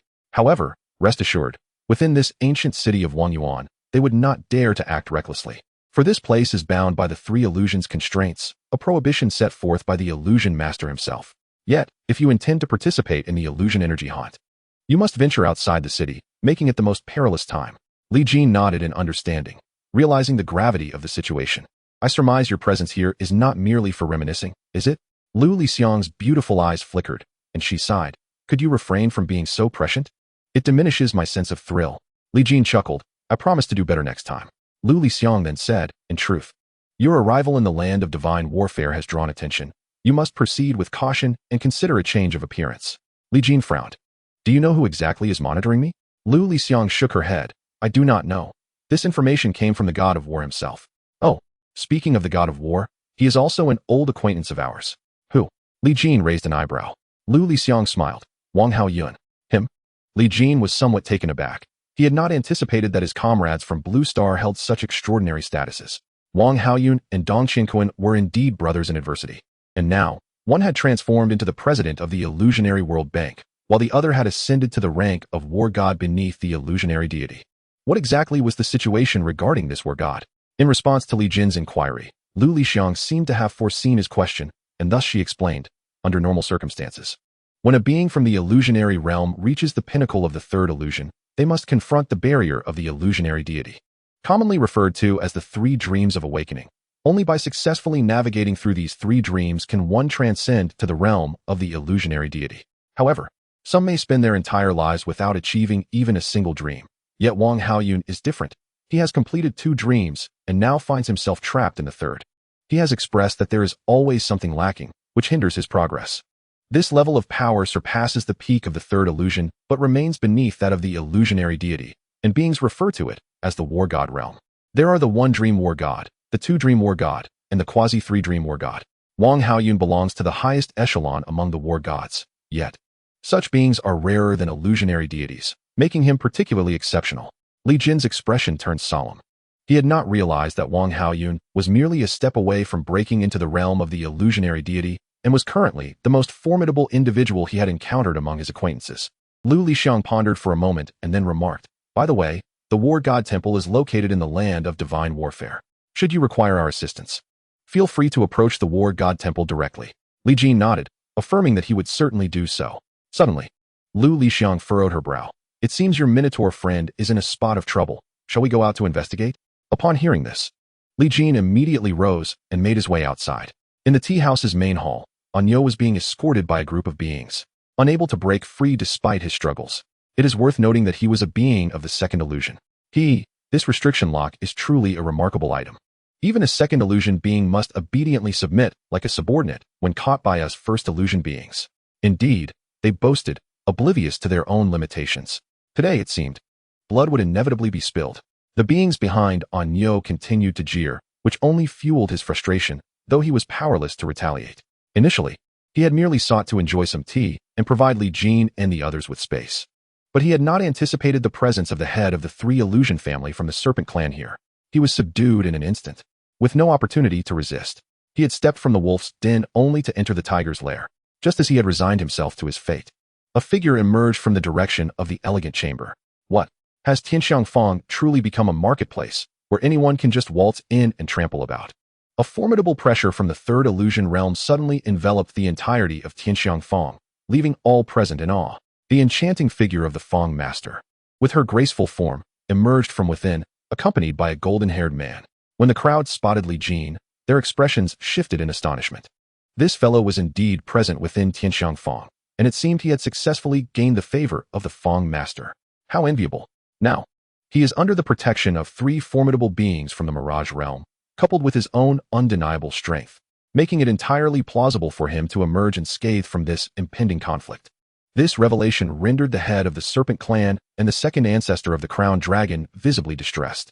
The Serpent clan leader fixed a penetrating gaze on Lu Lixiang, demanding, "Is the esteemed master truly intent on opposing our families?" Lu Lixiang retorted with an icy demeanor, "Pray tell, is it I who seeks to challenge you? Or are you the ones causing havoc on my territory?" The second ancestor of the Crowned Dragon abruptly rose, showcasing his prowess from the Mirage realm to counter Lu Lixiang. You shameless woman, a harlot for all to see, dare you engage in a contest of wills with us? I suspect your prolonged stay in the war god hall has inflated your ego, unaware of whether the war god has found comfort in your service, bestowing upon you some treasure to spare you from today's calamity. Such words were a profound affront to Lu Lixiang, igniting her fury. You, with your incessant prattle, must be weary of life. I wonder if your bones possess the same tenacity as your tongue. With a swift motion of her silken veil, Lu Lixiang transported the second ancestor of the crown dragon outside the ancient city of Wanyuan. When Lu Lixiang and the second ancestor vanished from sight, the onlookers gasped in astonishment. Soon, they could sense an overwhelming pressure emanating from the mirage realm outside the city, striking terror into the hearts of all beings within and beyond its walls. In the sky, two figures collided and then separated, standing in stark opposition. Lu Lixiang, adorned in a flowing robe with her face veiled, left all beings in awe, not solely for her beauty, but also for her formidable strength in the mirage realm. Opposite her stood an elder with a peaked crown, reminiscent of an ancient spiked dragon. Wasn't this the second ancestor of the crown dragon, long hidden from the world? What circumstances have compelled him to engage publicly today? Have you not perceived the strength of the woman before him? She, too, is of the mirage realm and shows no fear of the second ancestor. I recognize her. She is the leader of Tianxiang Workshop, and it is said she has ties to the War God Hall, a powerful backing indeed. Is that so? No wonder she dares to challenge the second ancestor. Their confrontation sparked fervent discussions among all present.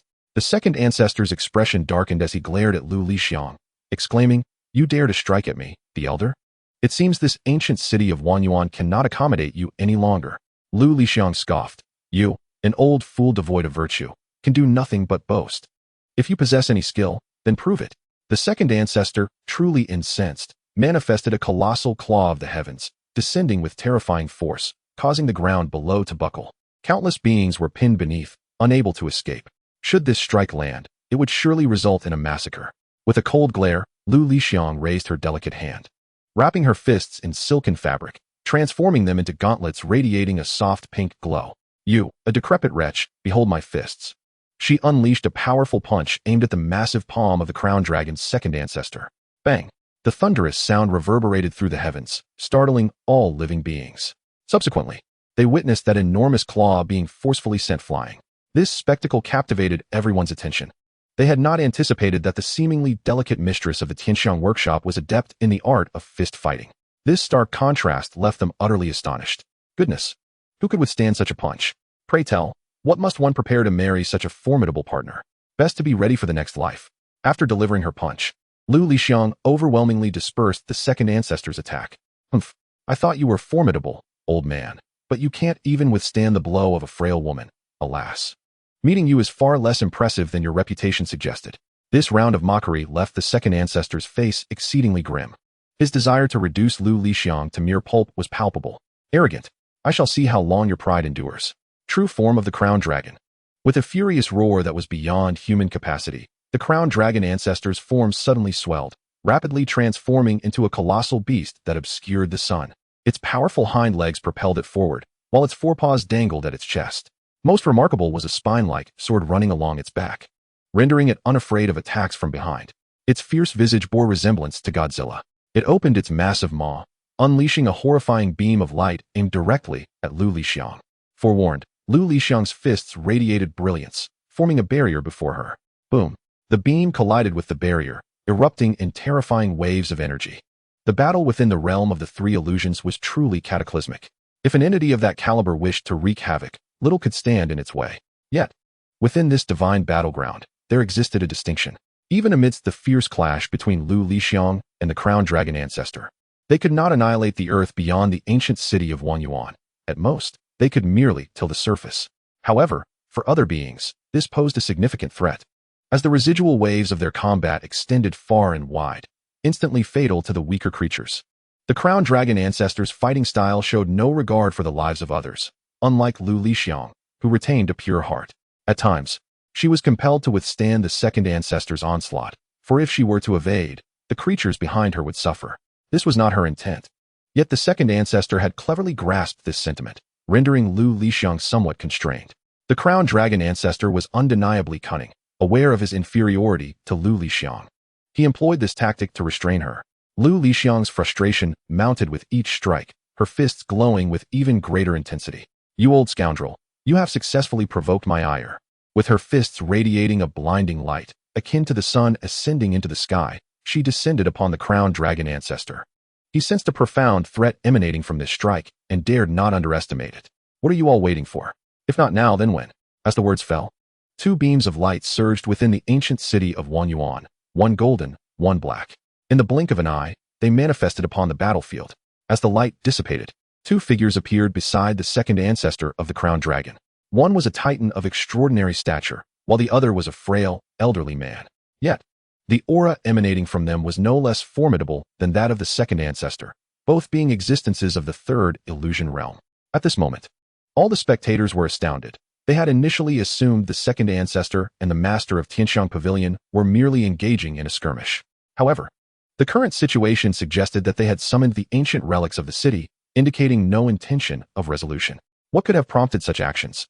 While some were left in the dark, others were aware of the underlying complexities. The outcome of a confrontation between three third illusion realm beings, and one was evident. Lu Lixiang furrowed her brow, halting her assault on the second ancestor. She turned to the two newcomers and remarked, "You truly are cut from the same cloth. A single thread can affect the entire fabric. Impressive."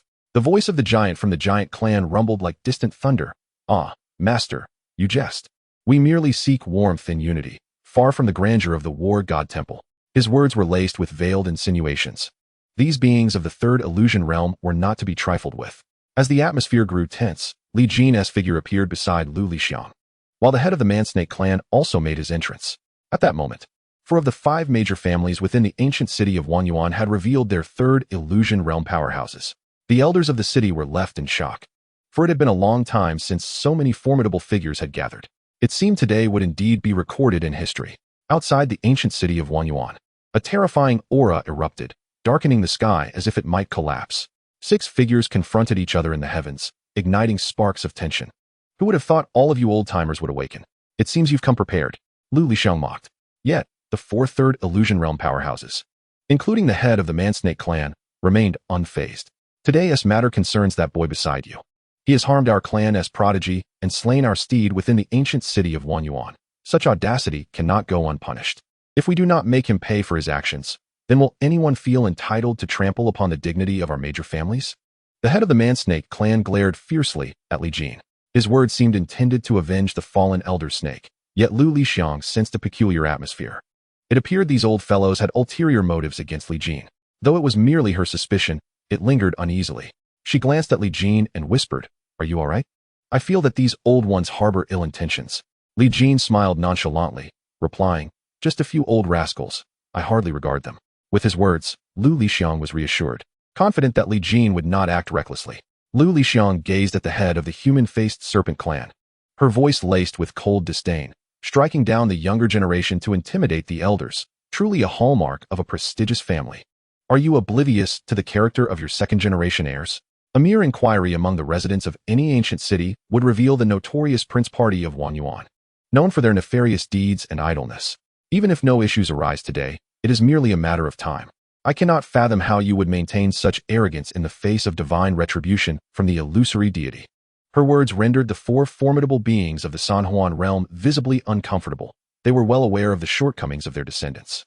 Yet, who could chastise them for their pride, given their dominion over the ancient city of Yuan? The head of the human-faced serpent clan sneered. "Do not adorn us with such lofty titles, esteemed lady. How could we dare to act recklessly before the illusory deity? Setting aside whether the deity would even deign to visit Yuan, should they arrive, we would treat them with utmost reverence. Such a situation is inconceivable. Today, you ought not to exonerate this murderer. Otherwise, these old bones would not hesitate to engage in some practice with you, to ascertain whether your younger generation possesses any genuine skills." Lu Lixiang scoffed. "Is this truly the demeanor of the noble families of Yuan? What an extravagant facade you maintain. I assure you, I shall take charge of this matter. No one shall deter me."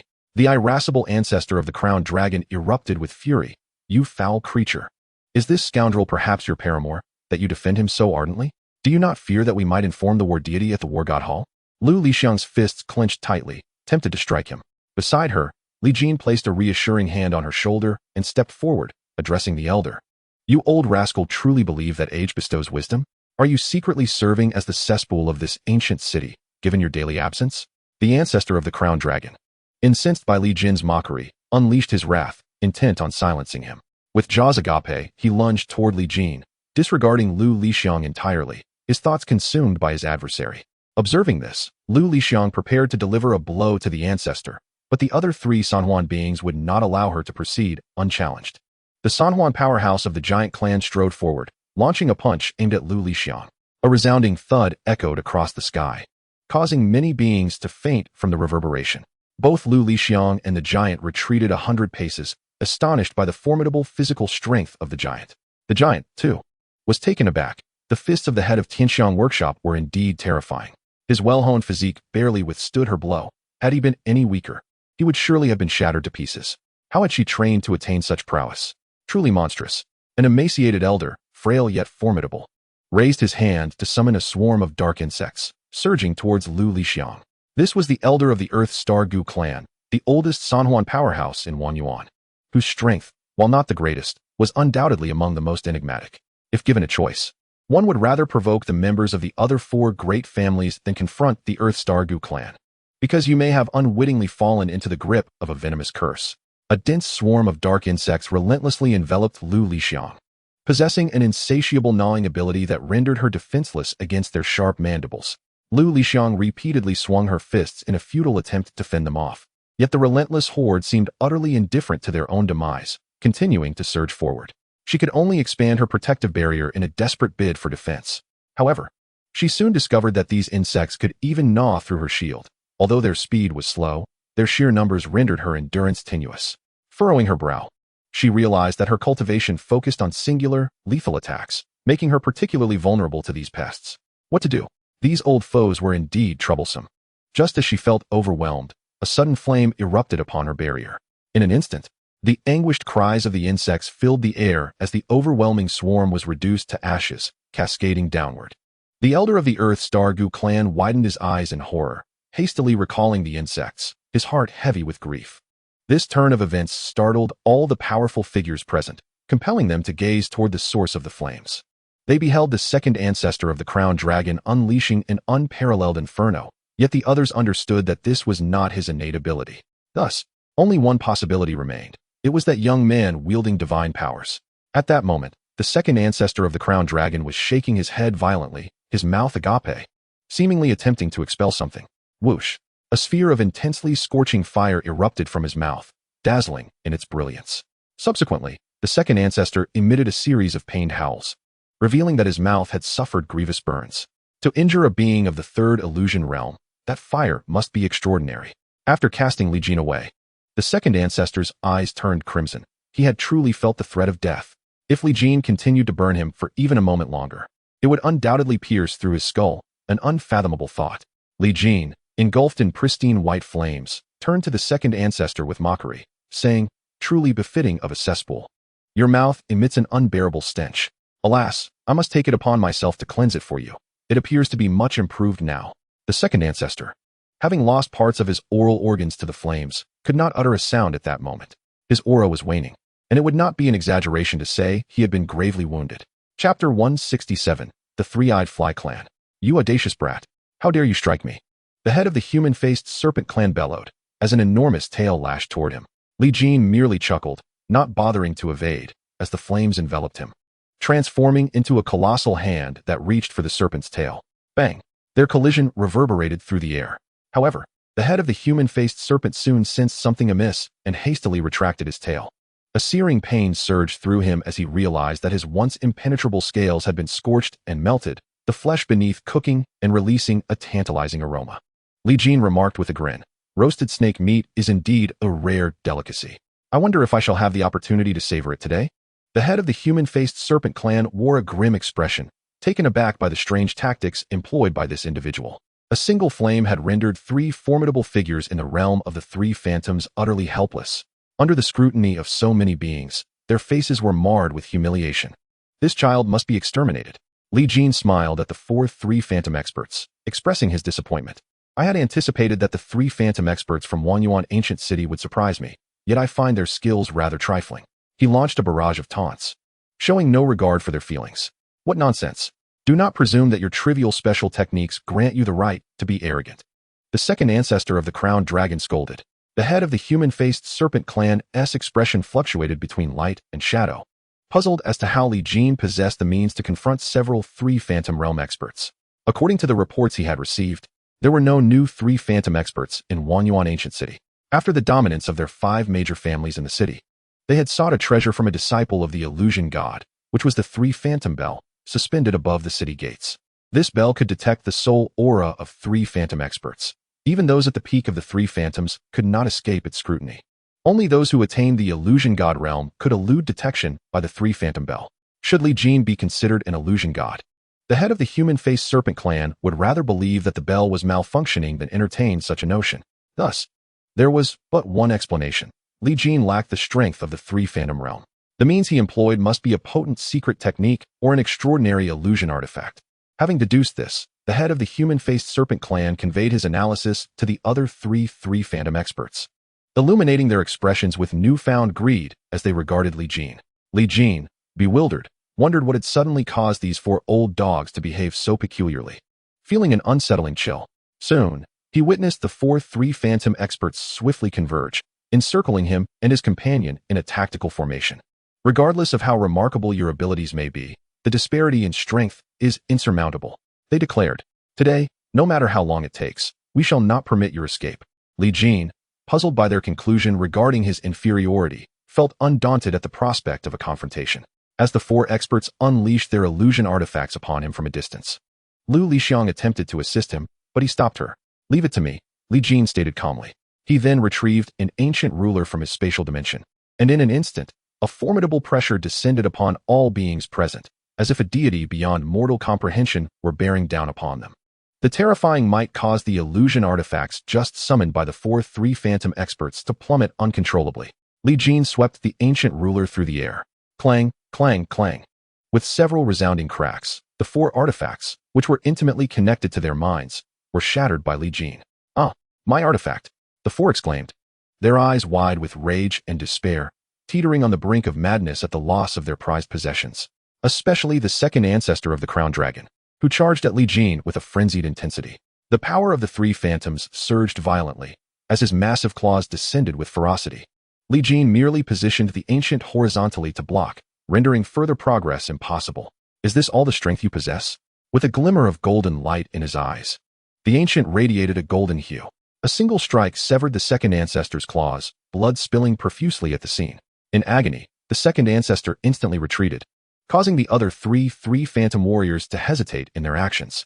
Li Jin's prowess was indeed peculiar, not of the 3 Phantom realm, yet capable of engaging with 3 Phantom warriors in a back-and-forth manner, even pressuring them.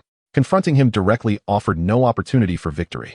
The master of the human-faced serpent whispered, "Three-eyed old thief, what are you waiting for?"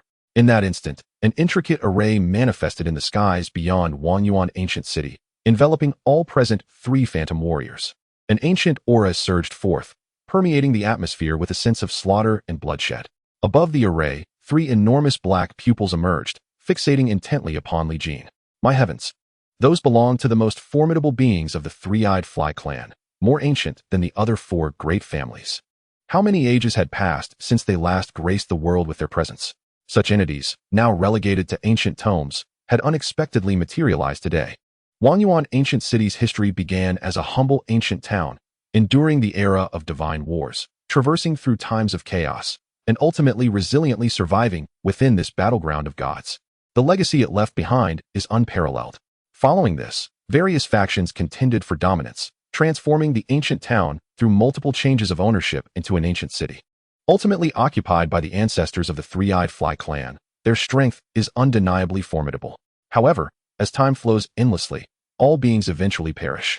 After the ancestor of the 3-eyed fly clan attained nirvana, other races began to stir restlessly.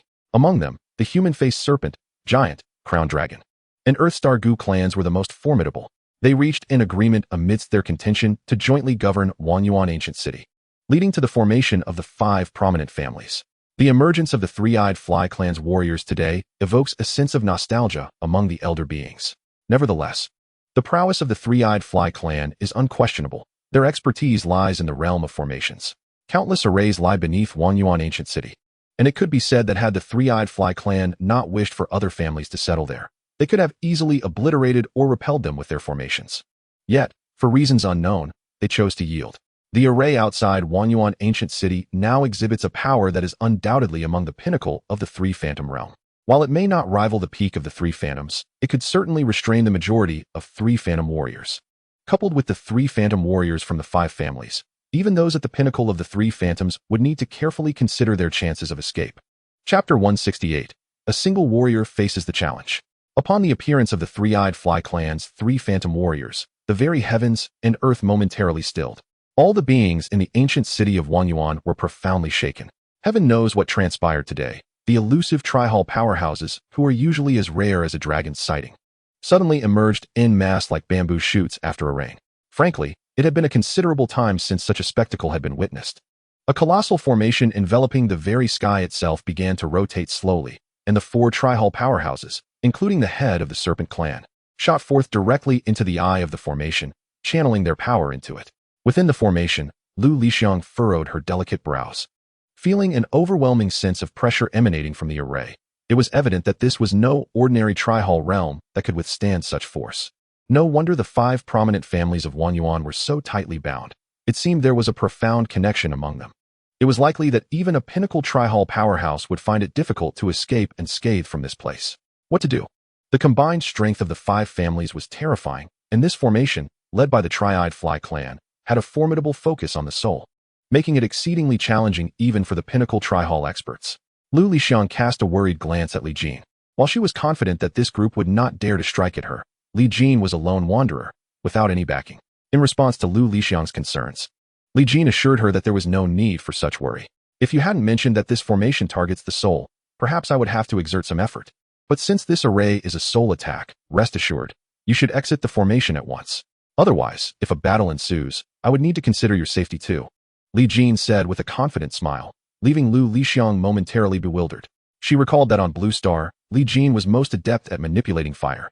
How had he suddenly become proficient in soul matters?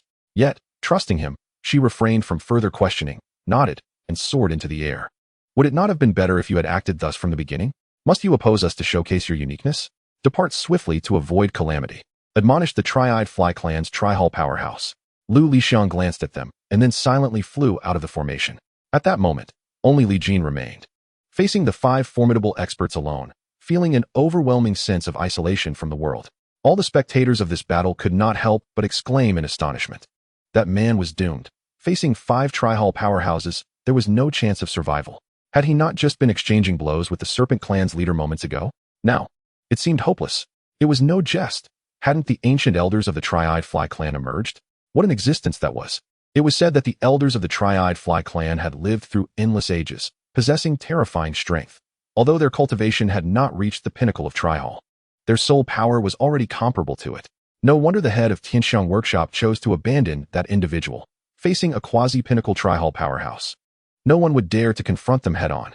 Indeed, that young man appeared promising, yet regrettably, he had allowed his arrogance to provoke the five families of Wanyuan. Marking the end of his road, I dare wager 5,000 illusion crystals that this lad will become a fool. I wager 10,000. He will be obliterated by the formation. Why is no one wagering on this gentleman's survival? You might as well distribute the illusory crystals among everyone directly. It would be swifter. All beings are skeptical of Li Jin. He appears to lack even the strength of the third illusion realm. How could he possibly endure the combined assault of the five formidable powers? Yet another promising potential extinguished without mercy, though this hardly surprises the denizens of the illusory realm, as such occurrences are commonplace. The commotion has certainly generated enough bravado, but alas, he will not have the chance to bask in it. Perhaps he could have etched a significant mark in the history of Wanyuan Ancient City. Within the formation, the four third illusion realm experts, including the human-faced Serpent clan leader, sneered continuously, regarding Li Jin as though he were a mere corpse. Youngster, you refuse to tread the path to paradise. Now we shall open the gates of hell for you. Surrender swiftly. The leader of the human-faced Serpent clan directly unleashed the formidable power of the formation, directing an illusory serpent tail toward Li Jin. The waves of divine soul emanating from the serpent tail stirred unease in distant beings, its might terrifying. This strike bore strength that rivaled the full force of a third illusion realm expert.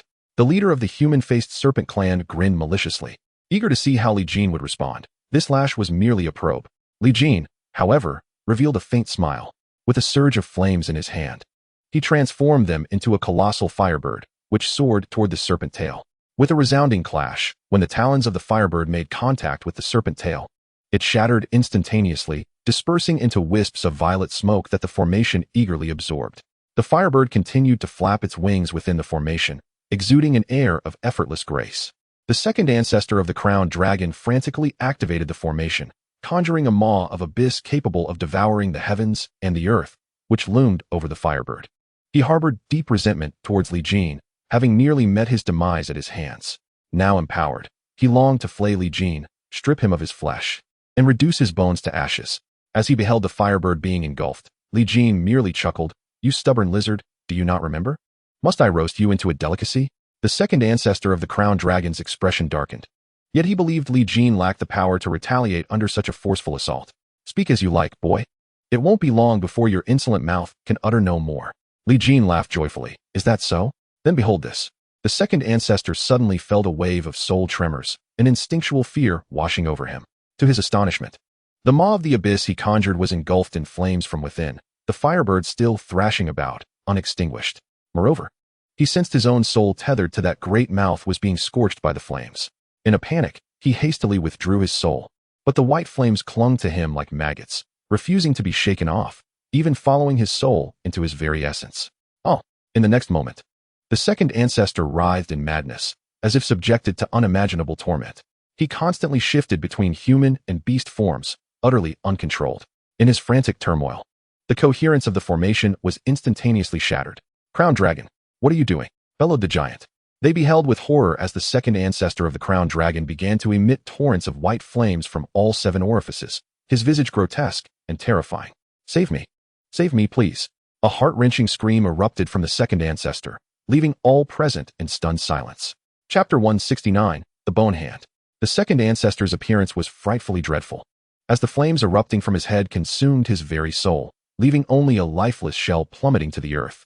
The moment the aura of a tri-phantom powerhouse dissipated, it sent shockwaves through all living beings. How could this be possible? The crowned dragon ancestor has perished? Good heavens! Is the world about to change? Within the ancestral grounds of the crowned dragon family in the ancient city of Wanyuan, a formidable aura suddenly surged forth. Yet it paled in comparison to that of a tri-phantom ancestor.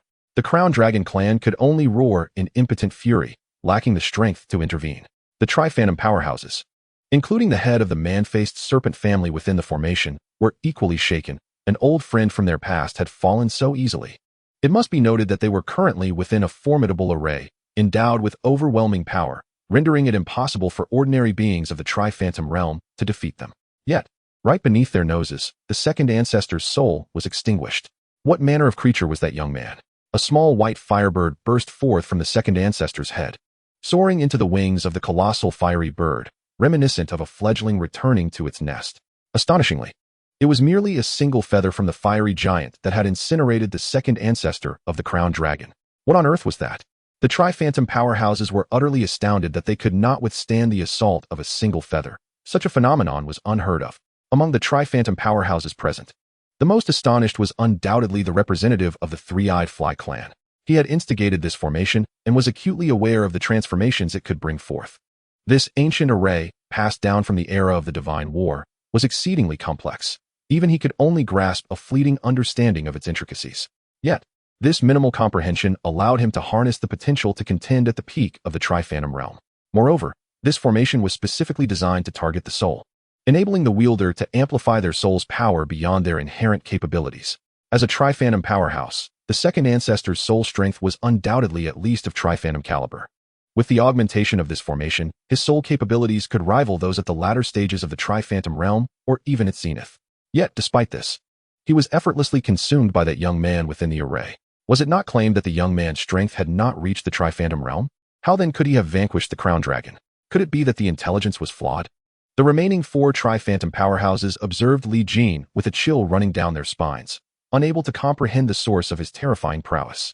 His colossal firebird seemed to possess a unique ability to counteract souls, rendering their formidable powers within the array ineffective. What to do? The death of the crowned dragon must not go unpunished. That firebird of his was undoubtedly a terrifying secret technique, if they wished to bring that young man to justice. they would first have to eliminate his fiery companion. You have witnessed the previous downfall of Guanlong, where the flames inflicted pain upon contact and could not be easily discarded. How then shall we respond? Just as the heads of the human-faced serpent clan and the other two formidable figures from the San Juan were at their wits' end, the elder of the three-eyed fly clan made his appearance. This was a colossal black-armored insect endowed with 3 eyes, resembling a missile of iron. Please remain calm. He addressed them. If we wish to subdue this ally today, we must coordinate our efforts meticulously. Upon hearing his words, the leader's expressions shifted with intrigue. What cunning strategy did the three-eyed elder possess?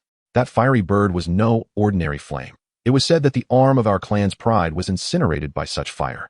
Thus, it stands to reason that this flame could harm both flesh and spirit. What kind of terrifying flame could render us powerless?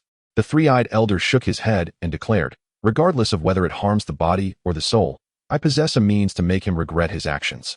All I require is your cooperation. He then divulged his plan to the trio. Upon hearing it, their eyes sparkled with excitement and hope. If what the elder proposed were true, they could indeed make Li Jin drink from the cup of defeat. The 3 clan leaders dispersed in different directions, activating the spiritual abilities within the grand formation to incessantly harass Li Jin. When they observed the fiery bird approaching, they cleverly relinquished portions of their spirit. Gradually, they sought to diminish Li Jin's flames. This tactic seemed to yield some efficacy. Although their spirits waned, Li Jin's fiery bird also shed its pristine feathers. Yes, this is the way. If brute force fails, we can resort to a war of attrition. Indeed, this young man must perish here today to honor the spirit of our fallen brother. The trio persistently utilized fragments of their spirits to orchestrate a formidable assault, leaving Li Jin's fiery bird overwhelmed. In that moment, the grand formation erupted in countless collisions. Li Jin observed their maneuvers with a hint of surprise. It appeared he had gained some tactical acumen. However, throughout this engagement, the only aggressors were the human-faced serpent clan leaders. While the three-eyed fly elder had yet to reveal himself, the grand formation was his creation, and he could not stray too far from it. He remained concealed, seemingly plotting something. Just as Li Jin commanded the fiery bird to incinerate all in its vicinity, a sudden dark glow emanated from within the ancient city of Wanyuan.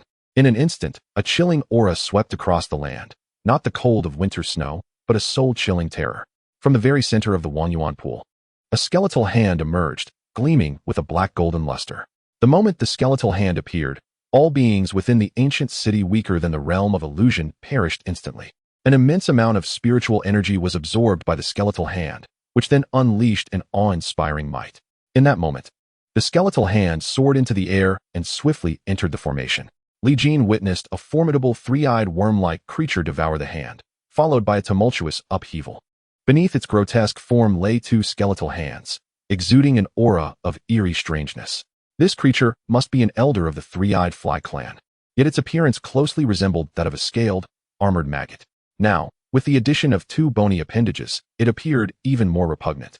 The elder's 3 enormous eyes fixated on Li Jin, a sinister grin forming as it exclaimed, Let me see what makes your flames so special."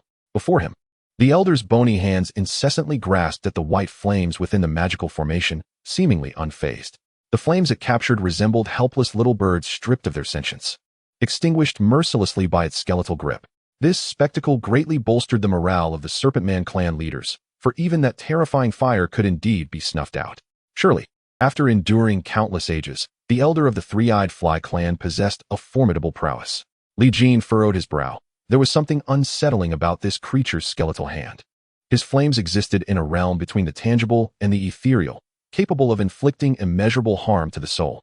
The damage to the physical form was equivalent to that of the late stage of the 3 phases. The elder clearly demonstrated a soul power that surpassed its physical strength. Yet it managed to seize Li Jin's flames and extinguish them in reality with that very hand. It could only be said that this entity was far from ordinary. The elder fixed its gaze upon Li Jin, chuckling, "Young one, it has been hundreds of thousands of years since I last engaged in such a confrontation. You should feel honored. This hand has lain dormant for far too long, so long that I almost lost control of it. However, capturing you today shall pose no challenge." With that, it brandished its skeletal hand towards the colossal flaming bird behind Li Jin, as if to seize the very cosmos itself. Li Jin frowned. The skeletal hand radiated an unsettling peculiarity that evoked a profound sense of aversion within him. Logically, upon reaching the 3 phases, one should be able to master any emotion. Yet this feeling of repulsion was inexplicably uncontrollable, as if he were destined to loathe it. The last time he encountered such an overwhelming emotion was when he first arrived in the illusory realm, aboard a transport vessel navigating towards the crystal domain. Passing through the ancient god tomb in the chaotic domain, he was drawn into an unknown environment, where an entire crew, from captain to crew members, met a grim fate. That moment was also marked by an intense, unmanageable aversion.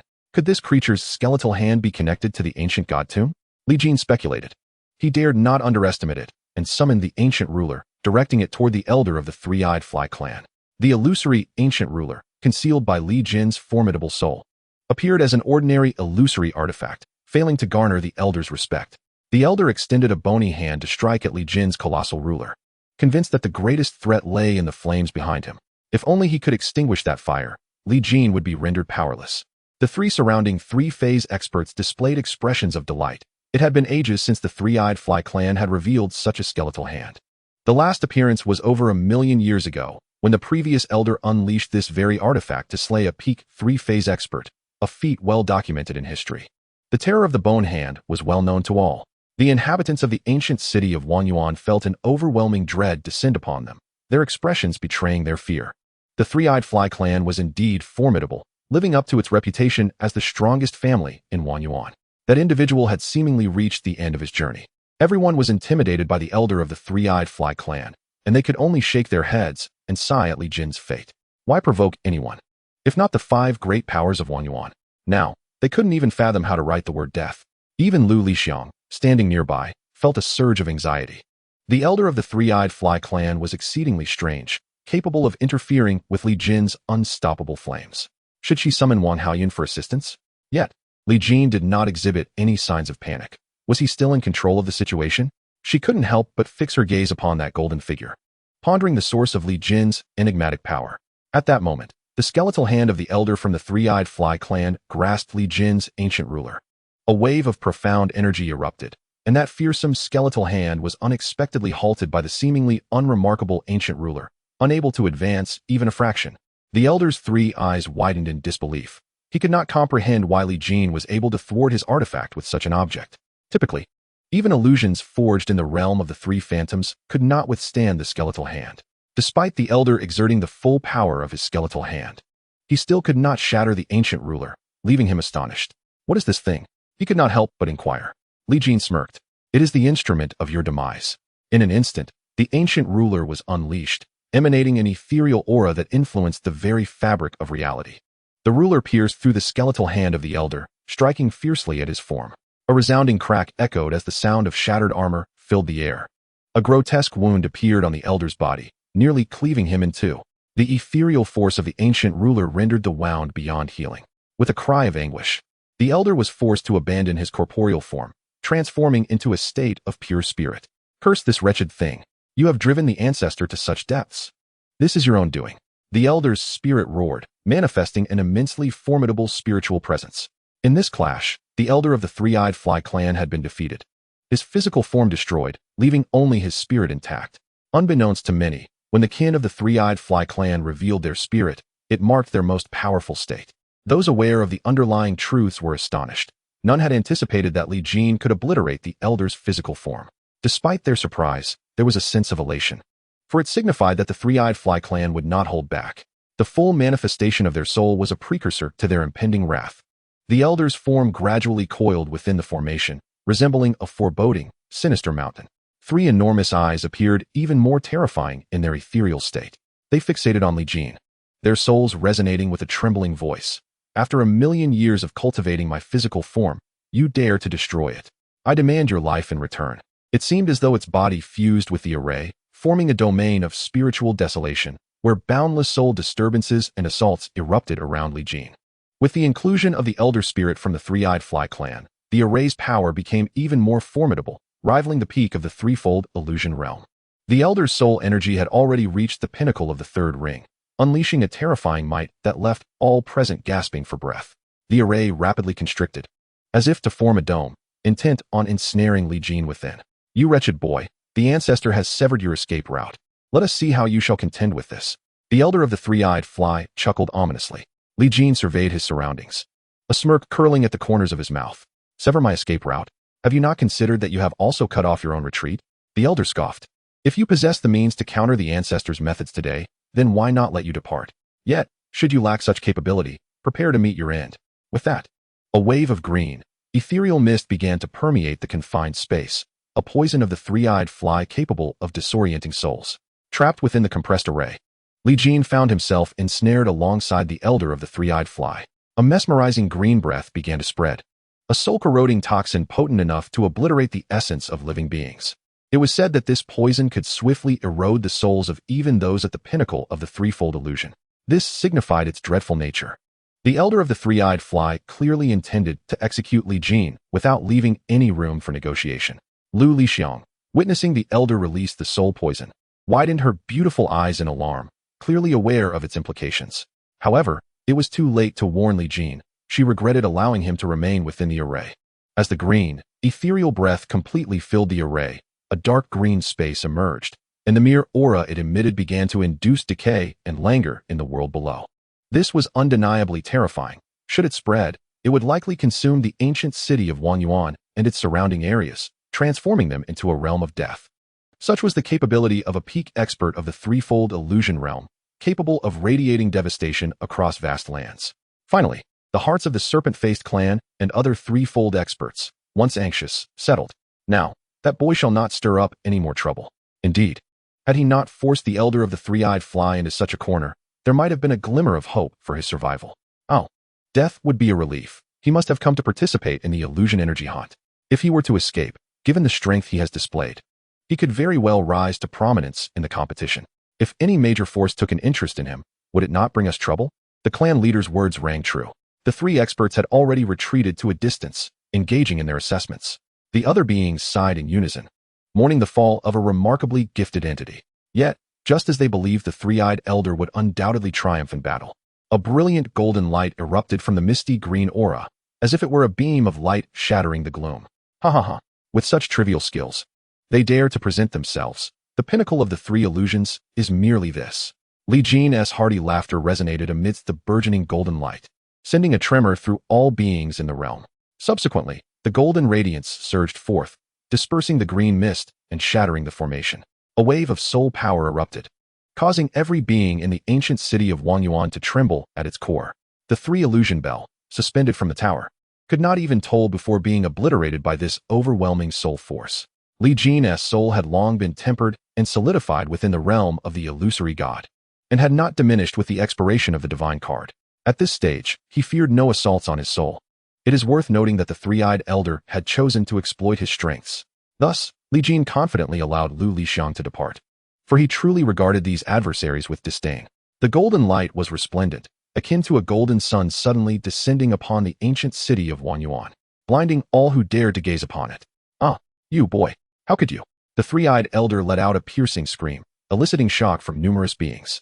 However, he survived only briefly amidst the golden glow before his soul was utterly incinerated, his essence dissipating. A quasi-pinnacle of the three illusions was so easily obliterated, leaving not a single shard of his soul. Li Jin's method of soul domination was exceptionally decisive. When it came to murder, he would not indulge in procrastination. As the three-eyed elder perished, the head of the human-faced serpent clan and the other two three-illusion powerhouses were engulfed in sheer terror. Who could explain to them how this youth managed to vanquish the three-eyed elder in his prime with such swiftness, affording him no chance to react? In that instant, they felt a chill creeping up their spines. If even the quasi-pinnacle of the three-eyed clan could not withstand Li Jin's assault, what chance did they have? The head of the human-faced serpent clan glanced at the Earthstar Gu clan and the giant race beside him, with a flick of his gaze. He prepared to vanish into thin air.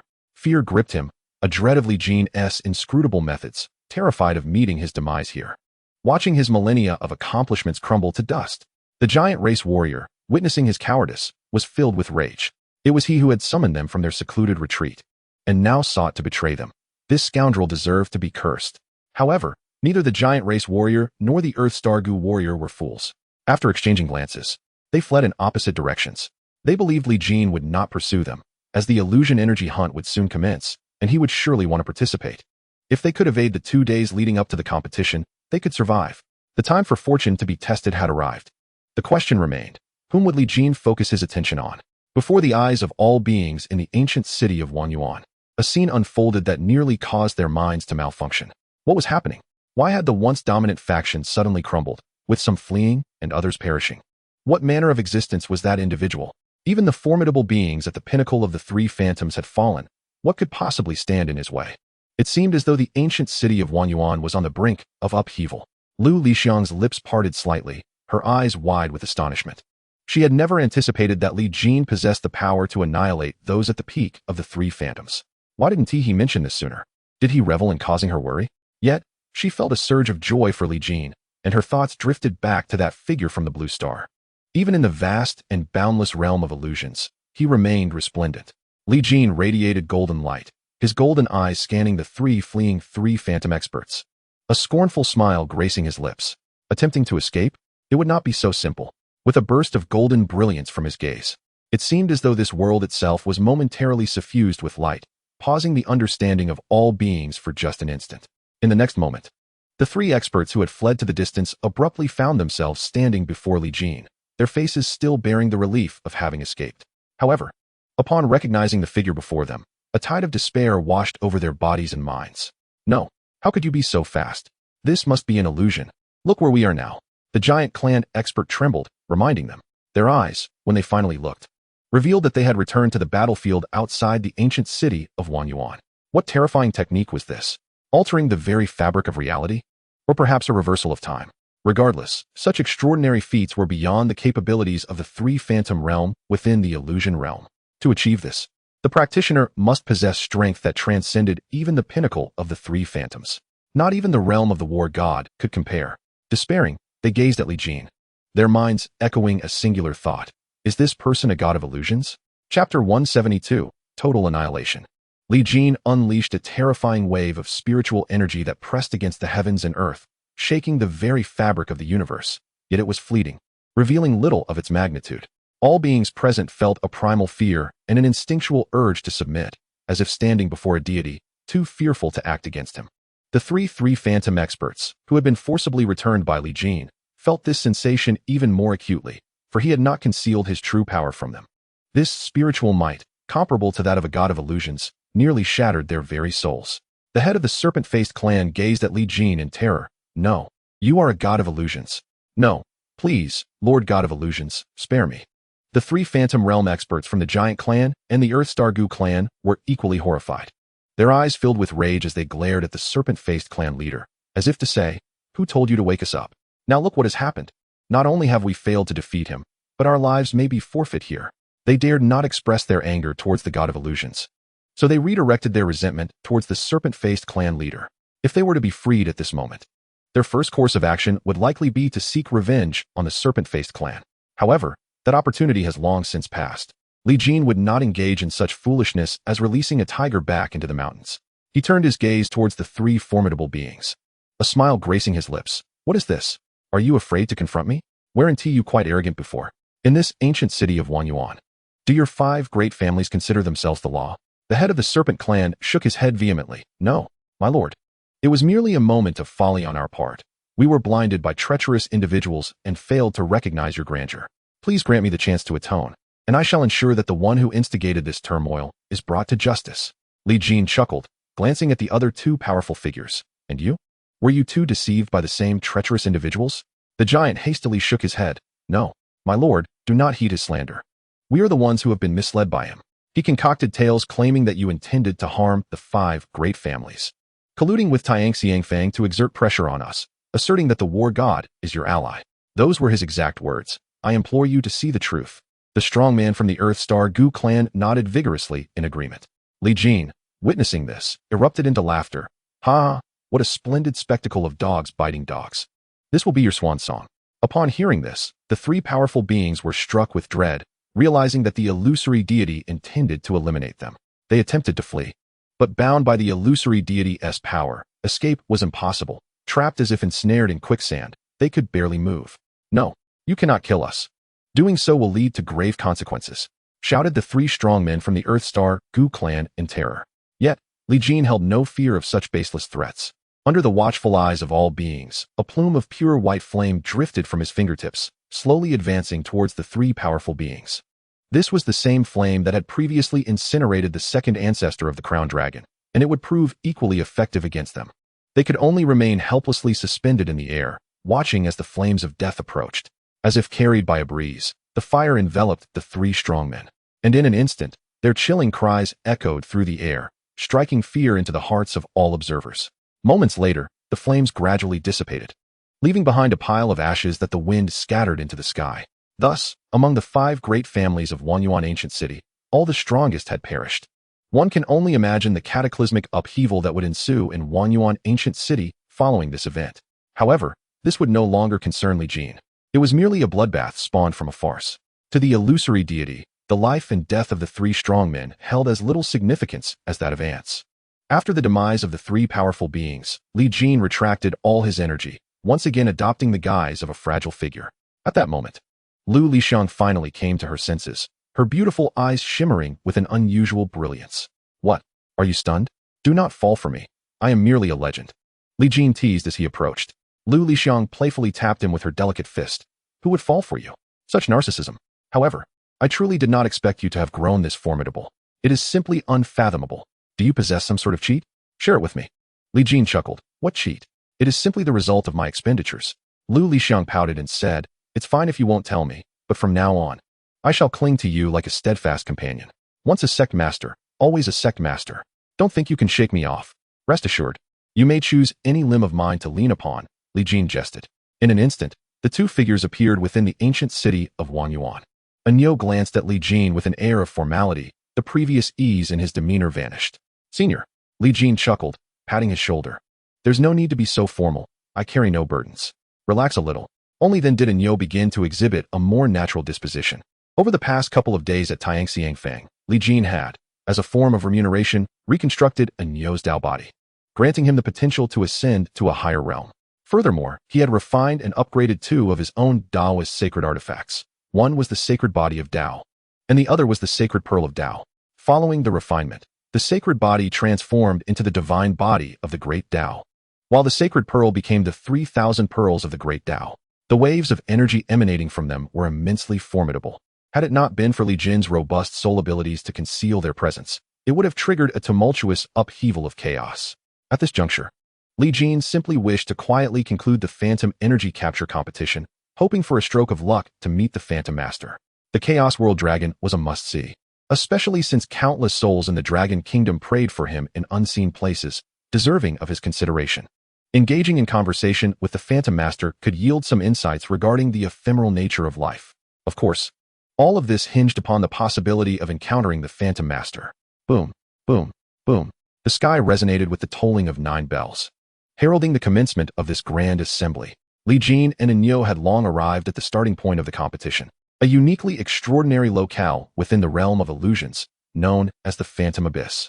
During the ancient divine war, 2 true deities clashed, penetrating the realm of illusions for countless miles. The time and space within the Phantom Abyss had long spiraled into chaos, rendering it a peculiar place, isolated from the world. Following the divine conflict, it connected to an unknown world, where mysterious beings incessantly sought to breach the barriers set by the Phantom Master, yearning to enter the realm of illusions and partake in sustenance.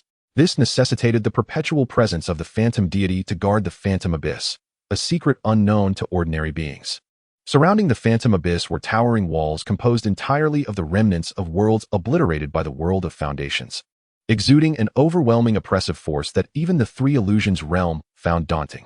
Upon these walls stood several formidable figures, akin to gods and demons. Chapter 173, The Phantom Energy Capture Competition commences. The tolling of bells for the Phantom Energy Capture Competition echoed throughout the realm of illusions, marking yet another grand event encompassing countless beings. The wall outside the Phantom Abyss, dubbed the Wall of Eternality, symbolized the ceaseless existence of beings within the realm of illusions. At this moment, outside the Wall of Eternality, a multitude of beings congregated, various races making their appearances. Some of the most ancient imperial clans emerged, alongside royal lineages that shook the 8 directions. Many beings engaged in discussions regarding this iteration of the Phantom Energy Capture competition. My goodness, what is the situation this time? Why have these imperial and royal beings all manifested? I am at a loss, having heard no whispers of the winds. No, it is merely that your status is insufficient, rendering you unable to access certain truths. As far as I am aware, there appears to be an ancient existence poised to return within the illusory realm. and various superpowers are embroiled in intense discussions regarding strategies. This implies that the unknown entity is more foe than friend? I know not, I shall not speak. Do not inquire, for fear of death. This iteration of the illusory energy capture competition indeed seems shrouded in intrigue, with an abundance of formidable beings gathering beyond the illusory abyss. From the words of those seasoned veterans, it is evident that this year's participants are exponentially more powerful than in previous gatherings. This signifies a pinnacle for the illusory realm, yet it carries an air of tragic foreboding. An ancient prophecy foretold that when the illusory realm reaches its zenith, it shall inevitably invite a cataclysmic calamity. The current circumstances evoke both joy and trepidation. Might this era be the very destruction foretold in the prophecy? The divine essence surging within the illusory abyss manifests beyond the wall of perpetuity, where silhouettes rise and fall. On the wall, an unremarkable middle-aged man suddenly ascends to the heavens, radiating a formidable presence that rivals that of the illusory deities. Yet, he remains a largely unknown figure. Who might this illusory deity be? Why have I never encountered him? I do not know. Could he be a newly emerged powerhouse? Have you heard of the insect extermination squad from the Eastern Desolation? That individual claims to be a member of the squad. What organization is that? Can mere members attain the realm of illusory deities? How terrifying. Although this illusory deity's identity is not widely recognized, there are still some beings who are familiar with his name. Once the illusory deity reaches the pinnacle of the heavens, he begins to emanate a divine radiance that envelopes the earth. I am Chengxia, representing the illusory lord to commence this grand event. Those interested may present their qualifications to enter the corresponding competition domains. I must clarify that the illusory abyss is a perilous place where life and death are beyond one's control. I urge all to act within their means. After a brief introduction, Chengxia produces a sheet of white paper and sketches 3 circles of varying sizes upon it, subsequently casting it into the illusory abyss. Upon contact, the paper provokes a surge of divine energy within the abyss. In no time, the divine energy coalesces into 3 vortices of different sizes, resembling gates to otherworldly realms. This is the gate of the illusory abyss, wherein the illusory lord has sealed his tremendous power within the paper, allowing him to summon the gate at will. When this gate swings wide, all beings in the world are stirred. The illusory deity has ceased to be their focal point. Suddenly, figures race towards the gate of the illusory abyss, seemingly igniting a shift in the environment. 80% of the beings present begin to mobilize. The 8 immortals cross the sea, each displaying their unique powers. Seeing this, Li Jin pats Enyo on the shoulder and says, Enyo, remember, do not overexert yourself. Survival is paramount. Enyo nods earnestly, then transforms into a streak of dark light, soaring towards the vortex leading to the second illusory realm. As 80% of the beings immerse themselves in the vortices leading to the first and second illusory realms, those still outside the wall begin to glance around anxiously. As of now, no formidable warrior from the realm of the 3 illusions has emerged. They all seem to be awaiting something. When the whirlpools of the first and second illusions slowly begin to close, the whirlpool of the third illusion starts to whirl violently, engulfing the surrounding divine energies as if it were transforming into an unfathomable abyss. Since everyone is so modest, allow me to pave the way for you. A hearty laugh suddenly echoed from the west, revealing a dashing figure, sword in hand, with long hair flowing elegantly as he soared towards the whirlpool of the third illusion. The sword monarch from the west jested. How can you, a clumsy oaf, undertake the task of scouting? A mocking voice resonated from the north, followed by drifting snowflakes as the sky crystallized into ice. Emerging from the icy surface was a burly man clad in a dragon robe, wielding an imposing ice spear. Exuding a fearsome aura, he glided over the frozen expanse, heading straight for the whirlpool of the third illusion. With these 2 leaders stepping forth, a succession of formidable presences appeared among the crowd, each a powerhouse of the third illusion, ruling and dominating the illusory realm. Some were old acquaintances, others new allies, and some foes, yet they all refrained from revealing their animosities outside the abyss of illusions. This unwritten rule dictated that private conflicts were forbidden outside the wall of perpetuity before the commencement of the illusory energy hunting contest. Among the throng to the north of the wall of perpetuity, a statuesque woman strode forth with confidence. With each step, her aura intensified, and by the time she reached the edge of the crowd, she had already unleashed her strength at the peak of the third illusion. This spectacle captured the attention of many beings present. Wow, a powerhouse at the peak of the third illusion has arrived. How can others compete now? Did you see that? The insignia on her sleeve signifies the martial realm. Doggone it, are you sure? That's the martial realm, the apex of superpowers in the illusory realm. I saw it with all three of my eyes. What do you say? Don't you only have two? I have a third one in the back. Want me to show you? Get lost. In a graceful movement, the stunning martial artist swiftly ascended above the whirlpool and then plunged into its depths. Li Jin managed only a fleeting glance, feeling a sense of familiarity wash over him. Soon after, several other superhuman figures at the peak of the third illusion made their appearance, stirring a considerable commotion. Just as Li Jin prepared to make his move, a spear suddenly flew in from the east, embedding itself into the wall of perpetuity. This audacious act left all beings in a state of shock. Who would dare to undertake such a perilous maneuver? Then, a figure emerged from the eastern horizon, clad in formidable armor, clearly a martial arts expert. Today the spear king of the breaking army, shall indulge once more. With that, the spear flew into his grasp, transforming into a streak of light as it vanished into the whirlpool of the third illusion. My goodness, it's the spear king of the breaking army. Even those from the realm of perfection are joining the fray. What is happening in this era? These super warriors seem to be appearing as if they are free of cost. It's chaotic, everything is in disarray. Listening to the discussions around him and recognizing the figure clearly, Li Jin felt a sense of astonishment. The spear king of the breaking army? Shinpajun. Chapter 174. Heroes from all directions. Gazing upon the ethereal figure, Li Jin could not help but exclaim in astonishment. Beside him, a being mocked. What? Have you never heard of the renowned gun king of the perfect domain? It's evident you hail from a lesser place, isn't it? Consider this a moment of enlightenment. You'll be boasting about it for ages. The surrounding beings erupted in a chorus of laughter, for Li Jin's appearance was excessively ostentatious, golden hair and eyes. Adorned in a resplendent golden battle robe, complemented by his strikingly handsome visage, exuding a blend of elegance and reckless charm, with a hint of sharpness veiled in indifference. In a word, handsome. In two, pretentious. Moreover, his inaction at this moment suggested he was likely among the lower-tier beings, unqualified to partake in the grand contest. Just like them. Why flaunt such allure? Li Jin cast a languid glance at them, choosing silence. Earlier, Shin Pujuan's prowess appeared to have reached the late stage of the three phantoms, merely a step away from its pinnacle. His strength was formidable, yet it remained uncertain if he retained memories from the blue star. As the vortex, symbolizing the three phantoms, began to slow, a colossal silhouette abruptly emerged in the sky, casting a shadow over the land. Looking up, one would behold a massive centipede-like creature, radiating an overwhelming aura that undoubtedly surpassed the late stage of the three phantoms. What did this signify?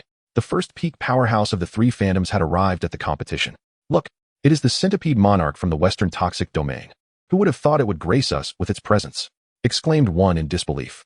This is simply outrageous. A peak powerhouse of the three phantoms participating in this hunting contest? What chance do the other contestants stand? Indeed, the odds seemed insurmountable. Coincidentally, as the centipede monarch manifested, the ground trembled in response. A mountain surged skyward, towering beyond the walls of eternity. Beneath that peak unfurled 8 robust tentacles, rending the earth asunder. That is the spirit of the sacred mountain from the rock domain. Both being entities of the three phantoms' pinnacle, a spectacle was imminent. I knew it. With the centipede monarch's arrival, the spirit of the sacred mountain would surely follow. They have been eternal adversaries. It was likely that the path of the three phantoms would witness cataclysmic clashes. Following closely, 2 figures, one black and one white, soared from the heavens and vanished into the vortex, their forms concealed. If my conjecture holds, they must be the Yin and Yang saints. 2 peak powerhouses of the three phantoms, bonded as brothers. Who could possibly contend with them? Behold, the 9 dragons pulling the coffin. That is the arrival of the prince of the Z-Way imperial domain. Gasped another, overwhelmed. Heavenly realms. Even such a being has emerged? I sense a terrifying tide sweeping across the entire illusion realm. In the celestial expanse, 9 desolate, frigid dragon corpses lay sprawled, bound by massive iron chains to a colossal bronze coffin, emanating an aura of dread that threatened to collapse the heavens. A figure soared into the air, paying homage to the assembled illusion gods before vanishing into the vortex. In this gathering, 3 phantom powerhouses appeared like a flood, and even the long-lost prince had made an appearance. Could it be true, as the legends foretold, that the ancient terrors were returning, heralding a calamity that would engulf the entire illusion realm? The beings surrounding Li Jin were utterly astonished by the presence of these pinnacle entities of the 3 illusions. My heavens, who would have thought I would witness such divine beings in this lifetime? This journey has certainly not been in vain. If only I could exchange a few words with them, my life would be worthwhile. Indeed, it would provide sustenance for a lifetime. Surely, no formidable figures will emerge now, as the vortex is about to close. Hey, youngster, pay attention and learn well. You are far too superficial, which explains your lack of strength. Devote more of your thoughts to cultivation.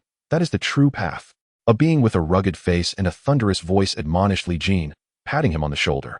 Li Jin merely cast a calm glance at the hand resting on his shoulder and then at the being. In an instant, the being felt as though he were being scrutinized by an ancient deity, his very soul on the brink of judgment. Li Jin shrugged his shoulder, shaking off the hand. And with a single step, he ascended to the apex of the vortex. His appearance captivated the attention of all present. Who is that? I have never seen such a powerful figure before. Goodness. His visage is incredibly handsome, striking straight to my heart. Why has he not revealed his strength? Is he unaware that one must activate their qualification certificate through strength to compete? He is a strong one. Do not make me laugh. Just moments ago, we were instructing him to remain grounded. And now, he has soared above us, stealing the spotlight. Alas, without true power, he will ultimately be but a jester. So that's it. I nearly feared there was another super powerful entity unknown to us. I almost lost my reputation as the all-knowing. The beings chattered amongst themselves. Yet their words had no impact on Li Jin. He raised his hand, retrieving the qualification certificate for the illusion energy capture competition, gently infusing it with his own intent. In an instant, all 3 detection indicators on the certificate illuminated brilliantly, without a hint of dimness.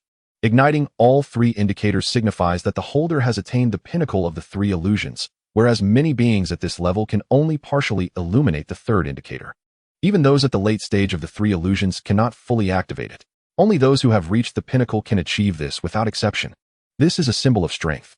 Li Jin's soul, at the pinnacle of the 3 illusions, radiated outward. He exerted great effort to control the intensity of his soul, for otherwise, it would be even more terrifying. Yet, even so, it sent waves of soul-shaking tremors through the beings present, as if they were facing a deity beyond their reach. On the unceasing wall, several figures turned their gaze toward Li Jin, each displaying varied expressions. The beings outside the wall were utterly shocked, bewildered by this sudden emergence of an unfamiliar pinnacle powerhouse. Those who had stood alongside Li Jin moments ago felt as if they had plunged into an icy abyss, nearly suffocating from the weight of their breaths. Wait. He is actually a pinnacle powerhouse. Did we just ridicule him? Brother, what are you doing? I'm digging. Digging for what? To bury myself. To fend for myself. Among them, the rugged-faced being trembled so violently that he could scarcely utter a word. After a considerable pause, he finally uttered, "Life is forfeit." Who could have anticipated that they were just mocking a formidable powerhouse? Indeed, they had inadvertently engaged with a peak 3 illusions expert. Yet the manner in which they did so seemed ill-conceived, likely inviting calamity. Trembling, Thunderlord remarked, "I have actually reprimanded a peak 3 illusions expert. This is something I can boast about for a lifetime." Chapter 175, Entering the Fray. The terrifying aura exuded by Li Jin left all beings utterly speechless. Compared to the previous peak experts, the shock he delivered appeared more immediate and palpable. Perhaps it was due to his superior strength or the enigma surrounding his identity. Nevertheless, these factors were of little consequence. What truly mattered was the addition of another extraordinary figure to the arena of peak 3 illusions experts. There was indeed much to behold. Although the 3 illusions realm encompassed a vast spectrum from its initial stages to its pinnacle, no one could guarantee that a peak expert would necessarily thrive in the illusion abyss. Historical results of the illusion energy hunting competition often demonstrated that fortune played a significant role, with strength merely embellishing one's prospects. It was not uncommon for beings entering at the initial or mid-stages of 3 illusions to ultimately outshine a multitude of peak experts and ascend to the summit, only to be subsequently invited away by a certain superpower, leaving behind a tale of glory. Thus, even with the knowledge of a peak 3 illusions expert descending into the fray, the beings of the 3 illusions realm remained undaunted. The path of cultivation is a gamble of fate and courage. The audacious thrive, while the timid perish. Upon activating his participation credentials, Li Jin felt the whirlpool of the 3 illusions realm drawing him in. He did not resist, for the whirlpool was on the verge of closing. Failure to enter would result in immediate disqualification. Consequently, he transformed into a beam of golden light and vanished into the whirlpool beneath him. Once he disappeared, the whirlpool sealed itself, marking the official commencement of the illusion energy hunting competition. At this moment, the surface of the everlasting wall outside the illusion abyss began to shimmer with points of light. Gradually, images materialized, revealing projections from within the illusion energy hunting competition. One must commend the organizers for their thoughtful planning. In an instant, the beings outside became engrossed in the unfolding scenes. Some even took an alternative route, opening betting markets. Step right up. Place your bets. Who do you predict will emerge victorious in the 3 illusions realm competition? The odds you desire are all available. Bets are open for the 3 illusions realm as well. If you dare to wager, I shall dare to pay. These casual betting markets were merely trifles compared to the substantial wagers made among the great clans. Suddenly, the figure of Lu Lixiang appeared atop a small pavilion, gazing toward a high-stakes gathering nearby. I bet that golden-haired fellow will win the 3 rings competition. The bookmaker glanced up, surprised. Such a beautiful woman was also a gambler. Very well. How much do you wish to wager, miss? Lu Lixiang held up a single finger. The bookmaker speculated, 100,000 illusion crystals? That's quite decent. Your bet is locked in. Lu Lixiang shook her head. No, I wager 1 million illusion crystals. The bookmaker and the surrounding gamblers were astonished. 1 million illusion crystals? Is this woman a sudden magnate? How audacious. A middle-aged man of fairly decent appearance emerged from behind the scenes. He gazed at Lu Lixiang and inquired, my dear lady, are you aware of what you are uttering? A wager of 10 million illusion crystals, if lost, would truly lead to ruin, even among the royal families. It is rare to mobilize such a considerable sum of illusion crystals. Should you genuinely wish to place such a bet, we must verify your assets. Lu Lixiang scoffed. If you lack the courage to stake even 10 million, what business do you have opening a betting house? You might as well retire to your slumber. There are plenty of others willing to take my bet. The middle-aged man frowned slightly, then queried, are you truly prepared to stake 10 million on this individual's victory? Lu Lixiang nodded affirmatively. The corners of the man's mouth curled into a smile. Very well, let us assume you possess this 10 million in wagered assets. However, should you lose and fail to produce the corresponding illusion crystals, you will have to belong to me. I have quite the fondness for women of the human race. With this, the man exuded a subtle aura of peak second-level illusion, startling the surrounding gamblers. They were taken aback to discover that the proprietor of the Qingyu Hall was indeed a peak second-level powerhouse. This revelation prompted several opportunists to hastily depart, fearing capture and dire consequences. Lu Lixiang, however, merely smiled with indifference. Should I emerge victorious, you will owe me 50 billion illusion crystals. The middle-aged man was taken aback, then burst into laughter. Ha! You certainly possess a knack for humor, my dear lady. With disciples of the illusion god participating and the imperial prince entering the fray, what chance do these nameless individuals stand? Although the odds for that fellow are at 1/500, it remains to be seen if he can seize the opportunity. Lu Lixiang chuckled lightly. Let us await the outcome. With that, she turned and returned to her loft, quietly observing the match.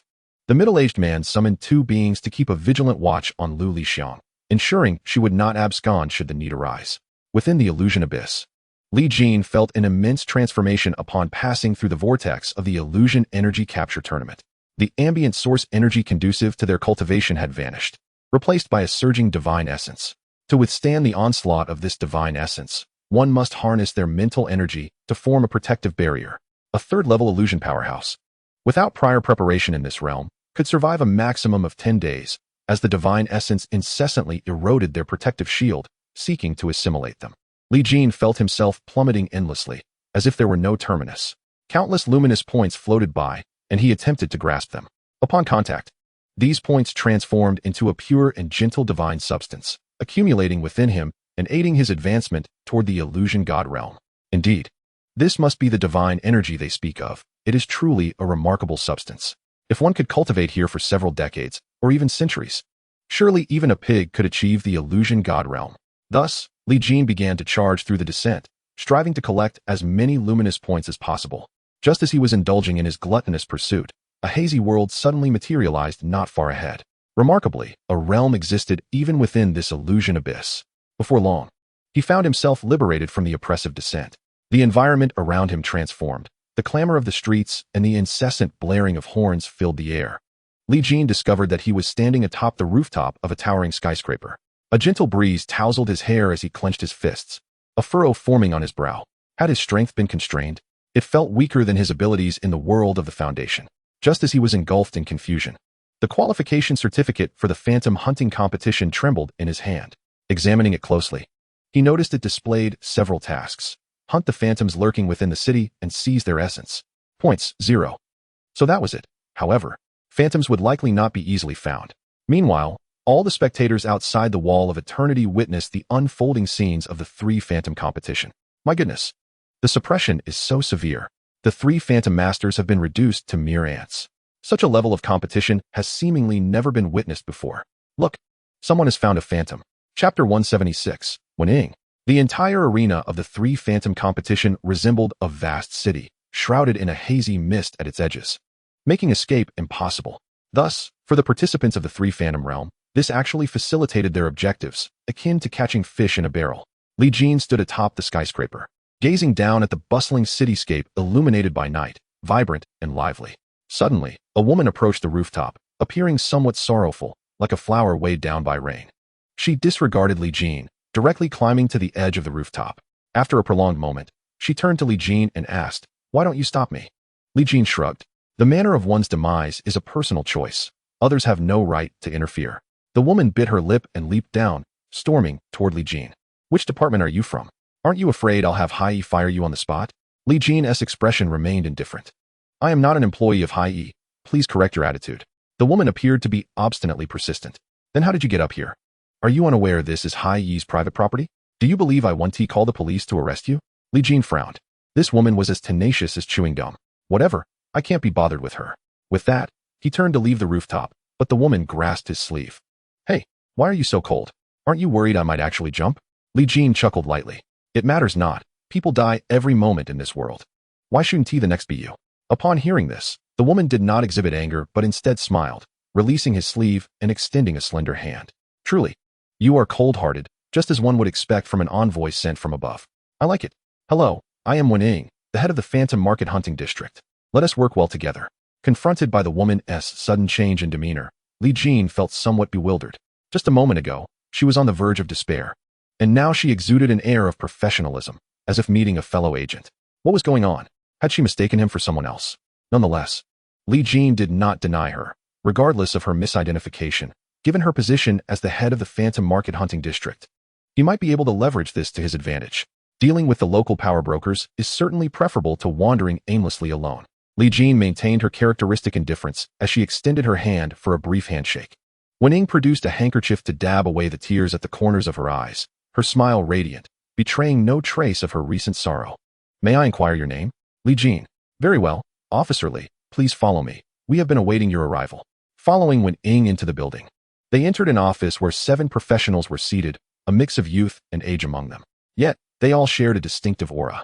One imbued with a lingering sense of bloodlust, an essence forged only through years of relentless combat. It was evident that these individuals were not ordinary clerks. They were indeed the hunters Wen Ying had mentioned. Upon Wen Ying's entrance, the group acknowledged her with a cursory glance before returning to their various distractions. One young man with bleached hair was engrossed in a video game, occasionally unleashing expletives. "Damn it. Stupid planner. Just another day of bald heads. What a lovely day." Beside him, a couple nestled together, seemingly engrossed in their own world. "Yuan Gu, could you please behave normally? It's inappropriate to play this in public." "What is wrong with that? It's all the more thrilling when there are people around. I really can't deal with you. Hurry up." "All right. I'll log in right away." Across from them sat a middle-aged man, unkempt and embodying the essence of a rogue. He cast a fleeting glance at Li Jin behind Wen Ying before closing his eyes to rest. The other 4 appeared more serious. One was furiously typing on a keyboard. Another was cleaning the surface of a desk, while 2 others rested their heads on the table, clearly fatigued. Wen Ying stepped forward and cleared her throat, drawing the attention of the group. "Everyone, allow me to introduce our new officer, Li Jin, sent from above to ensure the success of our extermination operation. Please welcome her." A sparse scattering of applause greeted Li Jin, signifying their welcome. Wen Ying cast an apologetic glance at Li Jin, as if to convey her own helplessness. Li Jin observed the assembly, a faint smile gracing her lips. "Not bad, but your capabilities are rather lacking." Her words instantly captivated everyone's attention, eliciting expressions of astonishment, coldness, and mockery directed at Li Jin. The newcomer seemed to be somewhat presumptuous. Was this her way of establishing dominance? "Officer, you jest. We are but a bunch of trash, merely capable of guarding the hunting grounds," scoffed the young gamer, his mood soured by a lack of success that day. And now this officer was merely a convenient target for his frustrations. At that moment, the stoic older man abandoned his rest, producing a cigar and igniting it. "Kid, though you are sent by the higher-ups, allow me to remind you, some things are best left unsaid on the front lines. Even if you are an officer, you should still address me as Uncle Jean." In the face of the group's retorts, Li Jin remained unfazed. Their ramblings were akin to the chatter of insignificant insects, utterly inconsequential. With their average strength comparable to that of a fighter, it is indeed difficult for one to find them appealing. Only this Wen Ying and the bearded man possessed the strength of a low-star fighter, which constitutes a luxurious configuration in this competitive arena. Typically, when encountering some phantoms, The situation could be resolved with the deployment of just 1 or 2 team members. However, they have recently encountered some troubles, inadvertently. One team member discovered the existence of the magical root, inciting the wrath of all phantoms. The city has begun to experience frequent disturbances from these phantoms. Overwhelmed, they decided to contact their superiors for assistance. After a discussion, it was determined that representatives would be dispatched to address the magical root. Ideally, if it could be eliminated, the city would be spared from the calamities of magic. At the very least, it needed to be suppressed to reduce the frequency of phantom appearances. Li Jin turned to Wening. Let us get straight to the point. Where's the target you discovered? Wening hesitated for a moment before responding. It is located in the abandoned subway station within the city, a place that has not been visited for decades. We have no knowledge of what lies within, which is why we requested a representative to lead the exploration. Li Jin nodded. All right, let us proceed. Lead me to the subway station, and we shall resolve this swiftly. Wening nodded, understood. After a moment of contemplation, she seemed to sense something amiss. Li, are you saying it will just be the two of us? Chapter 177, City Uprising. What? Is there an issue? Li Jin turned and cast a sidelong glance. Wening shook her head, then nodded. No, Li. That place has been classified as a class of magical root. It's somewhat reckless for just the two of us. A snicker unexpectedly broke the tension. As Huang Mao looked at Li Jin with mockery. So the representative is so formidable that he is going to take on a class of magical root alone. Ha ha ha. A nearby couple interjected, stop laughing. Perhaps the representative can truly handle it. Though it sounded like a compliment, the underlying sarcasm was evident to all. Li Jin remained unfazed and promptly exited the office. Wening surveyed her teammates with a resigned sigh, ultimately chasing after Li Jin as she called out, representatively. Wait for me. In truth, they were not typically like this. It was merely that the recent troubles stemming from the magical root had cost them several team members. They had harbored some grievances towards the lack of support from above, and now that you were here, they found an outlet for their frustrations, naturally resulting in less than favorable expressions. I hope you can understand. Li Jin waved his hand, indicating that she need not elaborate further. No worries. I did not come here to engage in banter. Wening exhaled. That is a relief. Let us return and discuss our battle plan. Li Jin glanced at her. Did you not comprehend what I just said? You need only to take me to that subway station, and your mission will be complete. Wening was taken aback. Wait, are you serious? Commissioner Li, your humor is quite remarkable. That is indeed a formidable demonic root. Even the higher-ups require meticulous planning to ensure its eradication. If we proceed so recklessly, losing our lives is one concern, but the greater fear lies in provoking the demonic root, unleashing a tide of malevolence that could bring devastation to this city. Li Jin chuckled lightly. I am the commissioner. You are the commissioner. If I say it is possible, then it must be so. I shall not repeat myself. Faced with Li Jin's resolute demeanor, Wening felt a surge of indignation. What an insufferable character. She had initially believed him to be a capable commissioner, only to discover he was merely an arrogant fool. Very well, let us take him. Once he witnesses the terror of the demonic root, he will naturally reconsider. After some deliberation, Wening led Li Jin to a vehicle, departing from the underground garage and speeding away. In the office, a middle-aged man observed the departing vehicle, the cigar in his hand having just extinguished. They've left. Get to work. We cannot allow our esteemed commissioner to meet his demise here. We must ensure he returns alive. With the middle-aged man at the helm, the previously lethargic team members swiftly began their preparations. Shortly thereafter, 2 modified raptors roared out of the underground garage, engines growling as they headed northward. Meanwhile, in another part of the city, a grotesque creature was voraciously devouring flesh within a residence, the chilling sound of bones crunching echoing through the air. Suddenly, with a resounding crash, the security door was kicked open and a figure burst in, a longsword flashing forth to pin the aberration to the ground. Then, channeling lightning magic through his palm, he struck fiercely upon the creature's head. In an instant, thunder enveloped it, the force tearing its body apart. Before long, the creature was utterly vanquished, leaving behind only a dark, shadowy remnant. With a swift motion, the remnant was absorbed by a token. The Western Sword Sovereign gazed at the pulsating numbers on the token, feeling somewhat dissatisfied. After such a lengthy pursuit, he had only managed to find 3 minions. Earning a mere 3 points, the highest-ranked individual had already amassed 17. How could that be? As a formidable cultivator of the 3 illusions, being reduced to merely the golden core realm felt particularly stifling. So many methods at his disposal were rendered ineffective, evoking a sense of regression to a prior state of helplessness. Presently, several individuals within the top 10 of the qualification rankings had surpassed 10 points. Who knows how they discovered the phantoms? It appears that luck plays a significant role. The Western Sword Sovereign, renowned for his prowess across the 14 continents, found himself invisible in the rankings. Many of those listed were obscure 3 illusion cultivators, with only a handful being recognized figures. Among them, the 7th rank belonged to the Gun King Shinpajuan, who had achieved 14 points, while the 3rd rank was held by the Imperial Princess Yi Zi of the Ziwei Empire, who had reached 15 points. Both possessed formidable backing in the realm of phantoms. Their mere stomp could cause tremors. The individual ranked first bore a concealed nickname, rendering their identity a mystery. In a city of such limited scope, one would surely encounter the truth eventually.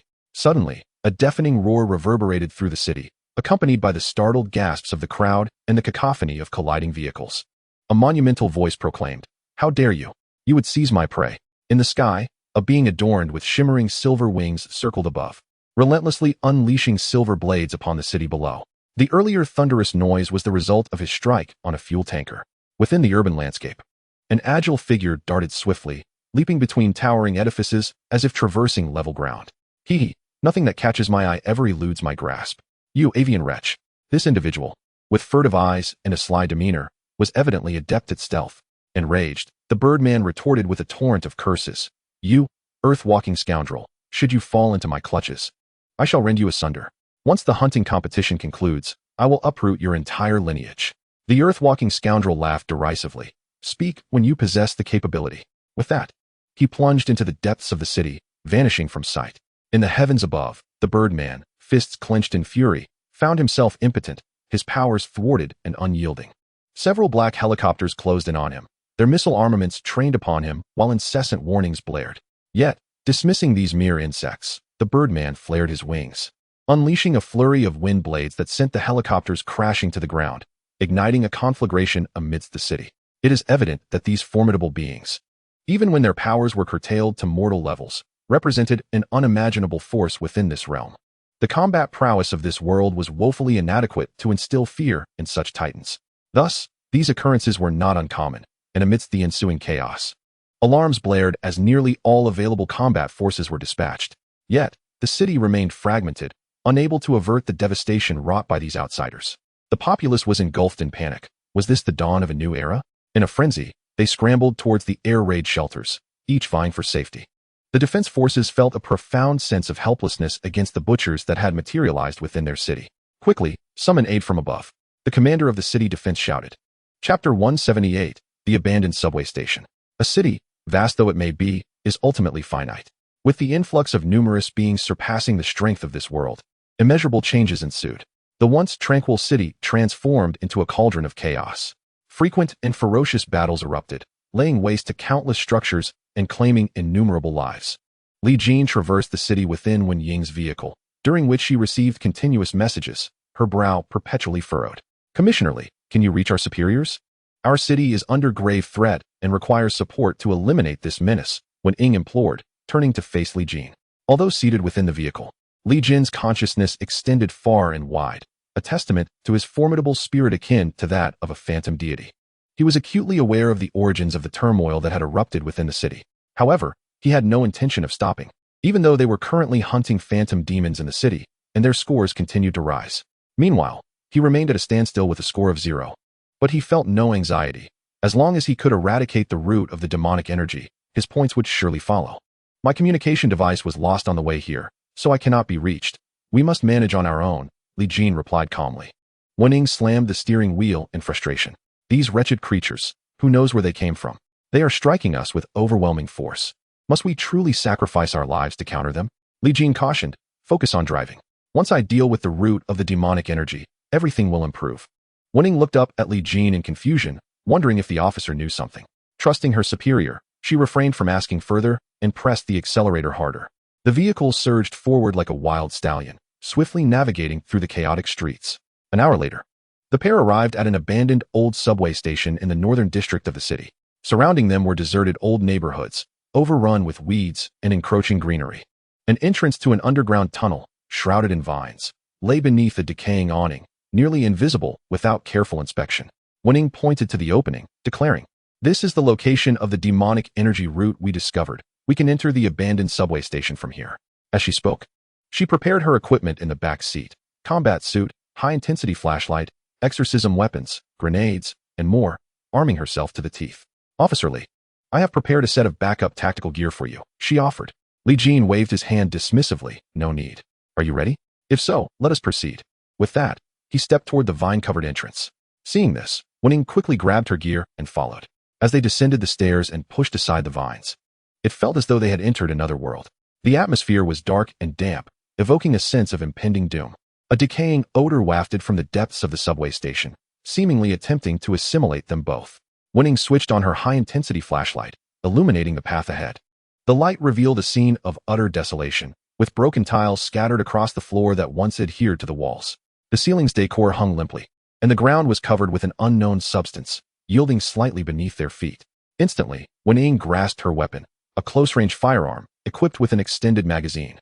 Providing her with a sense of security, Li Jin strode ahead as if taking a leisurely walk in his backyard, confidently advancing deeper into the darkness. Wen frowned but remained vigilant, closely following him. As they ventured further into the subway station, 2 armored vehicles came to a steady stop on the ground. 6 fully outfitted figures emerged from within. "Eyewear, remain alert to the surroundings. Notify us promptly of any anomalies," instructed the bearded man. The bespectacled individual in the vehicle nodded. "Rest assured, I am the keenest set of eyes." Subsequently, the 6 individuals positioned 4 peculiar devices around them. Upon activation, an invisible barrier unfurled, enveloping everything in its vicinity. This was a realm beyond the ordinary, serving as a deterrent against intruders from the outside, while simultaneously preventing any malevolent entities within from escaping. After completing this task, they severed the vines and descended underground. The oppressive darkness instilled a profound discomfort, prompting the illumination of 4 powerful flashlights that bathed the surroundings in light. Once they discerned their environment, they were struck by an overwhelming sense of decay and eeriness. They had not anticipated the existence of such a bizarre place lurking beneath the city. Furthermore, this was the final resting place of their fallen comrades, making it imperative to conduct a reckoning. It indeed resembled a den of demons. Isn't it obvious? This is the very source of malevolent energy. The disasters plaguing the city are a direct consequence of its presence. Everyone, exercise caution and remain aware of your positioning at all times. Have you noticed? Since we entered, there has been no sign of any activity. What are you implying? Consider this. The captain and that officer descended here together. It's unreasonable for there to be no trace left behind. And what do you suggest? I wonder if we might have taken a wrong turn. I saw another path at the previous corner. Just as the words left his lips, they realized they had reached a dead end. Seemingly a remnant of poor planning during construction, leaving behind a wall of earth. The bearded man cursed. "Glasses, how could you be so careless with navigation?" Yet, the communicator remained silent, only the hollow echo of static filling the air. An unsettling premonition washed over them. What is happening? Where did Glasses go? That fool isn't off causing trouble, is he? When I get out, he'll be grounded for 3 days. No. I think our connection to the outside world has been severed, which is why we cannot receive a signal from Glasses. Is it truly that sinister here? Huh. If it weren't, how could it be the source of malevolent energy? Noticing his comrades growing restless, the bearded man spoke solemnly. "Everyone, remain vigilant. From this moment onward, each of you must stay within the line of sight of another teammate. Do not let your guard down. This place is far more perilous than we imagined." The others nodded in agreement, assuming their positions. The 4 powerful flashlights emitted beams of light, illuminating the surroundings from every angle. They retraced their steps from the earthen wall, heading toward the earlier mentioned fork in the path. Unbeknownst to them, as they departed, the wall began to writhe, as if awakened by their disturbance, resembling a mass of slumbering worms entwined together. Chapter 179, The Terror of Darkness. Li Jin and Wen were unaware of how long they had wandered through the subway station, yet they had discovered nothing. Surely, the source of malevolent energy cannot be a fabrication? Li Jin expressed his frustration. If this venture proved fruitless, he would be compelled to devise a remedy. Wen, equally perplexed, replied, "No, it cannot be mistaken. The last time we rescued Glasses from here, we clearly detected a multitude of traces of malevolence. From the depths emerged an aura of panic that gripped us all, undeniable in its presence. I had once witnessed the purging of the root of demonic energy firsthand." Her resolute assertion left Li Jin with no choice but to believe. "Let us search again then."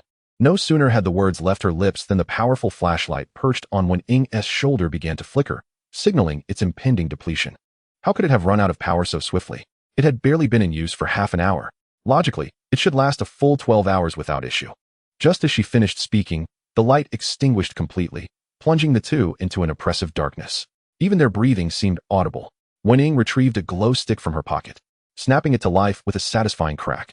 A pale yellow light emanated, illuminating her immediate surroundings for several meters, though it failed to pierce the pervasive gloom entirely.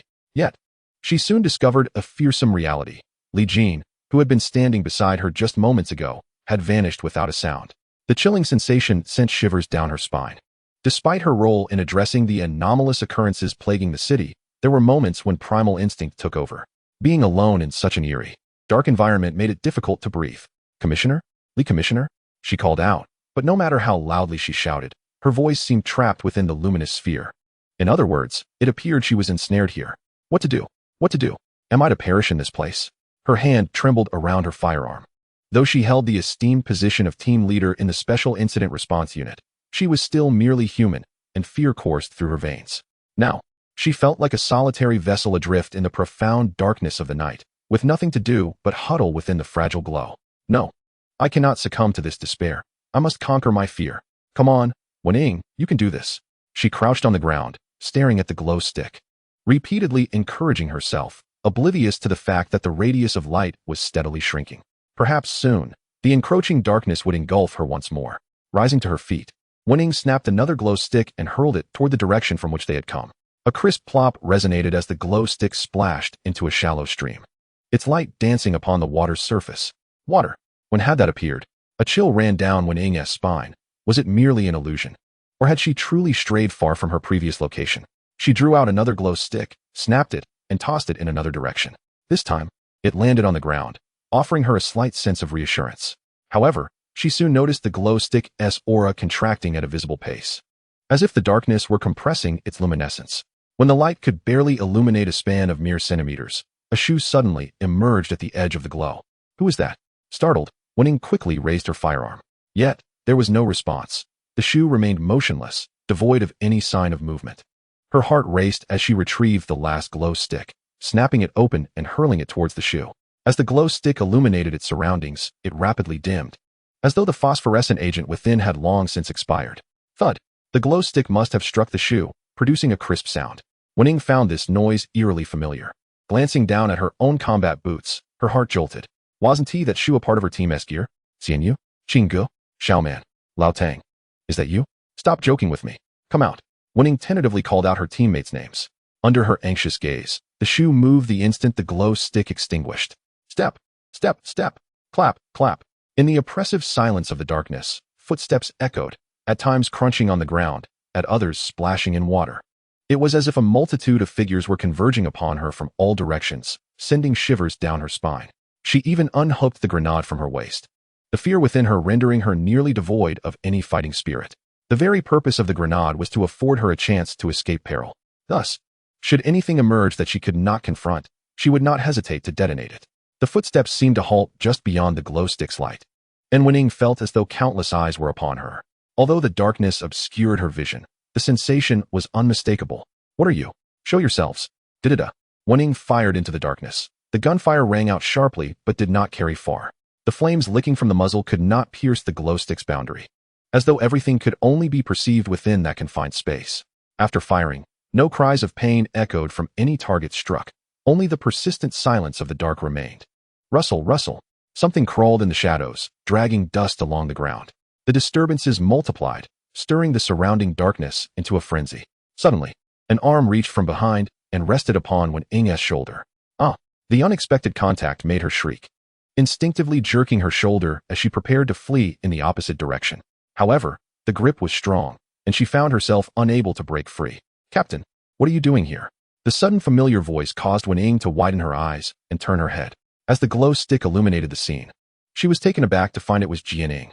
In this desolate, dark environment, encountering someone she recognized evoked an overwhelming surge of emotion within her. With a hint of a sob, she embraced Jianing tightly. You scared me to death, you silly glasses. Jianing patted her back soothingly. It's all right, it's all right. I'm here now. I had no idea you were so afraid of the dark, Captain. Feeling a bit embarrassed, Wen-Ying quickly disengaged from him, wiped her face, and composed herself. How did you end up here? The glasses adjusted themselves on the bridge of his nose and remarked, I followed you here. They have gone to handle the emergencies within the city. With me around, we can maintain contact with them at any moment. Wen-Ying nodded, contemplating the unexpected reliability of her companion. She patted his shoulder, saying, It's thoughtful of you. Our efforts to rescue you were not in vain. Oh, it's nothing. Aren't we all like family? he replied with a hearty grin. Yet, Wen Ying failed to notice that beneath him, no shadow was cast by the fluorescent stick. Chapter 180, The Mysterious Presence. This place is exceedingly eerie. Glasses, let us leave here at once, Wen Ying urged. Her urgency palpable as she wished to linger no longer in this unsettling environment. In the pitch-black surroundings, not a sound could be heard, amplifying the eerie silence and allowing for an abundance of unsettling imaginings. Glasses nodded. All right, follow me. I remember the way out. Thus, Wen Ying fell into step behind him, the glow of her fluorescent stick dimming once more. Meanwhile, Li Jin was surveying his surroundings. In an instant, he sensed a subtle yet distinct aura of spatial distortion. Although faint, his soul's intensity allowed him to perceive it. In the darkness, Li Jin did not suffer the same loss of vision as Wen Ying, while clarity eluded him. He could discern the objects around him. The location resembled a grand celestial palace, a remarkable sight to behold within the confines of this subway station. Was it a small space, or merely a fragment embedded within this realm? Nevertheless, the world around him exuded an unmistakable strangeness. Li Jin murmured to himself, noting the damaged colossal stone pillars and the green bricks beneath his feet, eroded by the air. Despite the decay, this space had once been resplendent. The reasons for its current desolation shrouded in mystery. Now, not even the sound of the wind could be heard. Li Jin ascended the steps leisurely, each stride amplifying a sense of agitation within him. This feeling again. What manner of place is this? Suddenly, a shadow darted past a stone pillar. Li Jin raised his hand, unleashing a burst of flame. With a resounding explosion, the fire erupted beside the pillar, yet he found nothing amiss. Odd. He continued on, his resolve unyielding. Before long, he reached the pinnacle of the staircase, arriving at a vast platform that bore resemblance to the square before a sect. As he stepped onto the platform, the surrounding stone pillars erupted in a dark red glow, intertwining to form a blood-colored net that sealed the area. Li Jin furrowed his brow. Are they attempting to trap me here? Although he was uncertain of this place's nature, its ominous atmosphere suggested it was far from benign. With such a mechanism now in play, was it not time for something to emerge? A dim crimson light illuminated the square, staining the darkness with its hue. In the center of the square stood a throne, seemingly constructed from bone. Upon that throne reclined a figure, propping their head as if in a state of repose. As Li Jin appeared, a pair of chaotic yet suffocating eyes opened. The shadowy gaze fixated upon him, instilling an acute sense of alertness within him. The intensity of that stare was overwhelmingly aggressive, heightening the restlessness in his heart. Perhaps this being was the source of it all. What are you? The essence of demonic energy? Li Jin inquired tentatively. The figure on the throne merely observed him in silence, seemingly uninterested in responding. Furrowing his brow, Li Jin wondered if this entity was still awakening or simply feigning aloofness. Thus, he cautiously unleashed a flame, sending it towards the throne. As the fire neared, it extinguished soundlessly, as if that area was a forbidden zone. This action successfully roused the being from its slumber. Those primordial eyes erupted with a terrifying darkness, radiating an aura that pierced the heavens. You have finally arrived. A voice, reminiscent of an ancient grinding wheel, echoed as that fearsome gaze locked onto Li Jin. After so many ages, is this all you have achieved? The entity continued, regarding Li Jin as if he were a long-lost acquaintance. Li Jin, furrowing his brow, demanded, What are you? Where's this place? What is the purpose of bringing me here? A succession of inquiries poured forth, fueled by his desire for understanding. Have you even lost your memories? How tragic. Compared to me, you are the true embodiment of despair. Li Jin struggled to comprehend its words. I do not understand your intentions in bringing me here, he replied. The being chuckled. What else could it be? I simply wish to observe the current state of my old friend. Yet, I must admit, I am sorely disappointed. You are far too weak. Li Jin retorted with a cold snort. Weak or not, we shall see. Do you lack the courage to confront me? The entity seemed incensed by Li Jin's mockery. How dare you speak so boldly before me? Very well, let me remind you that I was once able to cast you into reincarnation, and I can do so again. It rose from its throne, descending step by step, as the throne of bones collapsed with a thunderous crash. Countless bones surged towards it, forming a grotesque armor that was both formidable and terrifying. A mask resembling a ghastly face obscured its features, rendering its visage unrecognizable. The bone-crafted blade emanated a chilling aura, as if it intended to bury the surrounding space. Li Jin steadied himself, revealing an ancient ruler in his hand to counter this overwhelming presence. The being, somewhat astonished, remarked, After reincarnation, this ruler has still found its way back to you. It seems my decision today is undeniably correct. If I eliminate you here, the illusionary realm will never again dare oppose me. Li Jin responded gravely.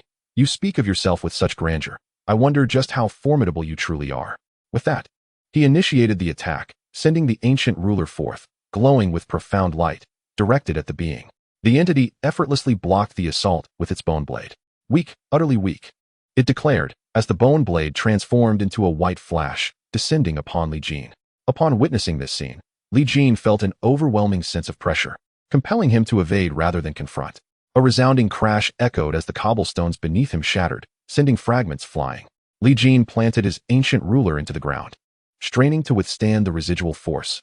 Were it not for the constraints imposed by the will of this realm, annihilating you would require but a mere foot, Li Jin proclaimed, his words laced with provocation. Yet, the being before him seemed to harbor an extraordinary disdain for Li Jin, each of his gestures inciting a tempest of emotional upheaval within it. Arrogance. Even if you were to regain your threefold power, what would it matter? I shall forever stand atop the pinnacle of the great path, gazing down upon all sentient beings. Li Jin continued to taunt. Words are easy to utter. If you possess the audacity, unbind your restrictions and engage in a genuine contest. Otherwise, even if you triumph over me today, I shall never acknowledge your strength. The being trembled violently, teetering on the brink of madness. Very well, if you seek death so fervently, I shall oblige. With that, it raised its hands high above its head, mimicking the act of tearing. A sharp crack resonated throughout this realm. Li Jin beheld as the sky appeared to split, the dual-colored void outside swiftly assimilating this world. In the next instant, he felt an explosive surge of power within him, as if he had instantly returned to the realm of the threefold illusions.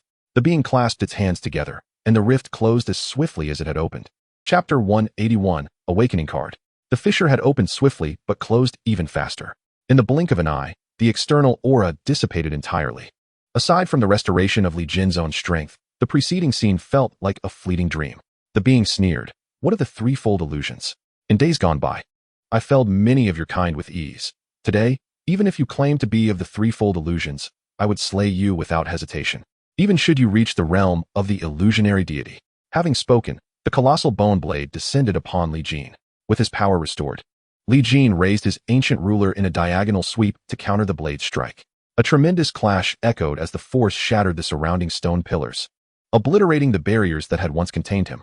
Li Jin was propelled backward, his feet igniting sparks as they scraped against the cobblestones. The being cackled. Haha, what now? The threefold illusions are naught but larger ants. For me to slay you is as effortless as quenching one's thirst. It surged forward, pursuing Li Jin, its bone blade striking again with renewed ferocity, instilling within Li Jin a sense of helplessness. Hastily, he channeled the celestial incineration technique to purge the peculiarities from his heart. Source Fire Ruler. A pure white flame erupted from the ancient ruler, transforming into a divine fiery bird that soared towards the being. The bone blade maintained its relentless trajectory, meeting the fiery avian head-on. With a clarion call, the divine bird collided with the bone blade, unleashing an explosive force that rent the dark heavens asunder, revealing a blinding sun. The flames clung to the being like maggots, incessantly consuming its form. Mere trifles, the being mocked, seemingly deriding Li Jin's attack as feeble and ineffectual. Let this divine being enlighten you on the true essence of an attack. Suddenly, a grotesque and terrifying creature materialized behind it, its form obscured by a shroud of mist. Destruction. The bone blade swung, and the being leapt forth, pouncing fiercely upon Li Jin. In that fleeting moment, it felt as if the very fabric of reality was held captive by the creature, rendering him utterly immobile. It was impossible to quantify the might of this strike. Even a phantom deity could never achieve such prowess. Who, exactly, was this formidable entity? Li Jin's mind raced frantically, searching for a way to break free from this dire predicament. Buzzing. A blue card suddenly flew into his view, illuminating his thoughts. It was a spirit awakening card. Could it be? Without a moment's hesitation, Li Jin activated it. In an instant, the very cosmos began to reverse, illuminating the dark realm around him. The creature shielded its eyes from the blinding light, surprised by the familiar aura it sensed. Wen Ying had been traversing the darkness with her companion, Glasses, for what felt like an eternity, yet they still had not discovered a way out. Glasses, are you certain you remember the path we took? This marked the third time she had posed the question. Captain, rest assured, following me is infallible. Glasses asserted confidently, his pace unwavering. Wen Ying cast a glance at the dimming glow of her glow stick, her heart racing with apprehension. Observing the silhouette of Glasses ahead, she gritted her teeth and pressed on. After what seemed like an eternity, her glow stick was on the verge of extinguishing. Crack! She stumbled over an object beneath her feet, nearly losing her balance. In the feeble light, she discovered another glow stick, identical to hers. Moreover, its surface shimmered, seemingly untouched by dust, suggesting it had recently fallen here. Could it be that the team had passed through this spot? It seemed implausible that she had wandered for so long without encountering them. Suddenly, a chilling thought crossed her mind. Perhaps this glow stick was not discarded by anyone else, but rather one she had thrown away moments ago. A shiver coursed through Wen Ying's body, a wave of dread washing over her. If this truly was her own glow stick, then why had she encountered it again after following glasses for so long? There could be but one explanation. She had been treading in place all along, and the distance she thought she had traveled was far less than she imagined. Such an occurrence is commonly referred to as a ghost wall in the eyes of ordinary folk. Wen Ying stood frozen, turning to Glasses. Glasses, have we been here before? With his back turned, Glasses bowed his head, trembling as if struggling to suppress a laugh. Wen Ying, sensing the unsettling air, raised her gun, aiming it at him. Glasses, are you human or a specter? Glasses remained silent. A bone-chilling gust swept through, extinguishing the glow stick in her grasp. Darkness enveloped her vision, and terror drowned her rationality. Rat-tat-tat-tat-tat. The gun erupted with flames, bullets pouring forth as if they were free. In the darkness, something appeared to have been struck, emitting a series of hissing sounds. A cold, foul liquid splattered across her face. Breathless from the frenzy of emptying her magazine, Wen Ying gasped for air. The crackling of the walkie-talkie illuminated her surroundings, offering a glimmer of hope. She picked it up and called out, "Hello? Who is this?" The static on the other end suggested confusion, only the sound of electrical currents responding. The air of solitude enveloped Wen Ying, nearly suffocating her. Holding the walkie-talkie aloft, she directed the faint light forward, illuminating a mere foot of darkness with a ghostly green glow. Just as she prepared to take a few steps ahead, a pallid and disheveled face emerged within the eerie radiance. Wen Ying screamed in terror. It was the broken visage of her comrade, the one who had guided her moments before, still donning half a pair of glasses. The mouth, devoid of half a cheek, moved as if it were attempting to convey something to her. The bizarre sight sent chills down her spine. Taking 2 steps further would undoubtedly result in an intimate encounter with this ghastly countenance. The walkie-talkie slipped from her trembling hands, and she felt a strange weight settle upon her shoulder. A chill crept up her neck, as if someone were breathing down her back. Overwhelmed with fear, Wen Ying's last shred of sanity prompted her to draw the grenade from her waist. Suddenly, a blinding light surged forth, instinctively causing her to shield her eyes. "Captain! Captain!" Familiar voices rang out, accompanied by the sound of approaching footsteps. When she dared to open her eyes again, all that remained was an earthen wall. Where were the remains? Turning her gaze toward the light, familiar figures emerged, and she could no longer contain herself, tears streaming down her face. The solitude and darkness had left her with profound scars. "Captain, how did you end up here?" Huang Mao stepped forward, attempting to support her, but she was too weak to accept his help. Shaking her head, she stammered, I don't know. It seems I encountered something unclean." Glancing among her teammates, she inquired, "Where's Glasses? Wasn't he with you?" Huang Mao shook his head. He stayed outside to maintain communication. "But we lost contact with him a long time ago." Wen Ying, momentarily dazed, murmured, "I just saw him." Chapter 182, The Eerie Encounter. As Wen Ying spoke, a cold breeze swept through the air, causing everyone to shiver. "Glasses? Wasn't he outside?"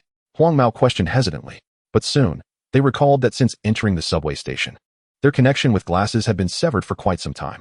Perhaps Glasses had indeed followed them inside. Could he have come in to find us after being disconnected for so long? The couple's girlfriend suggested. The boyfriend nodded in agreement, affirming her thoughts. However, the man with the beard wore a grave expression. "No, if he intended to enter, he would have contacted us by now. Have you not noticed? It seems that a communication device can be used within this subway station." With this reminder, the others attempted to use the device and indeed found it functional. "Where's the Glasses wearer? If he has entered, why has he not reached out to his team?" The captain mentioned that she had seen the Glasses wearer, which raised the question of his current whereabouts. "Captain, where is he? Where could he possibly be?" Huang Mao inquired. Wen Ying, feeling somewhat shaken, replied, I don't know. The Glasses wearer I encountered was quite peculiar." Huang Mao pressed further. "What do you mean by peculiar?" Wen Ying glanced at the light source, seemingly seeking solace. Before responding, "Perhaps the Glasses wearer has already perished." What did you say?" Her words immediately elicited gasps from the team. "Is that true? Captain, you just said you saw him, and now you claim he is dead? Doesn't that contradict itself?" Huang Mao reasoned. The other team members turned their gaze toward Wen Ying, eager for a definitive answer, as the matter concerned their teammate. Wen Ying composed herself, her demeanor turning serious as she spoke. "You may not comprehend what I have just experienced. I initially entered with Commissioner Li, but shortly after, my flashlight ceased to function." After her account, the team was left incredulous at the captain's ordeal. Although they specialized in handling extraordinary events, such bizarre occurrences were unprecedented. The oppressive darkness alone had already sent their anxiety soaring. Combined with the strange incidents, the failure of glow sticks, the muffled sound of water, the echo of footsteps, each detail heightened their trepidation. "Captain, please stop telling ghost stories. My heart can't take it," Huang Mao quipped, attempting to lighten the mood and ease the tension. Yet, Wen Ying remained profoundly serious, as if affirming that she was indeed not fabricating anything. The bearded man pondered for a moment. If what the captain says is true, and that glasses wearer has transformed into a spirit, we must eliminate him. Otherwise, none of us would wish to endure another haunting event, would we? The mention of the haunting incident sent a chill through the group. At that time, the entire city had been shrouded in mist, teeming with malevolent spirits. Had it not been for the dispatch of commissioners to manage the crisis, the city might have turned into a realm of ghosts. Even several commissioners had perished, marking it as an unprecedented calamity. This was precisely why. Upon discovering what appeared to be the source of demonic energy, Wen Ying and her team reported it to their superiors without delay. They sought the intervention of these powerful commissioners, who were beyond the capabilities of ordinary individuals. Thus, when Li Jin suggested dealing with the source of the demonic energy alone, Wen Ying did not strongly oppose him. They, as subordinates, could hardly grasp the extent of the commissioner's strength. Now, with Commissioner Li missing and the group facing the peril of losing themselves in the dark, along with the looming threat of another malevolent spirit catastrophe, the atmosphere grew increasingly tense. Suddenly, a rustling sound echoed through the air. As a moment of silence enveloped them, the unsettling sound of something slithering across the ground echoed through the surrounding darkness. A crackling noise ensued, and the powerful flashlights perched on the shoulders of the two team members flickered erratically, eventually extinguishing. "Glow sticks!" shouted the bearded man. The team members hastily snapped open their glow sticks, and a soft yellow luminescence instantly enveloped them. However, the radiance did not extend into the distance, but rather remained confined to a mere 4 or 5 meters in front of them. This scene startled everyone, for it bore an uncanny resemblance to what their captain had described. Were they all destined to relive the terror that Wen Ying had just experienced? "What in the world is that? Show yourself!" yelled Huang Mao, firing his weapon in a frantic barrage. The gunfire was followed by a series of muffled explosions. Yet all that remained was the persistent rustling sound, as if an innumerable array of mysterious creatures lurked in the shadows, awaiting the moment when their glow sticks would fail. "We cannot simply succumb to despair here. Captain, we must find a direction to break through. Let us take a gamble," Huang Mao shouted. His words jolted the others into action, and they all expressed their agreement.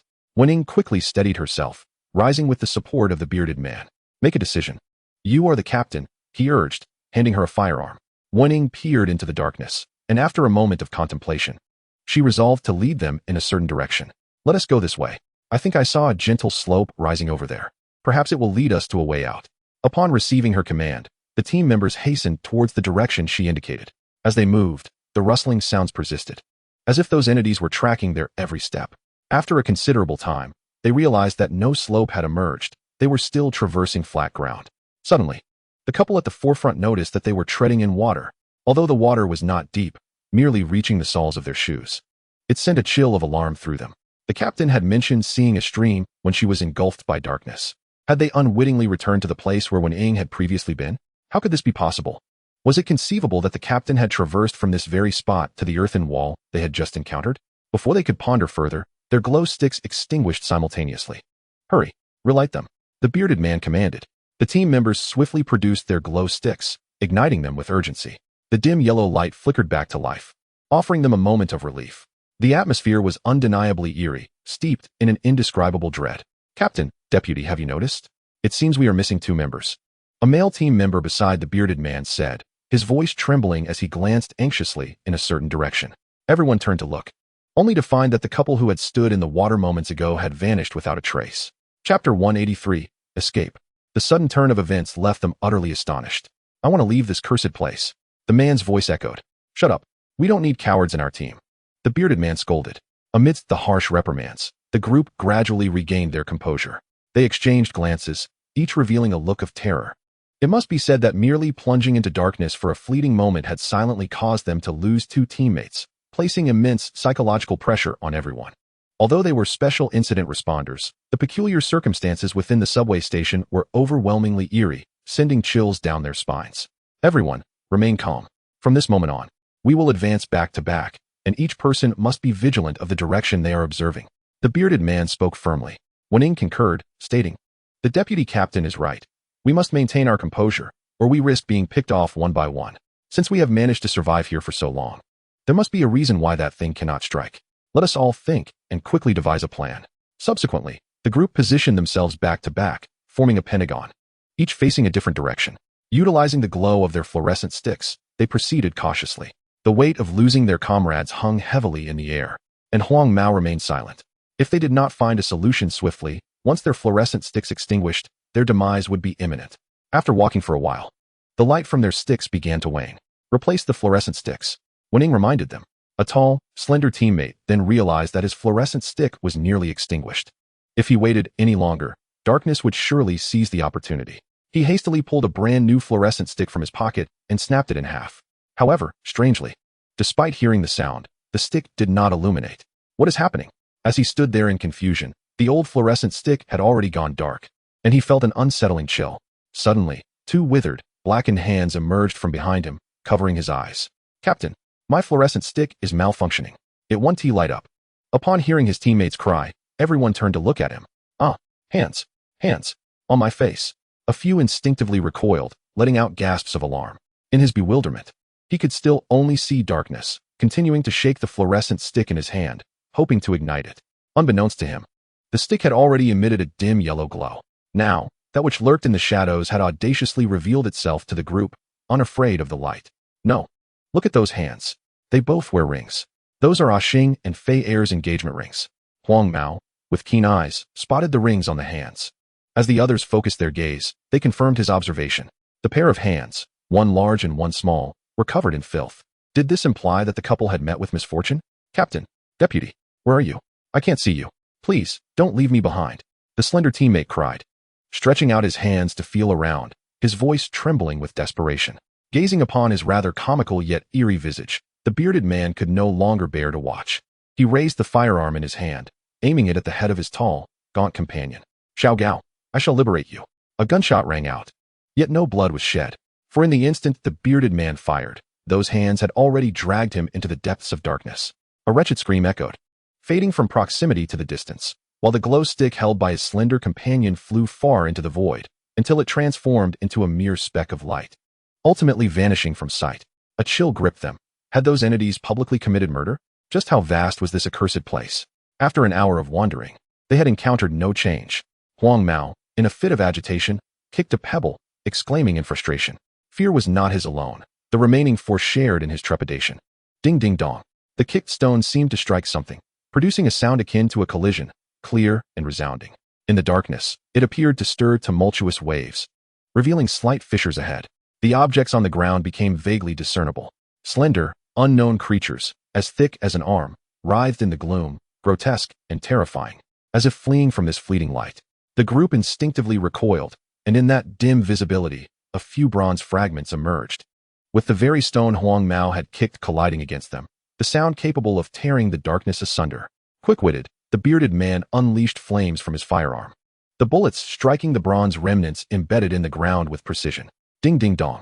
The sound resembled a melodic chime, almost pleasing to the ear.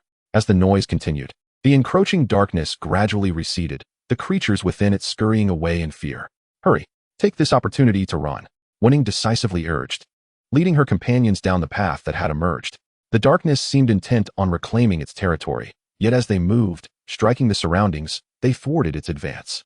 They could hear the furious roars emanating from the shadows on either side. The creatures were enraged. This only spurred them to run faster. At the end of the cleaved path stood a colossal bronze door. Push it open, push it open." An impulse surged within the hearts of the group, its origin unknown. While Wen Ying and the bearded man swiftly quelled their inner turmoil, another companion lacked such fortitude. He stepped forward, placing his hands upon the door, pushing with all his might. "Zhong, wake up," Huang Mao shouted, but his call fell upon deaf ears. The companion persisted, and soon his hands began to dissolve, copious blood coursing along the etched grooves of the bronze door. To their astonishment, the seemingly immovable door was indeed being shifted by their comrade, gradually parting to reveal a blinding light, as radiant as the midday sun, overwhelming their senses. As they adjusted to the brilliance, Wen Ying, the bearded man, and Huang Mao turned to gaze into the newfound illumination. The teammate who had just pushed the door has vanished, leaving behind a heap of bloodstained garments. This door appeared to have consumed a living soul, or perhaps it was a sacrifice that enabled its opening. Let us proceed. Wen Ying gritted her teeth and stepped inside first, followed closely by the blonde-haired man and the bearded fellow, compelled by loyalty to their comrade, even if unwillingly. As their surroundings became clearer, they realized they stood upon an expansive platform, with no edges in sight. Towering stone columns surrounded them, seemingly capable of propping up the heavens. Above, two dark figures loomed in the sky, seemingly locked in confrontation. Chapter 184, Awakening the Divine. In this vast, ancient, and mysterious realm, a jarring wave of energy suddenly surged forth. This energy was as ancient as the heavens and earth, striking awe into the heart. Li Jin felt an indescribable force swirling around him, drawing him in with an unusual affinity. Yet, for that being, this force was met with profound disdain. It exclaimed in shock, "No? How could you awaken the remnants of that fellow's spirit? No, this is absolutely impossible." Enveloped by this energy, Li Jin felt all 36,000 pores of his body unfurl, his senses wildly embracing the mysterious force. It felt as if a lost power was returning to its source, devoid of any heaviness. How miraculous! As Li Jin experienced the surging energy within him, it was a divine essence of unparalleled strength, and he found himself uncertain of his own state, perhaps in a realm of illusions, perhaps as a phantasm, or perhaps as a master of illusions. Yet, this speculation held little significance. The enigmatic being before him could no longer impose any dread upon him. He could sense the intense aversion emanating from that creature, as if they were destined adversaries. Certain memories stirred within his mind. "So it is you," Li Jin spoke in a low tone, gazing at the entity. It remained clad in bone armor, its aura even more formidable than before, clearly regarding Li Jin's state with grave concern. "Though unaware of the secret arts you employed, simply awakening this loathsome aura within me guarantees that your life shall not be spared today." Li Jin chuckled softly. "After all these years, your impatience remains unchanged, demon." Upon being addressed as a demon, the being's demeanor darkened further. It had assumed Li Jin was merely a fragment of a thought, yet realized he was the main consciousness of a divine remnant, thus underestimating him.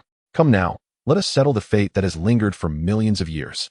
The demon's armor cracked, releasing torrents of dark matter that quickly deepened the shadows around them. In contrast, Li Jin radiated a brilliant light, a divine essence that judged the surrounding malevolence. With a swift motion, the demon advanced, closing the distance between them in an instant. Wielding a bone blade with primal intent to strike down Li Jin, Li Jin raised his hand, lifting an ancient ruler, transitioning between the realms of the ethereal and the tangible. Clang! The bone blade was firmly caught. The demon, undeterred, relentlessly swung its weapon, seeking a flaw in Li Jin's defense amid the fray. Yet, Li Jin's mind was astonishingly clear at this moment. He could perceive every move of the demon with utmost clarity, and his body instinctively responded to his thoughts in perfect synchrony. Each of the demon's attacks was effortlessly deflected by him, creating showers of sparks in midair. Although the bone blade was not forged from metal, it surpassed iron in efficacy, and both it and the ancient suffered varying degrees of wear during their clash. Observing the slight dents on the ancient in his hand, Li Jin felt a flicker of astonishment. Since acquiring it, such an occurrence had never transpired. Even during his previous fierce battles with the illusory deity, no mark had been left upon it.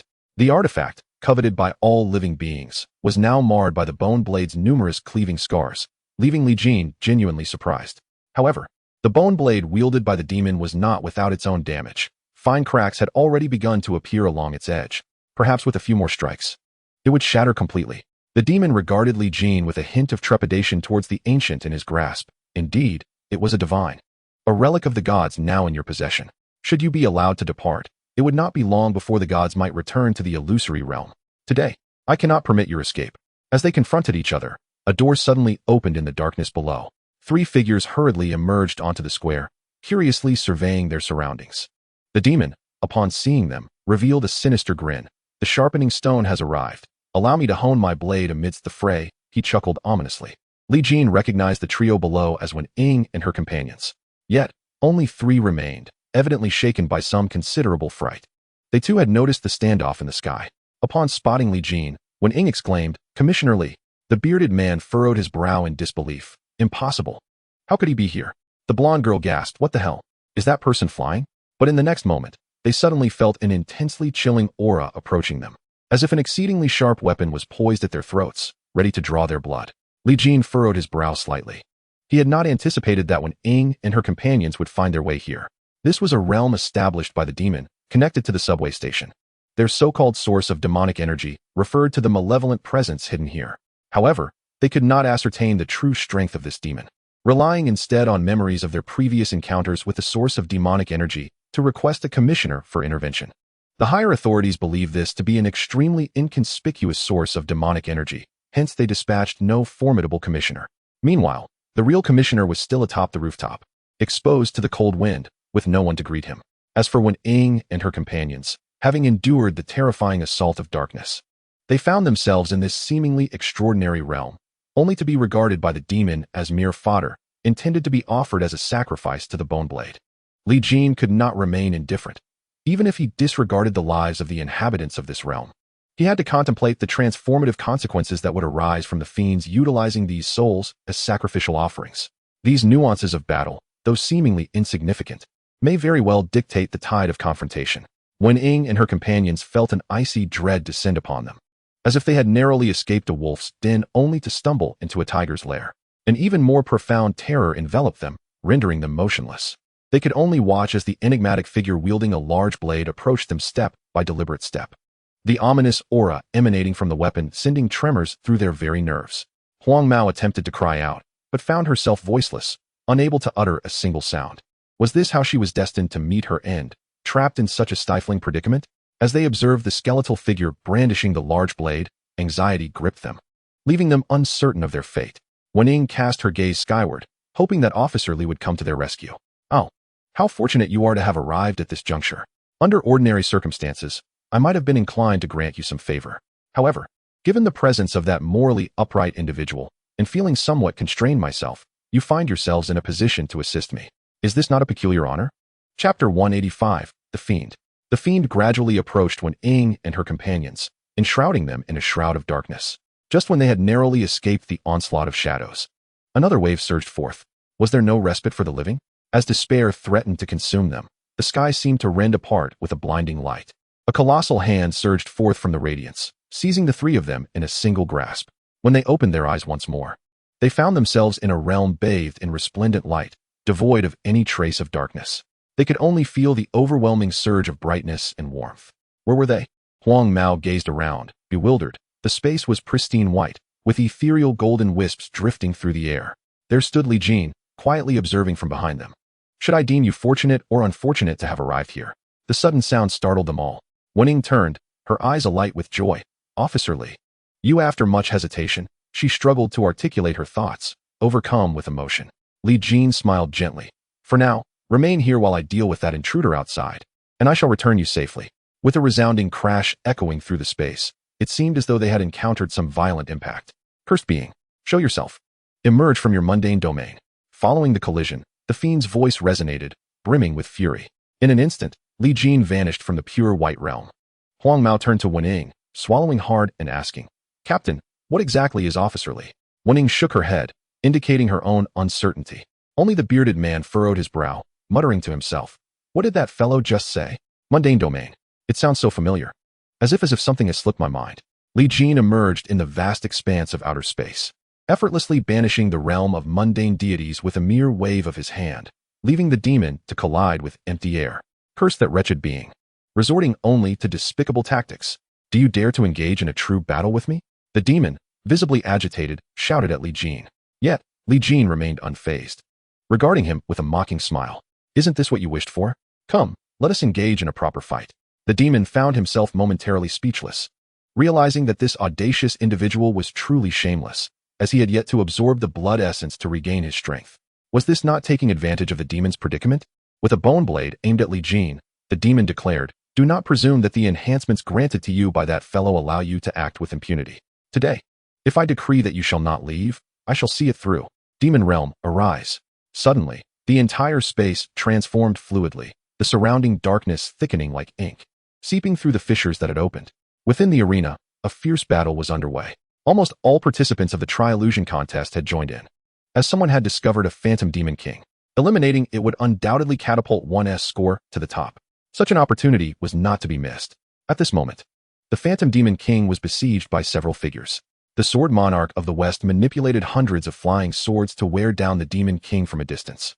Yet the Tri-Illusion powerhouse wielding an enormous ice club consistently opposed him.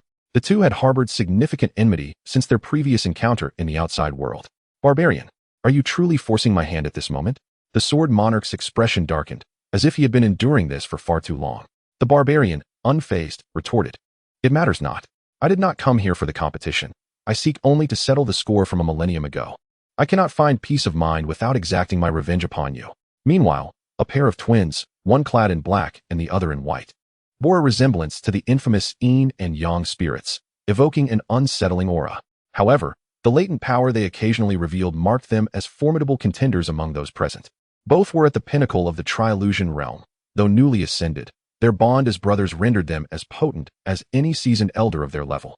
With each strike, they drew forth torrents of demonic blood from the phantom Demon King. Facing the Demon King stood a dashing youth wielding a long spear, each thrust laden with immense might.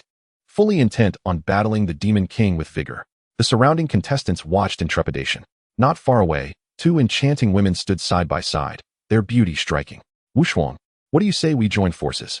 We could rob these fellows thoroughly and secure the top 2 spots." One in a purple robe suggested mischievously, her appearance bearing a close resemblance to Yi Huanshan. The woman named Wuxuang, dressed in a light blue outfit, rolled her eyes. "Oh, spare me. What do we need the top spots for? Do you think your father is inadequate and needs to seek a new master?" Yi pouted. "Humph, Wuxuang, you are so dull. How can you ever find a partner with that attitude?" Wuxuang cast a brief glance at her, remarking, "Not too shabby, are we? We're quite evenly matched, and you haven't found anyone either, have you?" Yi, as if someone had stepped on her tail, immediately began to defend herself. "Well, who says I don't have a partner? It's just that my father is overly strict, and I haven't dared to announce it." Wuxuang contained her laughter, finding Yi's embarrassment exceedingly entertaining. Although the two hailed from different great powers, their bond was undeniably strong. All the formidable beings were keenly observing the battle unfolding in the arena. What appeared to be a tranquil confrontation was, in fact, a tempest brewing beneath the surface. 80% of the formidable warriors from the 3 illusions were harboring aspirations of contention, especially since many were exceptional individuals who had not aligned with the illusionary deity. If they were to catch the eye of a superpower this time, it would undoubtedly propel them to new heights. The duration of this competition remained uncertain, and they were determined not to miss out on any available points. Just as everyone awaited eagerly, the ground suddenly began to tremble violently. Countless buildings collapsed, and an unfathomable number of lives were extinguished. The earth and sky cracked open, releasing a sinister black substance that tainted the surroundings with an inexplicable malevolence. This commotion roused all participants, prompting them to widen their stances and scan their surroundings. What was happening? Was the competition about to disintegrate? Surely not. Was it ending so soon? No. They had scarcely accumulated any points yet. "Friend, you must be a generous soul. Would you kindly lend me some of your points?" "Get lost. Want to fight?" Amidst the participants' confusion, the luminous screen representing the 3 illusions pathway on the wall of eternal flow suddenly extinguished. What was going on? Why had it vanished so abruptly? They were just getting engrossed in the spectacle. Who had slain the illusionary Demon King? I bet it was the Imperial Sun who emerged victorious. Could it be that the illusionary deity was preventing us from watching? Surely not. Previous competitions had always allowed us to witness everything from start to finish. Was there some unforeseen development? The surrounding beings engaged in animated speculation, yet the truth remained elusive. Only the figures on the wall of eternal flow sensed a distinct aura rising from the illusionary abyss. Chapter 186. The Dark Invasion Within the Realm of the 3 Illusions. The city underwent a cataclysmic transformation. Countless fissures erupted from the ground, with darkness ascending from within, consuming the sky. Amidst the seismic upheaval, numerous skyscrapers collapsed, burying innumerable souls. The black fissures intensified, leading the powerful beings from the realm of the 3 illusions to believe that this competition was on the verge of disintegration, signaling the end of the points. In that moment, everyone vied for the last available points, engaging in fierce combat. Though all were from the realm of the 3 illusions, there existed a hierarchy among them. Several peak-level warriors were present, intending to elevate their rankings before the conclusion of the competition. However, those already belonging to formidable factions refrained from intervening, opting instead to quietly observe the annihilation of this world. The Yin and Yang dual saints, wielding terrifying might, carved their way through the throng of powerful beings, directly beheading the illusionary Demon King and obtaining the core of illusionary energy. The surrounding powerful beings hastily joined the fray, resulting in utter chaos. Black fissures multiplied, sprawling across the sky. A formidable entity at the 3rd level of the illusory realm soared through the air, intent on joining the effort to encircle the Yin-Yang dual saints. However, As he traversed a black fissure, a hand abruptly emerged, seizing him. Who dares? The illusory realm powerhouse bellowed, but the moment he glanced towards the fissure, he fell into a stupor, utterly immobilized. Subsequently, he was silently dragged into the darkness by that hand. This scene captured the attention of several nearby warriors, who were left in shock. What manner of being was that? I sensed no aura from that hand, and yet the individual has vanished. This world conceals such terrifying entities? Some lingered in the sky riddled with black fissures, gripped by an overwhelming trepidation towards the encroaching darkness. Yet, many others continued their struggle for dominance. Yin-Yang Duel Saints, you cannot hold your ground. Surrender the illusory core. A striking figure clad in a dark purple robe proclaimed, radiating an aura that rivaled that of the Yin-Yang Duel Saints, revealing himself to be a peak third-level powerhouse. Worm Emperor, do you truly wish to oppose the Yin-Yang Sacred Realm?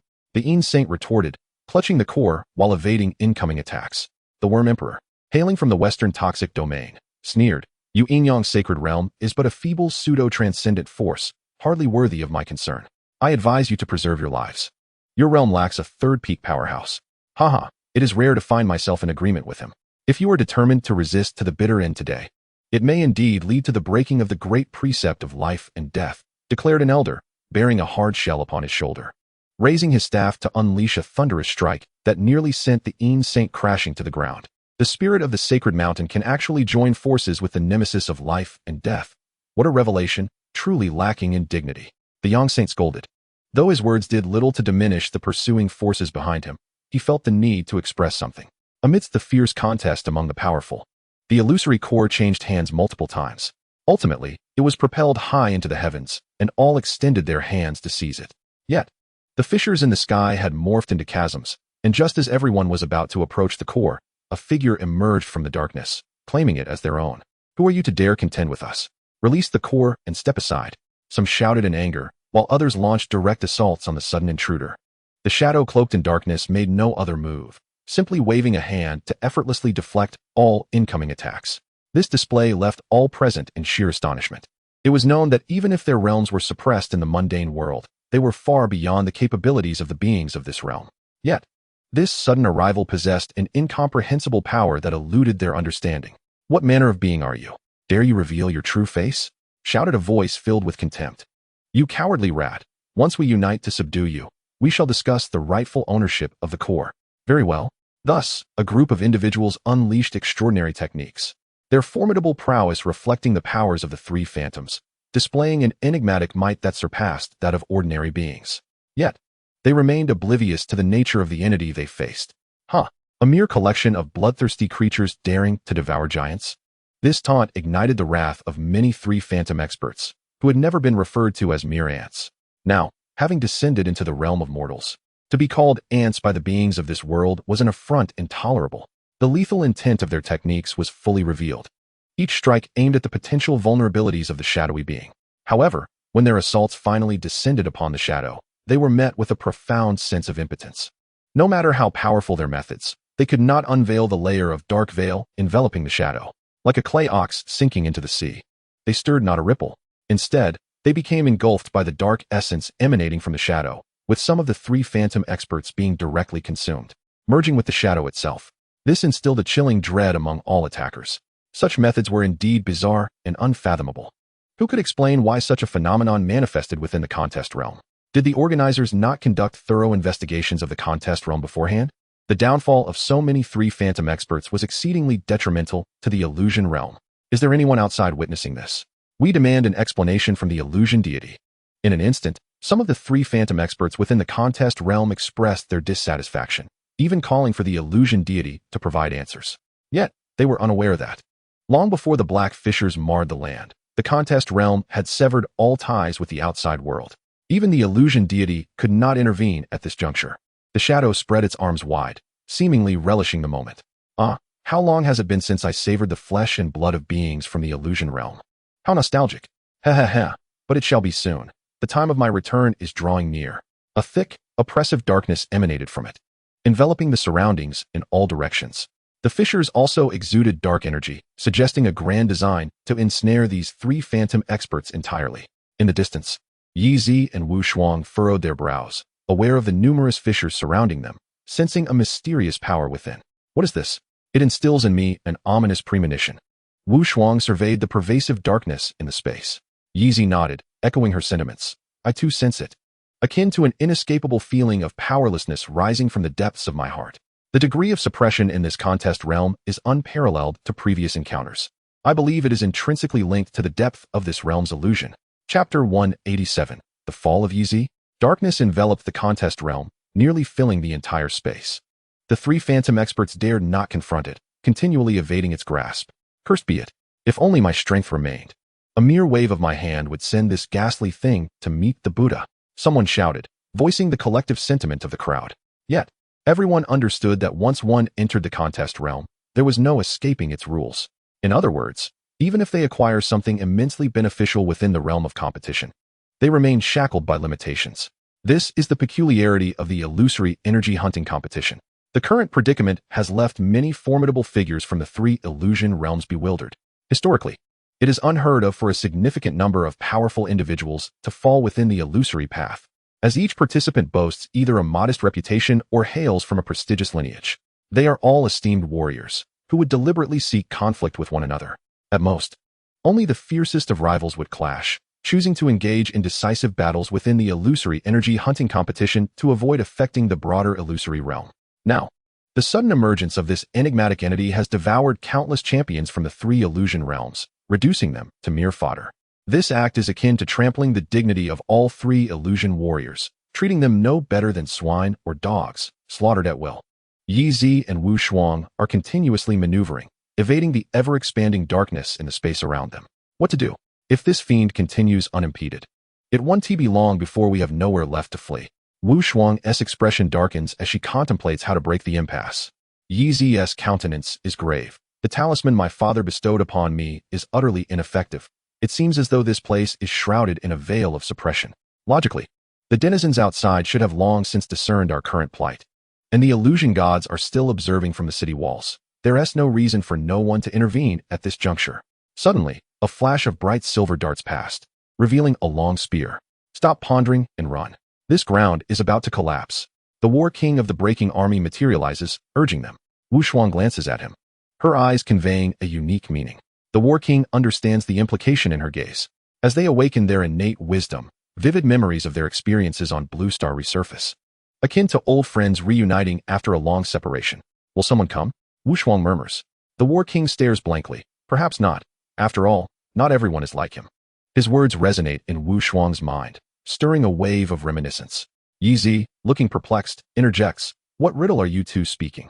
We must hurry. At her prompt, the three swiftly evade the encroaching dark fissures. The space available for their survival diminishes rapidly. It won't be long before all beings in this world face annihilation. The anguished cries echo relentlessly as the powerful from the three illusion realms are continuously ensnared and felled by the darkness. Within the shadows, a figure laughs with reckless abandon, utterly dismissing the might of the three illusion warriors. Devour, devour. Good children, eat your fill. These are the provisions I have procured for you.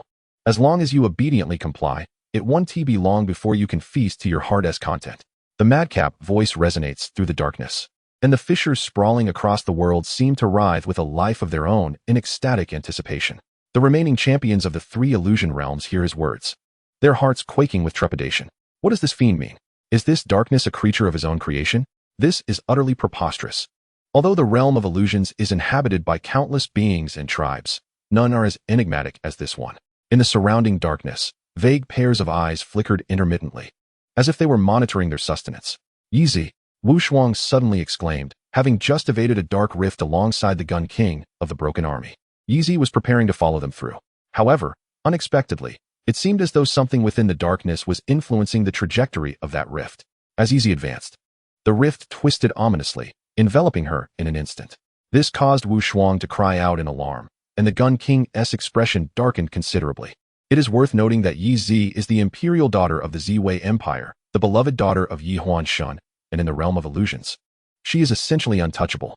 Should she truly perish here, it would undoubtedly incite a tempest that would shake the very foundations of the realm. Even the illusion lord, who presides over the illusion energy capture competition, would find it impossible to remain indifferent. After all, Yi Huan Shun is not a solitary figure. He is a disciple of the Eastern Lord, one of the 6 illusion lords renowned for his martial prowess. He is a true powerhouse capable of shaking the heavens with a mere gesture. Should a rift emerge among the illusion lords, it would spell an immeasurable calamity for the realm. Hence, Wu Shuang and the Gun King were gripped by such terror. As Yizi found herself ensnared by the dark rift, she desperately activated the various protective talismans bestowed upon her by her father, yet each failed without exception. This engendered an unprecedented sense of panic within her. Was she truly destined to meet her end here today? If her father discovered that she had sneaked out to compete, only to lose her life in the process, would he not go mad? He undoubtedly would. It is easy to surmise that a daughter of such stature could turn the realm upside down. Suddenly, a twinge of regret welled up within Yizi. She had merely grown weary of the confines of the Ziwei Empire and wished to explore the world beyond. Now, the rebellious daughter finally understood why her father had been so protective of her. In the outside world, a moment's inattention could lead to the loss of life. But what could she do now? In the depths of this abyss, amidst such a terrifying separation of realms, even the illusion god would likely only be able to maintain the mundane existence. Yizi slowly closed her eyes, a tear escaping from the corner of her eye. She had yet to experience love. The romantic tales her father had recounted remained unfulfilled.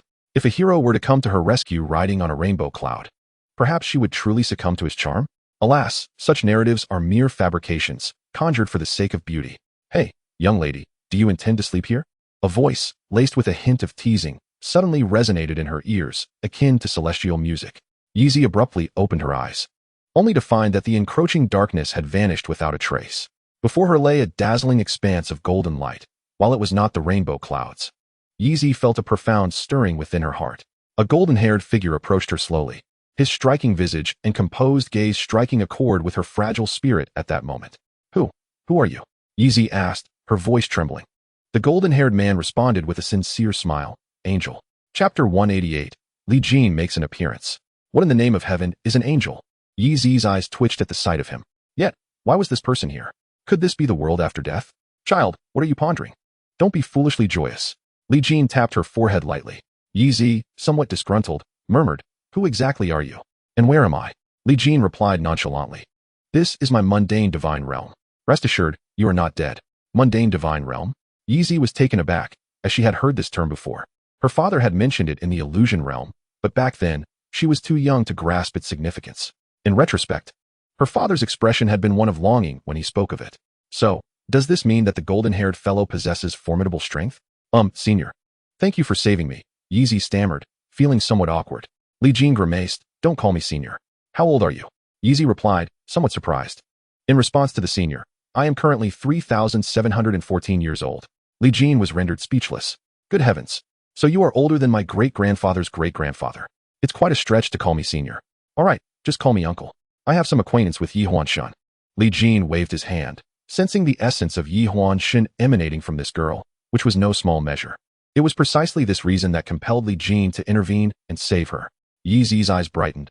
Uncle, do you have a past with my father? That's wonderful. Li Jin glanced at her, surprised that the person he had casually saved turned out to be the daughter of Yi Huan Shen, a true twist of fate. Could you also help save my friend? Yizi looked at him with a pleading expression. Li Jin, indifferent, agreed, knowing he would eventually confront that individual anyway. I will do my best, he responded, which brought Yizi great joy. Then, with a swift motion, Li Jin vanished into the shattered world. It had been enveloped by darkness, leaving only remnants of crumbled walls for survival. Damn it. This world shows no inclination to let us leave. After such a catastrophe, it is unreasonable for no one to intervene. Could the tournament be affected by something? Many speculated the grim reality, but dared not voice their disbelief. The Three Illusions realm had suffered tremendous losses. It was feared that half of their companions had already perished. That being shows no mercy in its slaughter. And we cannot break free from the world's oppression. What a wretched demise. What exactly is that creature?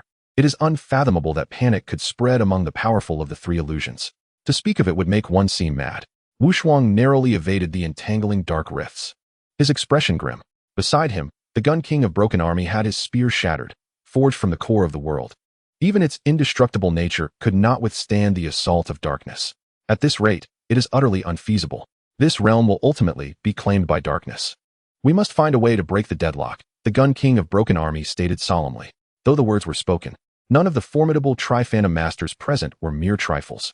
The inability of so many peak Tri-Phantom experts to find a way out plunged the atmosphere into a deep abyss of despair. Delectable blood food. If they could struggle a bit longer, it would be even more exquisite. The sinister and eerie voice of darkness echoed throughout the realm. However, I lack the time to indulge in your game of hide and seek. Perish before me. Suddenly, a surging vortex of darkness materialized in the demon's hand, slowly consuming the remaining voids in this realm, intending to sever the last threads of survival for those present. Damn it, I withdraw. Are you foolish? No one can save us now. Help me. As the darkness expanded relentlessly, many of the Tri-Phantom Masters who had once managed to survive fell victim to its poisonous grasp, swallowed into the endless void. Cursed be this fate. The opportunity has truly vanished. The war god of the broken army's expression grew increasingly dim, as he sensed the overwhelming aura of death emanating from the thick darkness. Wu Shuang similarly abandoned the struggle. To resolve this predicament, one must possess the power to defy the very rules themselves. Such transcendent abilities could not even be summoned by the illusionary gods. Only the surviving masters of illusion in this world could alter the rules. One by one, comrades were engulfed by darkness, and this realm was drawing to a close. The stench of darkness was palpable, and Wu Shuang closed her eyes, letting out a sigh. Is this how we give up, Sister Yin? A somewhat frivolous yet exceedingly familiar voice echoed in Wu Shuang's ears, causing her to open her eyes wide in surprise. Before her stood a figure with flowing golden hair, as if he were a beacon of light amidst the darkness, dispelling all shadows surrounding him. The war god of the broken army was equally astonished. Who else could possibly contend against an entire realm? When Li Jin turned around, both of them stood frozen in place. Li Jin, Jin the Emperor? They exclaimed his name in unison, and in that instant, light began to radiate outward, tearing through the darkness inch by inch, as if illuminating the entire realm. Li Jin gazed at the two, a subtle smile gracing his lips. It has been a long time, my friends. Upon receiving Li Jin's response, Wu Huan was immediately enveloped in joy, her eyes glistening with tears. She stepped forward and embraced Li Jin tightly. I thought I would never see you again. How did you survive? The war god of the broken army sighed in wonder, marveling at fate's twists. Who would have imagined that in their direst hour, it would be that towering figure from Blue Star who came to their rescue? As if a grand play had come full circle, Li Jin's appearance drew the attention of the surviving Tri-Phantom Masters, who were curious about this extraordinary individual gracing their presence. Upon witnessing the radiant golden light dispelling the darkness, their eyes widened in astonishment. Such a method was indeed their lifeline. Just as they were about to move towards Li Jin, they were stunned to see Wu Huan from the martial realm leap directly into his embrace, leaving them all in shock. Who has not heard of the illustrious name of Wu Huan, perhaps the most radiant genius of modern times? Under the tutelage of the mistress of Wu Jing and favored by the ancestor of Wu, she possesses an unparalleled mastery of cultivation, having achieved remarkable proficiency in the supreme emotionless technique at a tender age. From that moment, she was left with only the aspiration towards the Tao, devoid of any romantic inclinations. She has become the new generation's ice goddess, causing many a young prodigy to return defeated. It was presumed that she would live her life in icy solitude, with none worthy of her attention. However, they were utterly astounded to witness a scene that would leave them in shock for an entire year. Chapter 189, Abyss Beast. After Wu Huan awakened her innate wisdom, the most indelible memory was that of the person standing before her. Now, in a strikingly similar posture, he once again rescues her from peril, an act destined to be etched in her memory for a lifetime. Li Jin patted Wu Huan on the back, saying, "All right, there are so many people watching, it's rather embarrassing." At his words, Wu Huan felt a flush of crimson rise to her cheeks, bewildered by her own emotions. Why, upon seeing this fellow again, did she find herself uncontrollably rushing into his embrace? Were those shared moments from the past truly so significant? Or was it simply that she cherished the presence of someone who could shield her from adversity? Feeling a bit shy, Wu Huan took a couple of steps back, her heart fluttering with uncertainty. What was happening to her? Why was she experiencing such thoughts? Why had the supreme emotionless technique failed to suppress these feelings? Then she recalled Wen Lan. Was she being unfair to her by acting this way? A cascade of self-doubt overwhelmed her, transforming a once serene and detached individual into a whirlwind of thoughts simply upon encountering him. Men truly are a potent poison. No, it's just that I'm so happy. Happy that you, this rascal, are still alive and standing before me, Wu Huan mumbled, glancing down at her feet. Li Jin laughed heartily. Of course, I'm still alive. Otherwise, who would come to rescue you, little lady? Wu Huan playfully punched Li Jin in annoyance, while the war king of the broken spear stifled a laugh nearby. All right. We have a significant problem to address. You two should go wait elsewhere for a while. With that, he waved his hand, transporting the two into the mundane divine realm. Upon entering the mundane divine realm, Wu Huan spotted Yi Zi. Yi Zi, you're alive. Yizi stepped forward and pinched her cheek. Of course, I'm alive. Now tell me, what is your relationship with this uncle? Wu Huan was taken aback. Uncle? What uncle? The one who saved you, Yizi reminded her. Wu Huan, puzzled, asked. Why do you refer to him as uncle? Yizi explained. He has some connection with my father, so calling him uncle is perfectly fine. Ha ha. Then let me hear you call him Auntie first. Wu Huan teased. Yizi looked utterly confused. Auntie? What Auntie? Wu Huan laughed uncontrollably. While the War King of the Broken Spear clarified, the Emperor Jin and we are essentially fellow travelers on the path of cultivation. If you call him uncle, then, should you not also call us uncle and auntie? Yizi instantly grasped Wu Huan's jest. Oh, you sly Wu Huan. How dare you take advantage of me? You deserve a beating. Outside the mundane divine realm, Li Jin radiated a resplendent golden light, the surging power of judgment dispelling the darkness and revealing a fragment of the shattered world. A multitude of formidable beings from the three illusions, upon witnessing this, hastily sought refuge in that area, each experiencing a profound sense of having narrowly escaped death. They could not help but speculate about Li Jin's identity. One who could effortlessly vanquish such overwhelming darkness surely transcended the constraints of this realm. Furthermore, it seemed he had a past connection with Wu Huan, or perhaps he was a figure of the martial realm. If that were the case, why had they never heard of his existence? A wave of uncertainty engulfed the minds of the powerful, leaving them perplexed. Li Jin, however, remained indifferent to their sentiments, regarding them as inconsequential. To save them would be a gesture of kindness, while to abstain was merely his duty. The shadow in the sky, upon noticing Li Jin's emergence, was consumed with rage. This detestable fellow has thwarted my plans. I shall use you to nourish my precious beast. The demon revealed its form, its skeletal armor still menacing. Yet beneath it appeared a formidable shadow reminiscent of some beast. Its true visage remained obscured, but an aura emanating from it was unmistakably alien to the illusory realm. What had this creature done? Had it perhaps sacrificed itself to the other side of the illusory abyss? Li Jin furrowed his brow, uncertain, for he had never encountered the beings from the far side of the abyss. Regardless, he resolved to eliminate this threat today. Failing to do so would invite endless repercussions. Flames erupted beneath his feet, and a colossal fiery divine bird soared into the sky. With a resounding cry, the bird, enveloped in boundless golden light, tore through the darkness and dove toward the demon. Its terrifying might drew the attention of the many formidable beings present. To exert power that transcended the confines of this regulated world was indeed a testament to the mysterious figure's overwhelming strength. Could it be that he had attained the prowess of a master of illusions? Unthinkable. Could he be the elusive blade master? Yet that connection with Wu Huan seemed tenuous at best. Amidst this mental tempest, the gathered minds could not fathom Li Jin's true identity. The demon, sensing the impending threat, unleashed the shadow beneath it, charging toward Li Jin's fiery avian. Its eerie call possessed an uncanny ability to disorient the soul, instilling terror among the three illusions, compelling them to fortify their mental defenses. The clash of light and darkness erupted, releasing a force that shook the very fabric of existence. The divine bird scattered into a tempest of flames, shattering the dark shroud enveloping the shadow and revealing its true form. What? Is that a creature from the abyss? Such a being.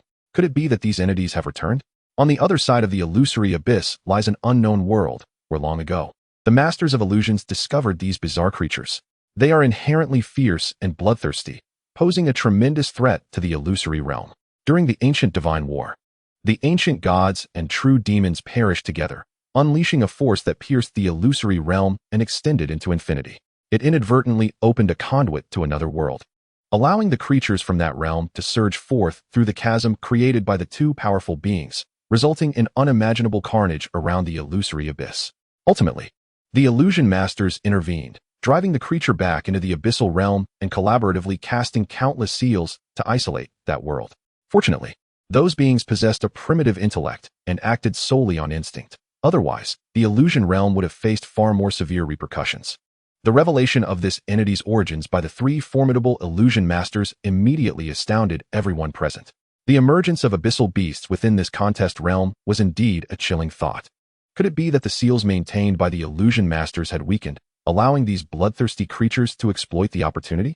Yet, who was that figure clad in bone armor, capable of riding an abyssal beast? Such a display of power was enough to instill fear.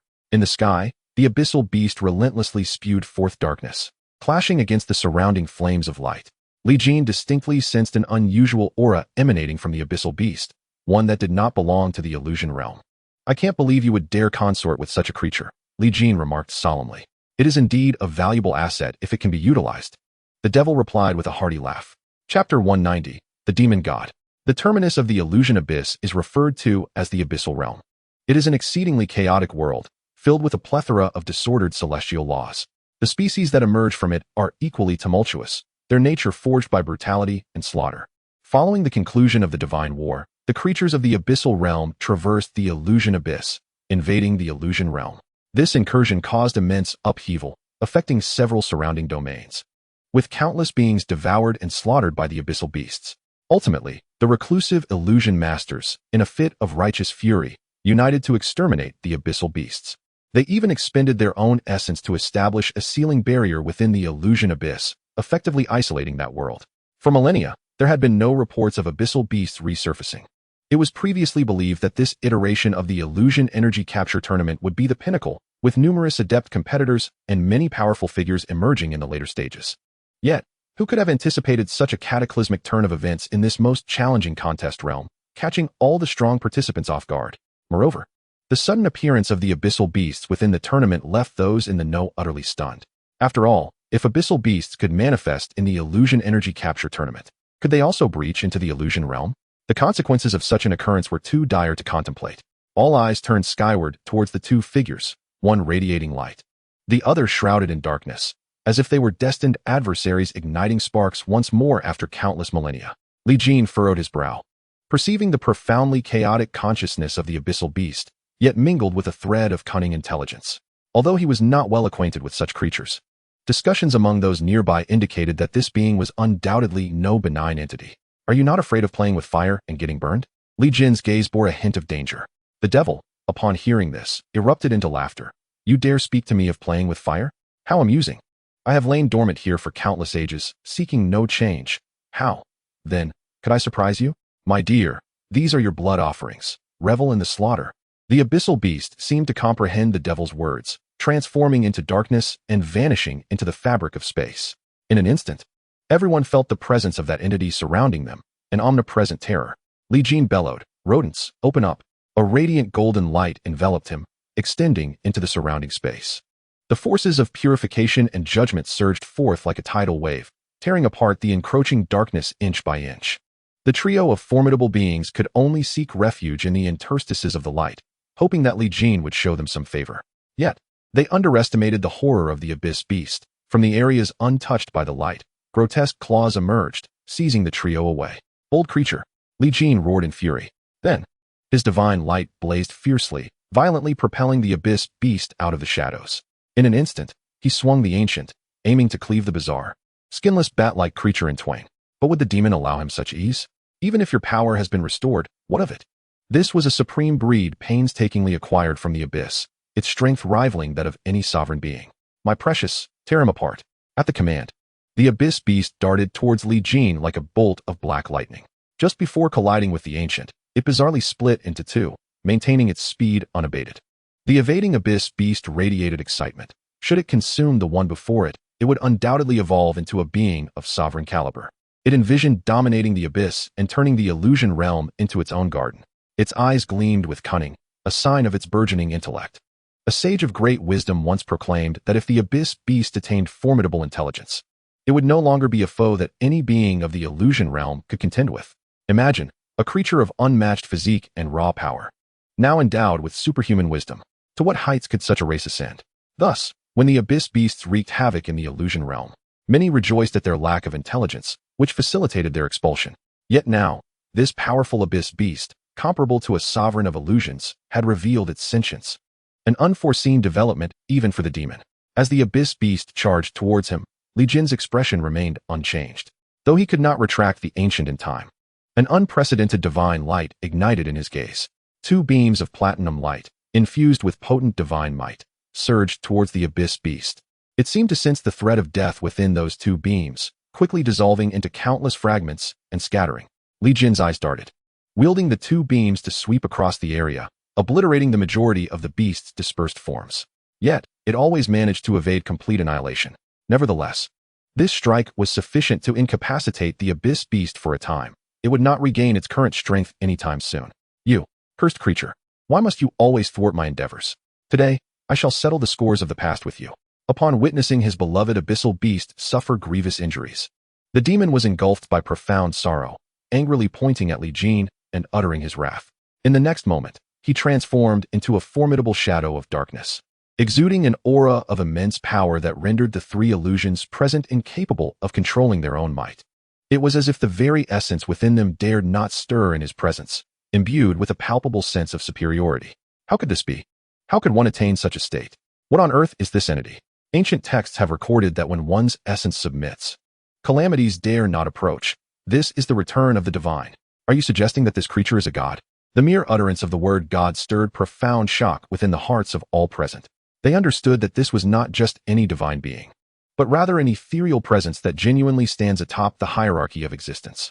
Countless legends about gods circulate within the illusion realm, yet none have been able to glimpse their true essence. It is crucial to note that throughout the endless epochs, only two godlike beings have emerged in the illusion realm. Eons ago, the conflict between these two gods birthed endless calamities, and the abyss was formed from their mutual demise. The swirling chaos of energies within is a testament to the divine forces of these two supreme beings clashing against one another. Should they truly encounter the god of legend today, given the current circumstances, it would be utterly impossible for them to escape. This god could very well be a terrifying entity masquerading as true darkness. He embodies the inexorable slaughter and madness of boundless karma. Chapter 191, The Turning Point. The demon revealed his true form, unleashing boundless karma that swept through the surroundings, clashing against the divine radiance emanating from Li Jin. Yet, it was not long before the divine light unleashed by Li Jin faltered, devoured by the black-red tide of karmic calamity. To force me to this extent is quite an achievement, the demon cackled, gazing at the flickering glimmer he held in his hands. With a swift motion, he crushed it, glaring menacingly at Li Jin and declaring, "What I detest most are those virtuous pretenders like you. Suppressing your true nature and controlling your desires. Does that not exhaust you? I have always asserted that such a world cannot endure, and soon, this will be proven true." Li Jin furrowed his brow, sensing that the demon was uttering nonsensical words. If countless beings were to recklessly commit atrocities and slaughter, what future would the illusion realm possess? Do not judge the perspectives of the masses through the lens of your niche preferences. Just like millennia ago, you are but a fleeting gesture, a transient flicker. These words seemed to strike a unique chord within the demon, causing his eyes to narrow in intensity. Nonsense. I am the sole truth in this world.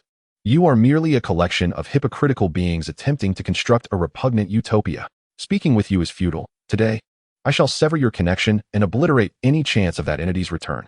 The demon's aura of karmic might surged, swiftly engulfing the realm around them. All present were enveloped by the vortex of karma. The three illusion masters suddenly found themselves in a world consumed by slaughter, where only death and carnage prevailed. From the mundane realm to the dominion of the divine, the incessant evolution of calamities unfolds. In but a fleeting moment, several formidable beings of the three phantasms were rendered senseless by the weight of karmic retribution, transforming into mere wisps of souls adrift within this tribulation. At that instant, the swelling force of dark karma ruptured the very fabric of this contested domain. The constraints imposed by the rules were torn asunder, and every individual's strength reverted to its innate potency. Power. It has returned. Do not dawdle. Flee at once. In a heartbeat, myriad divine techniques erupted, scattering amidst the luminous chaos of karmic calamity. The demon, upon witnessing this, brandished his skeletal blade, transforming it into several streaks of pallid light, pursuing the retreating three phantasm warriors. These lesser beings of the three phantasms could be vanquished to augment his realm of karma. However, the primary target remained Li Jin, for he possessed fragments of heritage from the very entity that the demon loathed. The abilities he currently wielded bore a resemblance to those of the ancient deity.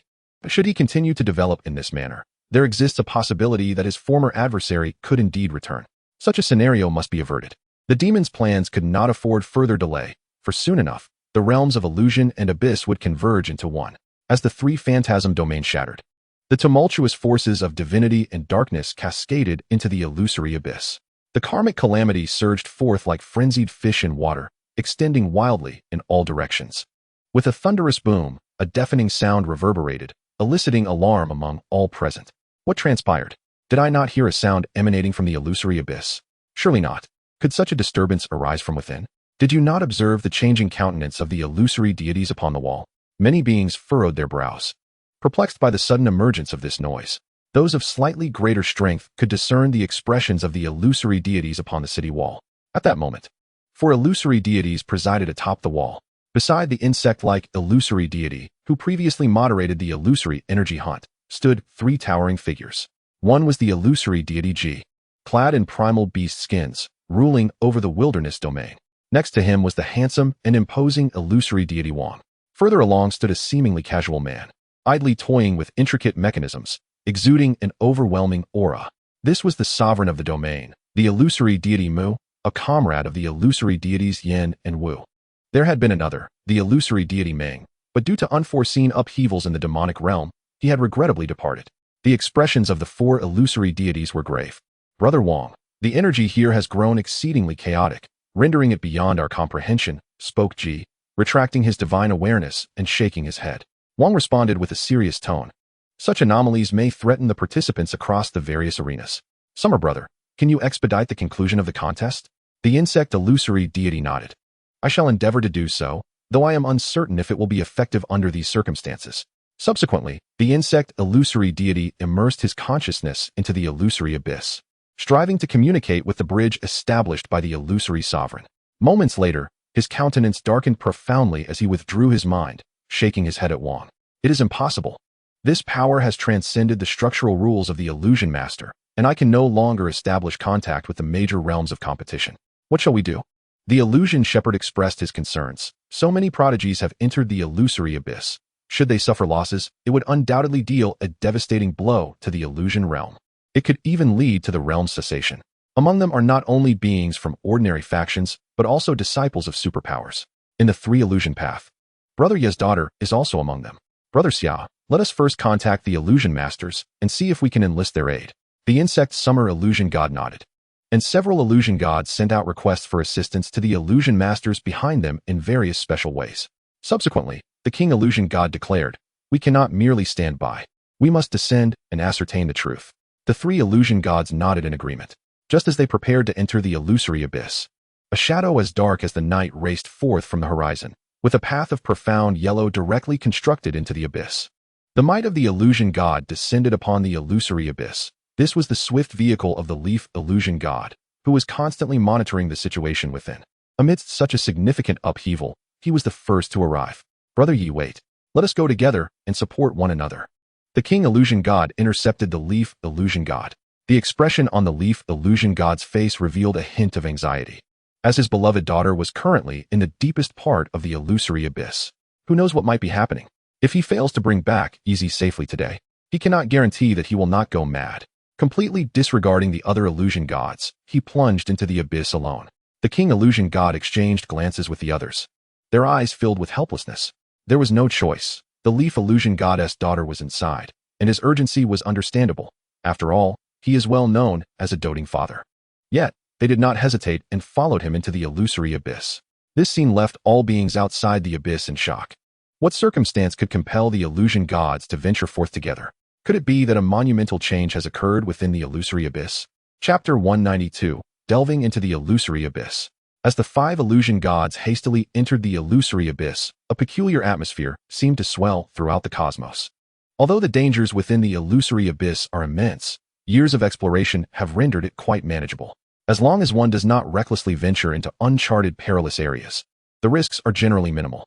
Moreover, the illusion energy capture competition, a grand event hosted by the illusion masters, is undoubtedly underpinned by their authority. When the competition was first initiated, the illusion masters personally descended into the illusory abyss, establishing countless divine barriers within. This allowed multiple realms of competition to operate and evolve without restriction, ensuring the safety of the participants. While each edition has seen casualties, these are primarily due to conflicts among the participants themselves. In terms of the dangers within the illusory abyss, they typically do not encroach upon the realms where participants reside. Furthermore, with the illusion gods acting as judges and observers above the abyss, an additional layer of security is afforded to the competitors.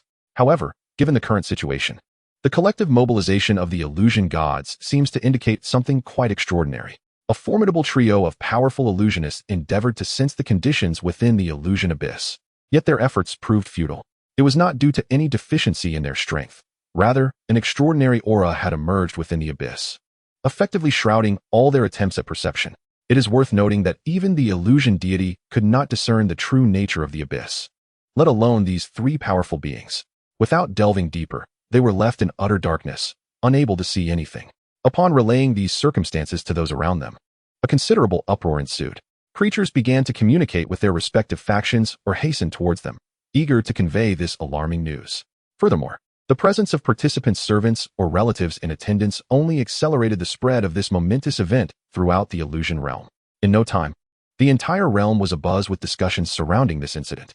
Although some regions were situated far from the illusion abyss, it did not deter their concern. After all, this ancient, legendary forbidden place was intrinsically linked to the survival of the entire illusion realm. Should the abyss truly undergo uncontrollable changes, all beings would face a perilous challenge. For millennia, the creatures of the illusion realm had enjoyed a life of comfort and tranquility. If danger were to invade their domain, it would undoubtedly lead to widespread devastation. At this moment, the illusion abyss was teeming with overwhelming karmic tribulations, disrupting the previously existing balance between two divine essences. The karmic tribulations, fused with demonic energy, unleashed in unparalleled might, causing the equilibrium that had been maintained for countless years to tilt. The divine essence was suppressed by the demonic, leaving the illusion deities within the abyss with an unsettling sensation akin to a thorn in their backs. Brother Yi, please remain calm. Allow me to ascertain the locations of the various contest realms so that we may address this issue appropriately, spoke the illusion deity, Chengxia, in a grave tone. Subsequently, he employed some arcane techniques, conjuring a compass before him. After a series of manipulations, the compass erupted with several golden rays of light, shooting forth in different directions. These golden beams represented the locations of realms participating in the contest within the illusion abyss, a method left by the illusion master. However, within the karmic tribulations, the golden light flew for only a brief moment before being extinguished. This starkly illustrated the terrifying nature of the karmic tribulations, as even the illusion master's techniques could not easily pierce through its veil. How could this be possible? This is a gift bestowed upon us by the Blade Master himself. Could it be that this aura is beyond even the illusion master's capacity to withstand? The illusion deity, Chengxia, was taken aback. Among those present, he was the most familiar with the illusion energy hunting contest. Yet, it was precisely this deep understanding that allowed him to grasp the true horror of the karmic tribulations. The illusion master's methods could only endure for a fleeting moment before being obliterated, surpassing his wildest imaginings. Brother Xia, what could be the reason for this? Inquired the illusion deity, Wang, with an expression of confusion. Chengxia's countenance darkened as he addressed the assembly. To be frank, this realm-seeking compass was personally entrusted to me by the Blade Master. It can disregard the restrictions within the illusion abyss and pinpoint the contest realm with precision. However, as you can see, the guidance for the realm of search has vanished abruptly along the way, and the atmosphere is undeniably peculiar. The gathered illusionary deities were taken aback. While they might struggle to grasp the methods of the illusion master, they were certainly capable of discerning the intentions of his disciples. Although the illusion god of insect summer had not traversed the surface of the illusion realm, he had long been a disciple of the sixth illusion master, and his prowess was beyond question. Yet even he found himself unable to provide a satisfactory explanation for the illusion master's methods, faltering, which left everyone bewildered. Where shall we seek the contest realm? Inquired the illusion god of memory. The illusion god of leaf was exceedingly restless, as his daughter had already gone missing within the illusion abyss. The illusion god of insect summer spoke solemnly. Do not rush, everyone. The three golden rays that erupted from the guidance earlier, when categorized by thickness, correspond to the approximate locations of the first, second, and third contest realms. We can follow the direction indicated by the golden light before it vanished. We should be able to locate it. Upon hearing this, the illusion god of king nodded. Very well, let us split up. Here is the plan. Illusion god of pastoral, you shall head to the first contest realm. Illusion god of memory, you will go to the second contest realm. As for myself, along with the illusion gods of insect summer and leaf, we will seek the third contest realm. After all, the third contest realm is exceedingly close to the boundary of the illusion abyss in this round of the illusion energy hunting contest, and we do not know what dangers lie ahead. The assembly of illusion gods nodded in agreement with King S' arrangement, for he was a seasoned figure within the illusion realm, known for his meticulousness and sound planning. After deliberation, the group proceeded in the direction indicated by the three golden rays. King nodded at the illusion god of leaf, and the three swiftly advanced towards the general direction of the third contest realm. The once monochromatic illusion abyss, filled with black and white, now felt overwhelmingly oppressive, as an abundance of black and reddish-brown engulfed the surroundings. This was the consequence of boundless karmic tribulation, leading to rampant demonic energy. The equilibrium within the illusion abyss had been shattered, and one could only wonder if the seals would loosen. The illusion god of insect summer expressed his concern. King S' voice was low and somber. This is beyond our consideration. Let us first complete our search, and leave the rest to the illusion masters. The 3 beams of flowing light sped through the illusion abyss, breaking through layers upon layers, delving deeper within. The further they ventured, the more they felt the weight of their own strength being suppressed by the karmic tribulation, rendering their abilities exceedingly obscure. It was as though they were wading through mud. Suffocatingly difficult. Chapter 193, The Terrifying Demonic Shadow. Within the illusion abyss, the illusion gods could typically walk without concern. Yet now, with such unforeseen circumstances, the illusion abyss had transformed beyond recognition. The 3 felt an insurmountable sense of difficulty, as if an invisible force sought to confine them to a specific place. I sense it. The 3rd contest realm should be not far ahead. Suddenly, the illusion god of insect summer's voice rang out. They had traversed an unknown distance within the illusion abyss, shifting from a state of familiarity to one of cautious advancement. This signifies that they have ventured into uncharted territory, a realm previously unexplored. This place belongs to an area we have never traversed. Could it be that the realm of the 3 illusions has been established here? Wang Huanshan expressed his astonishment. Yi Huanshan's countenance grew somber. No, the illusion master would never resort to such a course of action, as it would inevitably doom all participating beings of the 3 illusions. Chongxia Huanshan nodded thoughtfully. When we passed through a certain region earlier, did you detect a sensation akin to the obliteration of worlds? Both Wang Huanshan and Yi Huanshan nodded in agreement. We too sensed it, yet in the illusion abyss, the rise and fall of realms is merely commonplace. Chongxia Huanshan shook his head. No, the force of obliteration emanating from that previous location was imbued with a profound essence of the 3 illusions. This indicates that not long ago, numerous beings of the 3 illusions had perished there. Yi Huanshan's eyes widened in disbelief. What? Are you certain of what you say? Wang Huanshan furrowed his brow in concern. Chongxia Huanshan replied, My path endows me with acute sensitivity to such energies. I cannot be mistaken. However, rest assured, Brother Yi, I have sensed no trace of Yi Zi's presence, which is the most reassuring news. At the very least, we still possess the opportunity to locate him. Yi Huanshan clenched his fists tightly, feeling a profound sense of helplessness in the face of this unforeseen turn of events. As a Huanshan, standing at the pinnacle of the illusion realm, he had never before felt so powerless. Wang Huanshan spoke up to console him. Brother Xia is right. Nothing is yet set in stone. We must continue our search. The 3 of them composed themselves and pressed onward into the depths, bearing the weight of their distress. When all 3 Huanshan felt the impossibility of advancing further, Wang Huanshan immediately shouted, Friends, let us join forces to carve a path. Chongxia Huanshan and Yi Huanshan nodded, unleashing their most potent abilities in unison with Wang Huanshan, striking against the chaotic forces of karmic tribulation and malevolence. The brilliance of their combined efforts was dazzling, yet eerily silent. Upon contact with the realm of karmic light, a terrifying surge of energy erupted. Wang Huanshan called out, Hold firm. The 3 Huanshan understood that the moment had come to test their true capabilities. An endless stream of Huanshan power surged forth, expended without reservation. With a sound akin to a branding iron plunging into water, the radiant force they unleashed finally pierced through the karmic light. Go! Wang Huanshan commanded without hesitation. Heeding his call, Yi Huanshan surged ahead, diving through the breach. Wang Huanshan and Chongxia Huanshan swiftly followed suit. Soon after, under the tumultuous waves of karmic light, the breach began to close slowly, as if it had never existed. Once the 3 Huanshan vanished, a pair of menacing flesh wings suddenly emerged at the confluence of the boundless karmic light and malevolence. A pair of peculiar eyes glimmered within the light, revealing a hint of cunning. The moment the 3 Huanshan entered the realm enveloped by karmic light, they were instantly engulfed by an overwhelming wave of murderous intent, as if it sought to tear them apart. This sensation left them feeling as though they were being pricked by needles, for they had never before encountered such an intense aura of slaughter.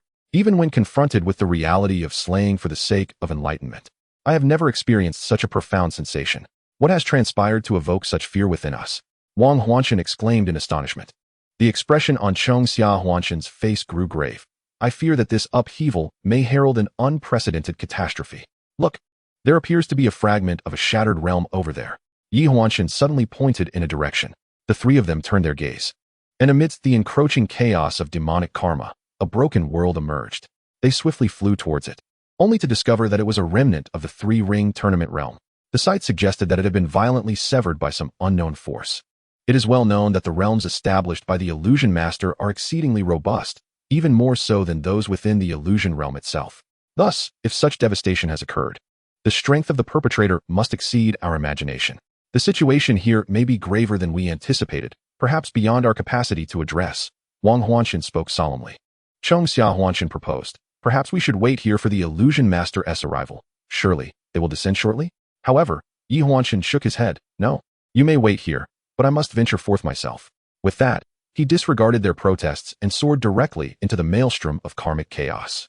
Wang Huanshan and Chong Xia Huanshan exchanged glances, feeling a sense of helplessness. Just as they prepared to pursue Yi Huanshan, the chaotic light of karma surged forth, releasing a torrent of demonic energy, akin to a boiling lake in turmoil. Suddenly, a figure was flung out from the depths of the chaos, none other than Yi Huanshan. At that moment, he appeared grievously wounded, blood streaming from his mouth and nose, his entire being exuding an aura of exhaustion. Brother Yi, Yi Huanshan. Wang Huanshan and Chong Xia Huanshan rushed forward to catch him. Brother Yi, what happened? What was inside? Wang Huanshan hurriedly infused his own energy into Yi Huanshan to stabilize his injuries. After a significant pause, Yi Huanshan finally regained his composure, his eyes clouded with confusion. I do not know. Upon entering, I encountered a shadow of malevolence, and before I could react, I was struck and sent flying. Upon hearing Yi Huanshan's account, both Wang Huanshan and Chong Xia Huanshan felt a chill run down their spines. To inflict such injuries with a single blow signifies an extraordinary power, at least on par with that of the illusion master. This implies that the upheaval here may have been instigated by a formidable illusion master. Which illusion master was it? Did you catch a glimpse? Wang Huanshan inquired eagerly. Yi Huanshan shook his head. No, that was certainly not an illusion master. Its strength surpassed that of any illusion master. In the face of that malevolent shadow, my entire power was rendered inert, leaving me no opportunity to muster even a fraction of my strength. The moment these words left his lips, Wang Huanshan and Chong Xia Huanshan felt a shiver run down their spines, realizing that their actions were akin to stepping into a den of tigers. Chapter 194. The Powerlessness of the Illusion Gods.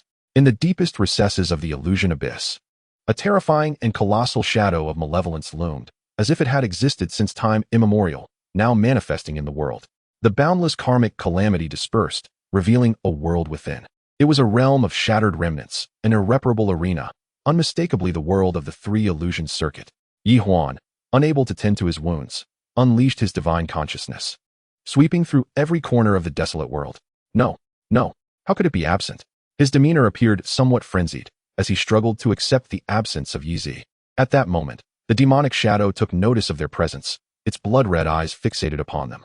This entity had been lamenting the scarcity of blood offerings, and now, three substantial prey had arrived. Fate indeed. Without further ado, the demonic shadow manifested a palm the size of a fan, descending upon the three illusion gods. What seemed like an unremarkable maneuver, as it approached the trio, coalesced the surrounding endless karmic calamity into a demonic hand, poised to crush them. This strike threatened to shatter the very fabric of the universe, its might unparalleled. The three illusion gods were struck with profound terror, yet being beings of divine caliber. They fervently channeled their innate powers, transforming into radiant light to resist the onslaught. From the chaos erupted a triadic brilliance of blue, white, and gray, striving to counter the impact of the demonic palm. Bang! The collision unleashed a cataclysmic wave that resonated throughout the cosmos, even shaking the true realm of chaos. A sight of unimaginable horror. Yet, despite such violent force, the demonic palm remained largely intact, still bearing down upon them. Witnessing this, King Huan formed an intricate seal with his hands, his brow aglow with ancient luminescence. Avatar, unite. Suddenly, a vortex transcending time and space materialized behind him, from which a figure stepped forth. This being bore an uncanny resemblance to King Huan, yet fundamentally differed. In contrast to King Huan's ethereal essence, this avatar exuded a palpable physicality, a testament to its ancient and indomitable lineage as an eternal god. Curiously, it bore a connection to the demonic shadow. Upon the emergence of this avatar, King Huan, disregarding the need for it to shield him, merged with it in a radiant conflation. An astounding surge of power erupted within the light, reminiscent of an ancient deity awakening. From the brilliance emerged a resplendent silver hand, colliding with the half-demonic palm. Bang! The terrifying sound wave scattered the surrounding karmic calamity. This strike was undeniably formidable, shattering the demonic palm into fragments, while the radiant silver hand was repelled back into the light. As the radiance receded, King Huan's figure became visible, his brow adorned with a luminous point resembling a blossoming petal, exuding an aura of profound antiquity. His form shimmered with a brilliant silver sheen, steeped in ancientness. At that moment, he and his avatar merged as one, his power surging to near the level of a master of illusion. This display of prowess astonished Yin Wu Huan and insect Summer Huan. They had not anticipated the extent of King Huan's might. If given more time, could he truly attain the status of master of illusion? Indeed, one cannot deny the formidable presence among the illusionary deities.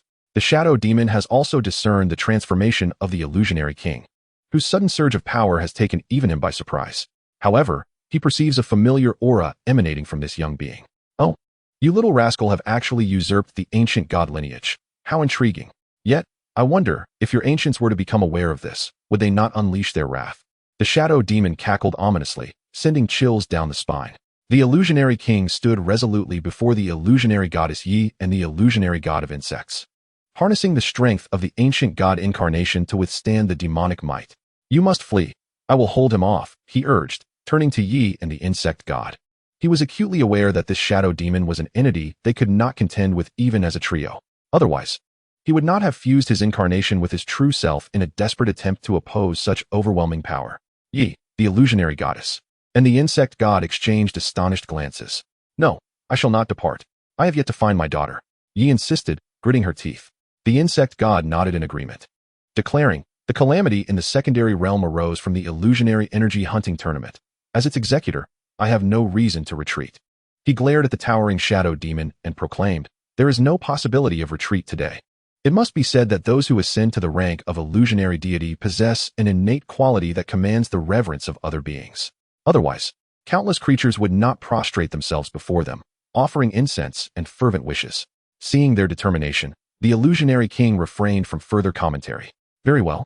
If we must sacrifice our lives, let it be to alleviate the suffering of the world behind us. Three figures stood tall, unwavering amidst the illusionary abyss. Their backs turned to the masses as they prepared to confront the true demon. Though they understood this action might lead them down an irrevocable path, they would not regret it even in death. The shadow demon found their resolve amusing. After eons of silence, you still cling to this facade. It truly disgusts me. I cannot fathom why those foolish beings are drawn to you. In this lifetime, I am destined to return to the world, and when I do, I shall reduce all noble beings to ash, and we shall see if the denizens of this realm will still offer their devotion to you. And you three shall serve as my sacrificial offerings. The shadow demon conjured a grotesque, ominous blade of karmic energy, striking down upon the three illusionary deities with ferocity. The relentless might cleaved a terrifying rift in the illusionary abyss, allowing an encroaching power, capable of eroding time itself, to seep through. The illusionary king summoned his most potent abilities to counter the demonic blade. Yet, the disparity in strength was insurmountable. The cataclysmic blow cleaved his assault in twain, its momentum unabated. The illusionary king felt a flicker of despair. He was utterly powerless against this shadow demon. Even if he were to attain the illusionary master realm today, he could not hope to contest such a force. Observing this dire scenario, Yi and the insect god shouted in unison, "Ignite, our bodies and souls." The two illusionary deities ignited their very essence, unleashing a power that rivaled that of the illusionary king in a brilliant display. United, they surged toward the demonic blade, a mere insect daring to shake the mighty tree. The shadow demon sneered malevolently. Wang Huanshan also came to a realization, without a trace of hesitation. He ignited his own divine essence. An overwhelming aura, potent enough to stir the very heavens, descended instantaneously. In this exalted state, Wang Huanshan finally stepped into a new realm. His thoughts were crystal clear. He could perceive the passage of life for both himself and Yi Huanshan. And he could also glimpse the astonishing entity concealed within the shadow of demonic essence. Chapter 195, The Terror of Demonic Power. Amidst the endless karmic tribulations and the malevolent shadows, there existed a figure that filled Wang Huanshan with profound astonishment. He recalled having encountered this silhouette in ancient secret chronicles. This being was known as the true demon, the foremost demon in existence, once standing on par with the divine. The abyss of illusions was birthed from their mutual destruction. Now, witnessing this entity within the abyss, an unsettling sensation surged from the depths of Wang Huanshan's heart. Has the true demon awakened? If that were the case, who could possibly thwart him? After all, the true demon initiated the ancient cataclysmic war with the intention of devouring all life within the illusion realm, thereby embarking on a path that transcends this world. With his resurrection, the unfulfilled ambition from millennia ago would surely be realized. What fate awaits the illusion realm? What will become of the countless beings within it? It is only upon reaching a certain pinnacle that one can discern the essence of reality. Wang Huanshan dared not disclose this matter to Yi Huanshan and the others, for it would significantly dampen their morale.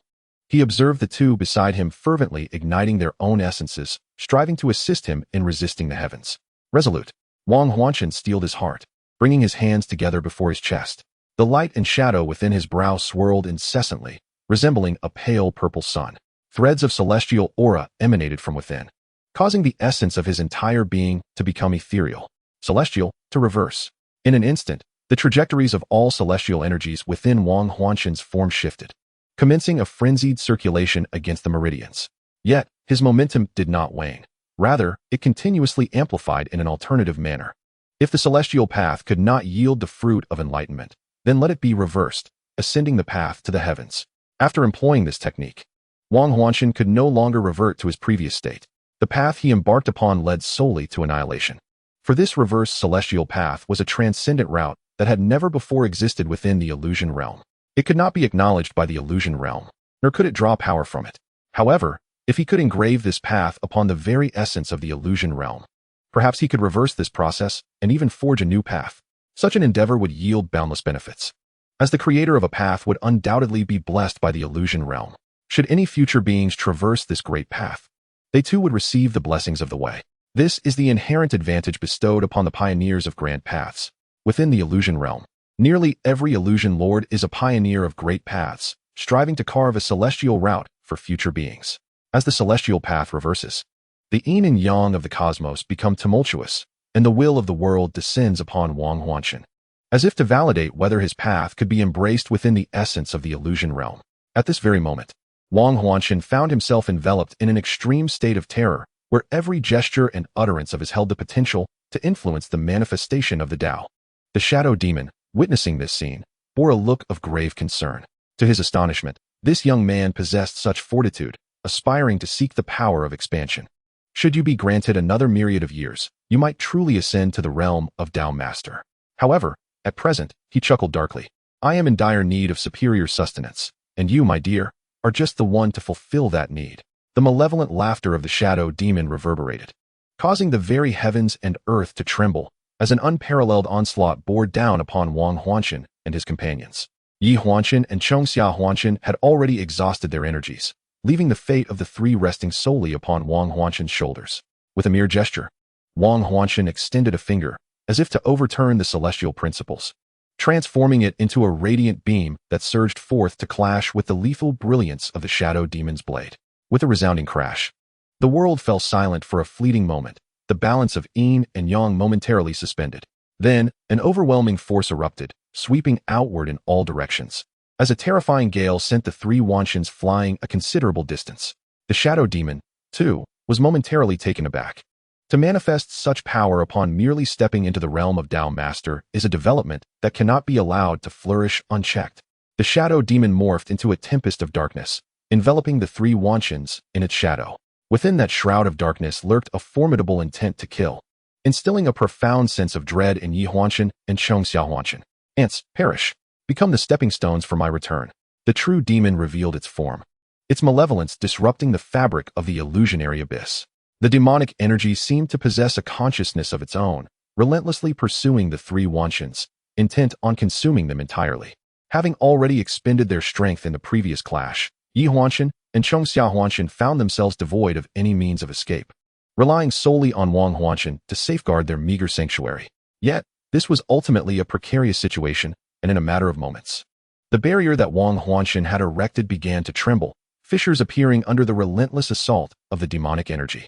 The encroaching darkness was poised to infiltrate. My apologies, dear friends. It seems we may perish together here today, Yi Huanshan confessed with a tinge of remorse. Chongxia Huanshan shook his head, asserting, it is my failure to monitor the situation properly that has led to this calamity in the arena. If blame is to be assigned, let it fall upon me. Wang Huanshan summoned all of his chaotic energy for one final infusion into the protective shield. We fear not our demise, but dread the calamity that may befall the countless beings of the illusionary realm.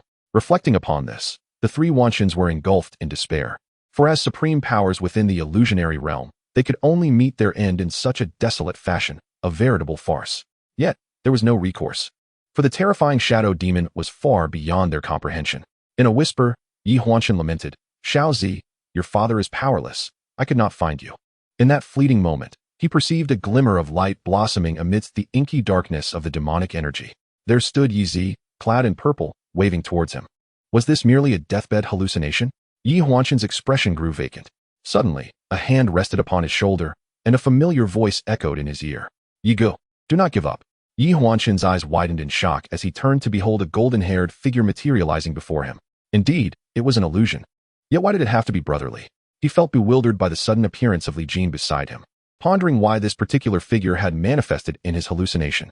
Li Jin cleared his throat twice, saying, "Ahem, Brother Yi, wake up. This is no illusion." Wang Huanshan, noticing the unexpected presence, turned to look at them. Having merged with the ancient god's avatar, he intuitively recognized the person before him. Li brother? The Chongxiao Huanshan was equally astonished, for Li Jin was the last contestant of the 3 illusions he had witnessed. At that moment, he felt an inexplicable affinity towards him, as if there was something about Li Jin that drew him in. However, he too found it inconceivable that Li Jin was here now. Yi Huanshan came to his senses and hurriedly inquired, "Li brother, why have you appeared here? Have you seen Yi Zi?" In response to Yi Huanshan's question, Li Jin offered a calm smile, assuring them, "Do not worry. The situation is not as dire as you imagine." Chapter 196, Shocked Illusionists. Li Jin's sudden emergence left the 3 illusionists utterly astonished. Yi Huanshan and the current Wang Huanshan were aware of Li Jin's illusionist prowess, yet at this moment, it seemed of little significance. After all, in the face of their formidable adversary, the illusionists appeared exceedingly insignificant.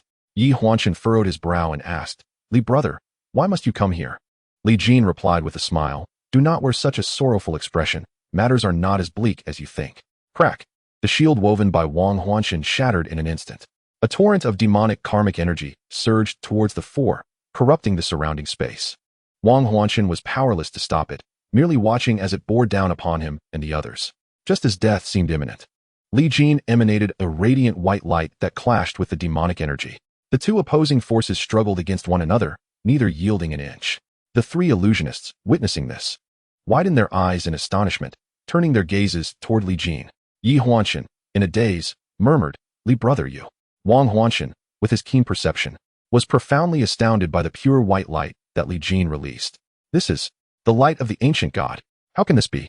He could hardly believe his eyes, for the light of the ancient god existed only in the ancient relics of bygone eras, a primordial divine light of the ancient gods, a force powerful enough to rival true demons. The might displayed by Li Jin was astonishingly potent, leaving him utterly shocked. The Chongxiao Huanshan was equally taken aback by Li Jin's strength.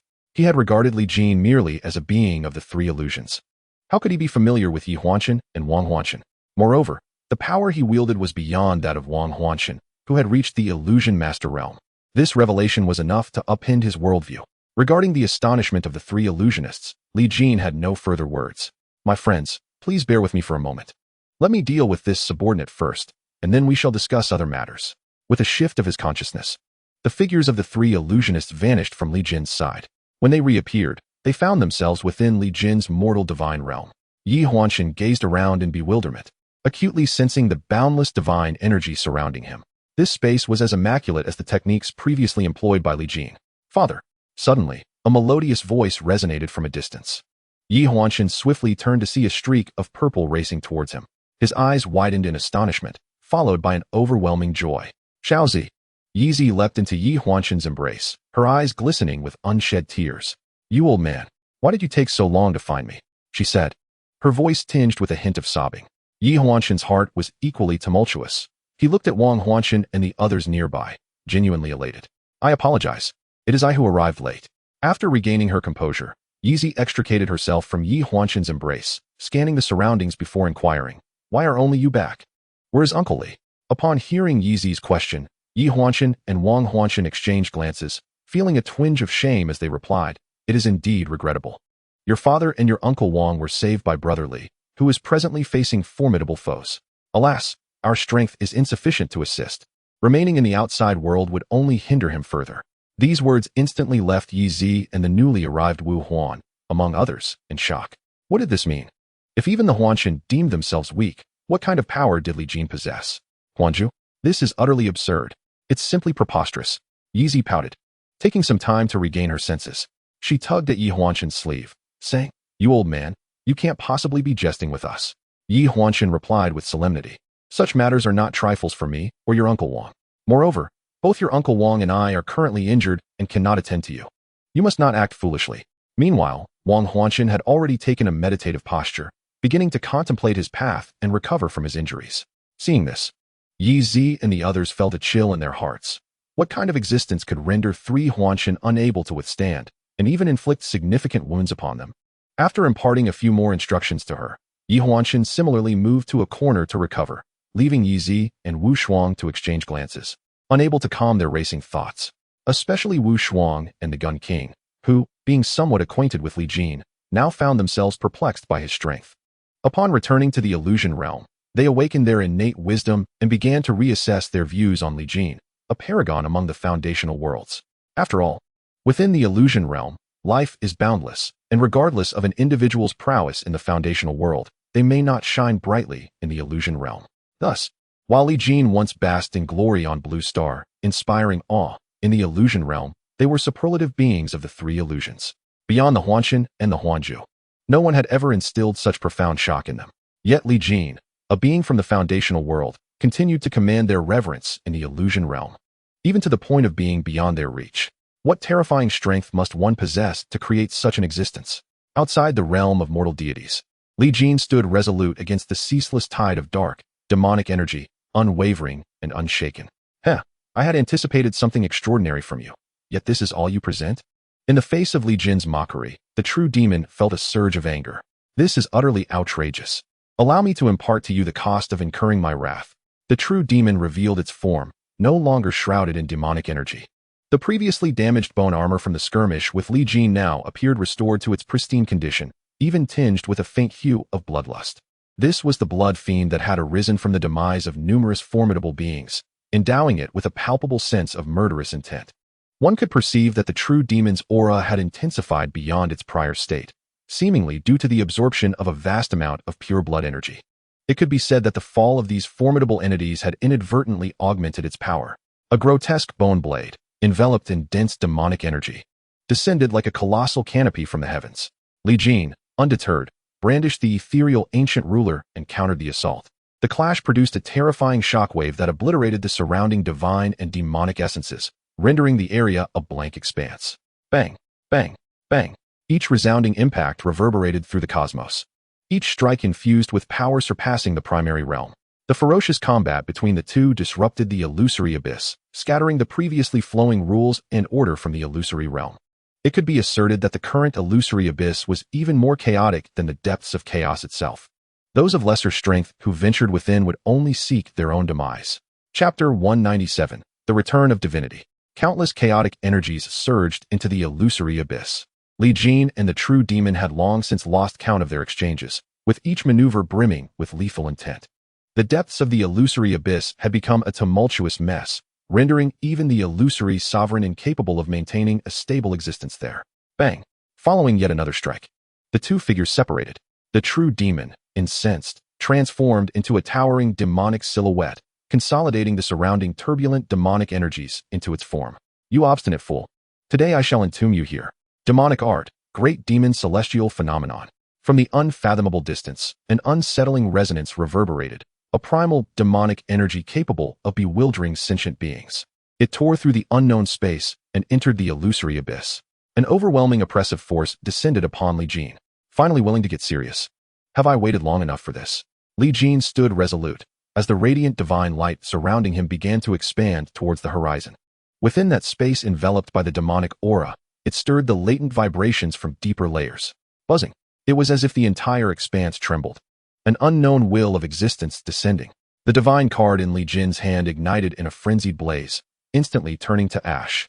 In exchange, however, was an immense power so terrifying that it nearly overwhelmed Li Jin. The pure white radiance enveloping his form intensified, repelling any trace of darkness. The mysterious vibrations emanating from the surroundings converged upon Li Jin, as if he bore the weight of an entire world. Amidst the colossal pressure, he sensed a familiar force continuously reshaping his being, enabling him to embody this newfound strength with unparalleled perfection. The surging divine energy threatened to shatter his will. Yet a voice urged him to persevere, assuring him that someone awaited his return. Li Jin gritted his teeth, refusing to let this formidable challenge obstruct him. His indomitable will stood resolute amidst the turbulent energy, though time became an indistinct blur, an instant or perhaps an eternity. At last, Li Jin regained control over his mind, body, and spirit. What followed was an unfamiliar yet comforting ability that coursed through him. What manner of energy is this? Li Jin pondered. The divine card provided by the system could channel divinity. To utilize it within the illusion abyss would mean absorbing all the divine essence present therein. However, deploying it within the illusion realm might not yield such potent results, for the illusion abyss was the site where ancient gods and true demons perished together, leaving behind an abundance of divine and demonic essence, the richest in the illusion realm. Before him, the demonic shadow commanded the demonic energy of the abyss, while he possessed the divine card. Moreover, the memories within him constantly reminded him of a potential connection to the ancient gods. In this moment, Li Jin comprehended the purpose behind the divine card. It was a means to facilitate the return of the ancient gods to the illusion realm. The earlier will that had mingled with the boundless divinity could have replaced him if he had not been sufficiently clear-minded and resolute. He indeed had the capacity to bear the immense divine energy of the ancient gods. There exists a saying among the immortals, the act of seizing the body. Could he be overtaken by the ancient gods? This was merely Li Jin's speculation, and the truth remained to be investigated. However, the pressing concern was to adeptly wield this overwhelming energy within him, for the true demon before him appeared to be no trivial adversary. Eons ago, the clash between two superlative beings had wrought cataclysmic destruction. Now, even if this figure in the illusion abyss was not a genuine true demon, it undoubtedly surpassed the strength of the main realm. A moment's inattention could lead to irreparable ruin. Li Jin's eyes blazed with platinum radiance, his entire being emanating the brilliance of divinity. After absorbing the latent divine energy within the illusion abyss, he transformed into a fearsome ancient god, surveying the world. At this juncture, the demonic shadow also absorbed the wandering demonic essence, its form still roiling with black demonic energy, exuding an intimidating presence. The true demon gazed at Li Jin, perhaps startled. Ancient god? No, you are not an ancient god. A mere facade, a blusterer. With that, two terrifying whirlpools of demonic energy surged towards Li Jin. Yet he did not flinch or evade. Two beams of platinum divine light erupted from his eyes, charging directly into the whirlpools. Boom. The platinum light stirred the tempest within the demonic energy whirlpools, and subsequently, both were obliterated in the void. The illusion abyss had already lost its fixed form, resembling a shattered water pipe, countless essences dispersing into the unknown. Li Jin spread his arms wide, embracing a colossal sphere of light above him. Divine technique, setting sun. The luminous sphere enveloped the entirety of the illusory abyss, leaving the true demon with no avenue for escape. The terrifying might descended directly upon the true demon's head, compelling it to endure the onslaught. Demonic power. Annihilation of realms. The dark demonic energy seemed to morph into a world of its own, advancing towards the platinum sun. Boom. The overwhelming force shattered the barriers of the illusory abyss, radiating into the unknown territories. Both ends of the abyss were engulfed in ceaseless shockwaves. Once the illusory abyss was severed by these two forces, the former equilibrium was irrevocably disrupted, rendering countless paths incapable of functioning properly. The illusory abyss emitted a mournful wail, as if its existence was nearing its end. Li Jin's eyes widened in realization. This was an opportunity, a method. If he could completely isolate the illusory abyss from the other world and banish the true demon along with it into that realm, it would be a strategy beneficial in every regard. Li Jin fervently channeled the divine energy he had just begun to master, propelling himself towards the barriers of the illusory abyss. Under his formidable power, the barriers crumbled like crystal glass, silently vanishing into the boundless unknown. Observing this, the true demon surged towards Li Jin in a frenzied attack. It could not permit Li Jin to destroy the illusory abyss, for it was the sole bridge connecting the two realms. The true demon's future plans relied on the assistance of beings from the other world. It could not allow Li Jin to act recklessly, lest everything be in vain. Fool! The illusory abyss is the foundation of the illusory realm. If you truly intend to obliterate it, the illusory realm shall perish alongside. The true demon exclaimed coldly, hoping to instill hesitation in Li Jin. However, Li Jin paid no heed to its words, resolutely continuing his destructive course, significantly shattering the barriers of the illusory abyss. Should Li Jin succeed in dismantling the illusory abyss, who could predict the consequences? Perhaps, as the true demon suggested, the illusory realm would indeed face annihilation, but it could also be a solution to eradicate a perpetual threat. After all, no one wishes for a ticking time bomb at their doorstep. Chapter 198. The Fracture of the Illusory Abyss. A terrifying energy surged deep within the illusory abyss, stirring it into extreme disarray. Li Jin, disregarding all else, unleashed the ancient divine energy from the primordial god within him, crashing violently against the barriers of the illusory abyss. It was evident that, deep inside the abyss, fragments of the shattered barriers were flung into the infinite expanse. The once indomitable illusory abyss, now unable to withstand the tumultuous energy of the ancient god, shattered into pieces. The true demon glared fiercely at Li Jin from across the void. You truly intend to commit an act of extermination? Do you understand why the gods and demons battled here in the past? This is the very central support of the entire illusory realm. Should you destroy it? Haha. The illusory realm may no longer require my intervention to be cleansed. It will simply collapse upon itself. Li Jin, however, was not swayed by the true demon's rhetoric. From the ancient wisdom stored within the memories of the primordial god, he discerned that while the battlefield of the gods was indeed at the heart of the illusory realm, it was not the foundational support the true demon claimed it to be. Even if it were so, the cataclysmic battle between the gods and demons had long since ravaged it. Could it have endured until today? Go along with your abyssal beasts and live well in your realm. Li Jin scoffed, subsequently channeling his divine energy with even greater intensity, hastening the disintegration of the illusory abyss. The true demon, confronted with Li Jin's frenzied actions, dared not act recklessly. Should it plunge into the sphere of divine energy he had unleashed, it would undoubtedly be obliterated, leaving not a trace behind. Brat, I shall remember you. Wait for it. Before long, I shall return, and then we shall see if you possess the ability to save the entire illusory realm. At this moment, the true demon fell silent, casting a frigid gaze in Li Jin's direction, its voice laced with profound enmity. During the ancient war between gods and demons, the ancient gods had sacrificed their own essence to vanquish it. Yet who could have anticipated that the true demon, through sheer tenacity, would manage to preserve itself amidst the cataclysmic onslaught? Even if it required eons of slumber, upon awakening, it remained the singular true demon in existence. Who would have thought it would encounter a suspected inheritor of the ancient gods, and within the very illusory abyss that bore the weight of divine energy? This enabled it to wield secret arts, drawing upon the vast essence left behind by the ancient gods, forming a countermeasure against itself. Was this destiny? Yet the true demon held no belief in such notions. It only trusted in itself. The demon was supreme. As Li Jin unleashed the last vestiges of divine essence, the illusory abyss shattered completely into the infinite unknown. Observing the distant end, which resembled a drifting ship severed from its tether, Li Jin felt a slight relief in his heart. Indeed, the true demon was not easily vanquished. Moreover, it appeared that it was not in its full state, seemingly reduced to merely a shell of its former self.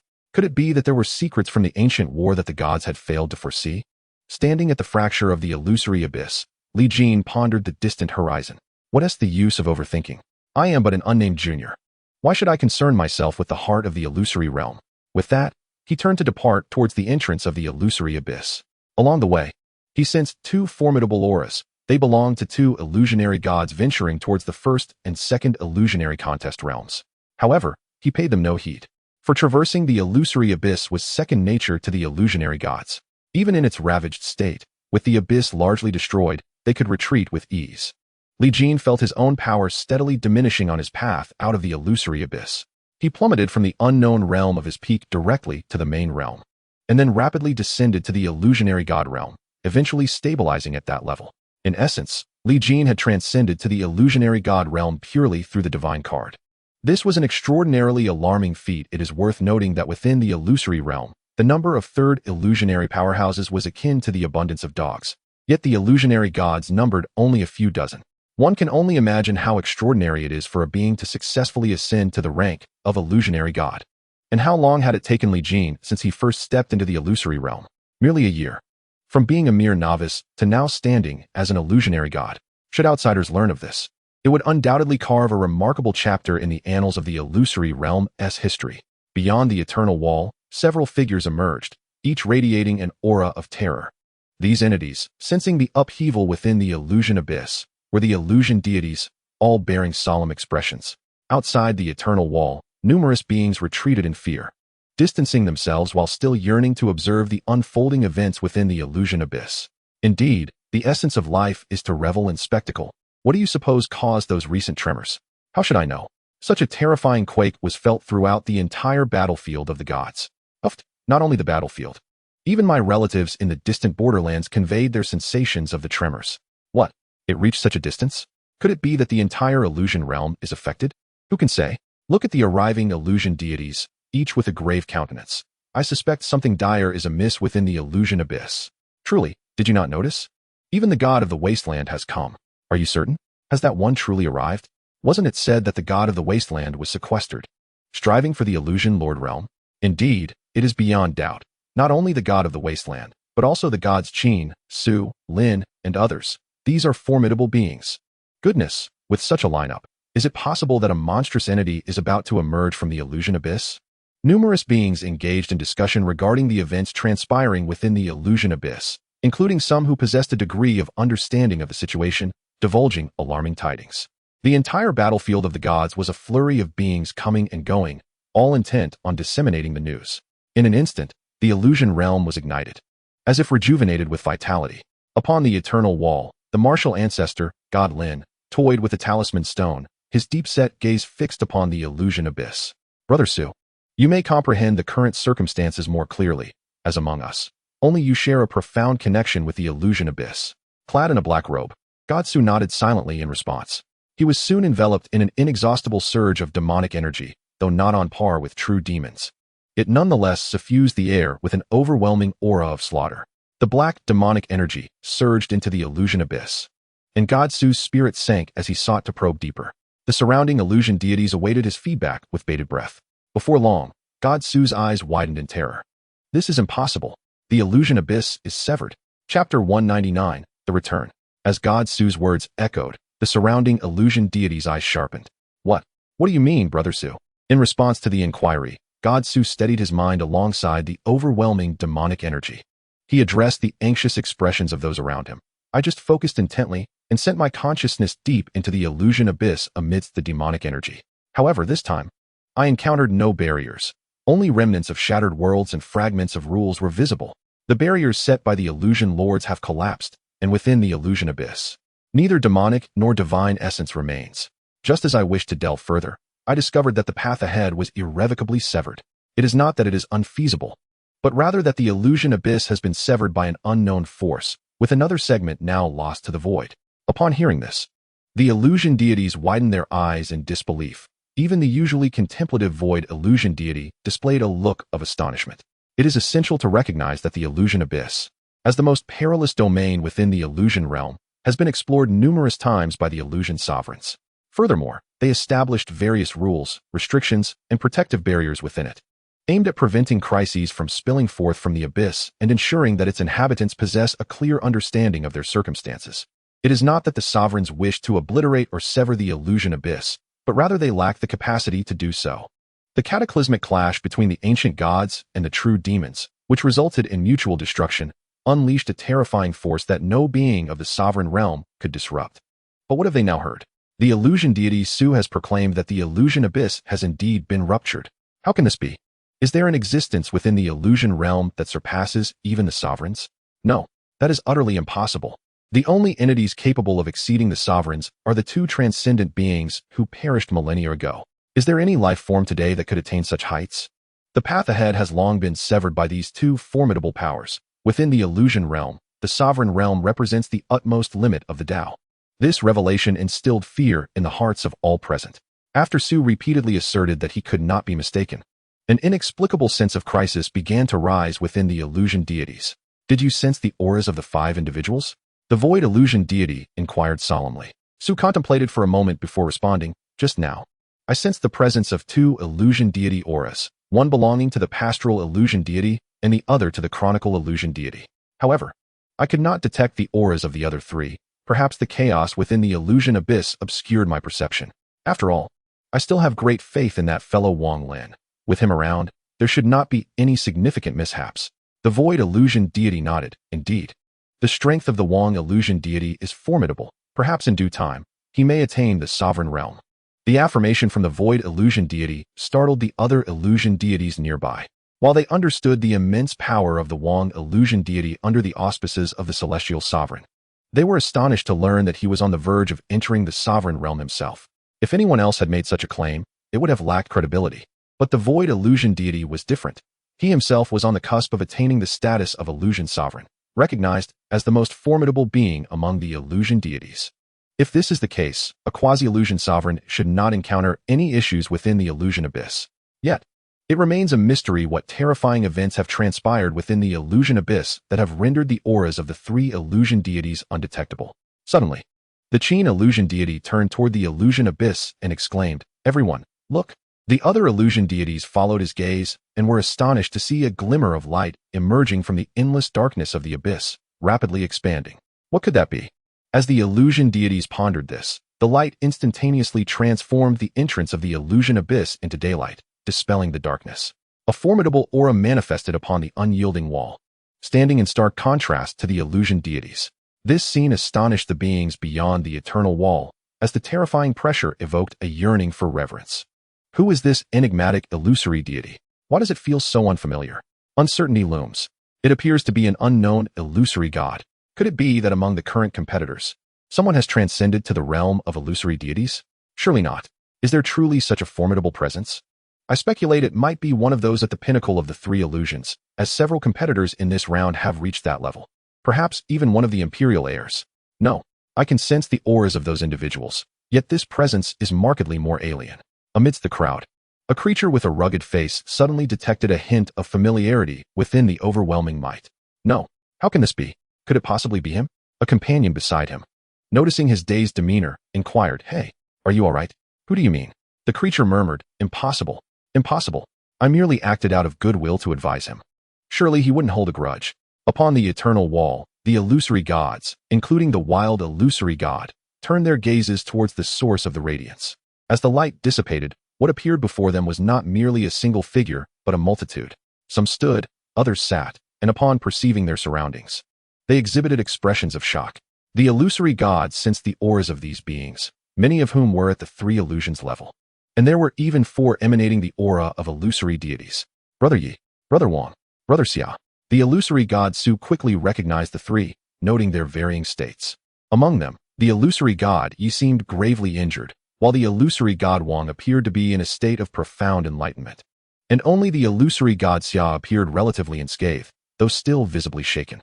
The other beings at the three illusions level cast grateful glances towards a particular figure. Turning their attention, the illusory gods beheld a golden-haired youth conversing with a woman. The aura radiating from him bore an undeniable threat, causing the illusory gods to recognize his formidable strength. Seeing that several illusory gods had already arrived, the illusory god Xia promptly ascended towards them. Brother Xia. The illusory god Xia clasped his fists together in greeting, subsequently elucidating the events that transpired within the illusory abyss. That monstrous shadow had effortlessly crushed the illusory god Wang, who had stepped into the main realm. Had it not been for the sudden appearance of Li Jin, they might have perished in the illusory abyss today. With this revelation, the illusory gods grew increasingly curious about Li Jin's identity. Why did the illusory abyss collapse? Inquired the wild illusory god. The illusory god Xia paused, bewildered. What do you mean, Brother Huang? The illusory abyss collapsed. The three illusory gods ensnared within the mortal realm were unaware of Li Jin's subsequent actions, believing that their exit from the illusory abyss had been the utmost limit of Li Jin's efforts. However, upon delving into the illusory abyss, he perceived the overwhelming chaos that engulfed everything. Following the remnants of the illusory master's laws, he successfully glimpsed the severed illusory abyss. How can this be possible? Chapter 200, The Arrival of the Illusory Master. Upon receiving the news of the fracture in the illusory abyss, the insect summer illusory deity was rendered even more astonished by the implications regarding Li Jin. If this calamity were indeed orchestrated by human hands, it would undoubtedly implicate Li Jin. After all, the only beings present in the illusory abyss at that time, aside from the terrifying demonic shadow, were none other than Li Jin. As an illusory deity, he understood fully that it was beyond his capabilities to cause such a rupture. What then? Was the true extent of Li Jin's power?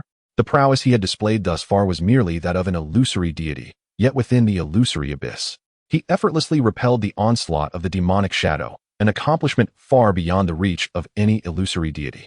Did one not observe how even the king illusory deity, who had invoked secret arts to ascend to the realm of illusory sovereignty, struggled to withstand it? Nonetheless, the insect summer illusory deity refrained from further discourse on the matter, perhaps out of respect for Li Jin's desire for discretion regarding his strength. The array of powerful beings from the three illusions whom Li Jin had rescued expressed their gratitude in unison. Li Jin waved his hand dismissively, saying, "No need for thanks. It was merely a casual act. Go about your affairs." With his consent, the three illusions' powerful beings dispersed, their previous grievances rendered trivial in the face of the existential crisis they had just endured. Once the unrelated entities of the three illusions had departed, Li Jin turned his gaze toward the meditating king illusory deity. A familiarity emanated from him, likely due to his ancient divine avatar. Although this avatar had not yet attained a formidable realm, it belonged to the lineage of ancient deities, naturally exuding a great affinity toward its kin.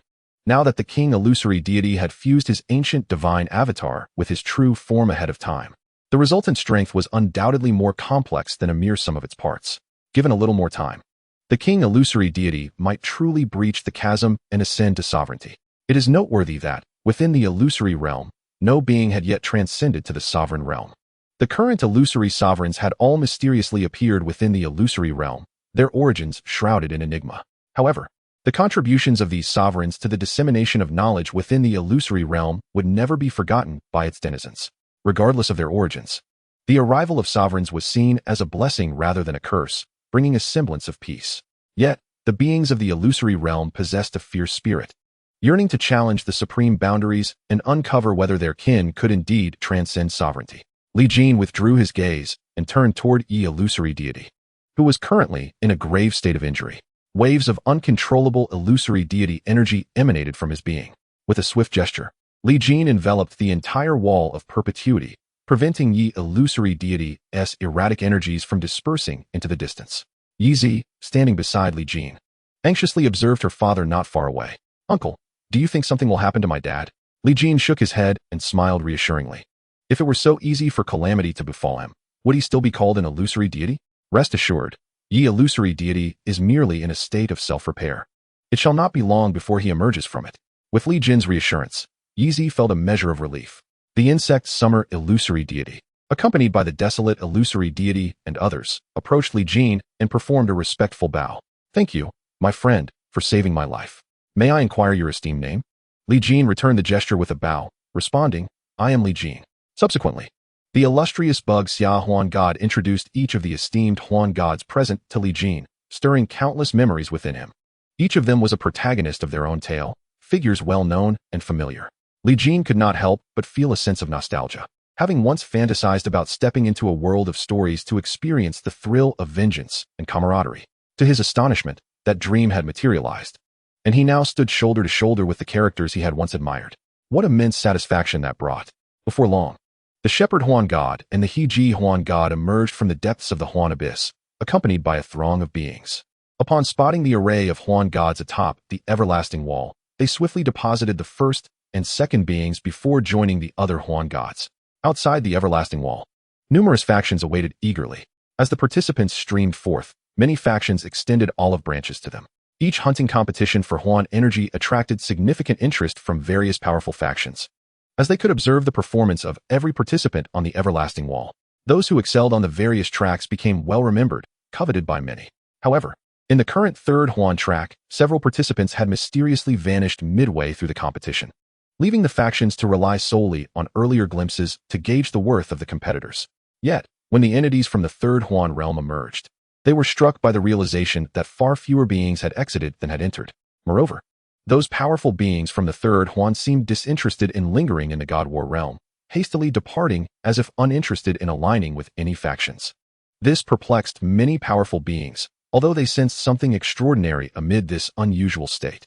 As speculation filled the air, the sky suddenly became enveloped in a crimson glow, and a figure stood atop the radiant light, gazing down upon the multitude. The Huan gods on the everlasting wall quickly bowed in reverence to this figure, exclaiming, "We greet the Eastern Lord. We greet the Eastern Lord." The beings in the God War realm knelt in submission, offering their homage to the celestial presence. To their astonishment, the Huan master had personally descended, indicating that something significant had indeed transpired within the Huan abyss. As the figure of the Eastern Lord gradually descended in the crimson light to the everlasting wall, Li Jin discerned that he appeared to be an exceedingly ordinary middle-aged man, adorned with spectacles and exuding an air of gentility. Were Li Jin to speculate, he might never have guessed that this was the renowned Huan master. The Eastern Lord nodded, then turned his gaze toward the two seated figures. He extended his finger toward the Yi Huan god, and a scarlet brilliance blossomed, swiftly merging into Yi Huan god's being. In an instant, Yi Huan god's complexion visibly brightened, and moments later, he opened his eyes. Exhaling a breath of turbid air, rising, he bowed to the Eastern Lord, expressing his gratitude. Thank you, Master. Indeed, Yi Huan God was one of the 3 esteemed Huan gods under the Eastern Lord, alongside the present Huang Huan God and the yet-to-be-met Chu Huan God. The proprietor nodded slightly, then fixed his gaze upon Wang Huanshan, who was treading the path of chaos. Should he succeed, he might very well achieve the realm of the Master. The proprietor murmured to himself. Before long, he summoned a multitude of crimson light, enveloping Wang Huanshan and forming a swirling vortex, within which floated strands of red that sent chills down one's spine. The proprietor's methods were rather peculiar, and few had the opportunity to witness the illusion master in action. Now, under the proprietor's influence, Wang Huanshan was fervently comprehending the path of the reverse immortal, sensing an impending culmination. Chapter 201, The Proprietor and the Blade Master. The crimson light gradually became clear, revealing Wang Huanshan's figure. In that moment, his long hair danced in the wind, rendering him both demonic and ethereal. With the foundation of the immortal path, chaos of yin and yang. In the name of the immortal, I shall reverse the cosmos. Wang Huanshan suddenly proclaimed loudly, and soon, ominous clouds of tribulation began to swirl above the battlefield, their formidable presence striking fear even into the heart of the illusion master. Is my brother truly on the verge of success? This must indeed be the Master's tribulation. My brother possesses extraordinary willpower. I am in awe. The assembly of illusionists expressed their respect for Wang Huanshan, hoping he could indeed break through to the illusion master level. The proprietor gazed deeply at the tribulation clouds above and then at Wang Huanshan, who was preparing to face the tribulation, lost in thought. At that moment, Wang Huanshan was singularly focused. The instant the thunderous tribulation descended, he bravely faced it head-on. His imposing figure appeared somewhat fragile amidst the relentless onslaught of lightning. Yet, bolstered by the ancient divine physique, he could undoubtedly be considered indestructible. The terrifying thunder continued to pour down, submerging the eternal wall. As the tribulation approached its climax, the clouds of tribulation even manifested weapons, seeking to dismember Wang Huanshan. But Wang Huanshan was not so easily vanquished. He executed a special technique, transforming his body into a blade, clashing against the oncoming weapons of tribulation. A resounding boom echoed throughout the battlefield, momentarily silencing the heavens and earth. Subsequently, the clouds of tribulation gradually dissipated, leaving behind a surge of pure lightning essence, which Wang Huanshan absorbed entirely. An overwhelming aura erupted from Wang Huanshan, sweeping through the cosmos. This was undoubtedly a power beyond that of the illusion master, terrifying in its magnitude. The beings of the battlefield were utterly astonished, questioning whether they were witnessing the birth of a new illusion master. As Wang Huanshan reigned in his burgeoning power and gently descended upon the eternal wall, the assembly of illusionists approached him with inquiries and congratulations. Congratulations, Brother Wang, for breaking free from your shackles and achieving the Master's realm. Should we now refer to you as Master Wang? In response to the playful banter of the illusionists, Wang Huanshan shook his head earnestly. No, I have not yet broken through to the Master realm. What? How can this be? After overcoming such a terrifying tribulation, you have not reached the Master realm? What must one do to attain the highest peak? The assembly of illusionists found themselves in bewilderment, unable to comprehend Wang Huanshan's assertion of not having reached the Master realm. All eyes instinctively turned towards the proprietor present. With a smile, the proprietor remarked, though this level far surpasses that of the illusion master, it has yet to attain the status of the illusion sovereign. Perhaps it is more fitting to refer to him as a semi-lord, one who has partially stepped into the realm of the masters. With the endorsement of the Eastern Lord, the various phantoms found themselves in a state of disbelief. Even the formidable King Phantom could not break through to the master level in one attempt, which speaks volumes about the daunting challenges that lie within the master realm. The King Phantom expressed his resignation. Let this serve as a cautionary tale for all of us, encouraging mutual perseverance. He then turned his gaze towards Li Jin, slowly approaching him and bowing in gratitude. Thank you for saving my life. I am at a loss for how to repay you. Should you have any need of my assistance in the future, please do not hesitate to ask. It was then that the phantoms recognized the true protagonist of the day. Had it not been for Li Jin, 3 phantoms could have been lost to the phantom realm, which would have dealt a significant blow to their world. Moreover, had Li Jin not intervened to halt that terrifying shadow, the abyss of phantoms would likely have succumbed to demonic corruption, causing immeasurable harm to the phantom realm.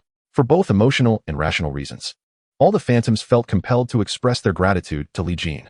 He quickly waved his hand, signaling that such formalities were unnecessary, asserting, "I am but a part of the phantom realm.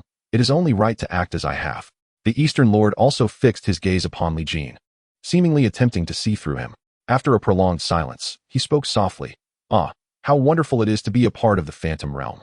That sentiment alone is sufficient. It appeared that the Eastern Lord's words carried deeper implications, leaving the phantoms somewhat puzzled. Today belongs to another. Or else I might have entertained the thought of taking on a disciple myself. I can only imagine how that would end, haha. The Eastern Lord remarked with a hint of jest. Nevertheless, his words were laden with affirmation for Li Jin.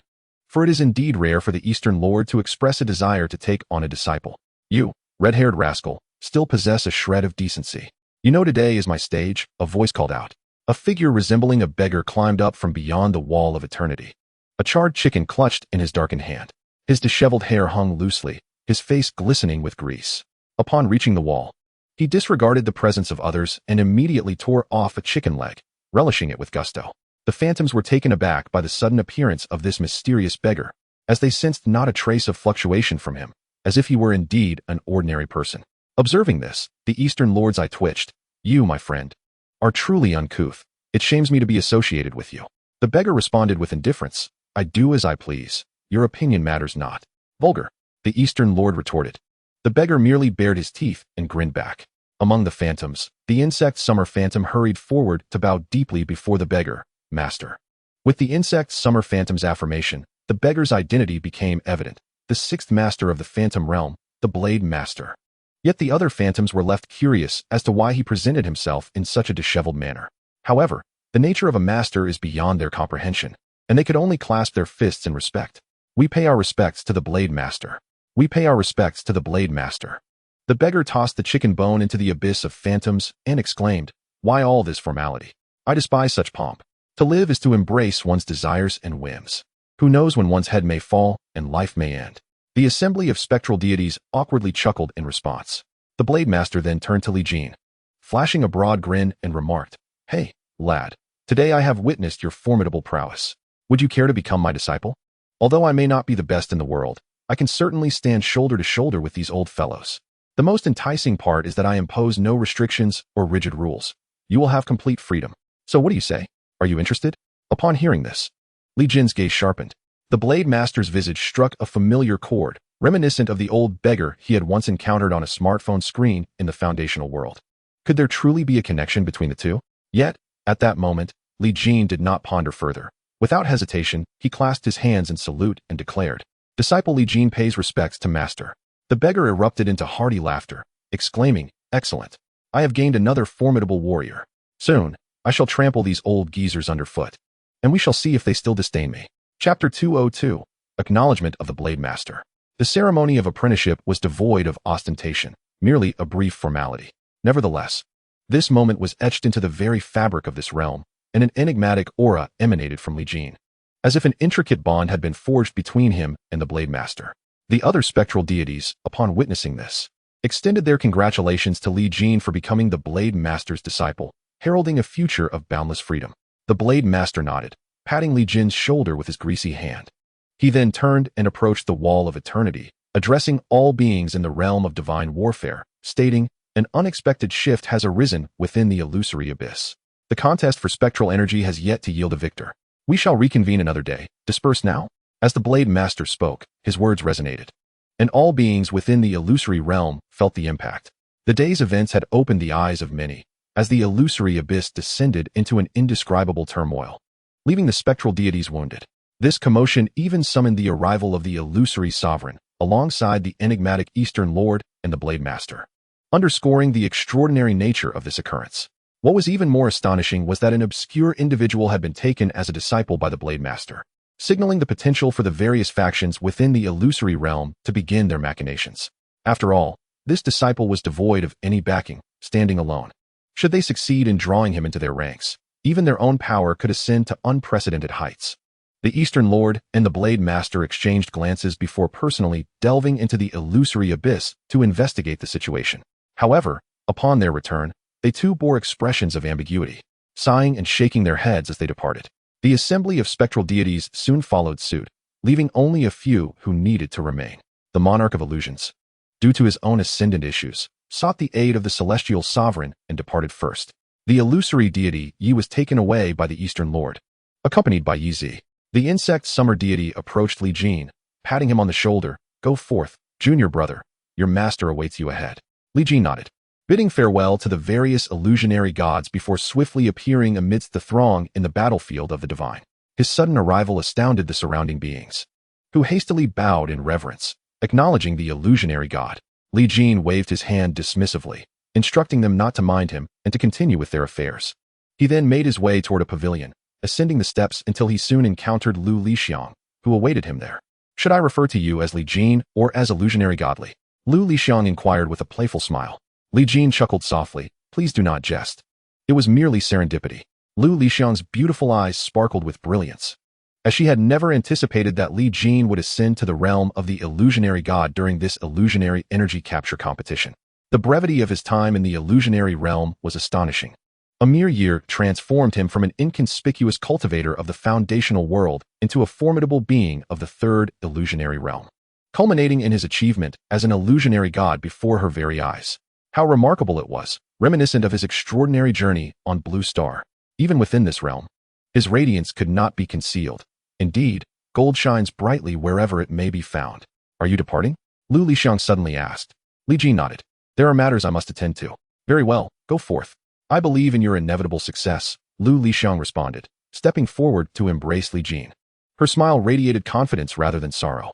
Li Jin departed gracefully, leaving Lu Lixiang standing on the pavilion, lost in thought. Hey, the one at the entrance. Where's my illusionary crystal?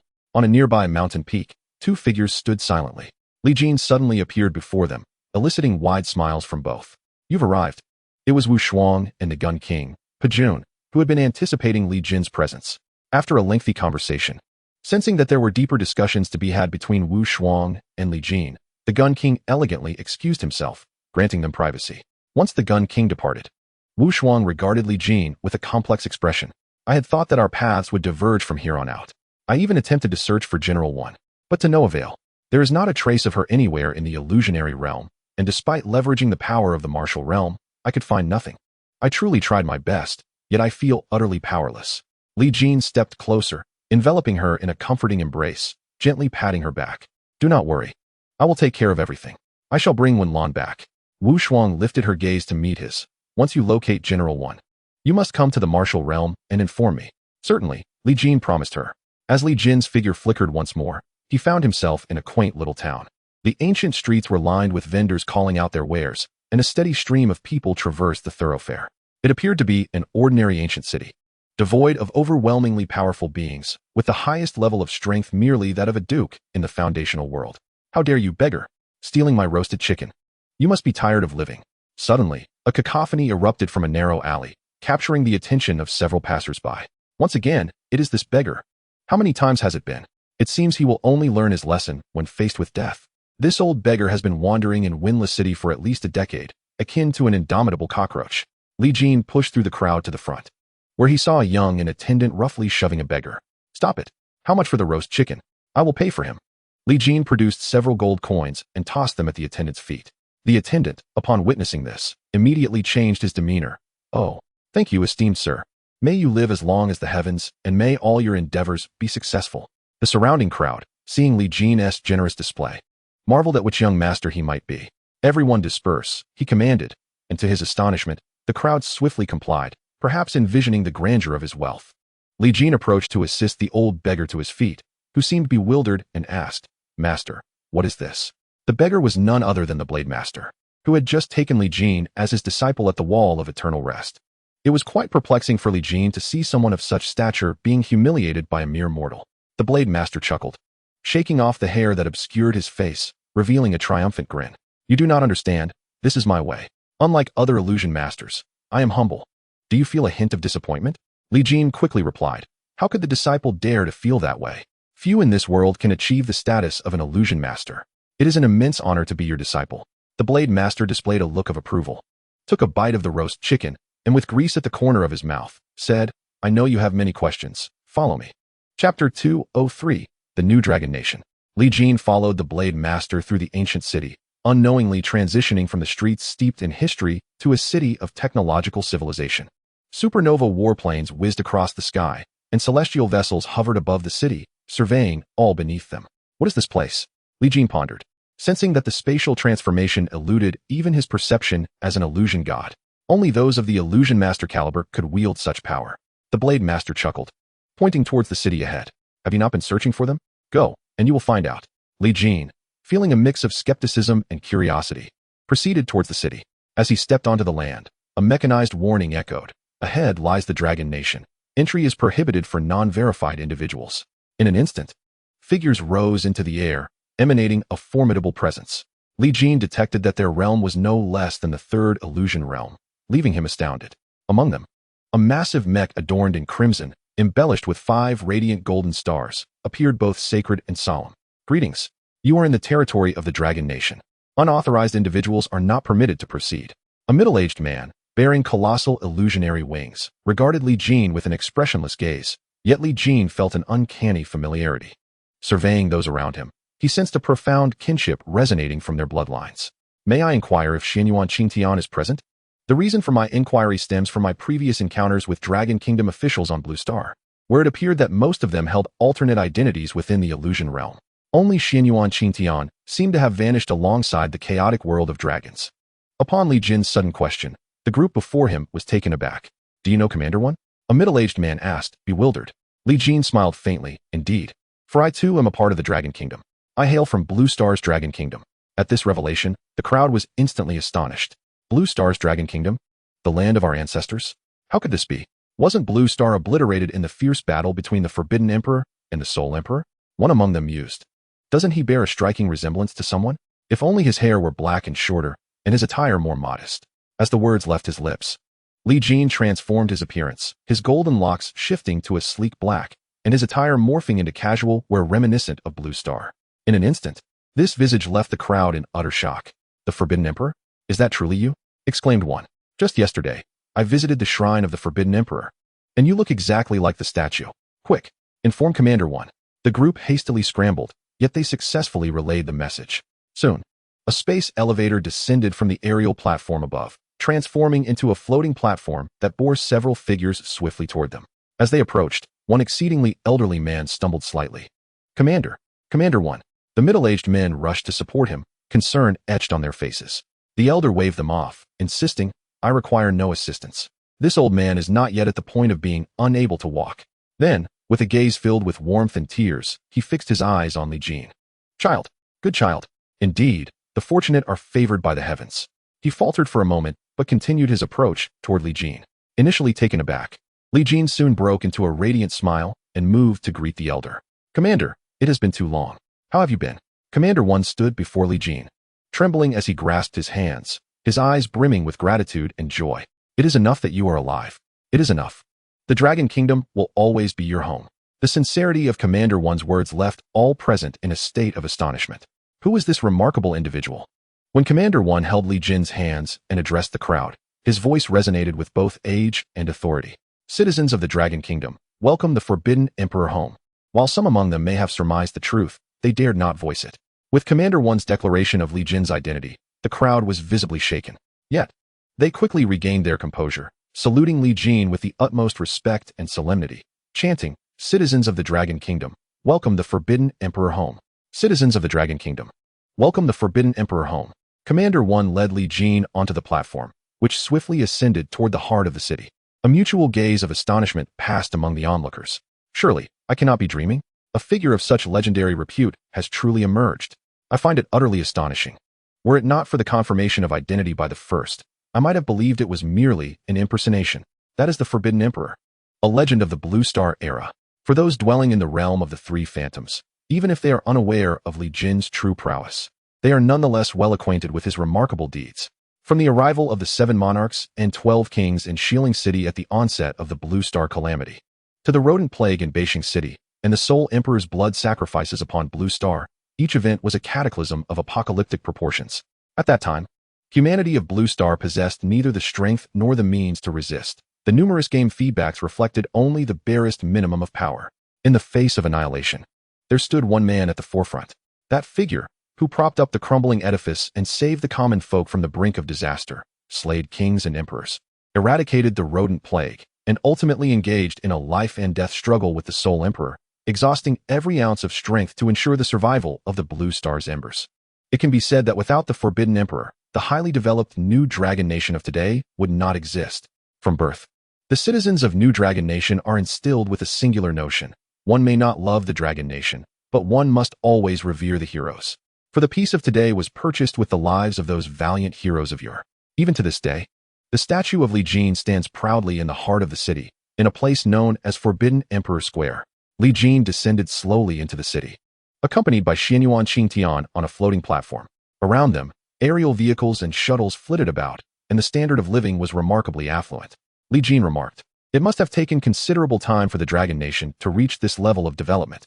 Xianyuan Qingtian nodded in agreement. When the descendants of the Dragon Nation first arrived in this realm alongside the chaotic world's dragons, this place was a barren subspace.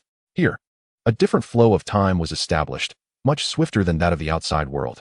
A choice made by the progenitors of the Dragon Nation to hasten its development and avert the kind of genocidal calamity suffered before. It has now been over a millennium. Presently, the Dragon Nation stands resplendent within the entire realm of illusions, endowed with extraordinary bloodlines that accelerate cultivation at an unparalleled pace. We boast over a dozen top-tier experts in the realm of the three phantoms alone, and the number of adept practitioners in other realms is beyond count.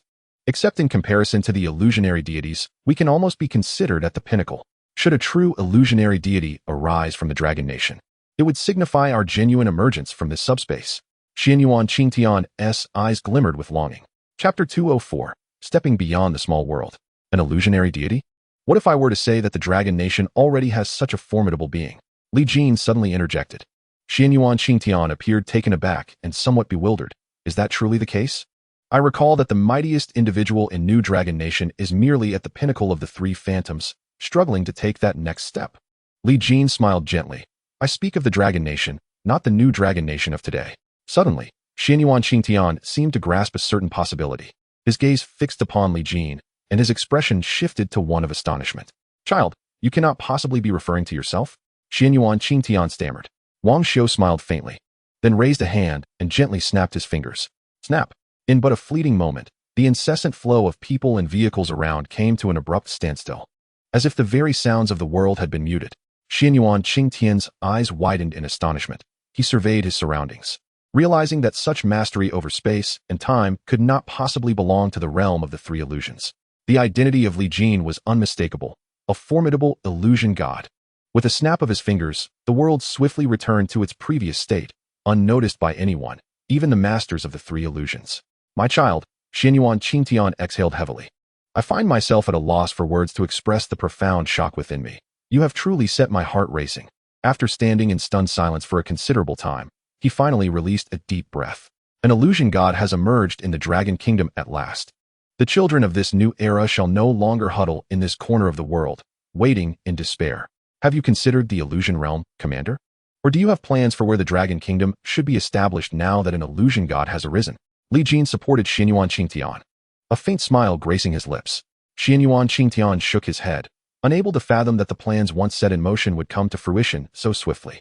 No, I truly had not anticipated this step. You certainly do pose a challenge for me.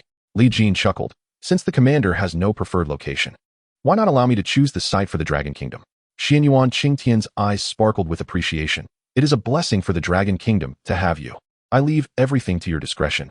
I am too old to be involved in such matters. Ha! He patted Li Jin's hand with gratitude. With such a citizen, what more could the Dragon Kingdom desire? Very well then, please inform the citizens of the new Dragon Kingdom that today, we shall establish our place within the illusion realm. Li Jin's expression mirrored his excitement. After all, nothing could compare to the exhilaration of witnessing one's homeland gain recognition in the world. Even as an illusion god, he had yet to truly experience the authority of such a title, for he had not yet amassed his own following. The emergence of the new Dragon Kingdom within his world finally bestowed upon him a sense of belonging. Suddenly, the air above the new Dragon Kingdom resonated with the mighty chimes of a bell, striking 9 times, astonishing all its citizens.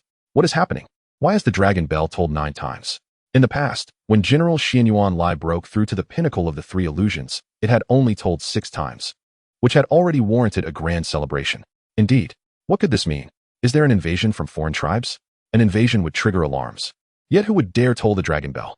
The citizens of the New Dragon Kingdom simultaneously raised their heads to behold the aerial platform descending from the skies. A grand voice echoed throughout the New Dragon Kingdom. The Commander-in-Chief decrees, all citizens of the New Dragon Kingdom, cease hostilities and rest. A grand feast shall be held for 3 days. After 3 days, we shall open the gates and enter the illusion realm. At the instant this proclamation resonated through the Dragon Kingdom, all descendants of the Dragon Kingdom were taken aback.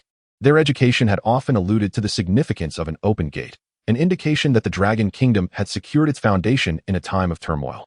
In simpler terms, the Dragon Nation has witnessed the emergence of a formidable being in the realm of the illusory deity. Following a brief silence, the populace of the Dragon Nation erupted in fervor, their spirits alight with anticipation, whether from the regional cities or the celestial towns. They were on the brink of witnessing history, the awe-inspiring moment when the Dragon Nation would establish itself in the illusory realm. Whoosh!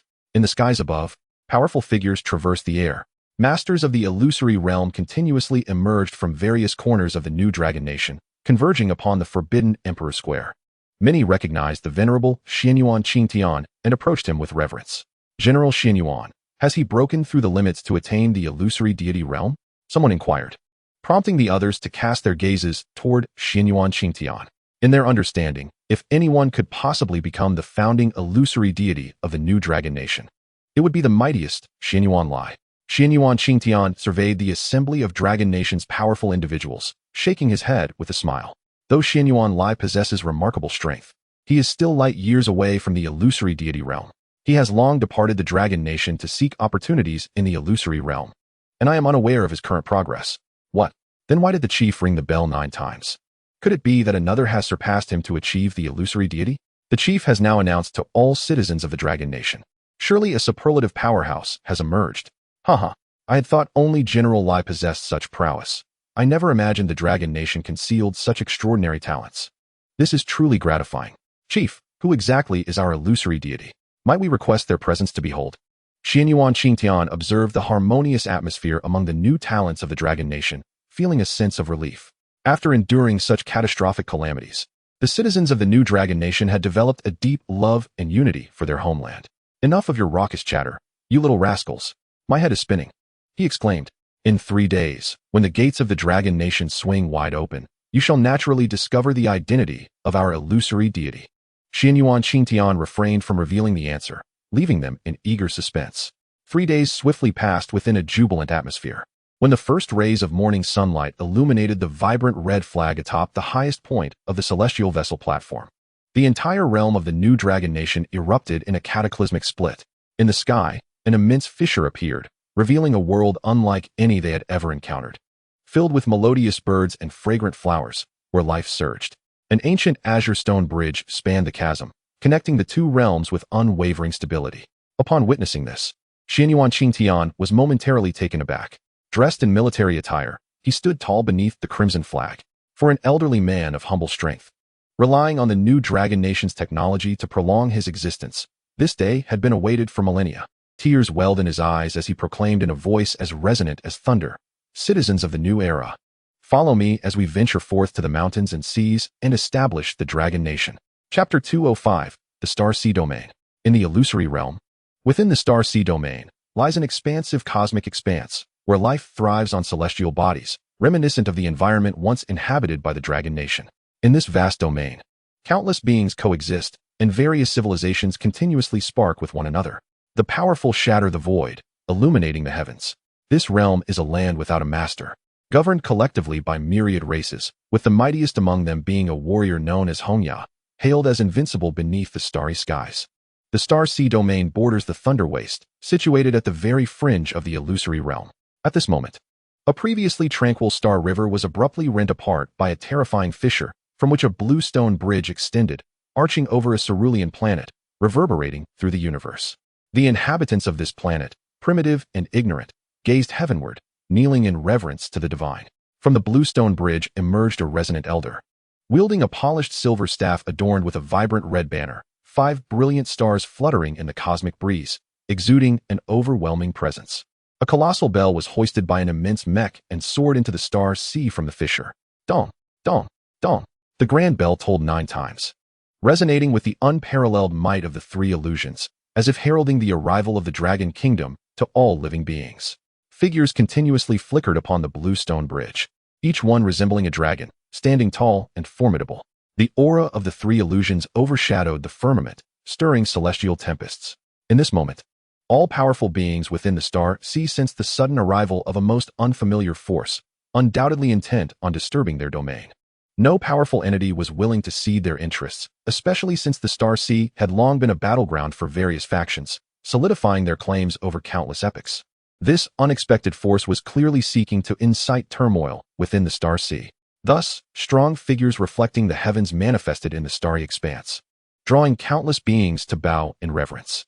Some even shattered the starry sky, traversing it in their corporeal forms, racing toward the site of the occurrence.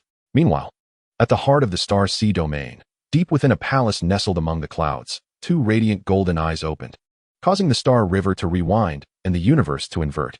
Many beings prostrated themselves, quaking in the presence of such might. Why had the war god awakened so suddenly? Could it be that war was imminent? The young acolyte outside trembled as he knelt, speculating in his heart. Boom.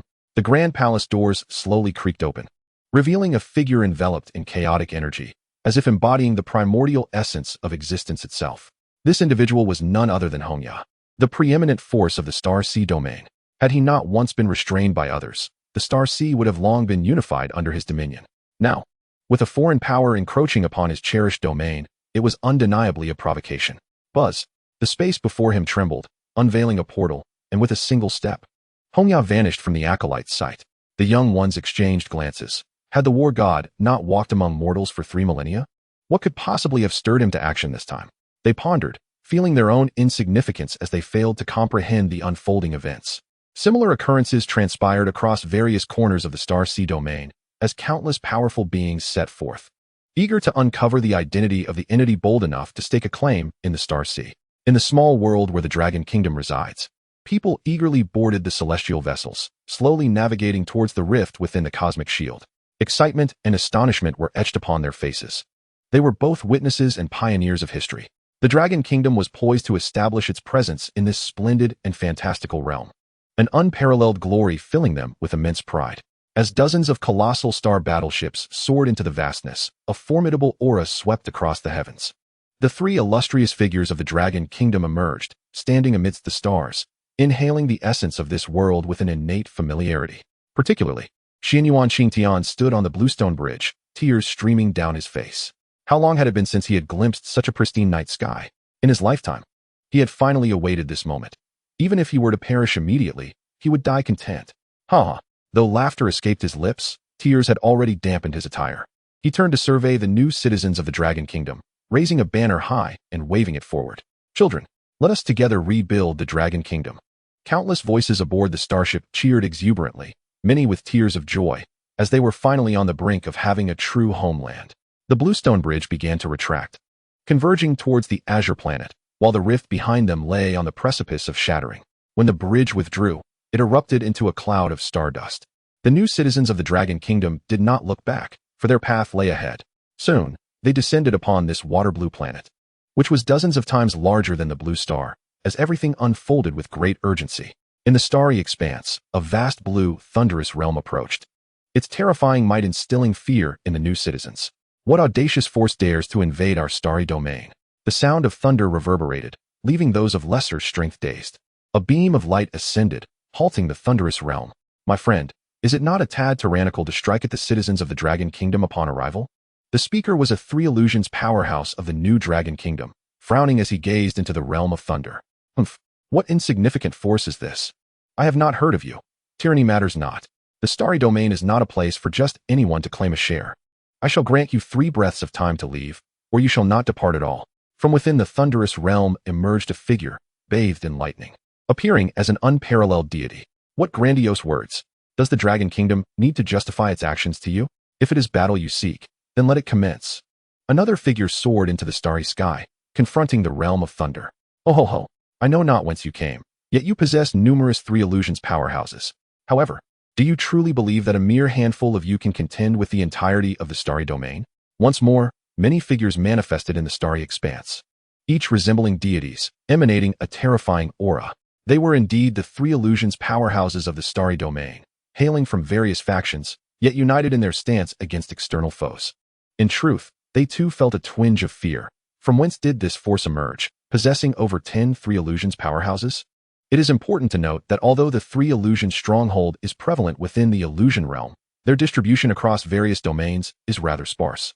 Moreover, the intricacies of power dynamics within these domains are exceedingly complex, with a myriad of beings inhabiting them. To possess a stronghold of the Three Illusions is to be part of the elite. Those factions that can boast a multitude of Three Illusion experts are indeed colossal entities of divine stature. All factions under the banner of a divine illusion are at least somewhat familiar with one another. However, the individuals before us are completely unknown. Regardless, unless a divine illusion faction descends, they will not permit any intrusion into the Star Sea domain. Chapter 206, God of War Hongya. Xinyuan Qingtian anticipated the obstacles that the Dragon Kingdom would inevitably face in establishing its sovereignty within the illusion realm. Yet, he holds unwavering faith in Li Jin. For no faction would dare oppose a divine illusion. This moment is merely the calm before the storm. The citizens of the newly formed Dragon Kingdom have long existed in a small world, untouched by the vastness of the external realm, and thus, a tempest is necessary to cleanse their essence. Perhaps Li Jin harbors similar thoughts. In the expanse of the planet, a dozen figures stand resolutely against the formidable beings descending from the Star Sea domain. However, the number of these formidable entities is rapidly increasing. Should a battle erupt at this juncture, it is likely that the Three Illusion experts of the new Dragon Kingdom would find themselves at a disadvantage. Why do your clans seek to wreak havoc in the Star Sea domain? Do you wish to face annihilation? They demand. Leave the Star Sea domain at once, lest you suffer the boundless torment of the abyss. Do you truly believe that with just 17 Three Illusion experts, you can establish your presence here? Such delusions are laughable. The incoming experts from the Star Sea domain approach with an evident intent to drive them away. The Three Illusion experts of the new Dragon Kingdom furrow their brows. For the adversaries they face have already doubled in number, not to mention the lurking presences hidden in the distance. Our situation is dire. One of them inquires of Xinyuan Qingtian. Where is our divine illusion expert? Is he merely going to watch as we confront such an unjust predicament? These tempests are trials that the new Dragon Kingdom must face. Who among us can soar without traversing through the storms? A flower that has never weathered the winds and rains will inevitably wither prematurely. The citizens of the Dragon Kingdom shall not be mere sheltered blossoms, reliant upon the wings of others. Let us fight, my children, without reservation. Charge forth. Xinyuan Qingtian proclaims with resounding vigor, his red banner fluttering in the wind, resonating like the clarion call to arms. Initially taken aback, the citizens of the new Dragon Kingdom soon comprehend Xinyuan Qingtian's noble intentions, transforming into a fierce and indomitable force. Slay. If we are to fight, let us do so. Who dare stand in our way? Let us carve a resounding legacy. They rally in fervor for the Dragon Kingdom. At this moment, the true essence of the new Dragon Kingdom is laid bare. 17 possessors of the Three Illusion realm, complemented by numerous others capable of unleashing similar strength through superlative technology. When the entire army surged forth, it bore an uncanny resemblance to a force that could contend with the experts of the Star Sea domain. Confronted with the fervor of the new Dragon Kingdom, the experts of the Star Sea domain knitted their brows in concern, perplexed by the audacity of this sudden assembly to challenge them in battle. Though they exhibited a prowess unmatched by any force within the Star Sea domain, they remained merely a collective of the Three Illusions realm. While the Star Sea domain harbors more than just the Three Illusions, the two factions seemed poised to engage in fierce combat. With their mere clash of wills already tearing the very fabric of the cosmos, chaos swirling around them. Suddenly, a figure, embodying chaos itself, materialized amidst the fray, towering over all, surveying the world below. Those radiant golden eyes seemed to carry the weight of divine judgment, imposing immense pressure upon the citizens of the new Dragon Kingdom. Behold the war god Hongya. Behold the war god Hongya. The formidable beings of the Star Sea domain paid their respects to this figure, who was none other than the domain's paramount champion, the two-dream war god, Hongya. At this moment, Hongya slightly revealed himself, his exceptionally handsome visage adorned with an expression of chilling severity. I sense a loathsome aura emanating from you, he declared. What is your connection to Xinyuan Lai? The citizens of the new Dragon Kingdom were momentarily taken aback by Hongya's inquiry. You know General Xinyuan Lai? Upon hearing their response, Hongya's lips curled into a sinister smile. Excellent. Now that I am aware of your ties to him, I shall show no mercy in my actions. I wonder how that fellow Xinyuan Lai will feel upon witnessing his kin being slain by me. Ha ha ha. As Hongya's laughter reverberated, the surrounding cosmos seemed to solidify into a blade capable of cleaving the heavens, its inexorable sharpness poised to strike at the new Dragon Kingdom. The powerful beings of the Star Sea domain were visibly shaken. This group before them was indeed connected to Xianyuan Lai. Once, Xianyuan Lai and Hongya had battled fiercely, both being war gods of the two dreams, evenly matched. Yet, Xianyuan Lai, with his profound mastery of arcane arts, had managed to gain a slight edge, leaving Hongya unable to ascend to the Three Dreams realm for many years. Xianyuan Lai had become a thorn in his side, evolving into a potential source of inner turmoil.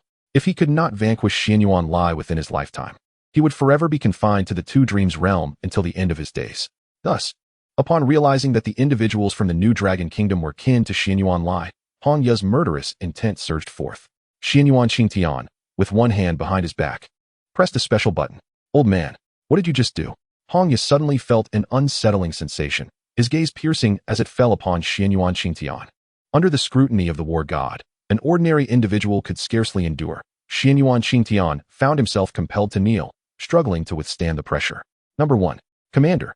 The three illusions realm powerhouses of the New Dragon Kingdom swiftly gathered to shield him. As Xianyuan Qingtian sensed the pressure abate, he coughed and chuckled. "I did not expect Liar to possess such prowess within the illusion realm. He truly is the pride of our Dragon Kingdom." Witnessing this, Hongya's fury intensified. "Very well. Today I shall eradicate you all, your heads displayed before the war goddess hall, to see if that fellow Xianyuan Lai will descend into madness." The chaotic aura surrounding war god Hongya surged forth, and a blade capable of cleaving the heavens materialized in the cosmos. Its unmatched might descending upon the New Dragon Kingdom, threatening to shatter not only them, but the very stars themselves. In the realm of the god of war, the presence of such a formidable force is nearly insurmountable for the three phantoms. Merely the aura emanating from it has already caused the three phantoms to lament in despair. At this moment, the impending strike threatens to rend the heavens, dominating the universe, leaving no avenue for escape. The citizens of the New Dragon Kingdom find themselves engulfed in hopelessness, never anticipating that upon entering this world, they would encounter such a terrifying adversary. Is this a sign that the heavens wish to doom our New Dragon Kingdom? Yet, Xianyuan Qingtian's demeanor remains unperturbed, as if he harbors no fear of catastrophic losses for the Dragon Kingdom.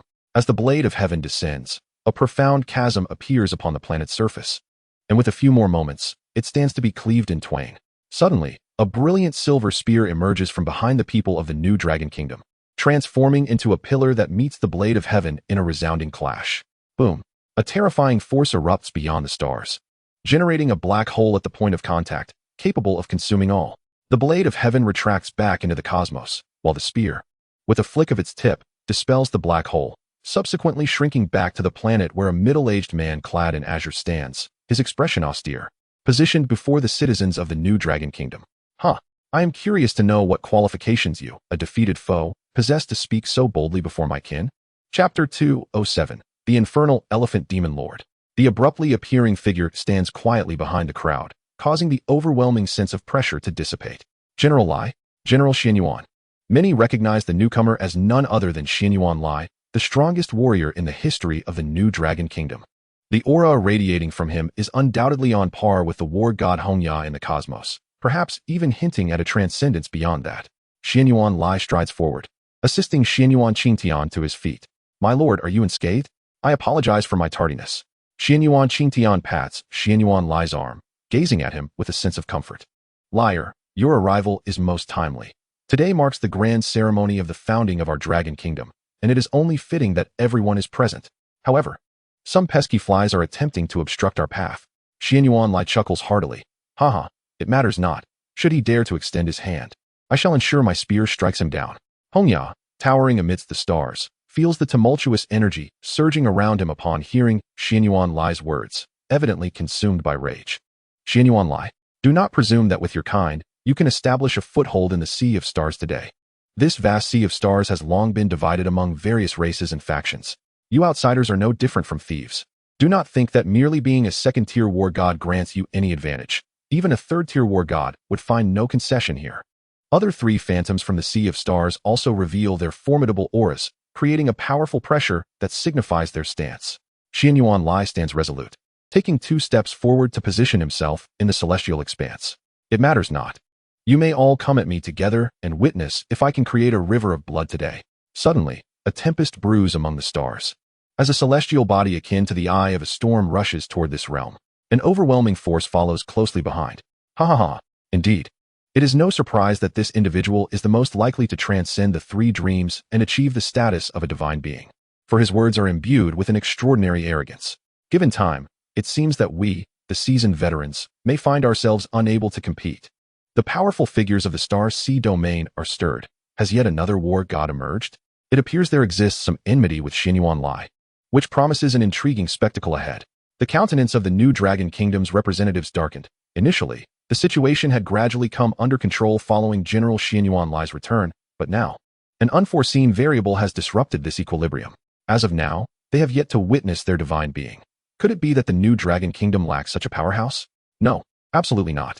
The Supreme Leader would never jest with the lives of the Dragon Kingdom's citizens.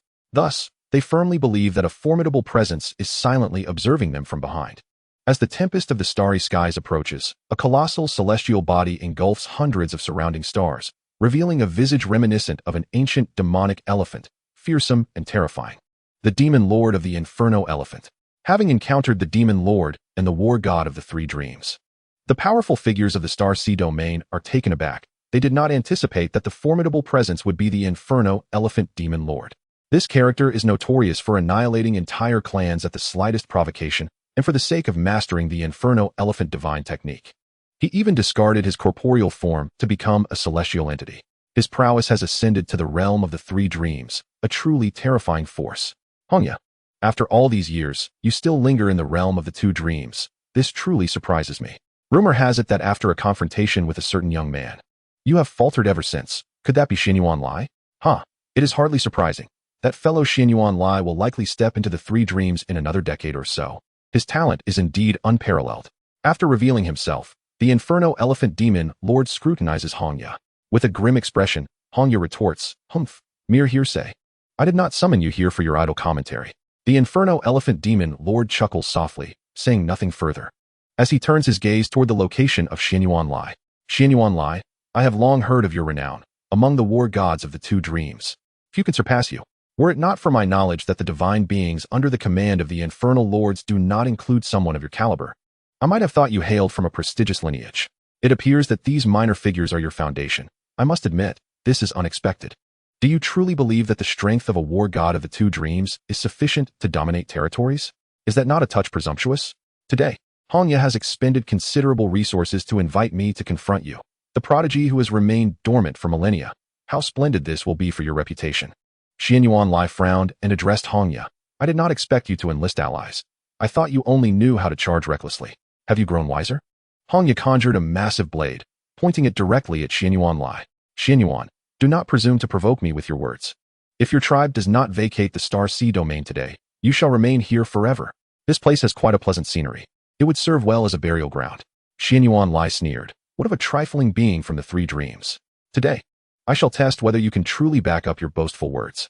In an instant, the aura of the war god surged, sweeping across the heavens. As he advanced towards the cosmos, the formidable beings of the starry realm had yet to react when they were sent flying far away.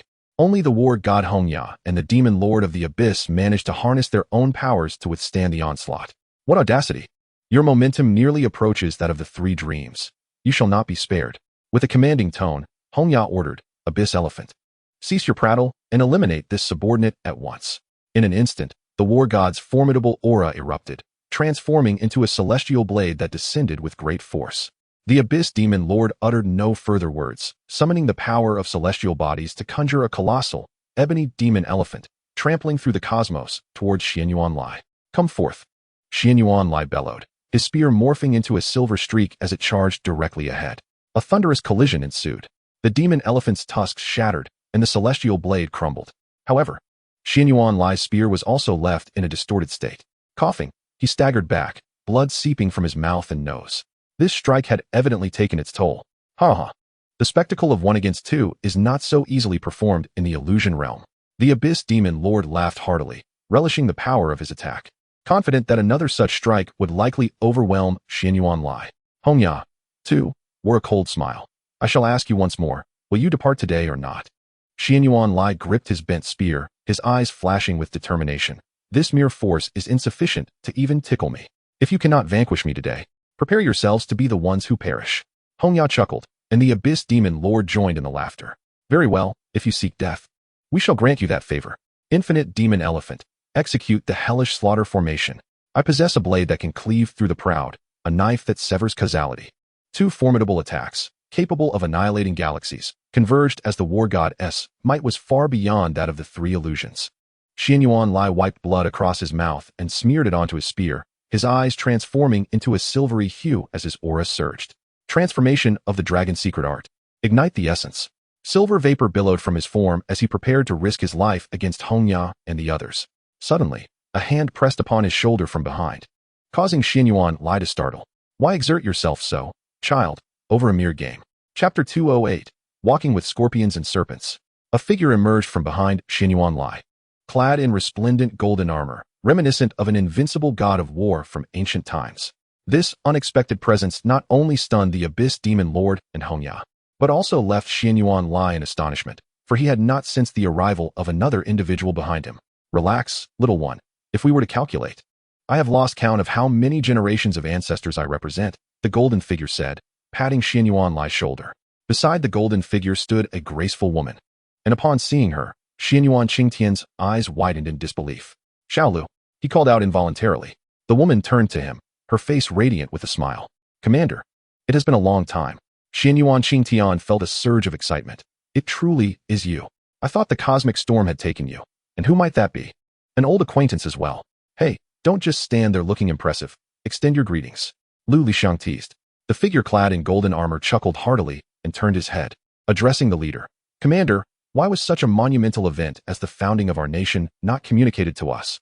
Thankfully, we are well informed. Otherwise, we would have missed this significant moment.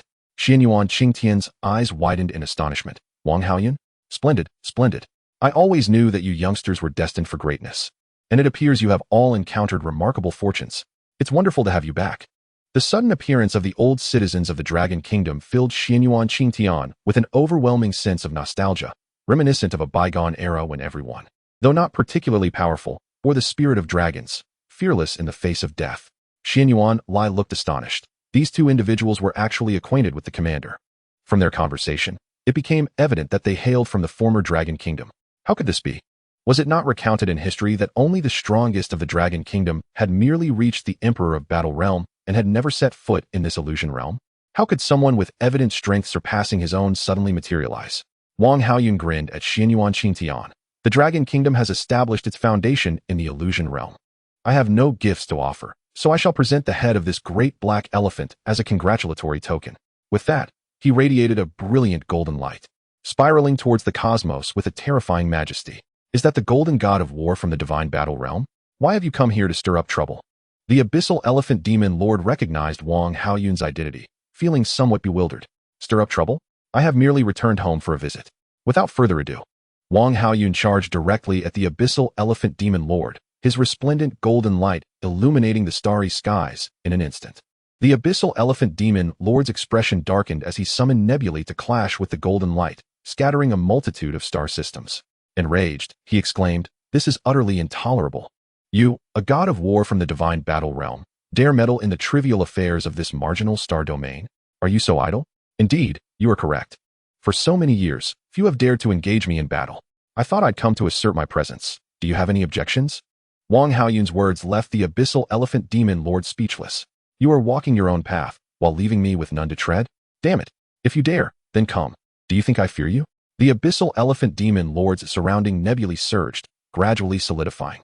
A colossal black, demonic elephant, ominous and unparalleled in might, emerged amidst the starry expanse. Well, with your size, you should suffice to feed the entire Dragon Kingdom. Wang Haoyun shouted, and then he appeared in the cosmos. Let the battle commence. He raised his hand, sending forth a burst of golden light that swiftly transformed the surrounding stars into a shimmering gold hue. Subsequently, the stars began to morph, sprouting limbs and heads, transforming into colossal celestial beasts that roared at the heavens. The sheer number of them was reminiscent of beings scattered across the ground, evoking a sense of turning beings into soldiers. The entire city donned golden armor. Indeed, this golden god of war could single-handedly command an army. However, his allegiance to the Dragon Kingdom was perplexing. I had thought he was an ally summoned by the god of war Hongya. Now, the situation has shifted back to a state of equilibrium. How shall we break this stalemate? I trust the god of war Hongya. He surely has a contingency plan. The inhabitants of the Star Sea domain felt the gravity of the situation. They had not anticipated that such a suddenly emerging faction could possess such profound strength. In the celestial expanse, the clash of golden light and dark shadows raged with unparalleled intensity. Fortunately, both formidable beings exhibited remarkable self-control as they engaged in combat within the desolate starfields. At this moment, Hong Ye's expression grew grim, for he had not anticipated the intervention of the three-dream war god, which disrupted his meticulously crafted schemes. Indeed, your race has produced a talent worthy of admiration, he remarked gravely to Xianyuan Lai. However, should you presume that this alone will compel me to yield, you are sorely mistaken. Qianji war god, you may reveal yourself now. He beckoned to a distant point in the starry void. An overwhelming aura of sharpness enveloped the star sea as a multitude of mechanical beings and metals coalesced. Merging into a throne, a slender figure gradually materialized from the void and settled upon the throne, surveying the assembled champions with an air of superiority. Oh, it seems you still require our strength, a neutral voice echoed, sending a chill through the hearts of those present in the star sea. Only Lu Lixiang and Xianyuan Lai from the Dragon Kingdom were aware of the true identity of this entity, Qianji, the foremost war god under the command of the King of Arms. Lu Lixiang's heart raced in astonishment. You treacherous Hongya, collaborating with the faction of the King of Arms, you have sealed your own doom, Xianyuan Lai accused, pointing an accusatory finger at Hongya. Lu Lixiang furrowed her brow, recalling her futile attempt to connect with external messages, as if some force impeded her efforts. Haha, I have come uninvited, and I hope the esteemed heroes present will be forgiving. The starry sky seemed to unfurl like fabric, revealing a figure. Qianji war god smiled slightly. Addressing the elder Dou Tian, you truly have an astute nose, old woman. Alas, my resources are scant, and I find myself hindered by those phantoms at every turn. Thus, I felt compelled to come and investigate. Dou Tian replied with an innocuous demeanor, her laughter echoing. Lu Lixiang's frown deepened. With Dou Tian's arrival, it is no wonder that news could not escape this place. Xianyuan Lai's brow also furrowed. The emergence of two war gods from the faction of the King of Arms had instantly shifted the balance of power. One could only conclude that Hong Ye's shamelessness knew no bounds. In his relentless pursuit of ambition, he dared to open his arms to those as venomous as snakes and scorpions. Did he not fear being devoured to the last bone? A barely perceptible crease appeared between Hong Ye's brows, which soon smoothed into calmness. It is indeed a great honor for you, the Dou Tian war god, to grace us with your presence. Does the void refining realm you speak of truly hold any merit? Should we find ourselves empty-handed, you shall have to answer for it. Dou Tian retorted with a cold laugh. Hong Ye scoffed. Rest assured, you shall not be deprived of your share. For now, assist me in subduing this rabble, lest future troubles arise. Qianji war god and Dou Tian exchanged glances before laughing. Mere trifles. Let us dispatch them swiftly and return to the matter at hand.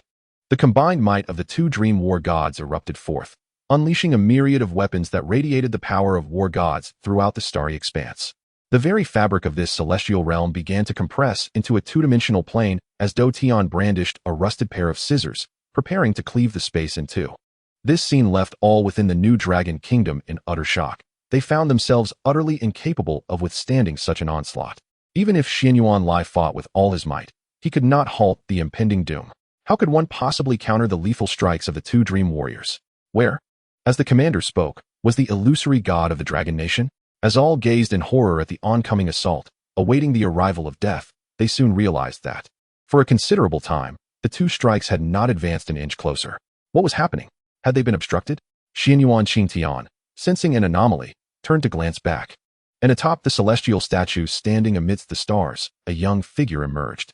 Chapter 209. The winds of change in an instant, the cosmos seemed to come to a standstill.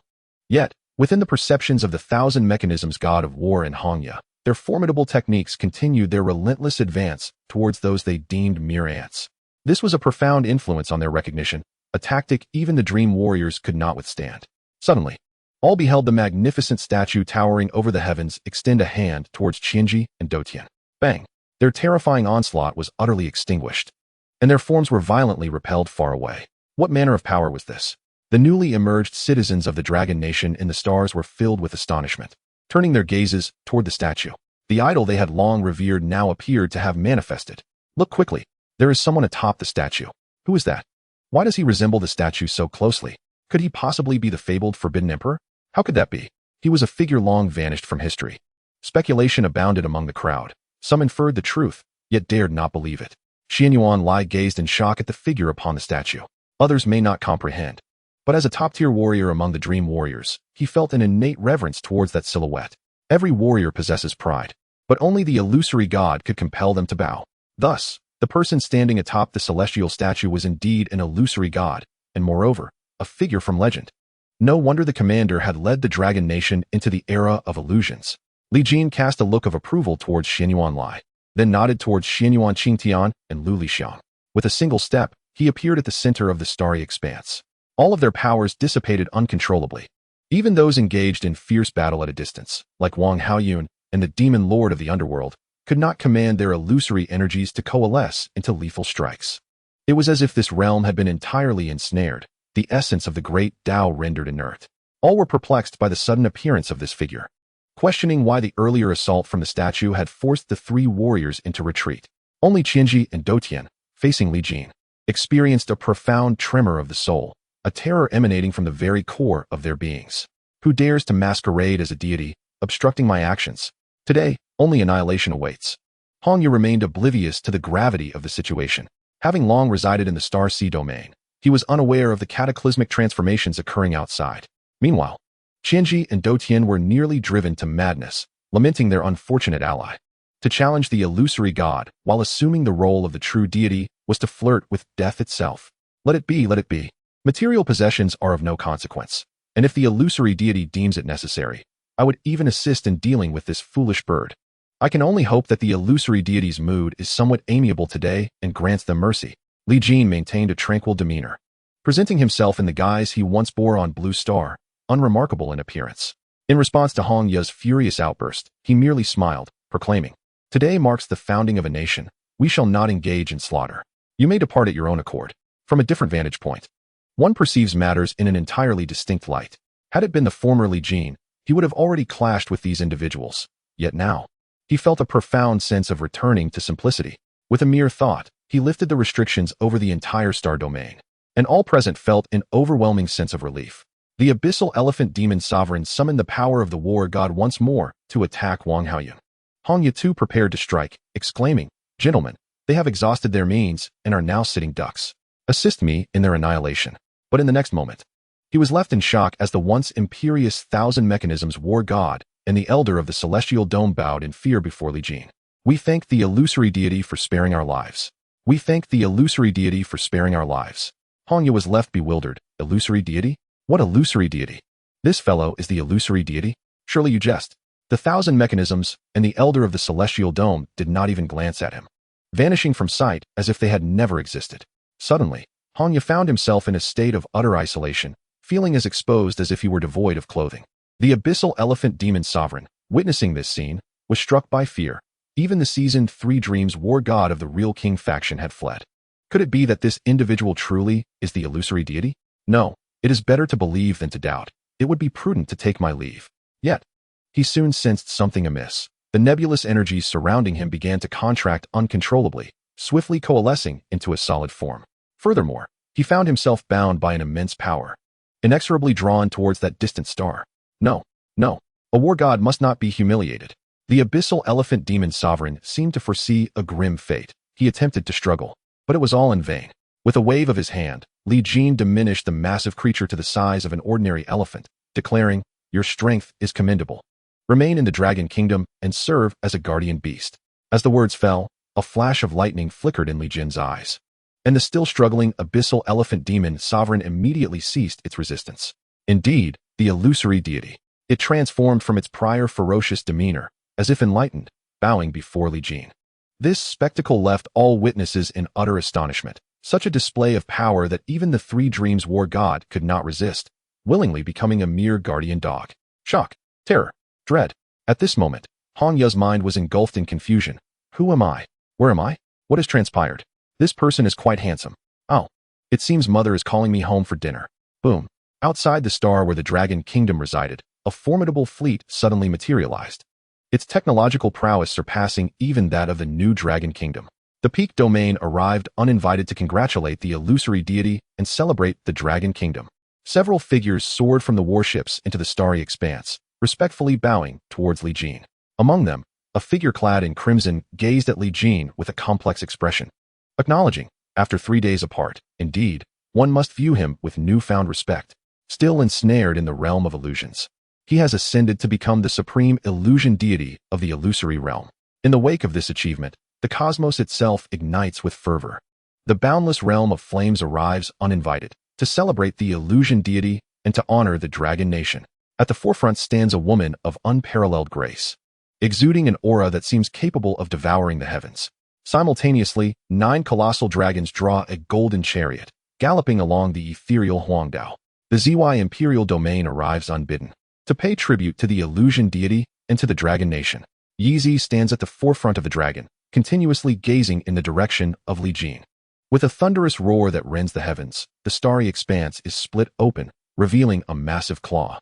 Subsequently, a being of immense stature, rivaling the stars themselves, leaps forth.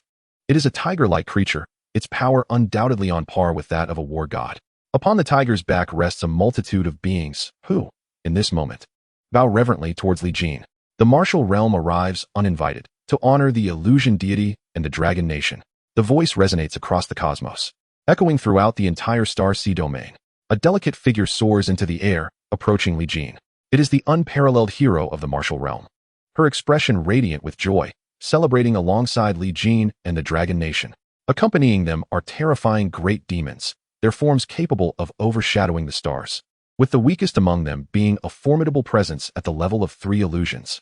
The demon domain arrives unbidden to pay homage to the illusion deity and the dragon nation. One humanoid figure eagerly rushes towards the stars, tears brimming in their eyes. I, Huang Tian, have come to pay my respects to the esteemed leader. Xianyuan Qingtian laughs heartily, lifting him up. Excellent, excellent. Today is indeed a fortunate day for the dragon nation. Before the commotion settles, another beam of sword light cleaves through the cosmos, and dozens of figures traverse the starry expanse, appearing within the star sea domain. The perfect domain arrives uninvited to honor the illusion deity and the dragon nation. Following this, a warship forged from illusion crystal pierces the void, adorned with the banner of the Illusionary World Bank. The Illusionary World Bank arrives unbidden to pay tribute to the illusion deity and the dragon nation. A gathering of old friends reunites beneath the stars, each filled with profound sentiment. These waves of power astonish the inhabitants of the star sea domain. What have they heard? The perfect domain, the peak domain, the demon domain, the martial realm, the Illusionary World Bank, and so forth. All are among the pinnacle forces of the illusory realm. The simultaneous arrival of such illustrious entities to congratulate the Dragon Nation is nothing short of extravagant. Chapter 210. The Dragon Nation emerges, illuminating all realms. The beings of the star sea domain are gripped with profound trepidation. Each of these formidable powers possesses the ability to upend entire domains. The well-wishes represent the affirmation of the illusion deity, blessings from other superlative domains illusion deities bestowed upon the Dragon Nation. To be honored in such a manner speaks volumes of one's status and identity. Subsequently, not only do the powerful from various domains come to extend their congratulations, but other factions also gather to contribute joy to this grand celebration. It can be said that all winds and clouds from every direction converge upon the star sea domain. Li Jin stands amidst the celestial expanse, contemplating the myriad beings rushing from all corners. Wenlan, do you see this? The Dragon Nation has reached this pinnacle. Wait for me just a little longer. I will come to bring you home. Xianyuan Qingtian, with tears streaming down his face, stood resolutely, hoisting the lofty banner in remembrance of days gone by. O spirits of the Dragon Kingdom, do you witness this prosperous era, as you have desired? At that moment, Li Jin appeared beside him. Xianyuan Qingtian regarded him with admiration and pride, solemnly presenting the banner to Li Jin. Go forth, my child. The Dragon Kingdom shines because of you. Li Jin accepted it with a respectful nod. Under the watchful eyes of all, he ascended to the pinnacle of the statue, brandishing the crimson flag. With a mere thought, mountains and rivers transformed. A grand map materialized upon this star, rising like a proud rooster, eager to herald its birth to the world. With the spirit of the Dragon Kingdom's people, an indomitable dragon vein was forged from the heads of the Dragon Kingdom citizens. A pristine aura surged, coalescing in mid-air into a magnificent dragon. It roared, shaking the heavens, and then soared into the stars. Instantly, majestic mountains erupted across the Dragon Kingdom. Clear springs gurgled, and lotus flowers blossomed abundantly. With the essence of the Dragon Kingdom's populace, myriad celestial pathways were manifested. In that ephemeral moment, the spirits of the Dragon Kingdom were shaken, as if a force had swept them into a vast ocean of enlightenment. each individual becoming a raw gem of cultivation. Upon this star, countless projections of celestial pathways appeared, signifying the acknowledgement of the illusion realm. With the divine essence of the Dragon Kingdom's citizens, 3,000 celestial beings were summoned to safeguard its fortunes. Li Jin waved his hand, and palatial structures emerged in profusion, showcasing the profound cultural heritage of the Dragon Kingdom over millennia. With another gesture, a scroll ascended into the air, transforming into a mysterious register, suspended at the highest point of the palace, its magnificent aura illuminating the heavens. All citizens of the illusion realm ranked below the 3 illusions may attempt to inscribe their names upon this register. Those inscribed shall enter the celestial palace, shining forth for the common folk. Non-Dragon Kingdom individuals may also enter our realm, ascending the divine list, where the top 3,000 shall be disciples of the divine. Li Jin's voice resonated across the starry expanse, causing all beings to tremble in awe. As this news spread, the illusion realm erupted in fervor, with many formidable beings yearning to partake. The founding of the illusion realm was indeed a blessing for all beings, a tremendous opportunity, and a grand celebration. This act undoubtedly elevated the Dragon Kingdom's prestige to celestial heights within the illusion realm. Subsequently, Li Jin soared into the starry skies, gathering numerous stars, transforming them into an eternal barrier to shield the Dragon Kingdom from the cosmos. With illusionary crystals serving as a plaque, he inscribed the grand characters of the Dragon Kingdom upon it, using the flagpole as a canvas. The power of the illusion god permeated, illuminating all realms. He then planted the flagpole atop the city walls, where it fluttered majestically in the highest winds. Open the gates. Welcome all esteemed guests. Li Jin proclaimed to the multitude of guests in the starry expanse. The ancient and dignified city gates slowly creaked open, and at that moment, the citizens of the Dragon Kingdom rejoiced, a surge of exuberance welling from their hearts. Even 3-year-old children shouted the name of the Emperor Jin. Henceforth, the citizens of the Dragon Kingdom would no longer cower in the shadows of the secondary realm. They had claimed their own domain, shining brilliantly within the illusion realm. Guests from all corners came to offer their congratulations, guided by the formidable beings of the Dragon Kingdom into the celestial palace. Seated upon the supreme throne, Li Jin welcomed all with joy. He even invoked the ethereal pathways of the illusory realm to aid visitors in unraveling the complexities of their cultivation, leading many to great enlightenment, who then expressed their profound gratitude to the god of illusion.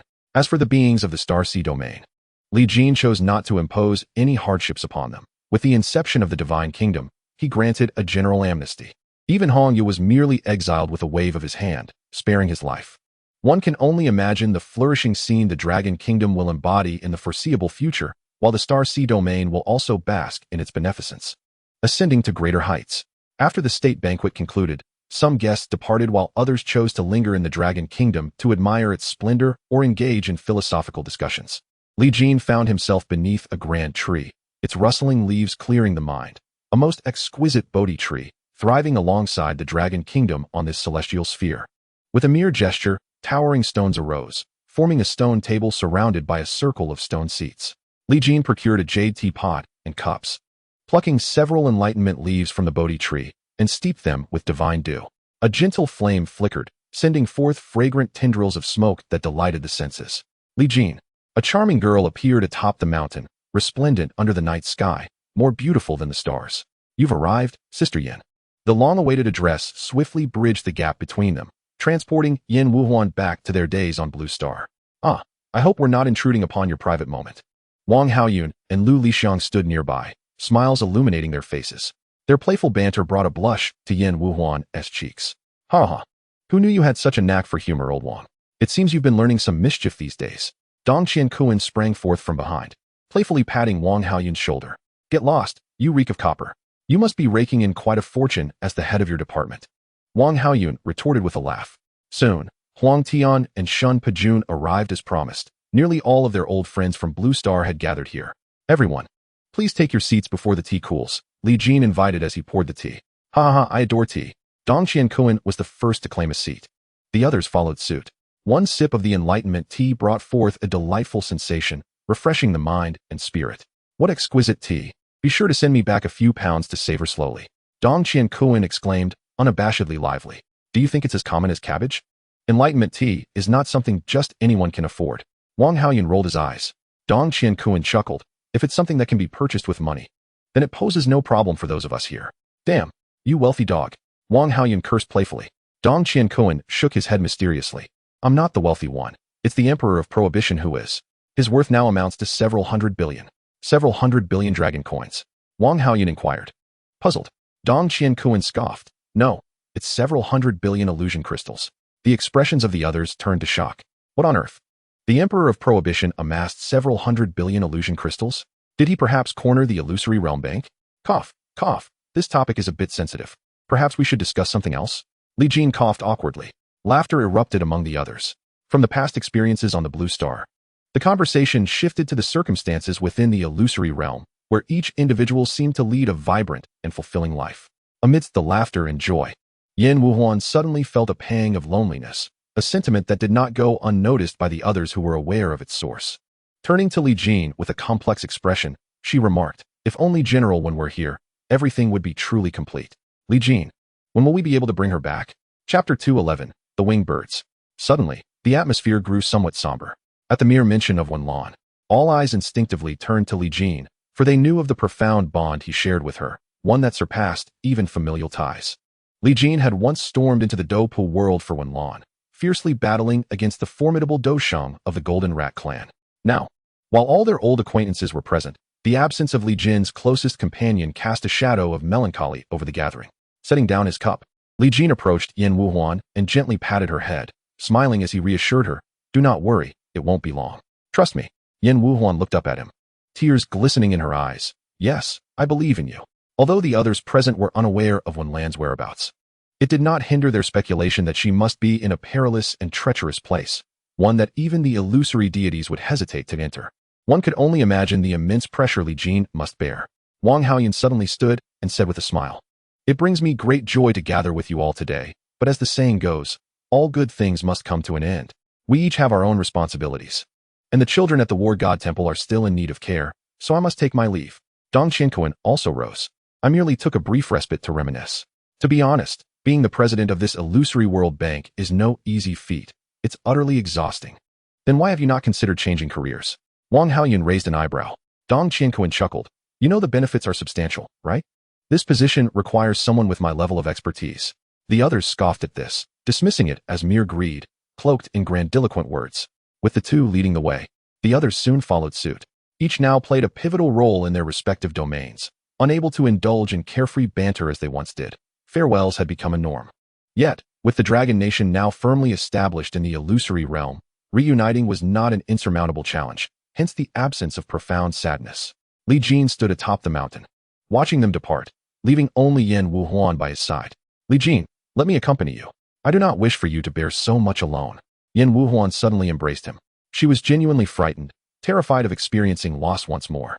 Reflecting on their initial encounters, where mutual disdain was palpable, to the point where Li Jin had selflessly expended his own energy to help her cleanse her veins and marrow, and further to the moment he had rescued her from the clutches of death during the Northern Mouse Plague.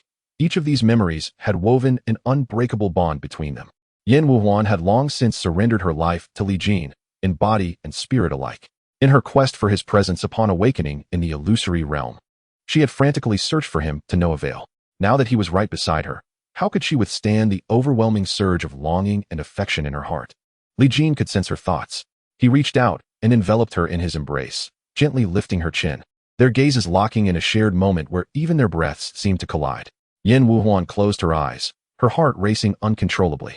After a brief silence, Li Jin softly pressed his lips against her crimson ones. The fleeting sensation coursed through Yin Wu Huan's delicate body, rendering her weak and breathless. Prompting a soft sigh to escape her lips, Li Jin held her tightly, and, as he turned, a secluded retreat emerged atop the mountain. Its door creaking open to reveal delicate crimson curtains and the soft glow of candlelight, setting an exquisite ambience. Once the door was firmly shut, ethereal melodies filled the air, and the stars flickered in response. The celebration of the founding of the Dragon Kingdom lasted 3 days, during which guests gradually departed. Throughout this time, Li Jin remained out of sight, instead accompanying Yin Wu Huan on a journey through the realm of illusions, akin to a pair of lovebirds exploring the splendor of the world. As the stars twinkled above, they returned to the mountaintop of the Dragon Kingdom, and Yin Wu Huan felt as though she had stepped into another era. These days had truly been among the happiest of her life. They held each other tightly as they slept, reluctant to part for even a moment. Watching her peacefully slumber, Li Jin couldn't help but plant a gentle kiss on her forehead. Rest well, my dear. I shall navigate the path ahead. As time flowed on, when Yin Wu Huan eventually awoke and reached out, she found herself bereft of the familiar warmth. Startled, she called out, Li Jin, but received no reply. A wave of despair washed over her as she searched for him in vain. With a gentle push, she opened the door, where the fragrant tea beneath the Bodhi tree still emitted wisps of steam. Letting out a soft sigh, she murmured, You fool, you must return to her. Li Jin's figure appeared in the ancient city, where he found the sword master deep in slumber. I already know what you wish to ask, the sword master murmured, awakening with a yawn. However, that matter is far too arduous for you, as the realm of illusions is not a place for the uninitiated. Before Li Jin could speak, the sword master continued, Only those of the master realm can freely enter the realm of illusions. Others must possess strength comparable to that of a dream god to even have a chance. Furthermore, one must have the guidance of a master realm expert's dream, otherwise, they risk becoming mere sustenance for the myriad beings within the realm. Li Jin's expression grew serious. He had believed that reaching the level of dream god would allow him to seek Wanlan, but had he not prudently inquired, the consequences could have been dire. Observing Li Jin's hesitation, the sword master flipped his palm to reveal a translucent black-spotted butterfly, fluttering gracefully. If you wish to go, I possess a dream guide. However, you must understand that once you use it, you will remain in the realm of illusions for 7 days until the butterfly's energy is expended, at which point you may return to the illusion realm. Yet, I advise you to wait a while, as the waters of the illusion realm have become turbulent lately, and I fear that great dangers may arise. Li Jin gently took the dream guide butterfly, the sword master's words echoing incessantly in his mind. For 7 days, one was compelled to linger in the realm of ephemeral existence, which caused him to furrow his brow, for in Li Jin's mind, the countdown had dwindled to a mere 4 days. Did the Master of Blades sense the impending turmoil hinted at by his subsequent words? Just as he contemplated whether there might be a means to enter and exit discreetly, the Master of Blades had vanished without a trace. Li Jin pondered as he proceeded, arriving at a bustling ancient street, where vendors hawked their wares amidst a cacophony of voices.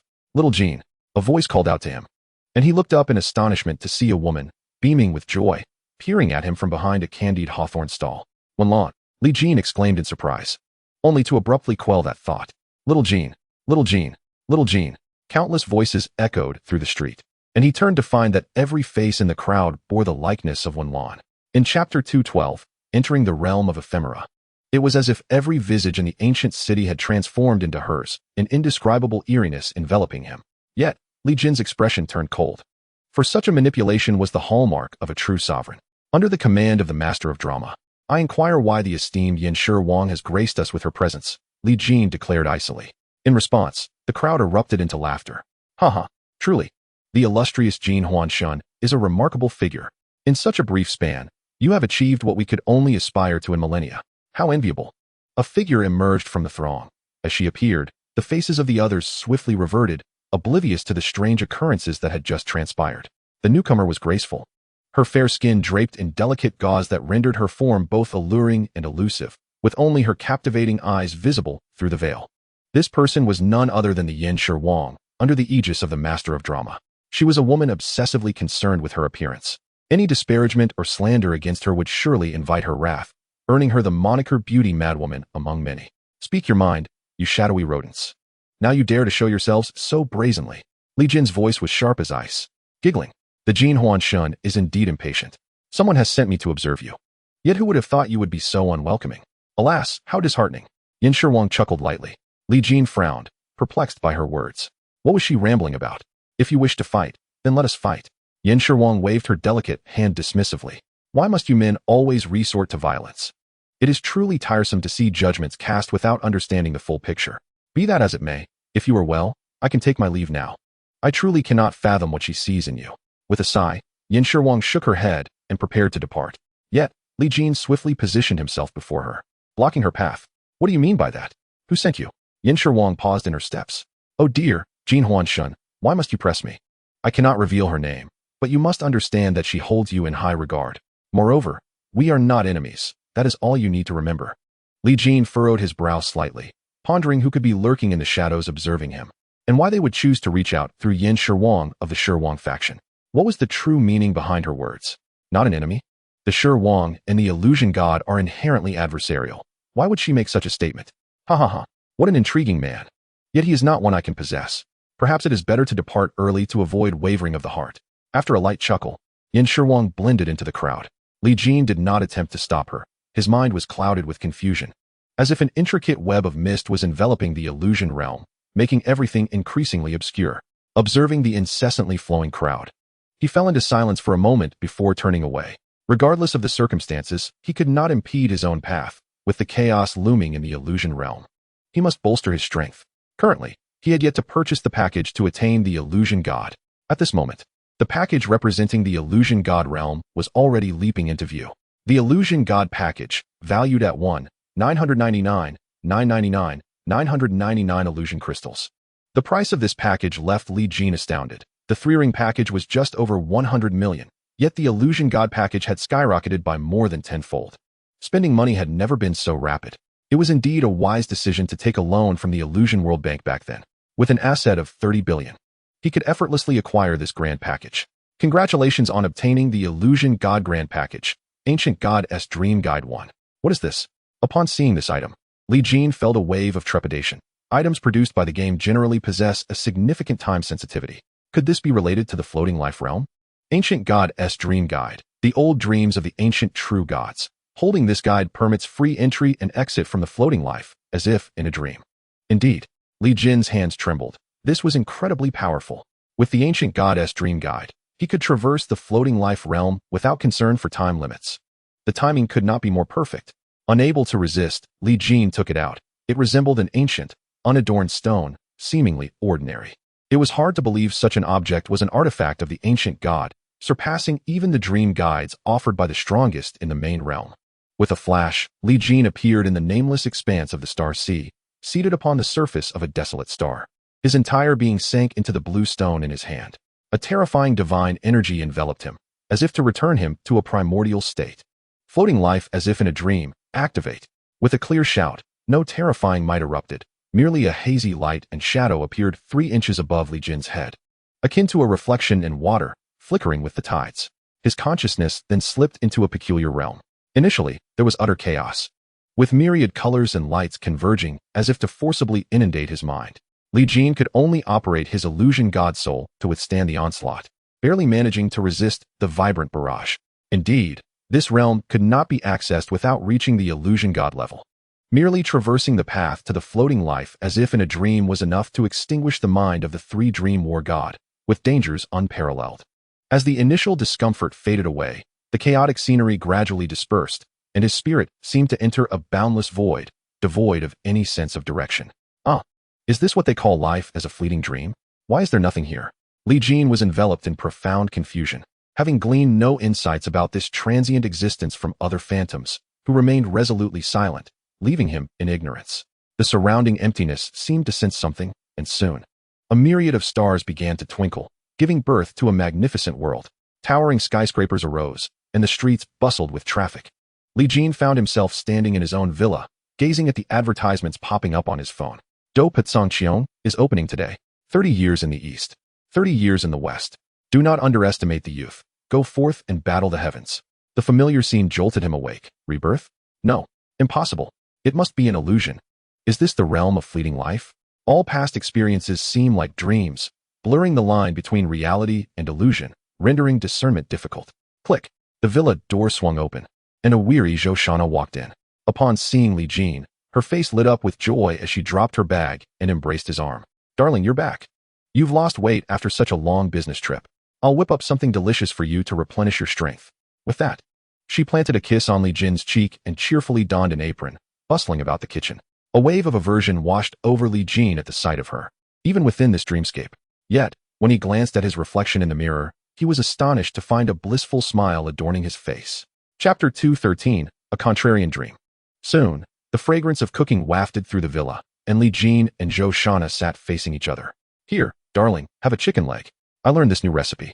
It's especially delicious. A chicken leg was placed into Li Jin's bowl by Zhou Shana, and he frowned slightly, knowing that the real Zhou Shana would never be so accommodating. Ding ding ding. His phone, tucked away in his pocket, rang, and upon checking, Li Jin's expression softened. Hello, Aunt Lan. His tone was gentle. Even in this illusion, he treated Wen Lan with immense tenderness. What, Aunt? Li Jin, let me tell you. Do not think you can play the family card to brush this off. The company's development necessitates that you contribute your shares. Today, you must tell me whether this is feasible or not. Wen Lan's voice carried a palpable resentment and anger, leaving Li Jin somewhat bewildered. But then he chuckled. Life as a fleeting dream was indeed intriguing. Darling, you mustn't agree to her. She's clearly attempting to seize your shares and oust you from the company. Zhou Shana whispered from across the table, her expression laden with concern for him. It was evident that she was genuinely worried about Li Jin. Within this ephemeral realm, everything seemed to be in reverse. Wen Lan transformed into a greedy relative coveting his shares, while the once indifferent Zhou Shana became his most caring ally. How fascinating. A slight smile emerged on Li Jin's lips as he spoke softly into the phone. All right, when can you come over? The line fell silent, and Zhou Shana stared at Li Jin in horror, unable to comprehend why he would make such a decision. Are you serious? Don't go back on your word. I'll come right over. A voice, tinged with urgency, resonated through the telephone. I'll wait for you. Li Jin ended the call, resuming his meal without offering any explanation to Zhou Shana. Zhou Shana, in turn, refrained from inquiring further, recognizing her place as merely his girlfriend. It was not her prerogative to interfere in Li Jin's decisions. With a sigh, her appetite waned, and after bestowing him a gentle smile, she said, Darling, I am feeling rather fatigued. I wish to rest for a bit. Without awaiting Li Jin's acknowledgement, she left the table and ascended to the bedroom on the second floor. Li Jin sat alone at the dining table, his gaze vacant, yet a flicker of anticipation began to stir within him. A half hour later, the sharp screech of brakes and hurried footsteps echoed, the sound of high heels approaching with urgency. Knock, knock, knock. The villa's door was rapped upon, and it was unnecessary to guess who it was. Li Jin rose and slowly opened the door. The evening sun's fading light streamed through the entrance, casting a long shadow of the visitor, whose flowing hair danced gently in the breeze, carrying a familiar fragrance that wafted into Li Jin's senses. There stood the exquisite visage he had longed for. Upon seeing Li Jin, Wen Lan's brows lifted in joy, before she could utter a word. She was suddenly enveloped by strong arms, crashing against a firm chest. The warmth of his breath startled her, and she instinctively struggled against the powerful hold. Li Jin, what are you doing? Let me go? Yet, Li Jin whispered softly in her ear, just let me hold you for a moment, even if it is but an illusion. Wen Lan's delicate brows knitted together. Li Jin, are you out of your mind? Release me. I am your aunt. Li Jin buried his face in the crook of her neck, greedily inhaling that familiar scent. I know. From the staircase's corner, Zhou Shana witnessed the scene unfold before her. A wave of shock coursed through her, and for reasons unknown, she felt as though she had lost something precious. Tears welled up, escaping her eyes. However, she remained silent, fearful of disturbing Li Jin, who had not expressed such emotions in a long time. At the door, Li Jin gradually loosened his embrace on Wen Lan. Once liberated, she hastily retreated several steps, her cheeks flushing as she fixed her gaze upon him. Have you lost your mind? If others see us, what will they think? She continued. Oh, never mind. Hurry up. I have brought the contract. Let's get it signed and stamped. Li Jin regarded Wen Lan with a smile. All right. He took the contract, stepped inside, and retrieved his seal, beginning to sign the document. Wen Lan's brow furrowed. Aren't you going to review the contract's contents? Li Jin looked up at her, a hint of indulgence in his smile. It's what you provided. Does it truly matter if I read it? If this were a romantic novel, Wen Lan would be warmed by such poetic words. Yet, alas, this was a business battle fraught with deceit. Since he chose not to read it, she was spared the burden of further explanation. Before long, the equity transfer contract was completed under Wen Lan's watchful gaze, and a heavy stone lifted from her heart. When she joyfully picked up the contract, she could already envision a splendid future beckoning to her. Li Jin, our bond as aunt and nephew shall not bring you discomfort. Henceforth, I shall annually transfer a portion of the company's profits to your account. Lacking any business acumen, it would be prudent for you to remain an idle bystander. With that said, Wen Lan turned to leave. Yet, Li Jin unexpectedly appeared at the door before her, startling her. What do you intend to do? The contract has been signed, and the electronic version is already effective. Even if you were to tear this paper contract, the matter is settled. Li Jin, however, merely smiled faintly and gently caressed her cheek, saying, What is mine is yours. Now, can you tell me where you truly are? This illusion was feeble. If not for the sight of you, the world's flicker would be but a fleeting thought. Wen Lan's face was one of astonishment, completely bewildered by his words. Li Jin, however, offered no further explanation, and with a mere thought, everything around them began to dissolve like bubbles. The city, the streets, the villa, and the people all vanished into nothingness, returning to an empty void. Only Wen Lan remained, still vividly alive. As this scene magnified in her eyes, she was initially struck with shock, but soon it appeared as though she had unlocked some shackle, and her gaze became animated. She looked at Li Jin and blossomed into a radiant smile. You have finally arrived, my dream. This sea has been devoid of storms for far too long, making me nearly forget who I am. As her words fell, the world around them transformed instantaneously. This was not the doing of Li Jin, but rather the awakening of the will of a fleeting dream. The city still stood tall, yet it appeared older and more antiquated. Li Jin recognized it as his childhood home, Shilling, in its undeveloped state. It was during that time that his mother brought Wenlan back. Coincidentally, two children were joyfully running past the bamboo grove. Wenlan, wait for me. Silly Li Jin, hurry up. I'll be waiting for you up ahead. Chapter 2:14, The Years of the Divine. The children were innocent and carefree, and the world was tranquil and beautiful. If it could remain thus, this dream would be worth never awakening from. However, in the next moment, the surrounding world shattered, replaced by a chaotic void. As if the view was being gradually drawn closer from an infinite distance, Li Jin witnessed countless flickering worlds passing by him, the winds of the past caressing his hair. Li Jin's gaze was captivated by one world after another, closely intertwined, inseparable. One day, amidst this resplendent world, two fruits emerged, one black and one white, symbolizing two facets of existence. Soon, the fruits fell to the ground, giving birth to two beings who frolicked joyfully through the myriad worlds. They leaped, they ran, they soared, and they grew. The white being seemed perpetually more astute than the black one, which, sensing this disparity, sought ways to keep pace with its counterpart, unwilling to be left behind.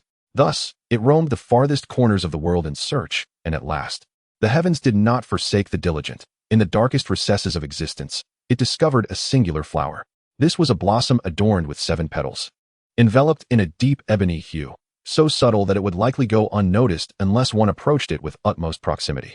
The dark entity gently plucked the flower and consumed it whole.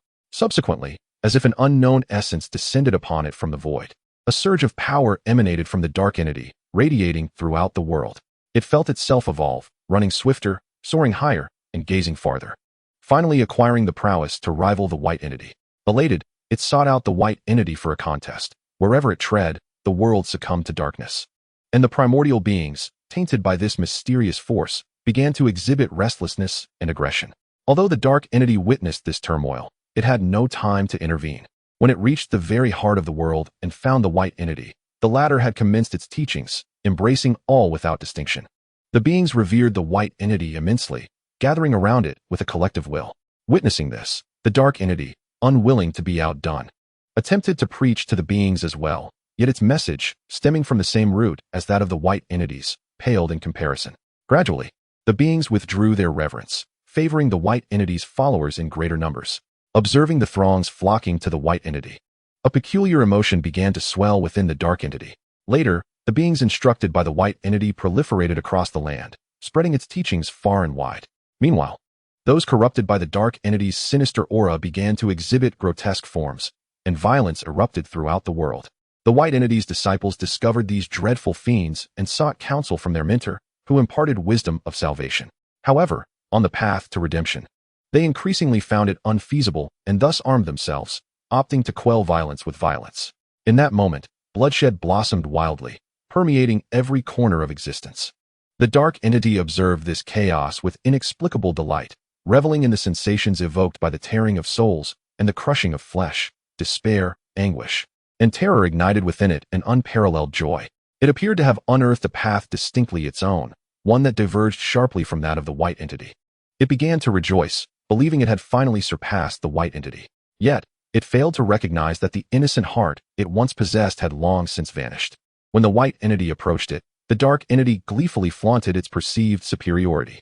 However, the white entity demanded that it eradicate the tainted beings, a request that threatened to obliterate the path the dark entity had painstakingly forged.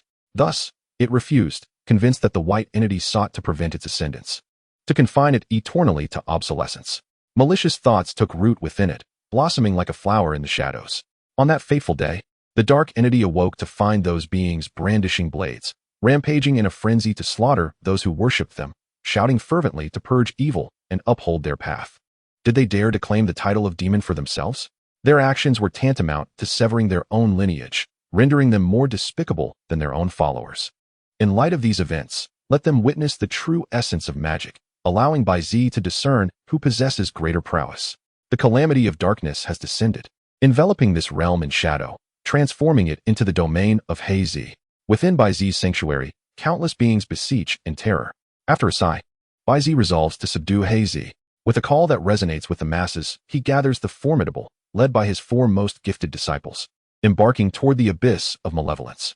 A monumental clash is imminent at the heart of the world, where beings akin to gods and demons wield the power to reshape the cosmos with a mere gesture. The contrasting silhouettes of black and white stand defiantly against one another. As Bai Zi's 4 champions ascend into the fray, the divine, celestial, and the lords of the east and west exert their formidable presence. The momentum swells for Bai Zi's faction.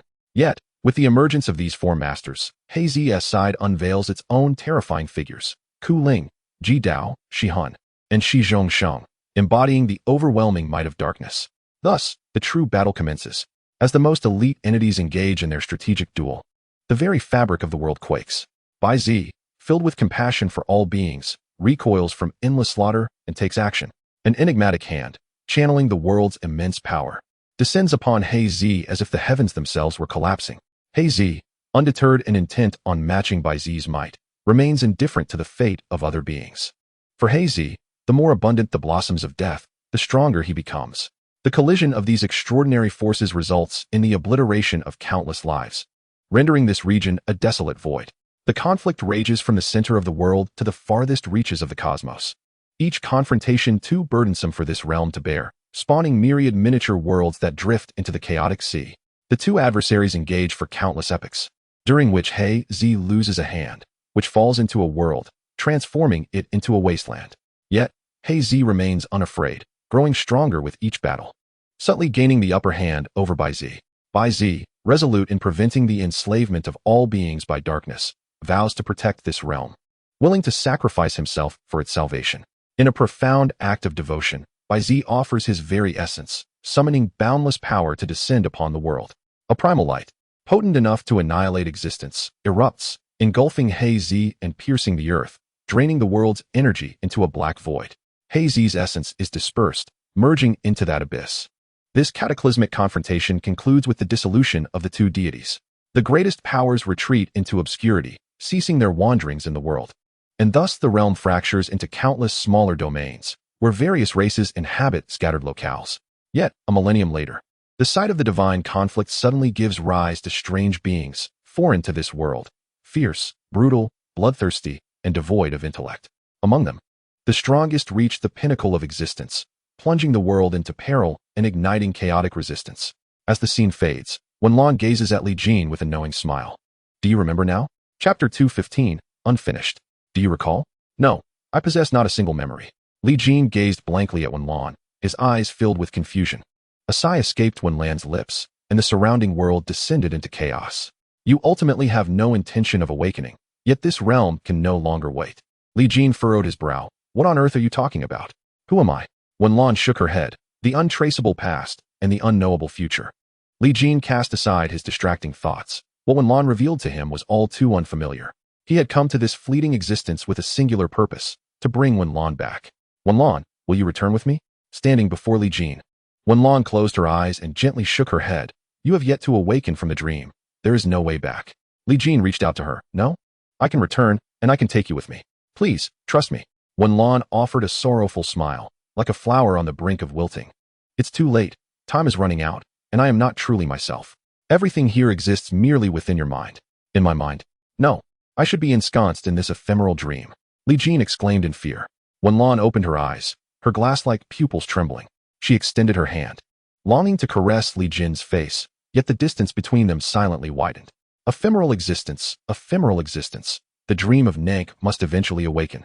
For all is void within this fleeting life.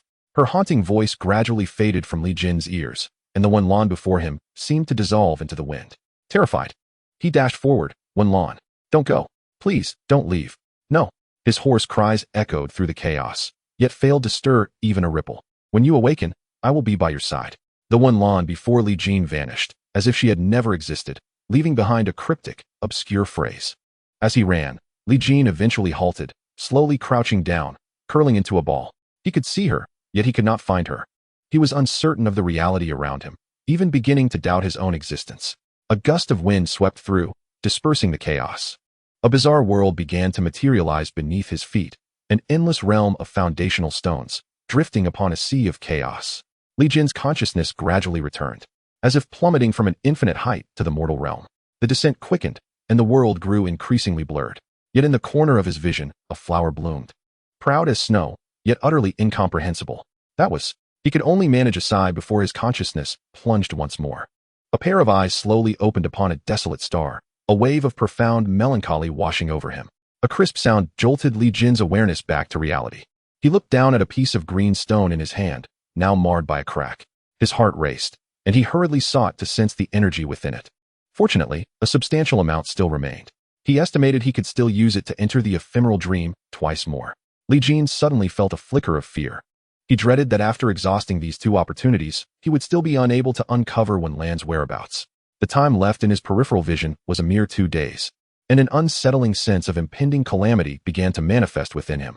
After securing the Li Jin's figure flickered, and he returned to the celestial realm of the Dragon Kingdom. Without disturbing anyone, his consciousness enveloped the entirety of the Dragon Kingdom. Had everyone departed? Old friends had returned to their respective worlds, and Yin Wu Huan had also left this place. Li Jin collected his thoughts and set about his tasks. If a great calamity were to arrive, the Dragon Kingdom must possess a certain degree of self-preservation capability. With his current strength as a illusory deity, he could at least ensure that the world under the Dragon Kingdom would not suffer catastrophic repercussions and could withstand disasters below the level of illusory deity. Although Li Jin was uncertain about the nature of these so-called calamities, he surmised they were likely connected to certain visions he had witnessed in the ephemeral dreamlike state. Could it be that ominous figure shrouded in demonic energy? Or perhaps the strange beasts from another realm? He did not know, but could only prepare as best as he could. That day, all beings in the Dragon Kingdom sensed a lingering aura of illusory deity, and it was likely that only that esteemed illusory deity could manifest such a presence so boldly within the Dragon Kingdom. Xianyuan Xingtian stood atop the celestial wall of the Dragon Kingdom, gazing skyward, seemingly awaiting something. The starry sky flickered incessantly, ultimately coalescing into an enigmatic tapestry that gradually faded away. A figure abruptly appeared beside Xianyuan Xingtian. Sensing something, he turned to see. "You have returned. Have you found her?" Li Jin shook his head. Xianyuan Xingtian extended his withered hand and patted Li Jin's shoulder. "Do not be anxious. The world is a continuously perfecting cycle, and every part is indispensable. When the time is ripe, the blanks around you will naturally be filled." Li Jin remained silent, instead revealing an ancient, closed scroll. "Here, keep this. It will spare the Dragon Kingdom from all calamities below the illusory deity level." Xianyuan Xingtian was taken aback. He had not expected Li Jin to present him with such a treasure. Had the tapestry in the starry sky just now been crafted by him? However, sensing the unusual nature of the gift, Xianyuan Xingtian quickly grasped the underlying reason. He sighed as he accepted the scroll, gazing at the man before him with a complex expression. By the measure of the illusory realm's time, he was merely 25 or 26 years old. Yet he bore burdens far beyond what one of his age should endure. Were it not for that unwavering obsession sustaining him, he would have likely been crushed long ago. He understood that words of encouragement would bear no fruit, so he could only ensure he had no concerns. "Rest assured, my old bones can still manage a few more trials. With me here, the Dragon Kingdom will be safe." Li Jin smiled faintly. "Thank you for your hard work, sir." In the ancient city, a beggar was expelled from an inn. He picked up a bun from the ground and took a couple of bites. Lifting his gaze to the sky, beneath his unkempt hair, his eyes were deeper than the abyss. Woof, woof, woof. The bark of a small dog captured the beggar's attention, and with a chuckle, he tossed the half-eaten bun to it. "Oh, little dog, indulge yourself. After this meal, there won't be many left." In the chaotic sea, a lone boat drifts. Two figures sit facing each other at the bow, beside a blaze that roars with life. The person on the left is clad in a blue robe, while the one on the right dons a cloak made of reeds. As the blue-robed man places a white piece on the board, he bursts into hearty laughter. "I have triumphed. 5 in a row, old fellow. Hand over the oars." The cloaked figure, seemingly aggrieved, retorts with a string of curses. "Have you been secretly using a 5-in-a-row master software? How could you win against me so often? I refuse to accept this." Just as the two are about to engage in a verbal skirmish, they simultaneously gaze into the distance, where a flower appears to be slowly blooming. Chapter 216, The Border of the Peak Domain. Far beyond the chaotic dream sea lies a world where 3 great domains converge. It is here that Li Jin first entered the realm of illusions, in the Peak Domain. The adjoining Chaos Domain and Crystal Domain have also felt the weight of his presence. Now, having achieved the status of an illusionary deity, Li Jin has sensed a peculiar aura permeating the heavens and the earth. In the bustling tavern of the mortal realm, the clamor of patrons is incessant. Leaning against the window, Li Jin observes the ebb and flow of passers-by below. Soon, a ruckus erupts within the tavern, as if someone is stirring trouble. Outside, the guards march with fierce intent, radiating an air of menace. Vendors brawl over trivial profits, and the previously harmonious atmosphere has given way to a tide of violence. This unrest is not confined to this locale. A shadow has begun to loom over the entire realm of illusions, igniting ceaseless warfare among the mortal kingdoms, bringing suffering to countless lives. In the cultivation world, tensions between sects escalate, leading to catastrophic clashes. Many powerhouses have sensed an unknown force influencing the minds of all beings and are eager to trace its origin. The foremost experts from various domains approach the illusionary deity, imploring him to take action and unveil the truth. In a single day, numerous hidden superpowers emerge, instilling awe across vast distances. Li Jin furrows his brow, sensing something amiss, and gestures with his hand. A yellowed slip of paper materializes in his grasp. Upon closer inspection, he ignites it, reducing it to ashes. Is the origin in the chaos domain? With a resigned sigh, he gradually fades from his seat, as if he had never existed in this place, while the surrounding patrons remain oblivious, absorbed in the excitement of the commotion. Although Li Jin now resides in the Star Sea domain, having ascended to the status of an illusionary deity, his power has surged, freeing him from the need for tools to traverse distances. He possesses the swiftness of the world itself. For an ordinary being, crossing from the Star Sea domain to the Chaos domain would take years, even with the aid of passage tools. Yet, in the blink of an eye, Li Jin finds himself deep within the Chaos Sea. The surrounding chaotic and dreamlike aura swirls, potent enough to erode the minds of any beings within the three illusions. After discerning his direction, Li Jin vanishes from the skies above the chaotic dream sea. The peak domain, the border. A formidable army of crimson mechs stands resolutely at the foot of the mountains. Suspended in midair is a figure clad in the same fiery red, its gaze fixed upon the turmoil ahead. Suddenly, something within the swirling chaos ignites. A suffocating aura radiating outward. Enemy attack. Formation. A commanding shout reverberates, and in an instant, the entire Crimson Mech battalion stretches out over vast kilometers. Each unit connected by an unseen signal, forming a scarlet wall that stands firm at the border of the peak domain. A strange, guttural roar echoes from the chaos ahead, followed by a human-like foot emerging from the mist. Countless grotesque creatures follow, howling and greedily surging toward the border of the peak domain. The lost have emerged. All soldiers are to engage without hesitation. A cold female voice resonates across the boundary. The warriors within the fiery formation respond in unison. Engage without hesitation. The beings known as the Lost are fearsome, some resembling humans yet possessing eyes as dark as night, filled with malevolence. An endless tide of the Lost bursts forth from the chaotic mist, some racing across the ground, others soaring through the sky, while some vanish beneath the soil. The chaos behind them expands with their charge, as if seeking to engulf the peak domain entirely. As the Lost reach a critical point, an infinite blaze ignites within the Crimson Formation. Kill! Kill! The battalion, akin to a wall of flames, unleashes a torrent of devastating attacks upon the Lost, both in the heavens and on the earth. This inferno, infused with the peak domain's advanced technology, possesses the power to obliterate life in an instant. With each strike, countless Lost are swept away. In the midst of the onslaught, a peculiar vacuum forms in the battlefield, halting the advance of the chaotic mist. Yet, no one dares to relax, for they understand that the chaos is merely gestating even more terrifying beings. In midair, a spirited woman clad in fitted crimson armor furrows her brow, striving to discern the situation within the chaos, yet failing to penetrate its depths. Suddenly, a figure rushes toward her. It is an artificial intelligence construct, General Mu. The northern defense line of the peak domain has been breached by the chaotic mist. The Lost are advancing en masse toward the peak domain, and the borders defended by several generals are under siege. Mu Bebe nods. Are my senior brothers safe? The battalions led by the generals are unmatched in strength, capable of annihilating all Lost emerging from the chaos. Just as you do, the AI replies. Maintain constant communication with my senior brothers. Affirmative, General Mu. Mu Bebe gazes intently at the chaotic mist. The chaotic domain serves as the sanctuary for the fallen, populated by countless vile beings who have transformed it into a realm shunned by the living, a paradise for the malevolent. However, 5 days ago, a peculiar turbulence emerged within the chaotic domain, shrouded by an enigmatic mist that seemed to arise from nowhere, enveloping the entire expanse. According to the feedback from the war machines, It appeared that a horrifying transformation was occurring within this realm. The beings within began to slaughter one another, yet exhibited an uncanny ability to resurrect, even entwining themselves to form bizarre new entities. The one constant was the brutality evident in their eyes, filled with a thirst for bloodshed. In the span of 5 days, all life forms within the chaotic domain perished, replaced by the lost ones returning from the unknown.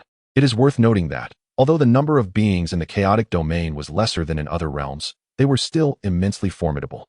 Even the illusory gods would find it impossible to annihilate them in less than several decades. The peak domain had attempted to analyze the components of the chaotic mist, yet it was beyond the capacity of the intelligence to decipher, containing substances that had never been encountered in this world before.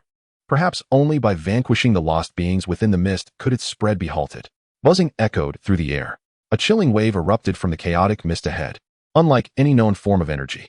As it collided with the fiery barrier, every warrior within their battle armor felt an overwhelming agitation, as if their limbs yearned to tear and strike at something, their mouths opening and closing instinctively, craving to bite. Unknown energy intrusion detected, cleansing agent injected. Injection successful. Warning. Warning, the agent has failed. Chapter 217, Despair of Mu Beibei. The voice of the peak domain's intelligence resonated in the ears of every soldier in the formation, leaving them in a state of utter astonishment. Mu Beibei's beautiful eyes widened. How could this be? How could it possibly fail? In previous dire circumstances, the isolation system within the peak domain's armor had always performed flawlessly, unaffected by any external force. Yet, in the face of the encroaching chaotic mist, an unprecedented failure had occurred. Did this signify that the chaotic mist emerging from the chaotic domain was more terrifying than the means employed by even the illusory gods? Boom. Just as Mu Beibei was grappling with her shock, a violent explosion suddenly erupted within the formation. Following the sound, she beheld a crimson battle suit shatter violently, the resulting shockwave impacting a vast number of surrounding warriors. In an instant, a breach appeared in the once cohesive formation. Just as Mu Beibei was about to issue orders to seal it, a series of explosions erupted from various directions within the formation. Within the fiery front, an endless torrent of flames truly erupted. Battle suits painted in vivid red detonated like fireworks, tearing apart the peak domain warriors within. The system alarms rang incessantly. Yet Mu Beibei found herself powerless. Even the peak domain's intelligence could not intervene, let alone the humans. As the fiery line disintegrated, the distant chaotic mist began to surge forward, relentlessly advancing toward the borders of the peak domain. One could see countless silhouettes fluttering within the mist. These were the multitude of lost ones. Needless to say, the warriors on the flame defense line instinctively commenced their assault, a frenzied expression manifesting on each face. Whether it was anger, fear, or a transformation induced by an unknown influence leading to their ferocity, remained unclear. At this moment, Mu Beibei could only exert all her efforts to command. The front line was disintegrating, yet as long as the warriors still stood, retreat was not an option. The flame-forbidden army of the peak domain, renowned for its lethality, was now exhibiting its prowess to the fullest. Various terrifying weapons of destruction were brought forth, unleashed with reckless abandon. A veil of mist shrouded Mu Beibei's cherry-red eyes, as an array of advanced technological weaponry adorned her crimson battle armor. Radiation, artillery, railguns, and vibrational frequencies. All could be described as an infinite barrage of firepower. Alarms blared, overload detected, shutting down weapon modules. Following this frenzied release, Mu Beibei's firepower was instantly locked. Should she continue to squander it, she would likely face obliteration at the border. This was a special decree from the peak domain's intelligent core regarding the disciples of the illusory god. As the weapons were disabled, the intelligent core sent a warning signal to the sole sovereign of the peak domain. After the chaotic mist had been bombarded by the flame-forbidden army, it appeared somewhat thinned, and the countless lost souls crashing in were torn apart. However, during that recent barrage, numerous flame armors had shattered, leaving the defensive line perilously fragile. General Mu, should we send a distress signal? The intelligent core inquired. Yet, her eyes clouded with gray, she remained oblivious to the dire straits they faced. The system autonomously assessed General Mu's precarious situation and sent out a distress signal to the devouring army. Instantly, a calming agent began to infuse her.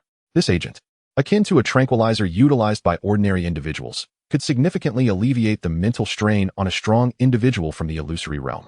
Mu Beibei's gaze cleared considerably, and a wave of dread washed over her. Just moments ago, she had been influenced by that invisible force, nearly descending into madness, becoming a mere machine of slaughter. Had it not been for the unwavering oversight of the peak domain's intelligent core, which was impervious to such influences, she might have committed an irreparable act. overwhelmed by terror. A profound despair enveloped her. The flame-forbidden army had collapsed into disarray, with less than half remaining, and their combat effectiveness severely diminished. Hee. Mu Bei of the Peak Domain, quite impressive indeed. Suddenly, a humanoid figure emerged from the chaotic mist, shrouded in swirling black vapor. Its tattered garments revealing a bluish-black skin adorned with ghastly patterns. Mu Bei's heart jolted. Earth Demon Old Ghost. Unknown energy entity detected in transit. Please exercise caution. Unknown energy entity detected in transit. Please exercise caution. The intelligent core's warning echoed within her battle armor, sending tremors through her spirit. Having reached the third realm of illusion, the fact that the intelligent core deemed the approaching entity worthy of such caution indicated that its power far exceeded her capacity to contend with. She gazed at the Earth Demon Old Ghost, who swaggered into view, filled with confusion. Although the Earth Demon Old Ghost is a Class A wanted criminal in the Peak Domain, his strength merely resides within the third illusion realm. The intelligence system possesses detailed intelligence analysis regarding the Earth Demon Old Ghost, encompassing his capabilities and potential for growth. Even after spending considerable time in the Chaos Domain, a swift breakthrough in his realm remains implausible. At this moment, without the need for the intelligence system's reminders, Mu Bei could already perceive the terrifying pressure emanating from him. In this state, the Earth Demon Old Ghost is invincible. General Mu, do you not recognize me, the Old Ghost? Back in the day, you pursued me relentlessly behind the Golden Phoenix for quite some time. Mu Bei furrowed her delicate brows, gripping her spear tightly as she coldly retorted. Although I am unaware of what transpired with you, it is undoubtedly no good fortune. Beware for your own life. The Earth Demon Old Ghost laughed uproariously. If I perish, then so be it. To encounter you before my demise is already a blessing from the heavens for this old man. I shall make you endure immense suffering, ensuring you never forget it for all eternity. With that, dark energy enveloped him, morphing into terrifying killing moves that surged toward Mu Bei from afar. Gritting her teeth, Mu Bei activated her propulsion device, transforming herself into a crimson spear that collided with the dark energy. Boom! The terrifying shockwave of the battle shattered the space around them, sending her crimson figure hurtling backward, crashing against a towering peak, raising clouds of dust. The Earth Demon Old Ghost, grinning maliciously, advanced through the air, preparing to unleash another killing move. Witnessing their general in a life-and-death struggle, the remaining warriors of the flame-forbidden army became resolute, unwilling to stand idly by. As the Earth Demon Old Ghost launched yet another attack, figures charged forward like moths to a flame, sacrificing themselves to create a chance for Mu Bei. The sinister smile on the Earth Demon Old Ghost's face widened. Such loyalty. Let us see how many of you are willing to lay down your lives. Coughing, Mu Bei rose from the mountainside, the crimson stains at the corner of her mouth stark against her face. As she beheld familiar figures being engulfed by the dark energy, her eyes brimmed with tears. No, stop. Everyone, please stop. Her voice grew hoarse, yet what reached her ears were the unwavering laughter of her comrades. In that moment, as a disciple of the illusory god, she felt an unprecedented sense of helplessness. With her strength confined to the third illusion realm, she could only watch her former allies perish before her. She was unwilling. She was defiant. Steeling herself, she stood tall with her spear, her eyes burning with hatred. A radiant smile broke forth as she declared, "The Flame Army has never been one to fear death. Brothers, though we may face 9 deaths, we shall not regret. Kill." In an instant, Mu Bei's aura surged, igniting her very essence as she prepared for a desperate fight. Suddenly, footsteps echoed beside her, and from the swirling dust emerged a figure approaching slowly. Mu Bei turned sharply, her cherry-red eyes widening in disbelief. "Li Jin," she exclaimed, astonished. Li Jin offered a slight smile, patting her shoulder reassuringly. In an instant, the haze within her mind dissipated, clarity emerging with astonishing brilliance. The wounds upon her body healed almost instantaneously, as if she had never been harmed at all. This extraordinary ability left Mu Bei utterly astounded. She had only witnessed such prowess in her mentor, Luo Feng. Soon, she recalled the recent rumors surrounding a newly ascended illusion deity in the realm of illusions, whose name seemed to be Li Jin. My heavens, how has he achieved this? In just over a year, he transformed from an obscure novice in the Foundation world into a formidable illusion deity towering over countless beings. Undoubtedly, this is a miracle, an unparalleled and terrifying record that cannot be replicated. Li Jin spoke softly, "Leave it to me." The ancient demon, sensing the sudden appearance of this enigmatic figure, felt a tinge of wariness but did not perceive him as a threat. "Who are you, boy? Do you dare interfere in my affairs? The demonic tide is upon us, and this world shall bow beneath the true demon's feet. Would you seek a sliver of opportunity from me? As he gestured, the mist surged violently. Li Jin, expressionless, took a step forward. A crisp sound resonated, emanating from beneath his feet and extending infinitely toward the ancient demon. A tempestuous aura compressed the very space before him. Before the smile could fade from the demon's face, he was obliterated by this force. The dark, ashen mist that surged toward him was also scattered. This terrifying momentum surged into the chaos domain, mercilessly annihilating the demonized creatures within. Mu Bei, witnessing this, widened her eyes in astonishment. Despite the ancient demoness strength being elevated to that of a war god due to demonic influence, he could not withstand even a fraction of Li Jin's might. The illusion deity was simply invincible. Just as Mu Bei wished to speak to Li Jin, she noticed a frown on his brow. You may withdraw your forces. I have matters to attend to. We shall reminisce another day. With that, Li Jin's form vanished in an instant from this realm. In the chaos domain, at the five-fingered demon mountain, an endless multitude of demonized beings gathered, seemingly in worship of something. Even superlative entities at the war god level could only bow humbly at the mountain's outskirts. Atop the five-fingered demon mountain stood 5 figures, exuding overwhelming demonic energy. In the valley at the mountain's heart, a jet-black flower bloomed quietly, radiating an aura that felt utterly alien to this realm, irresistibly alluring. Buzz. The space above the five-fingered demon mountain was rent asunder, revealing Li Jin's form, which immediately captured the attention of all the demonized beings. Particularly the 5 major demon entities surrounding him, their energies locking onto Li Jin entirely. The demonized 3-dream war god? Li Jin mused, furrowing his brow. But this concern was fleeting. Even the 3-dream war god was but an insect before an illusion deity. Li Jin extended his palm downward, summoning an imprint larger than the 5-fingered demon mountain itself, which descended with tremendous force. The demonic energy was repelled. The 5 major demon entities shrieked in despair. Yet they were powerless against the onslaught from the illusion deity. Bang! With a single strike, the demon entities suffered catastrophic losses. However, the 5-fingered demon mountain still stands tall. Though the stones, shaped by the passage of time, have begun to crumble, revealing the mysteries hidden within. Thunderous rumblings. After enduring a fierce blow, the 5-fingered demon mountain trembles violently, shedding a multitude of rocky layers as if something is about to awaken. Li Jin's gaze sharpens as he recalls the images he witnessed in the dreamlike realm. Could this truly be the severed hand left behind by the true demon? Li Jin hesitates to take that gamble.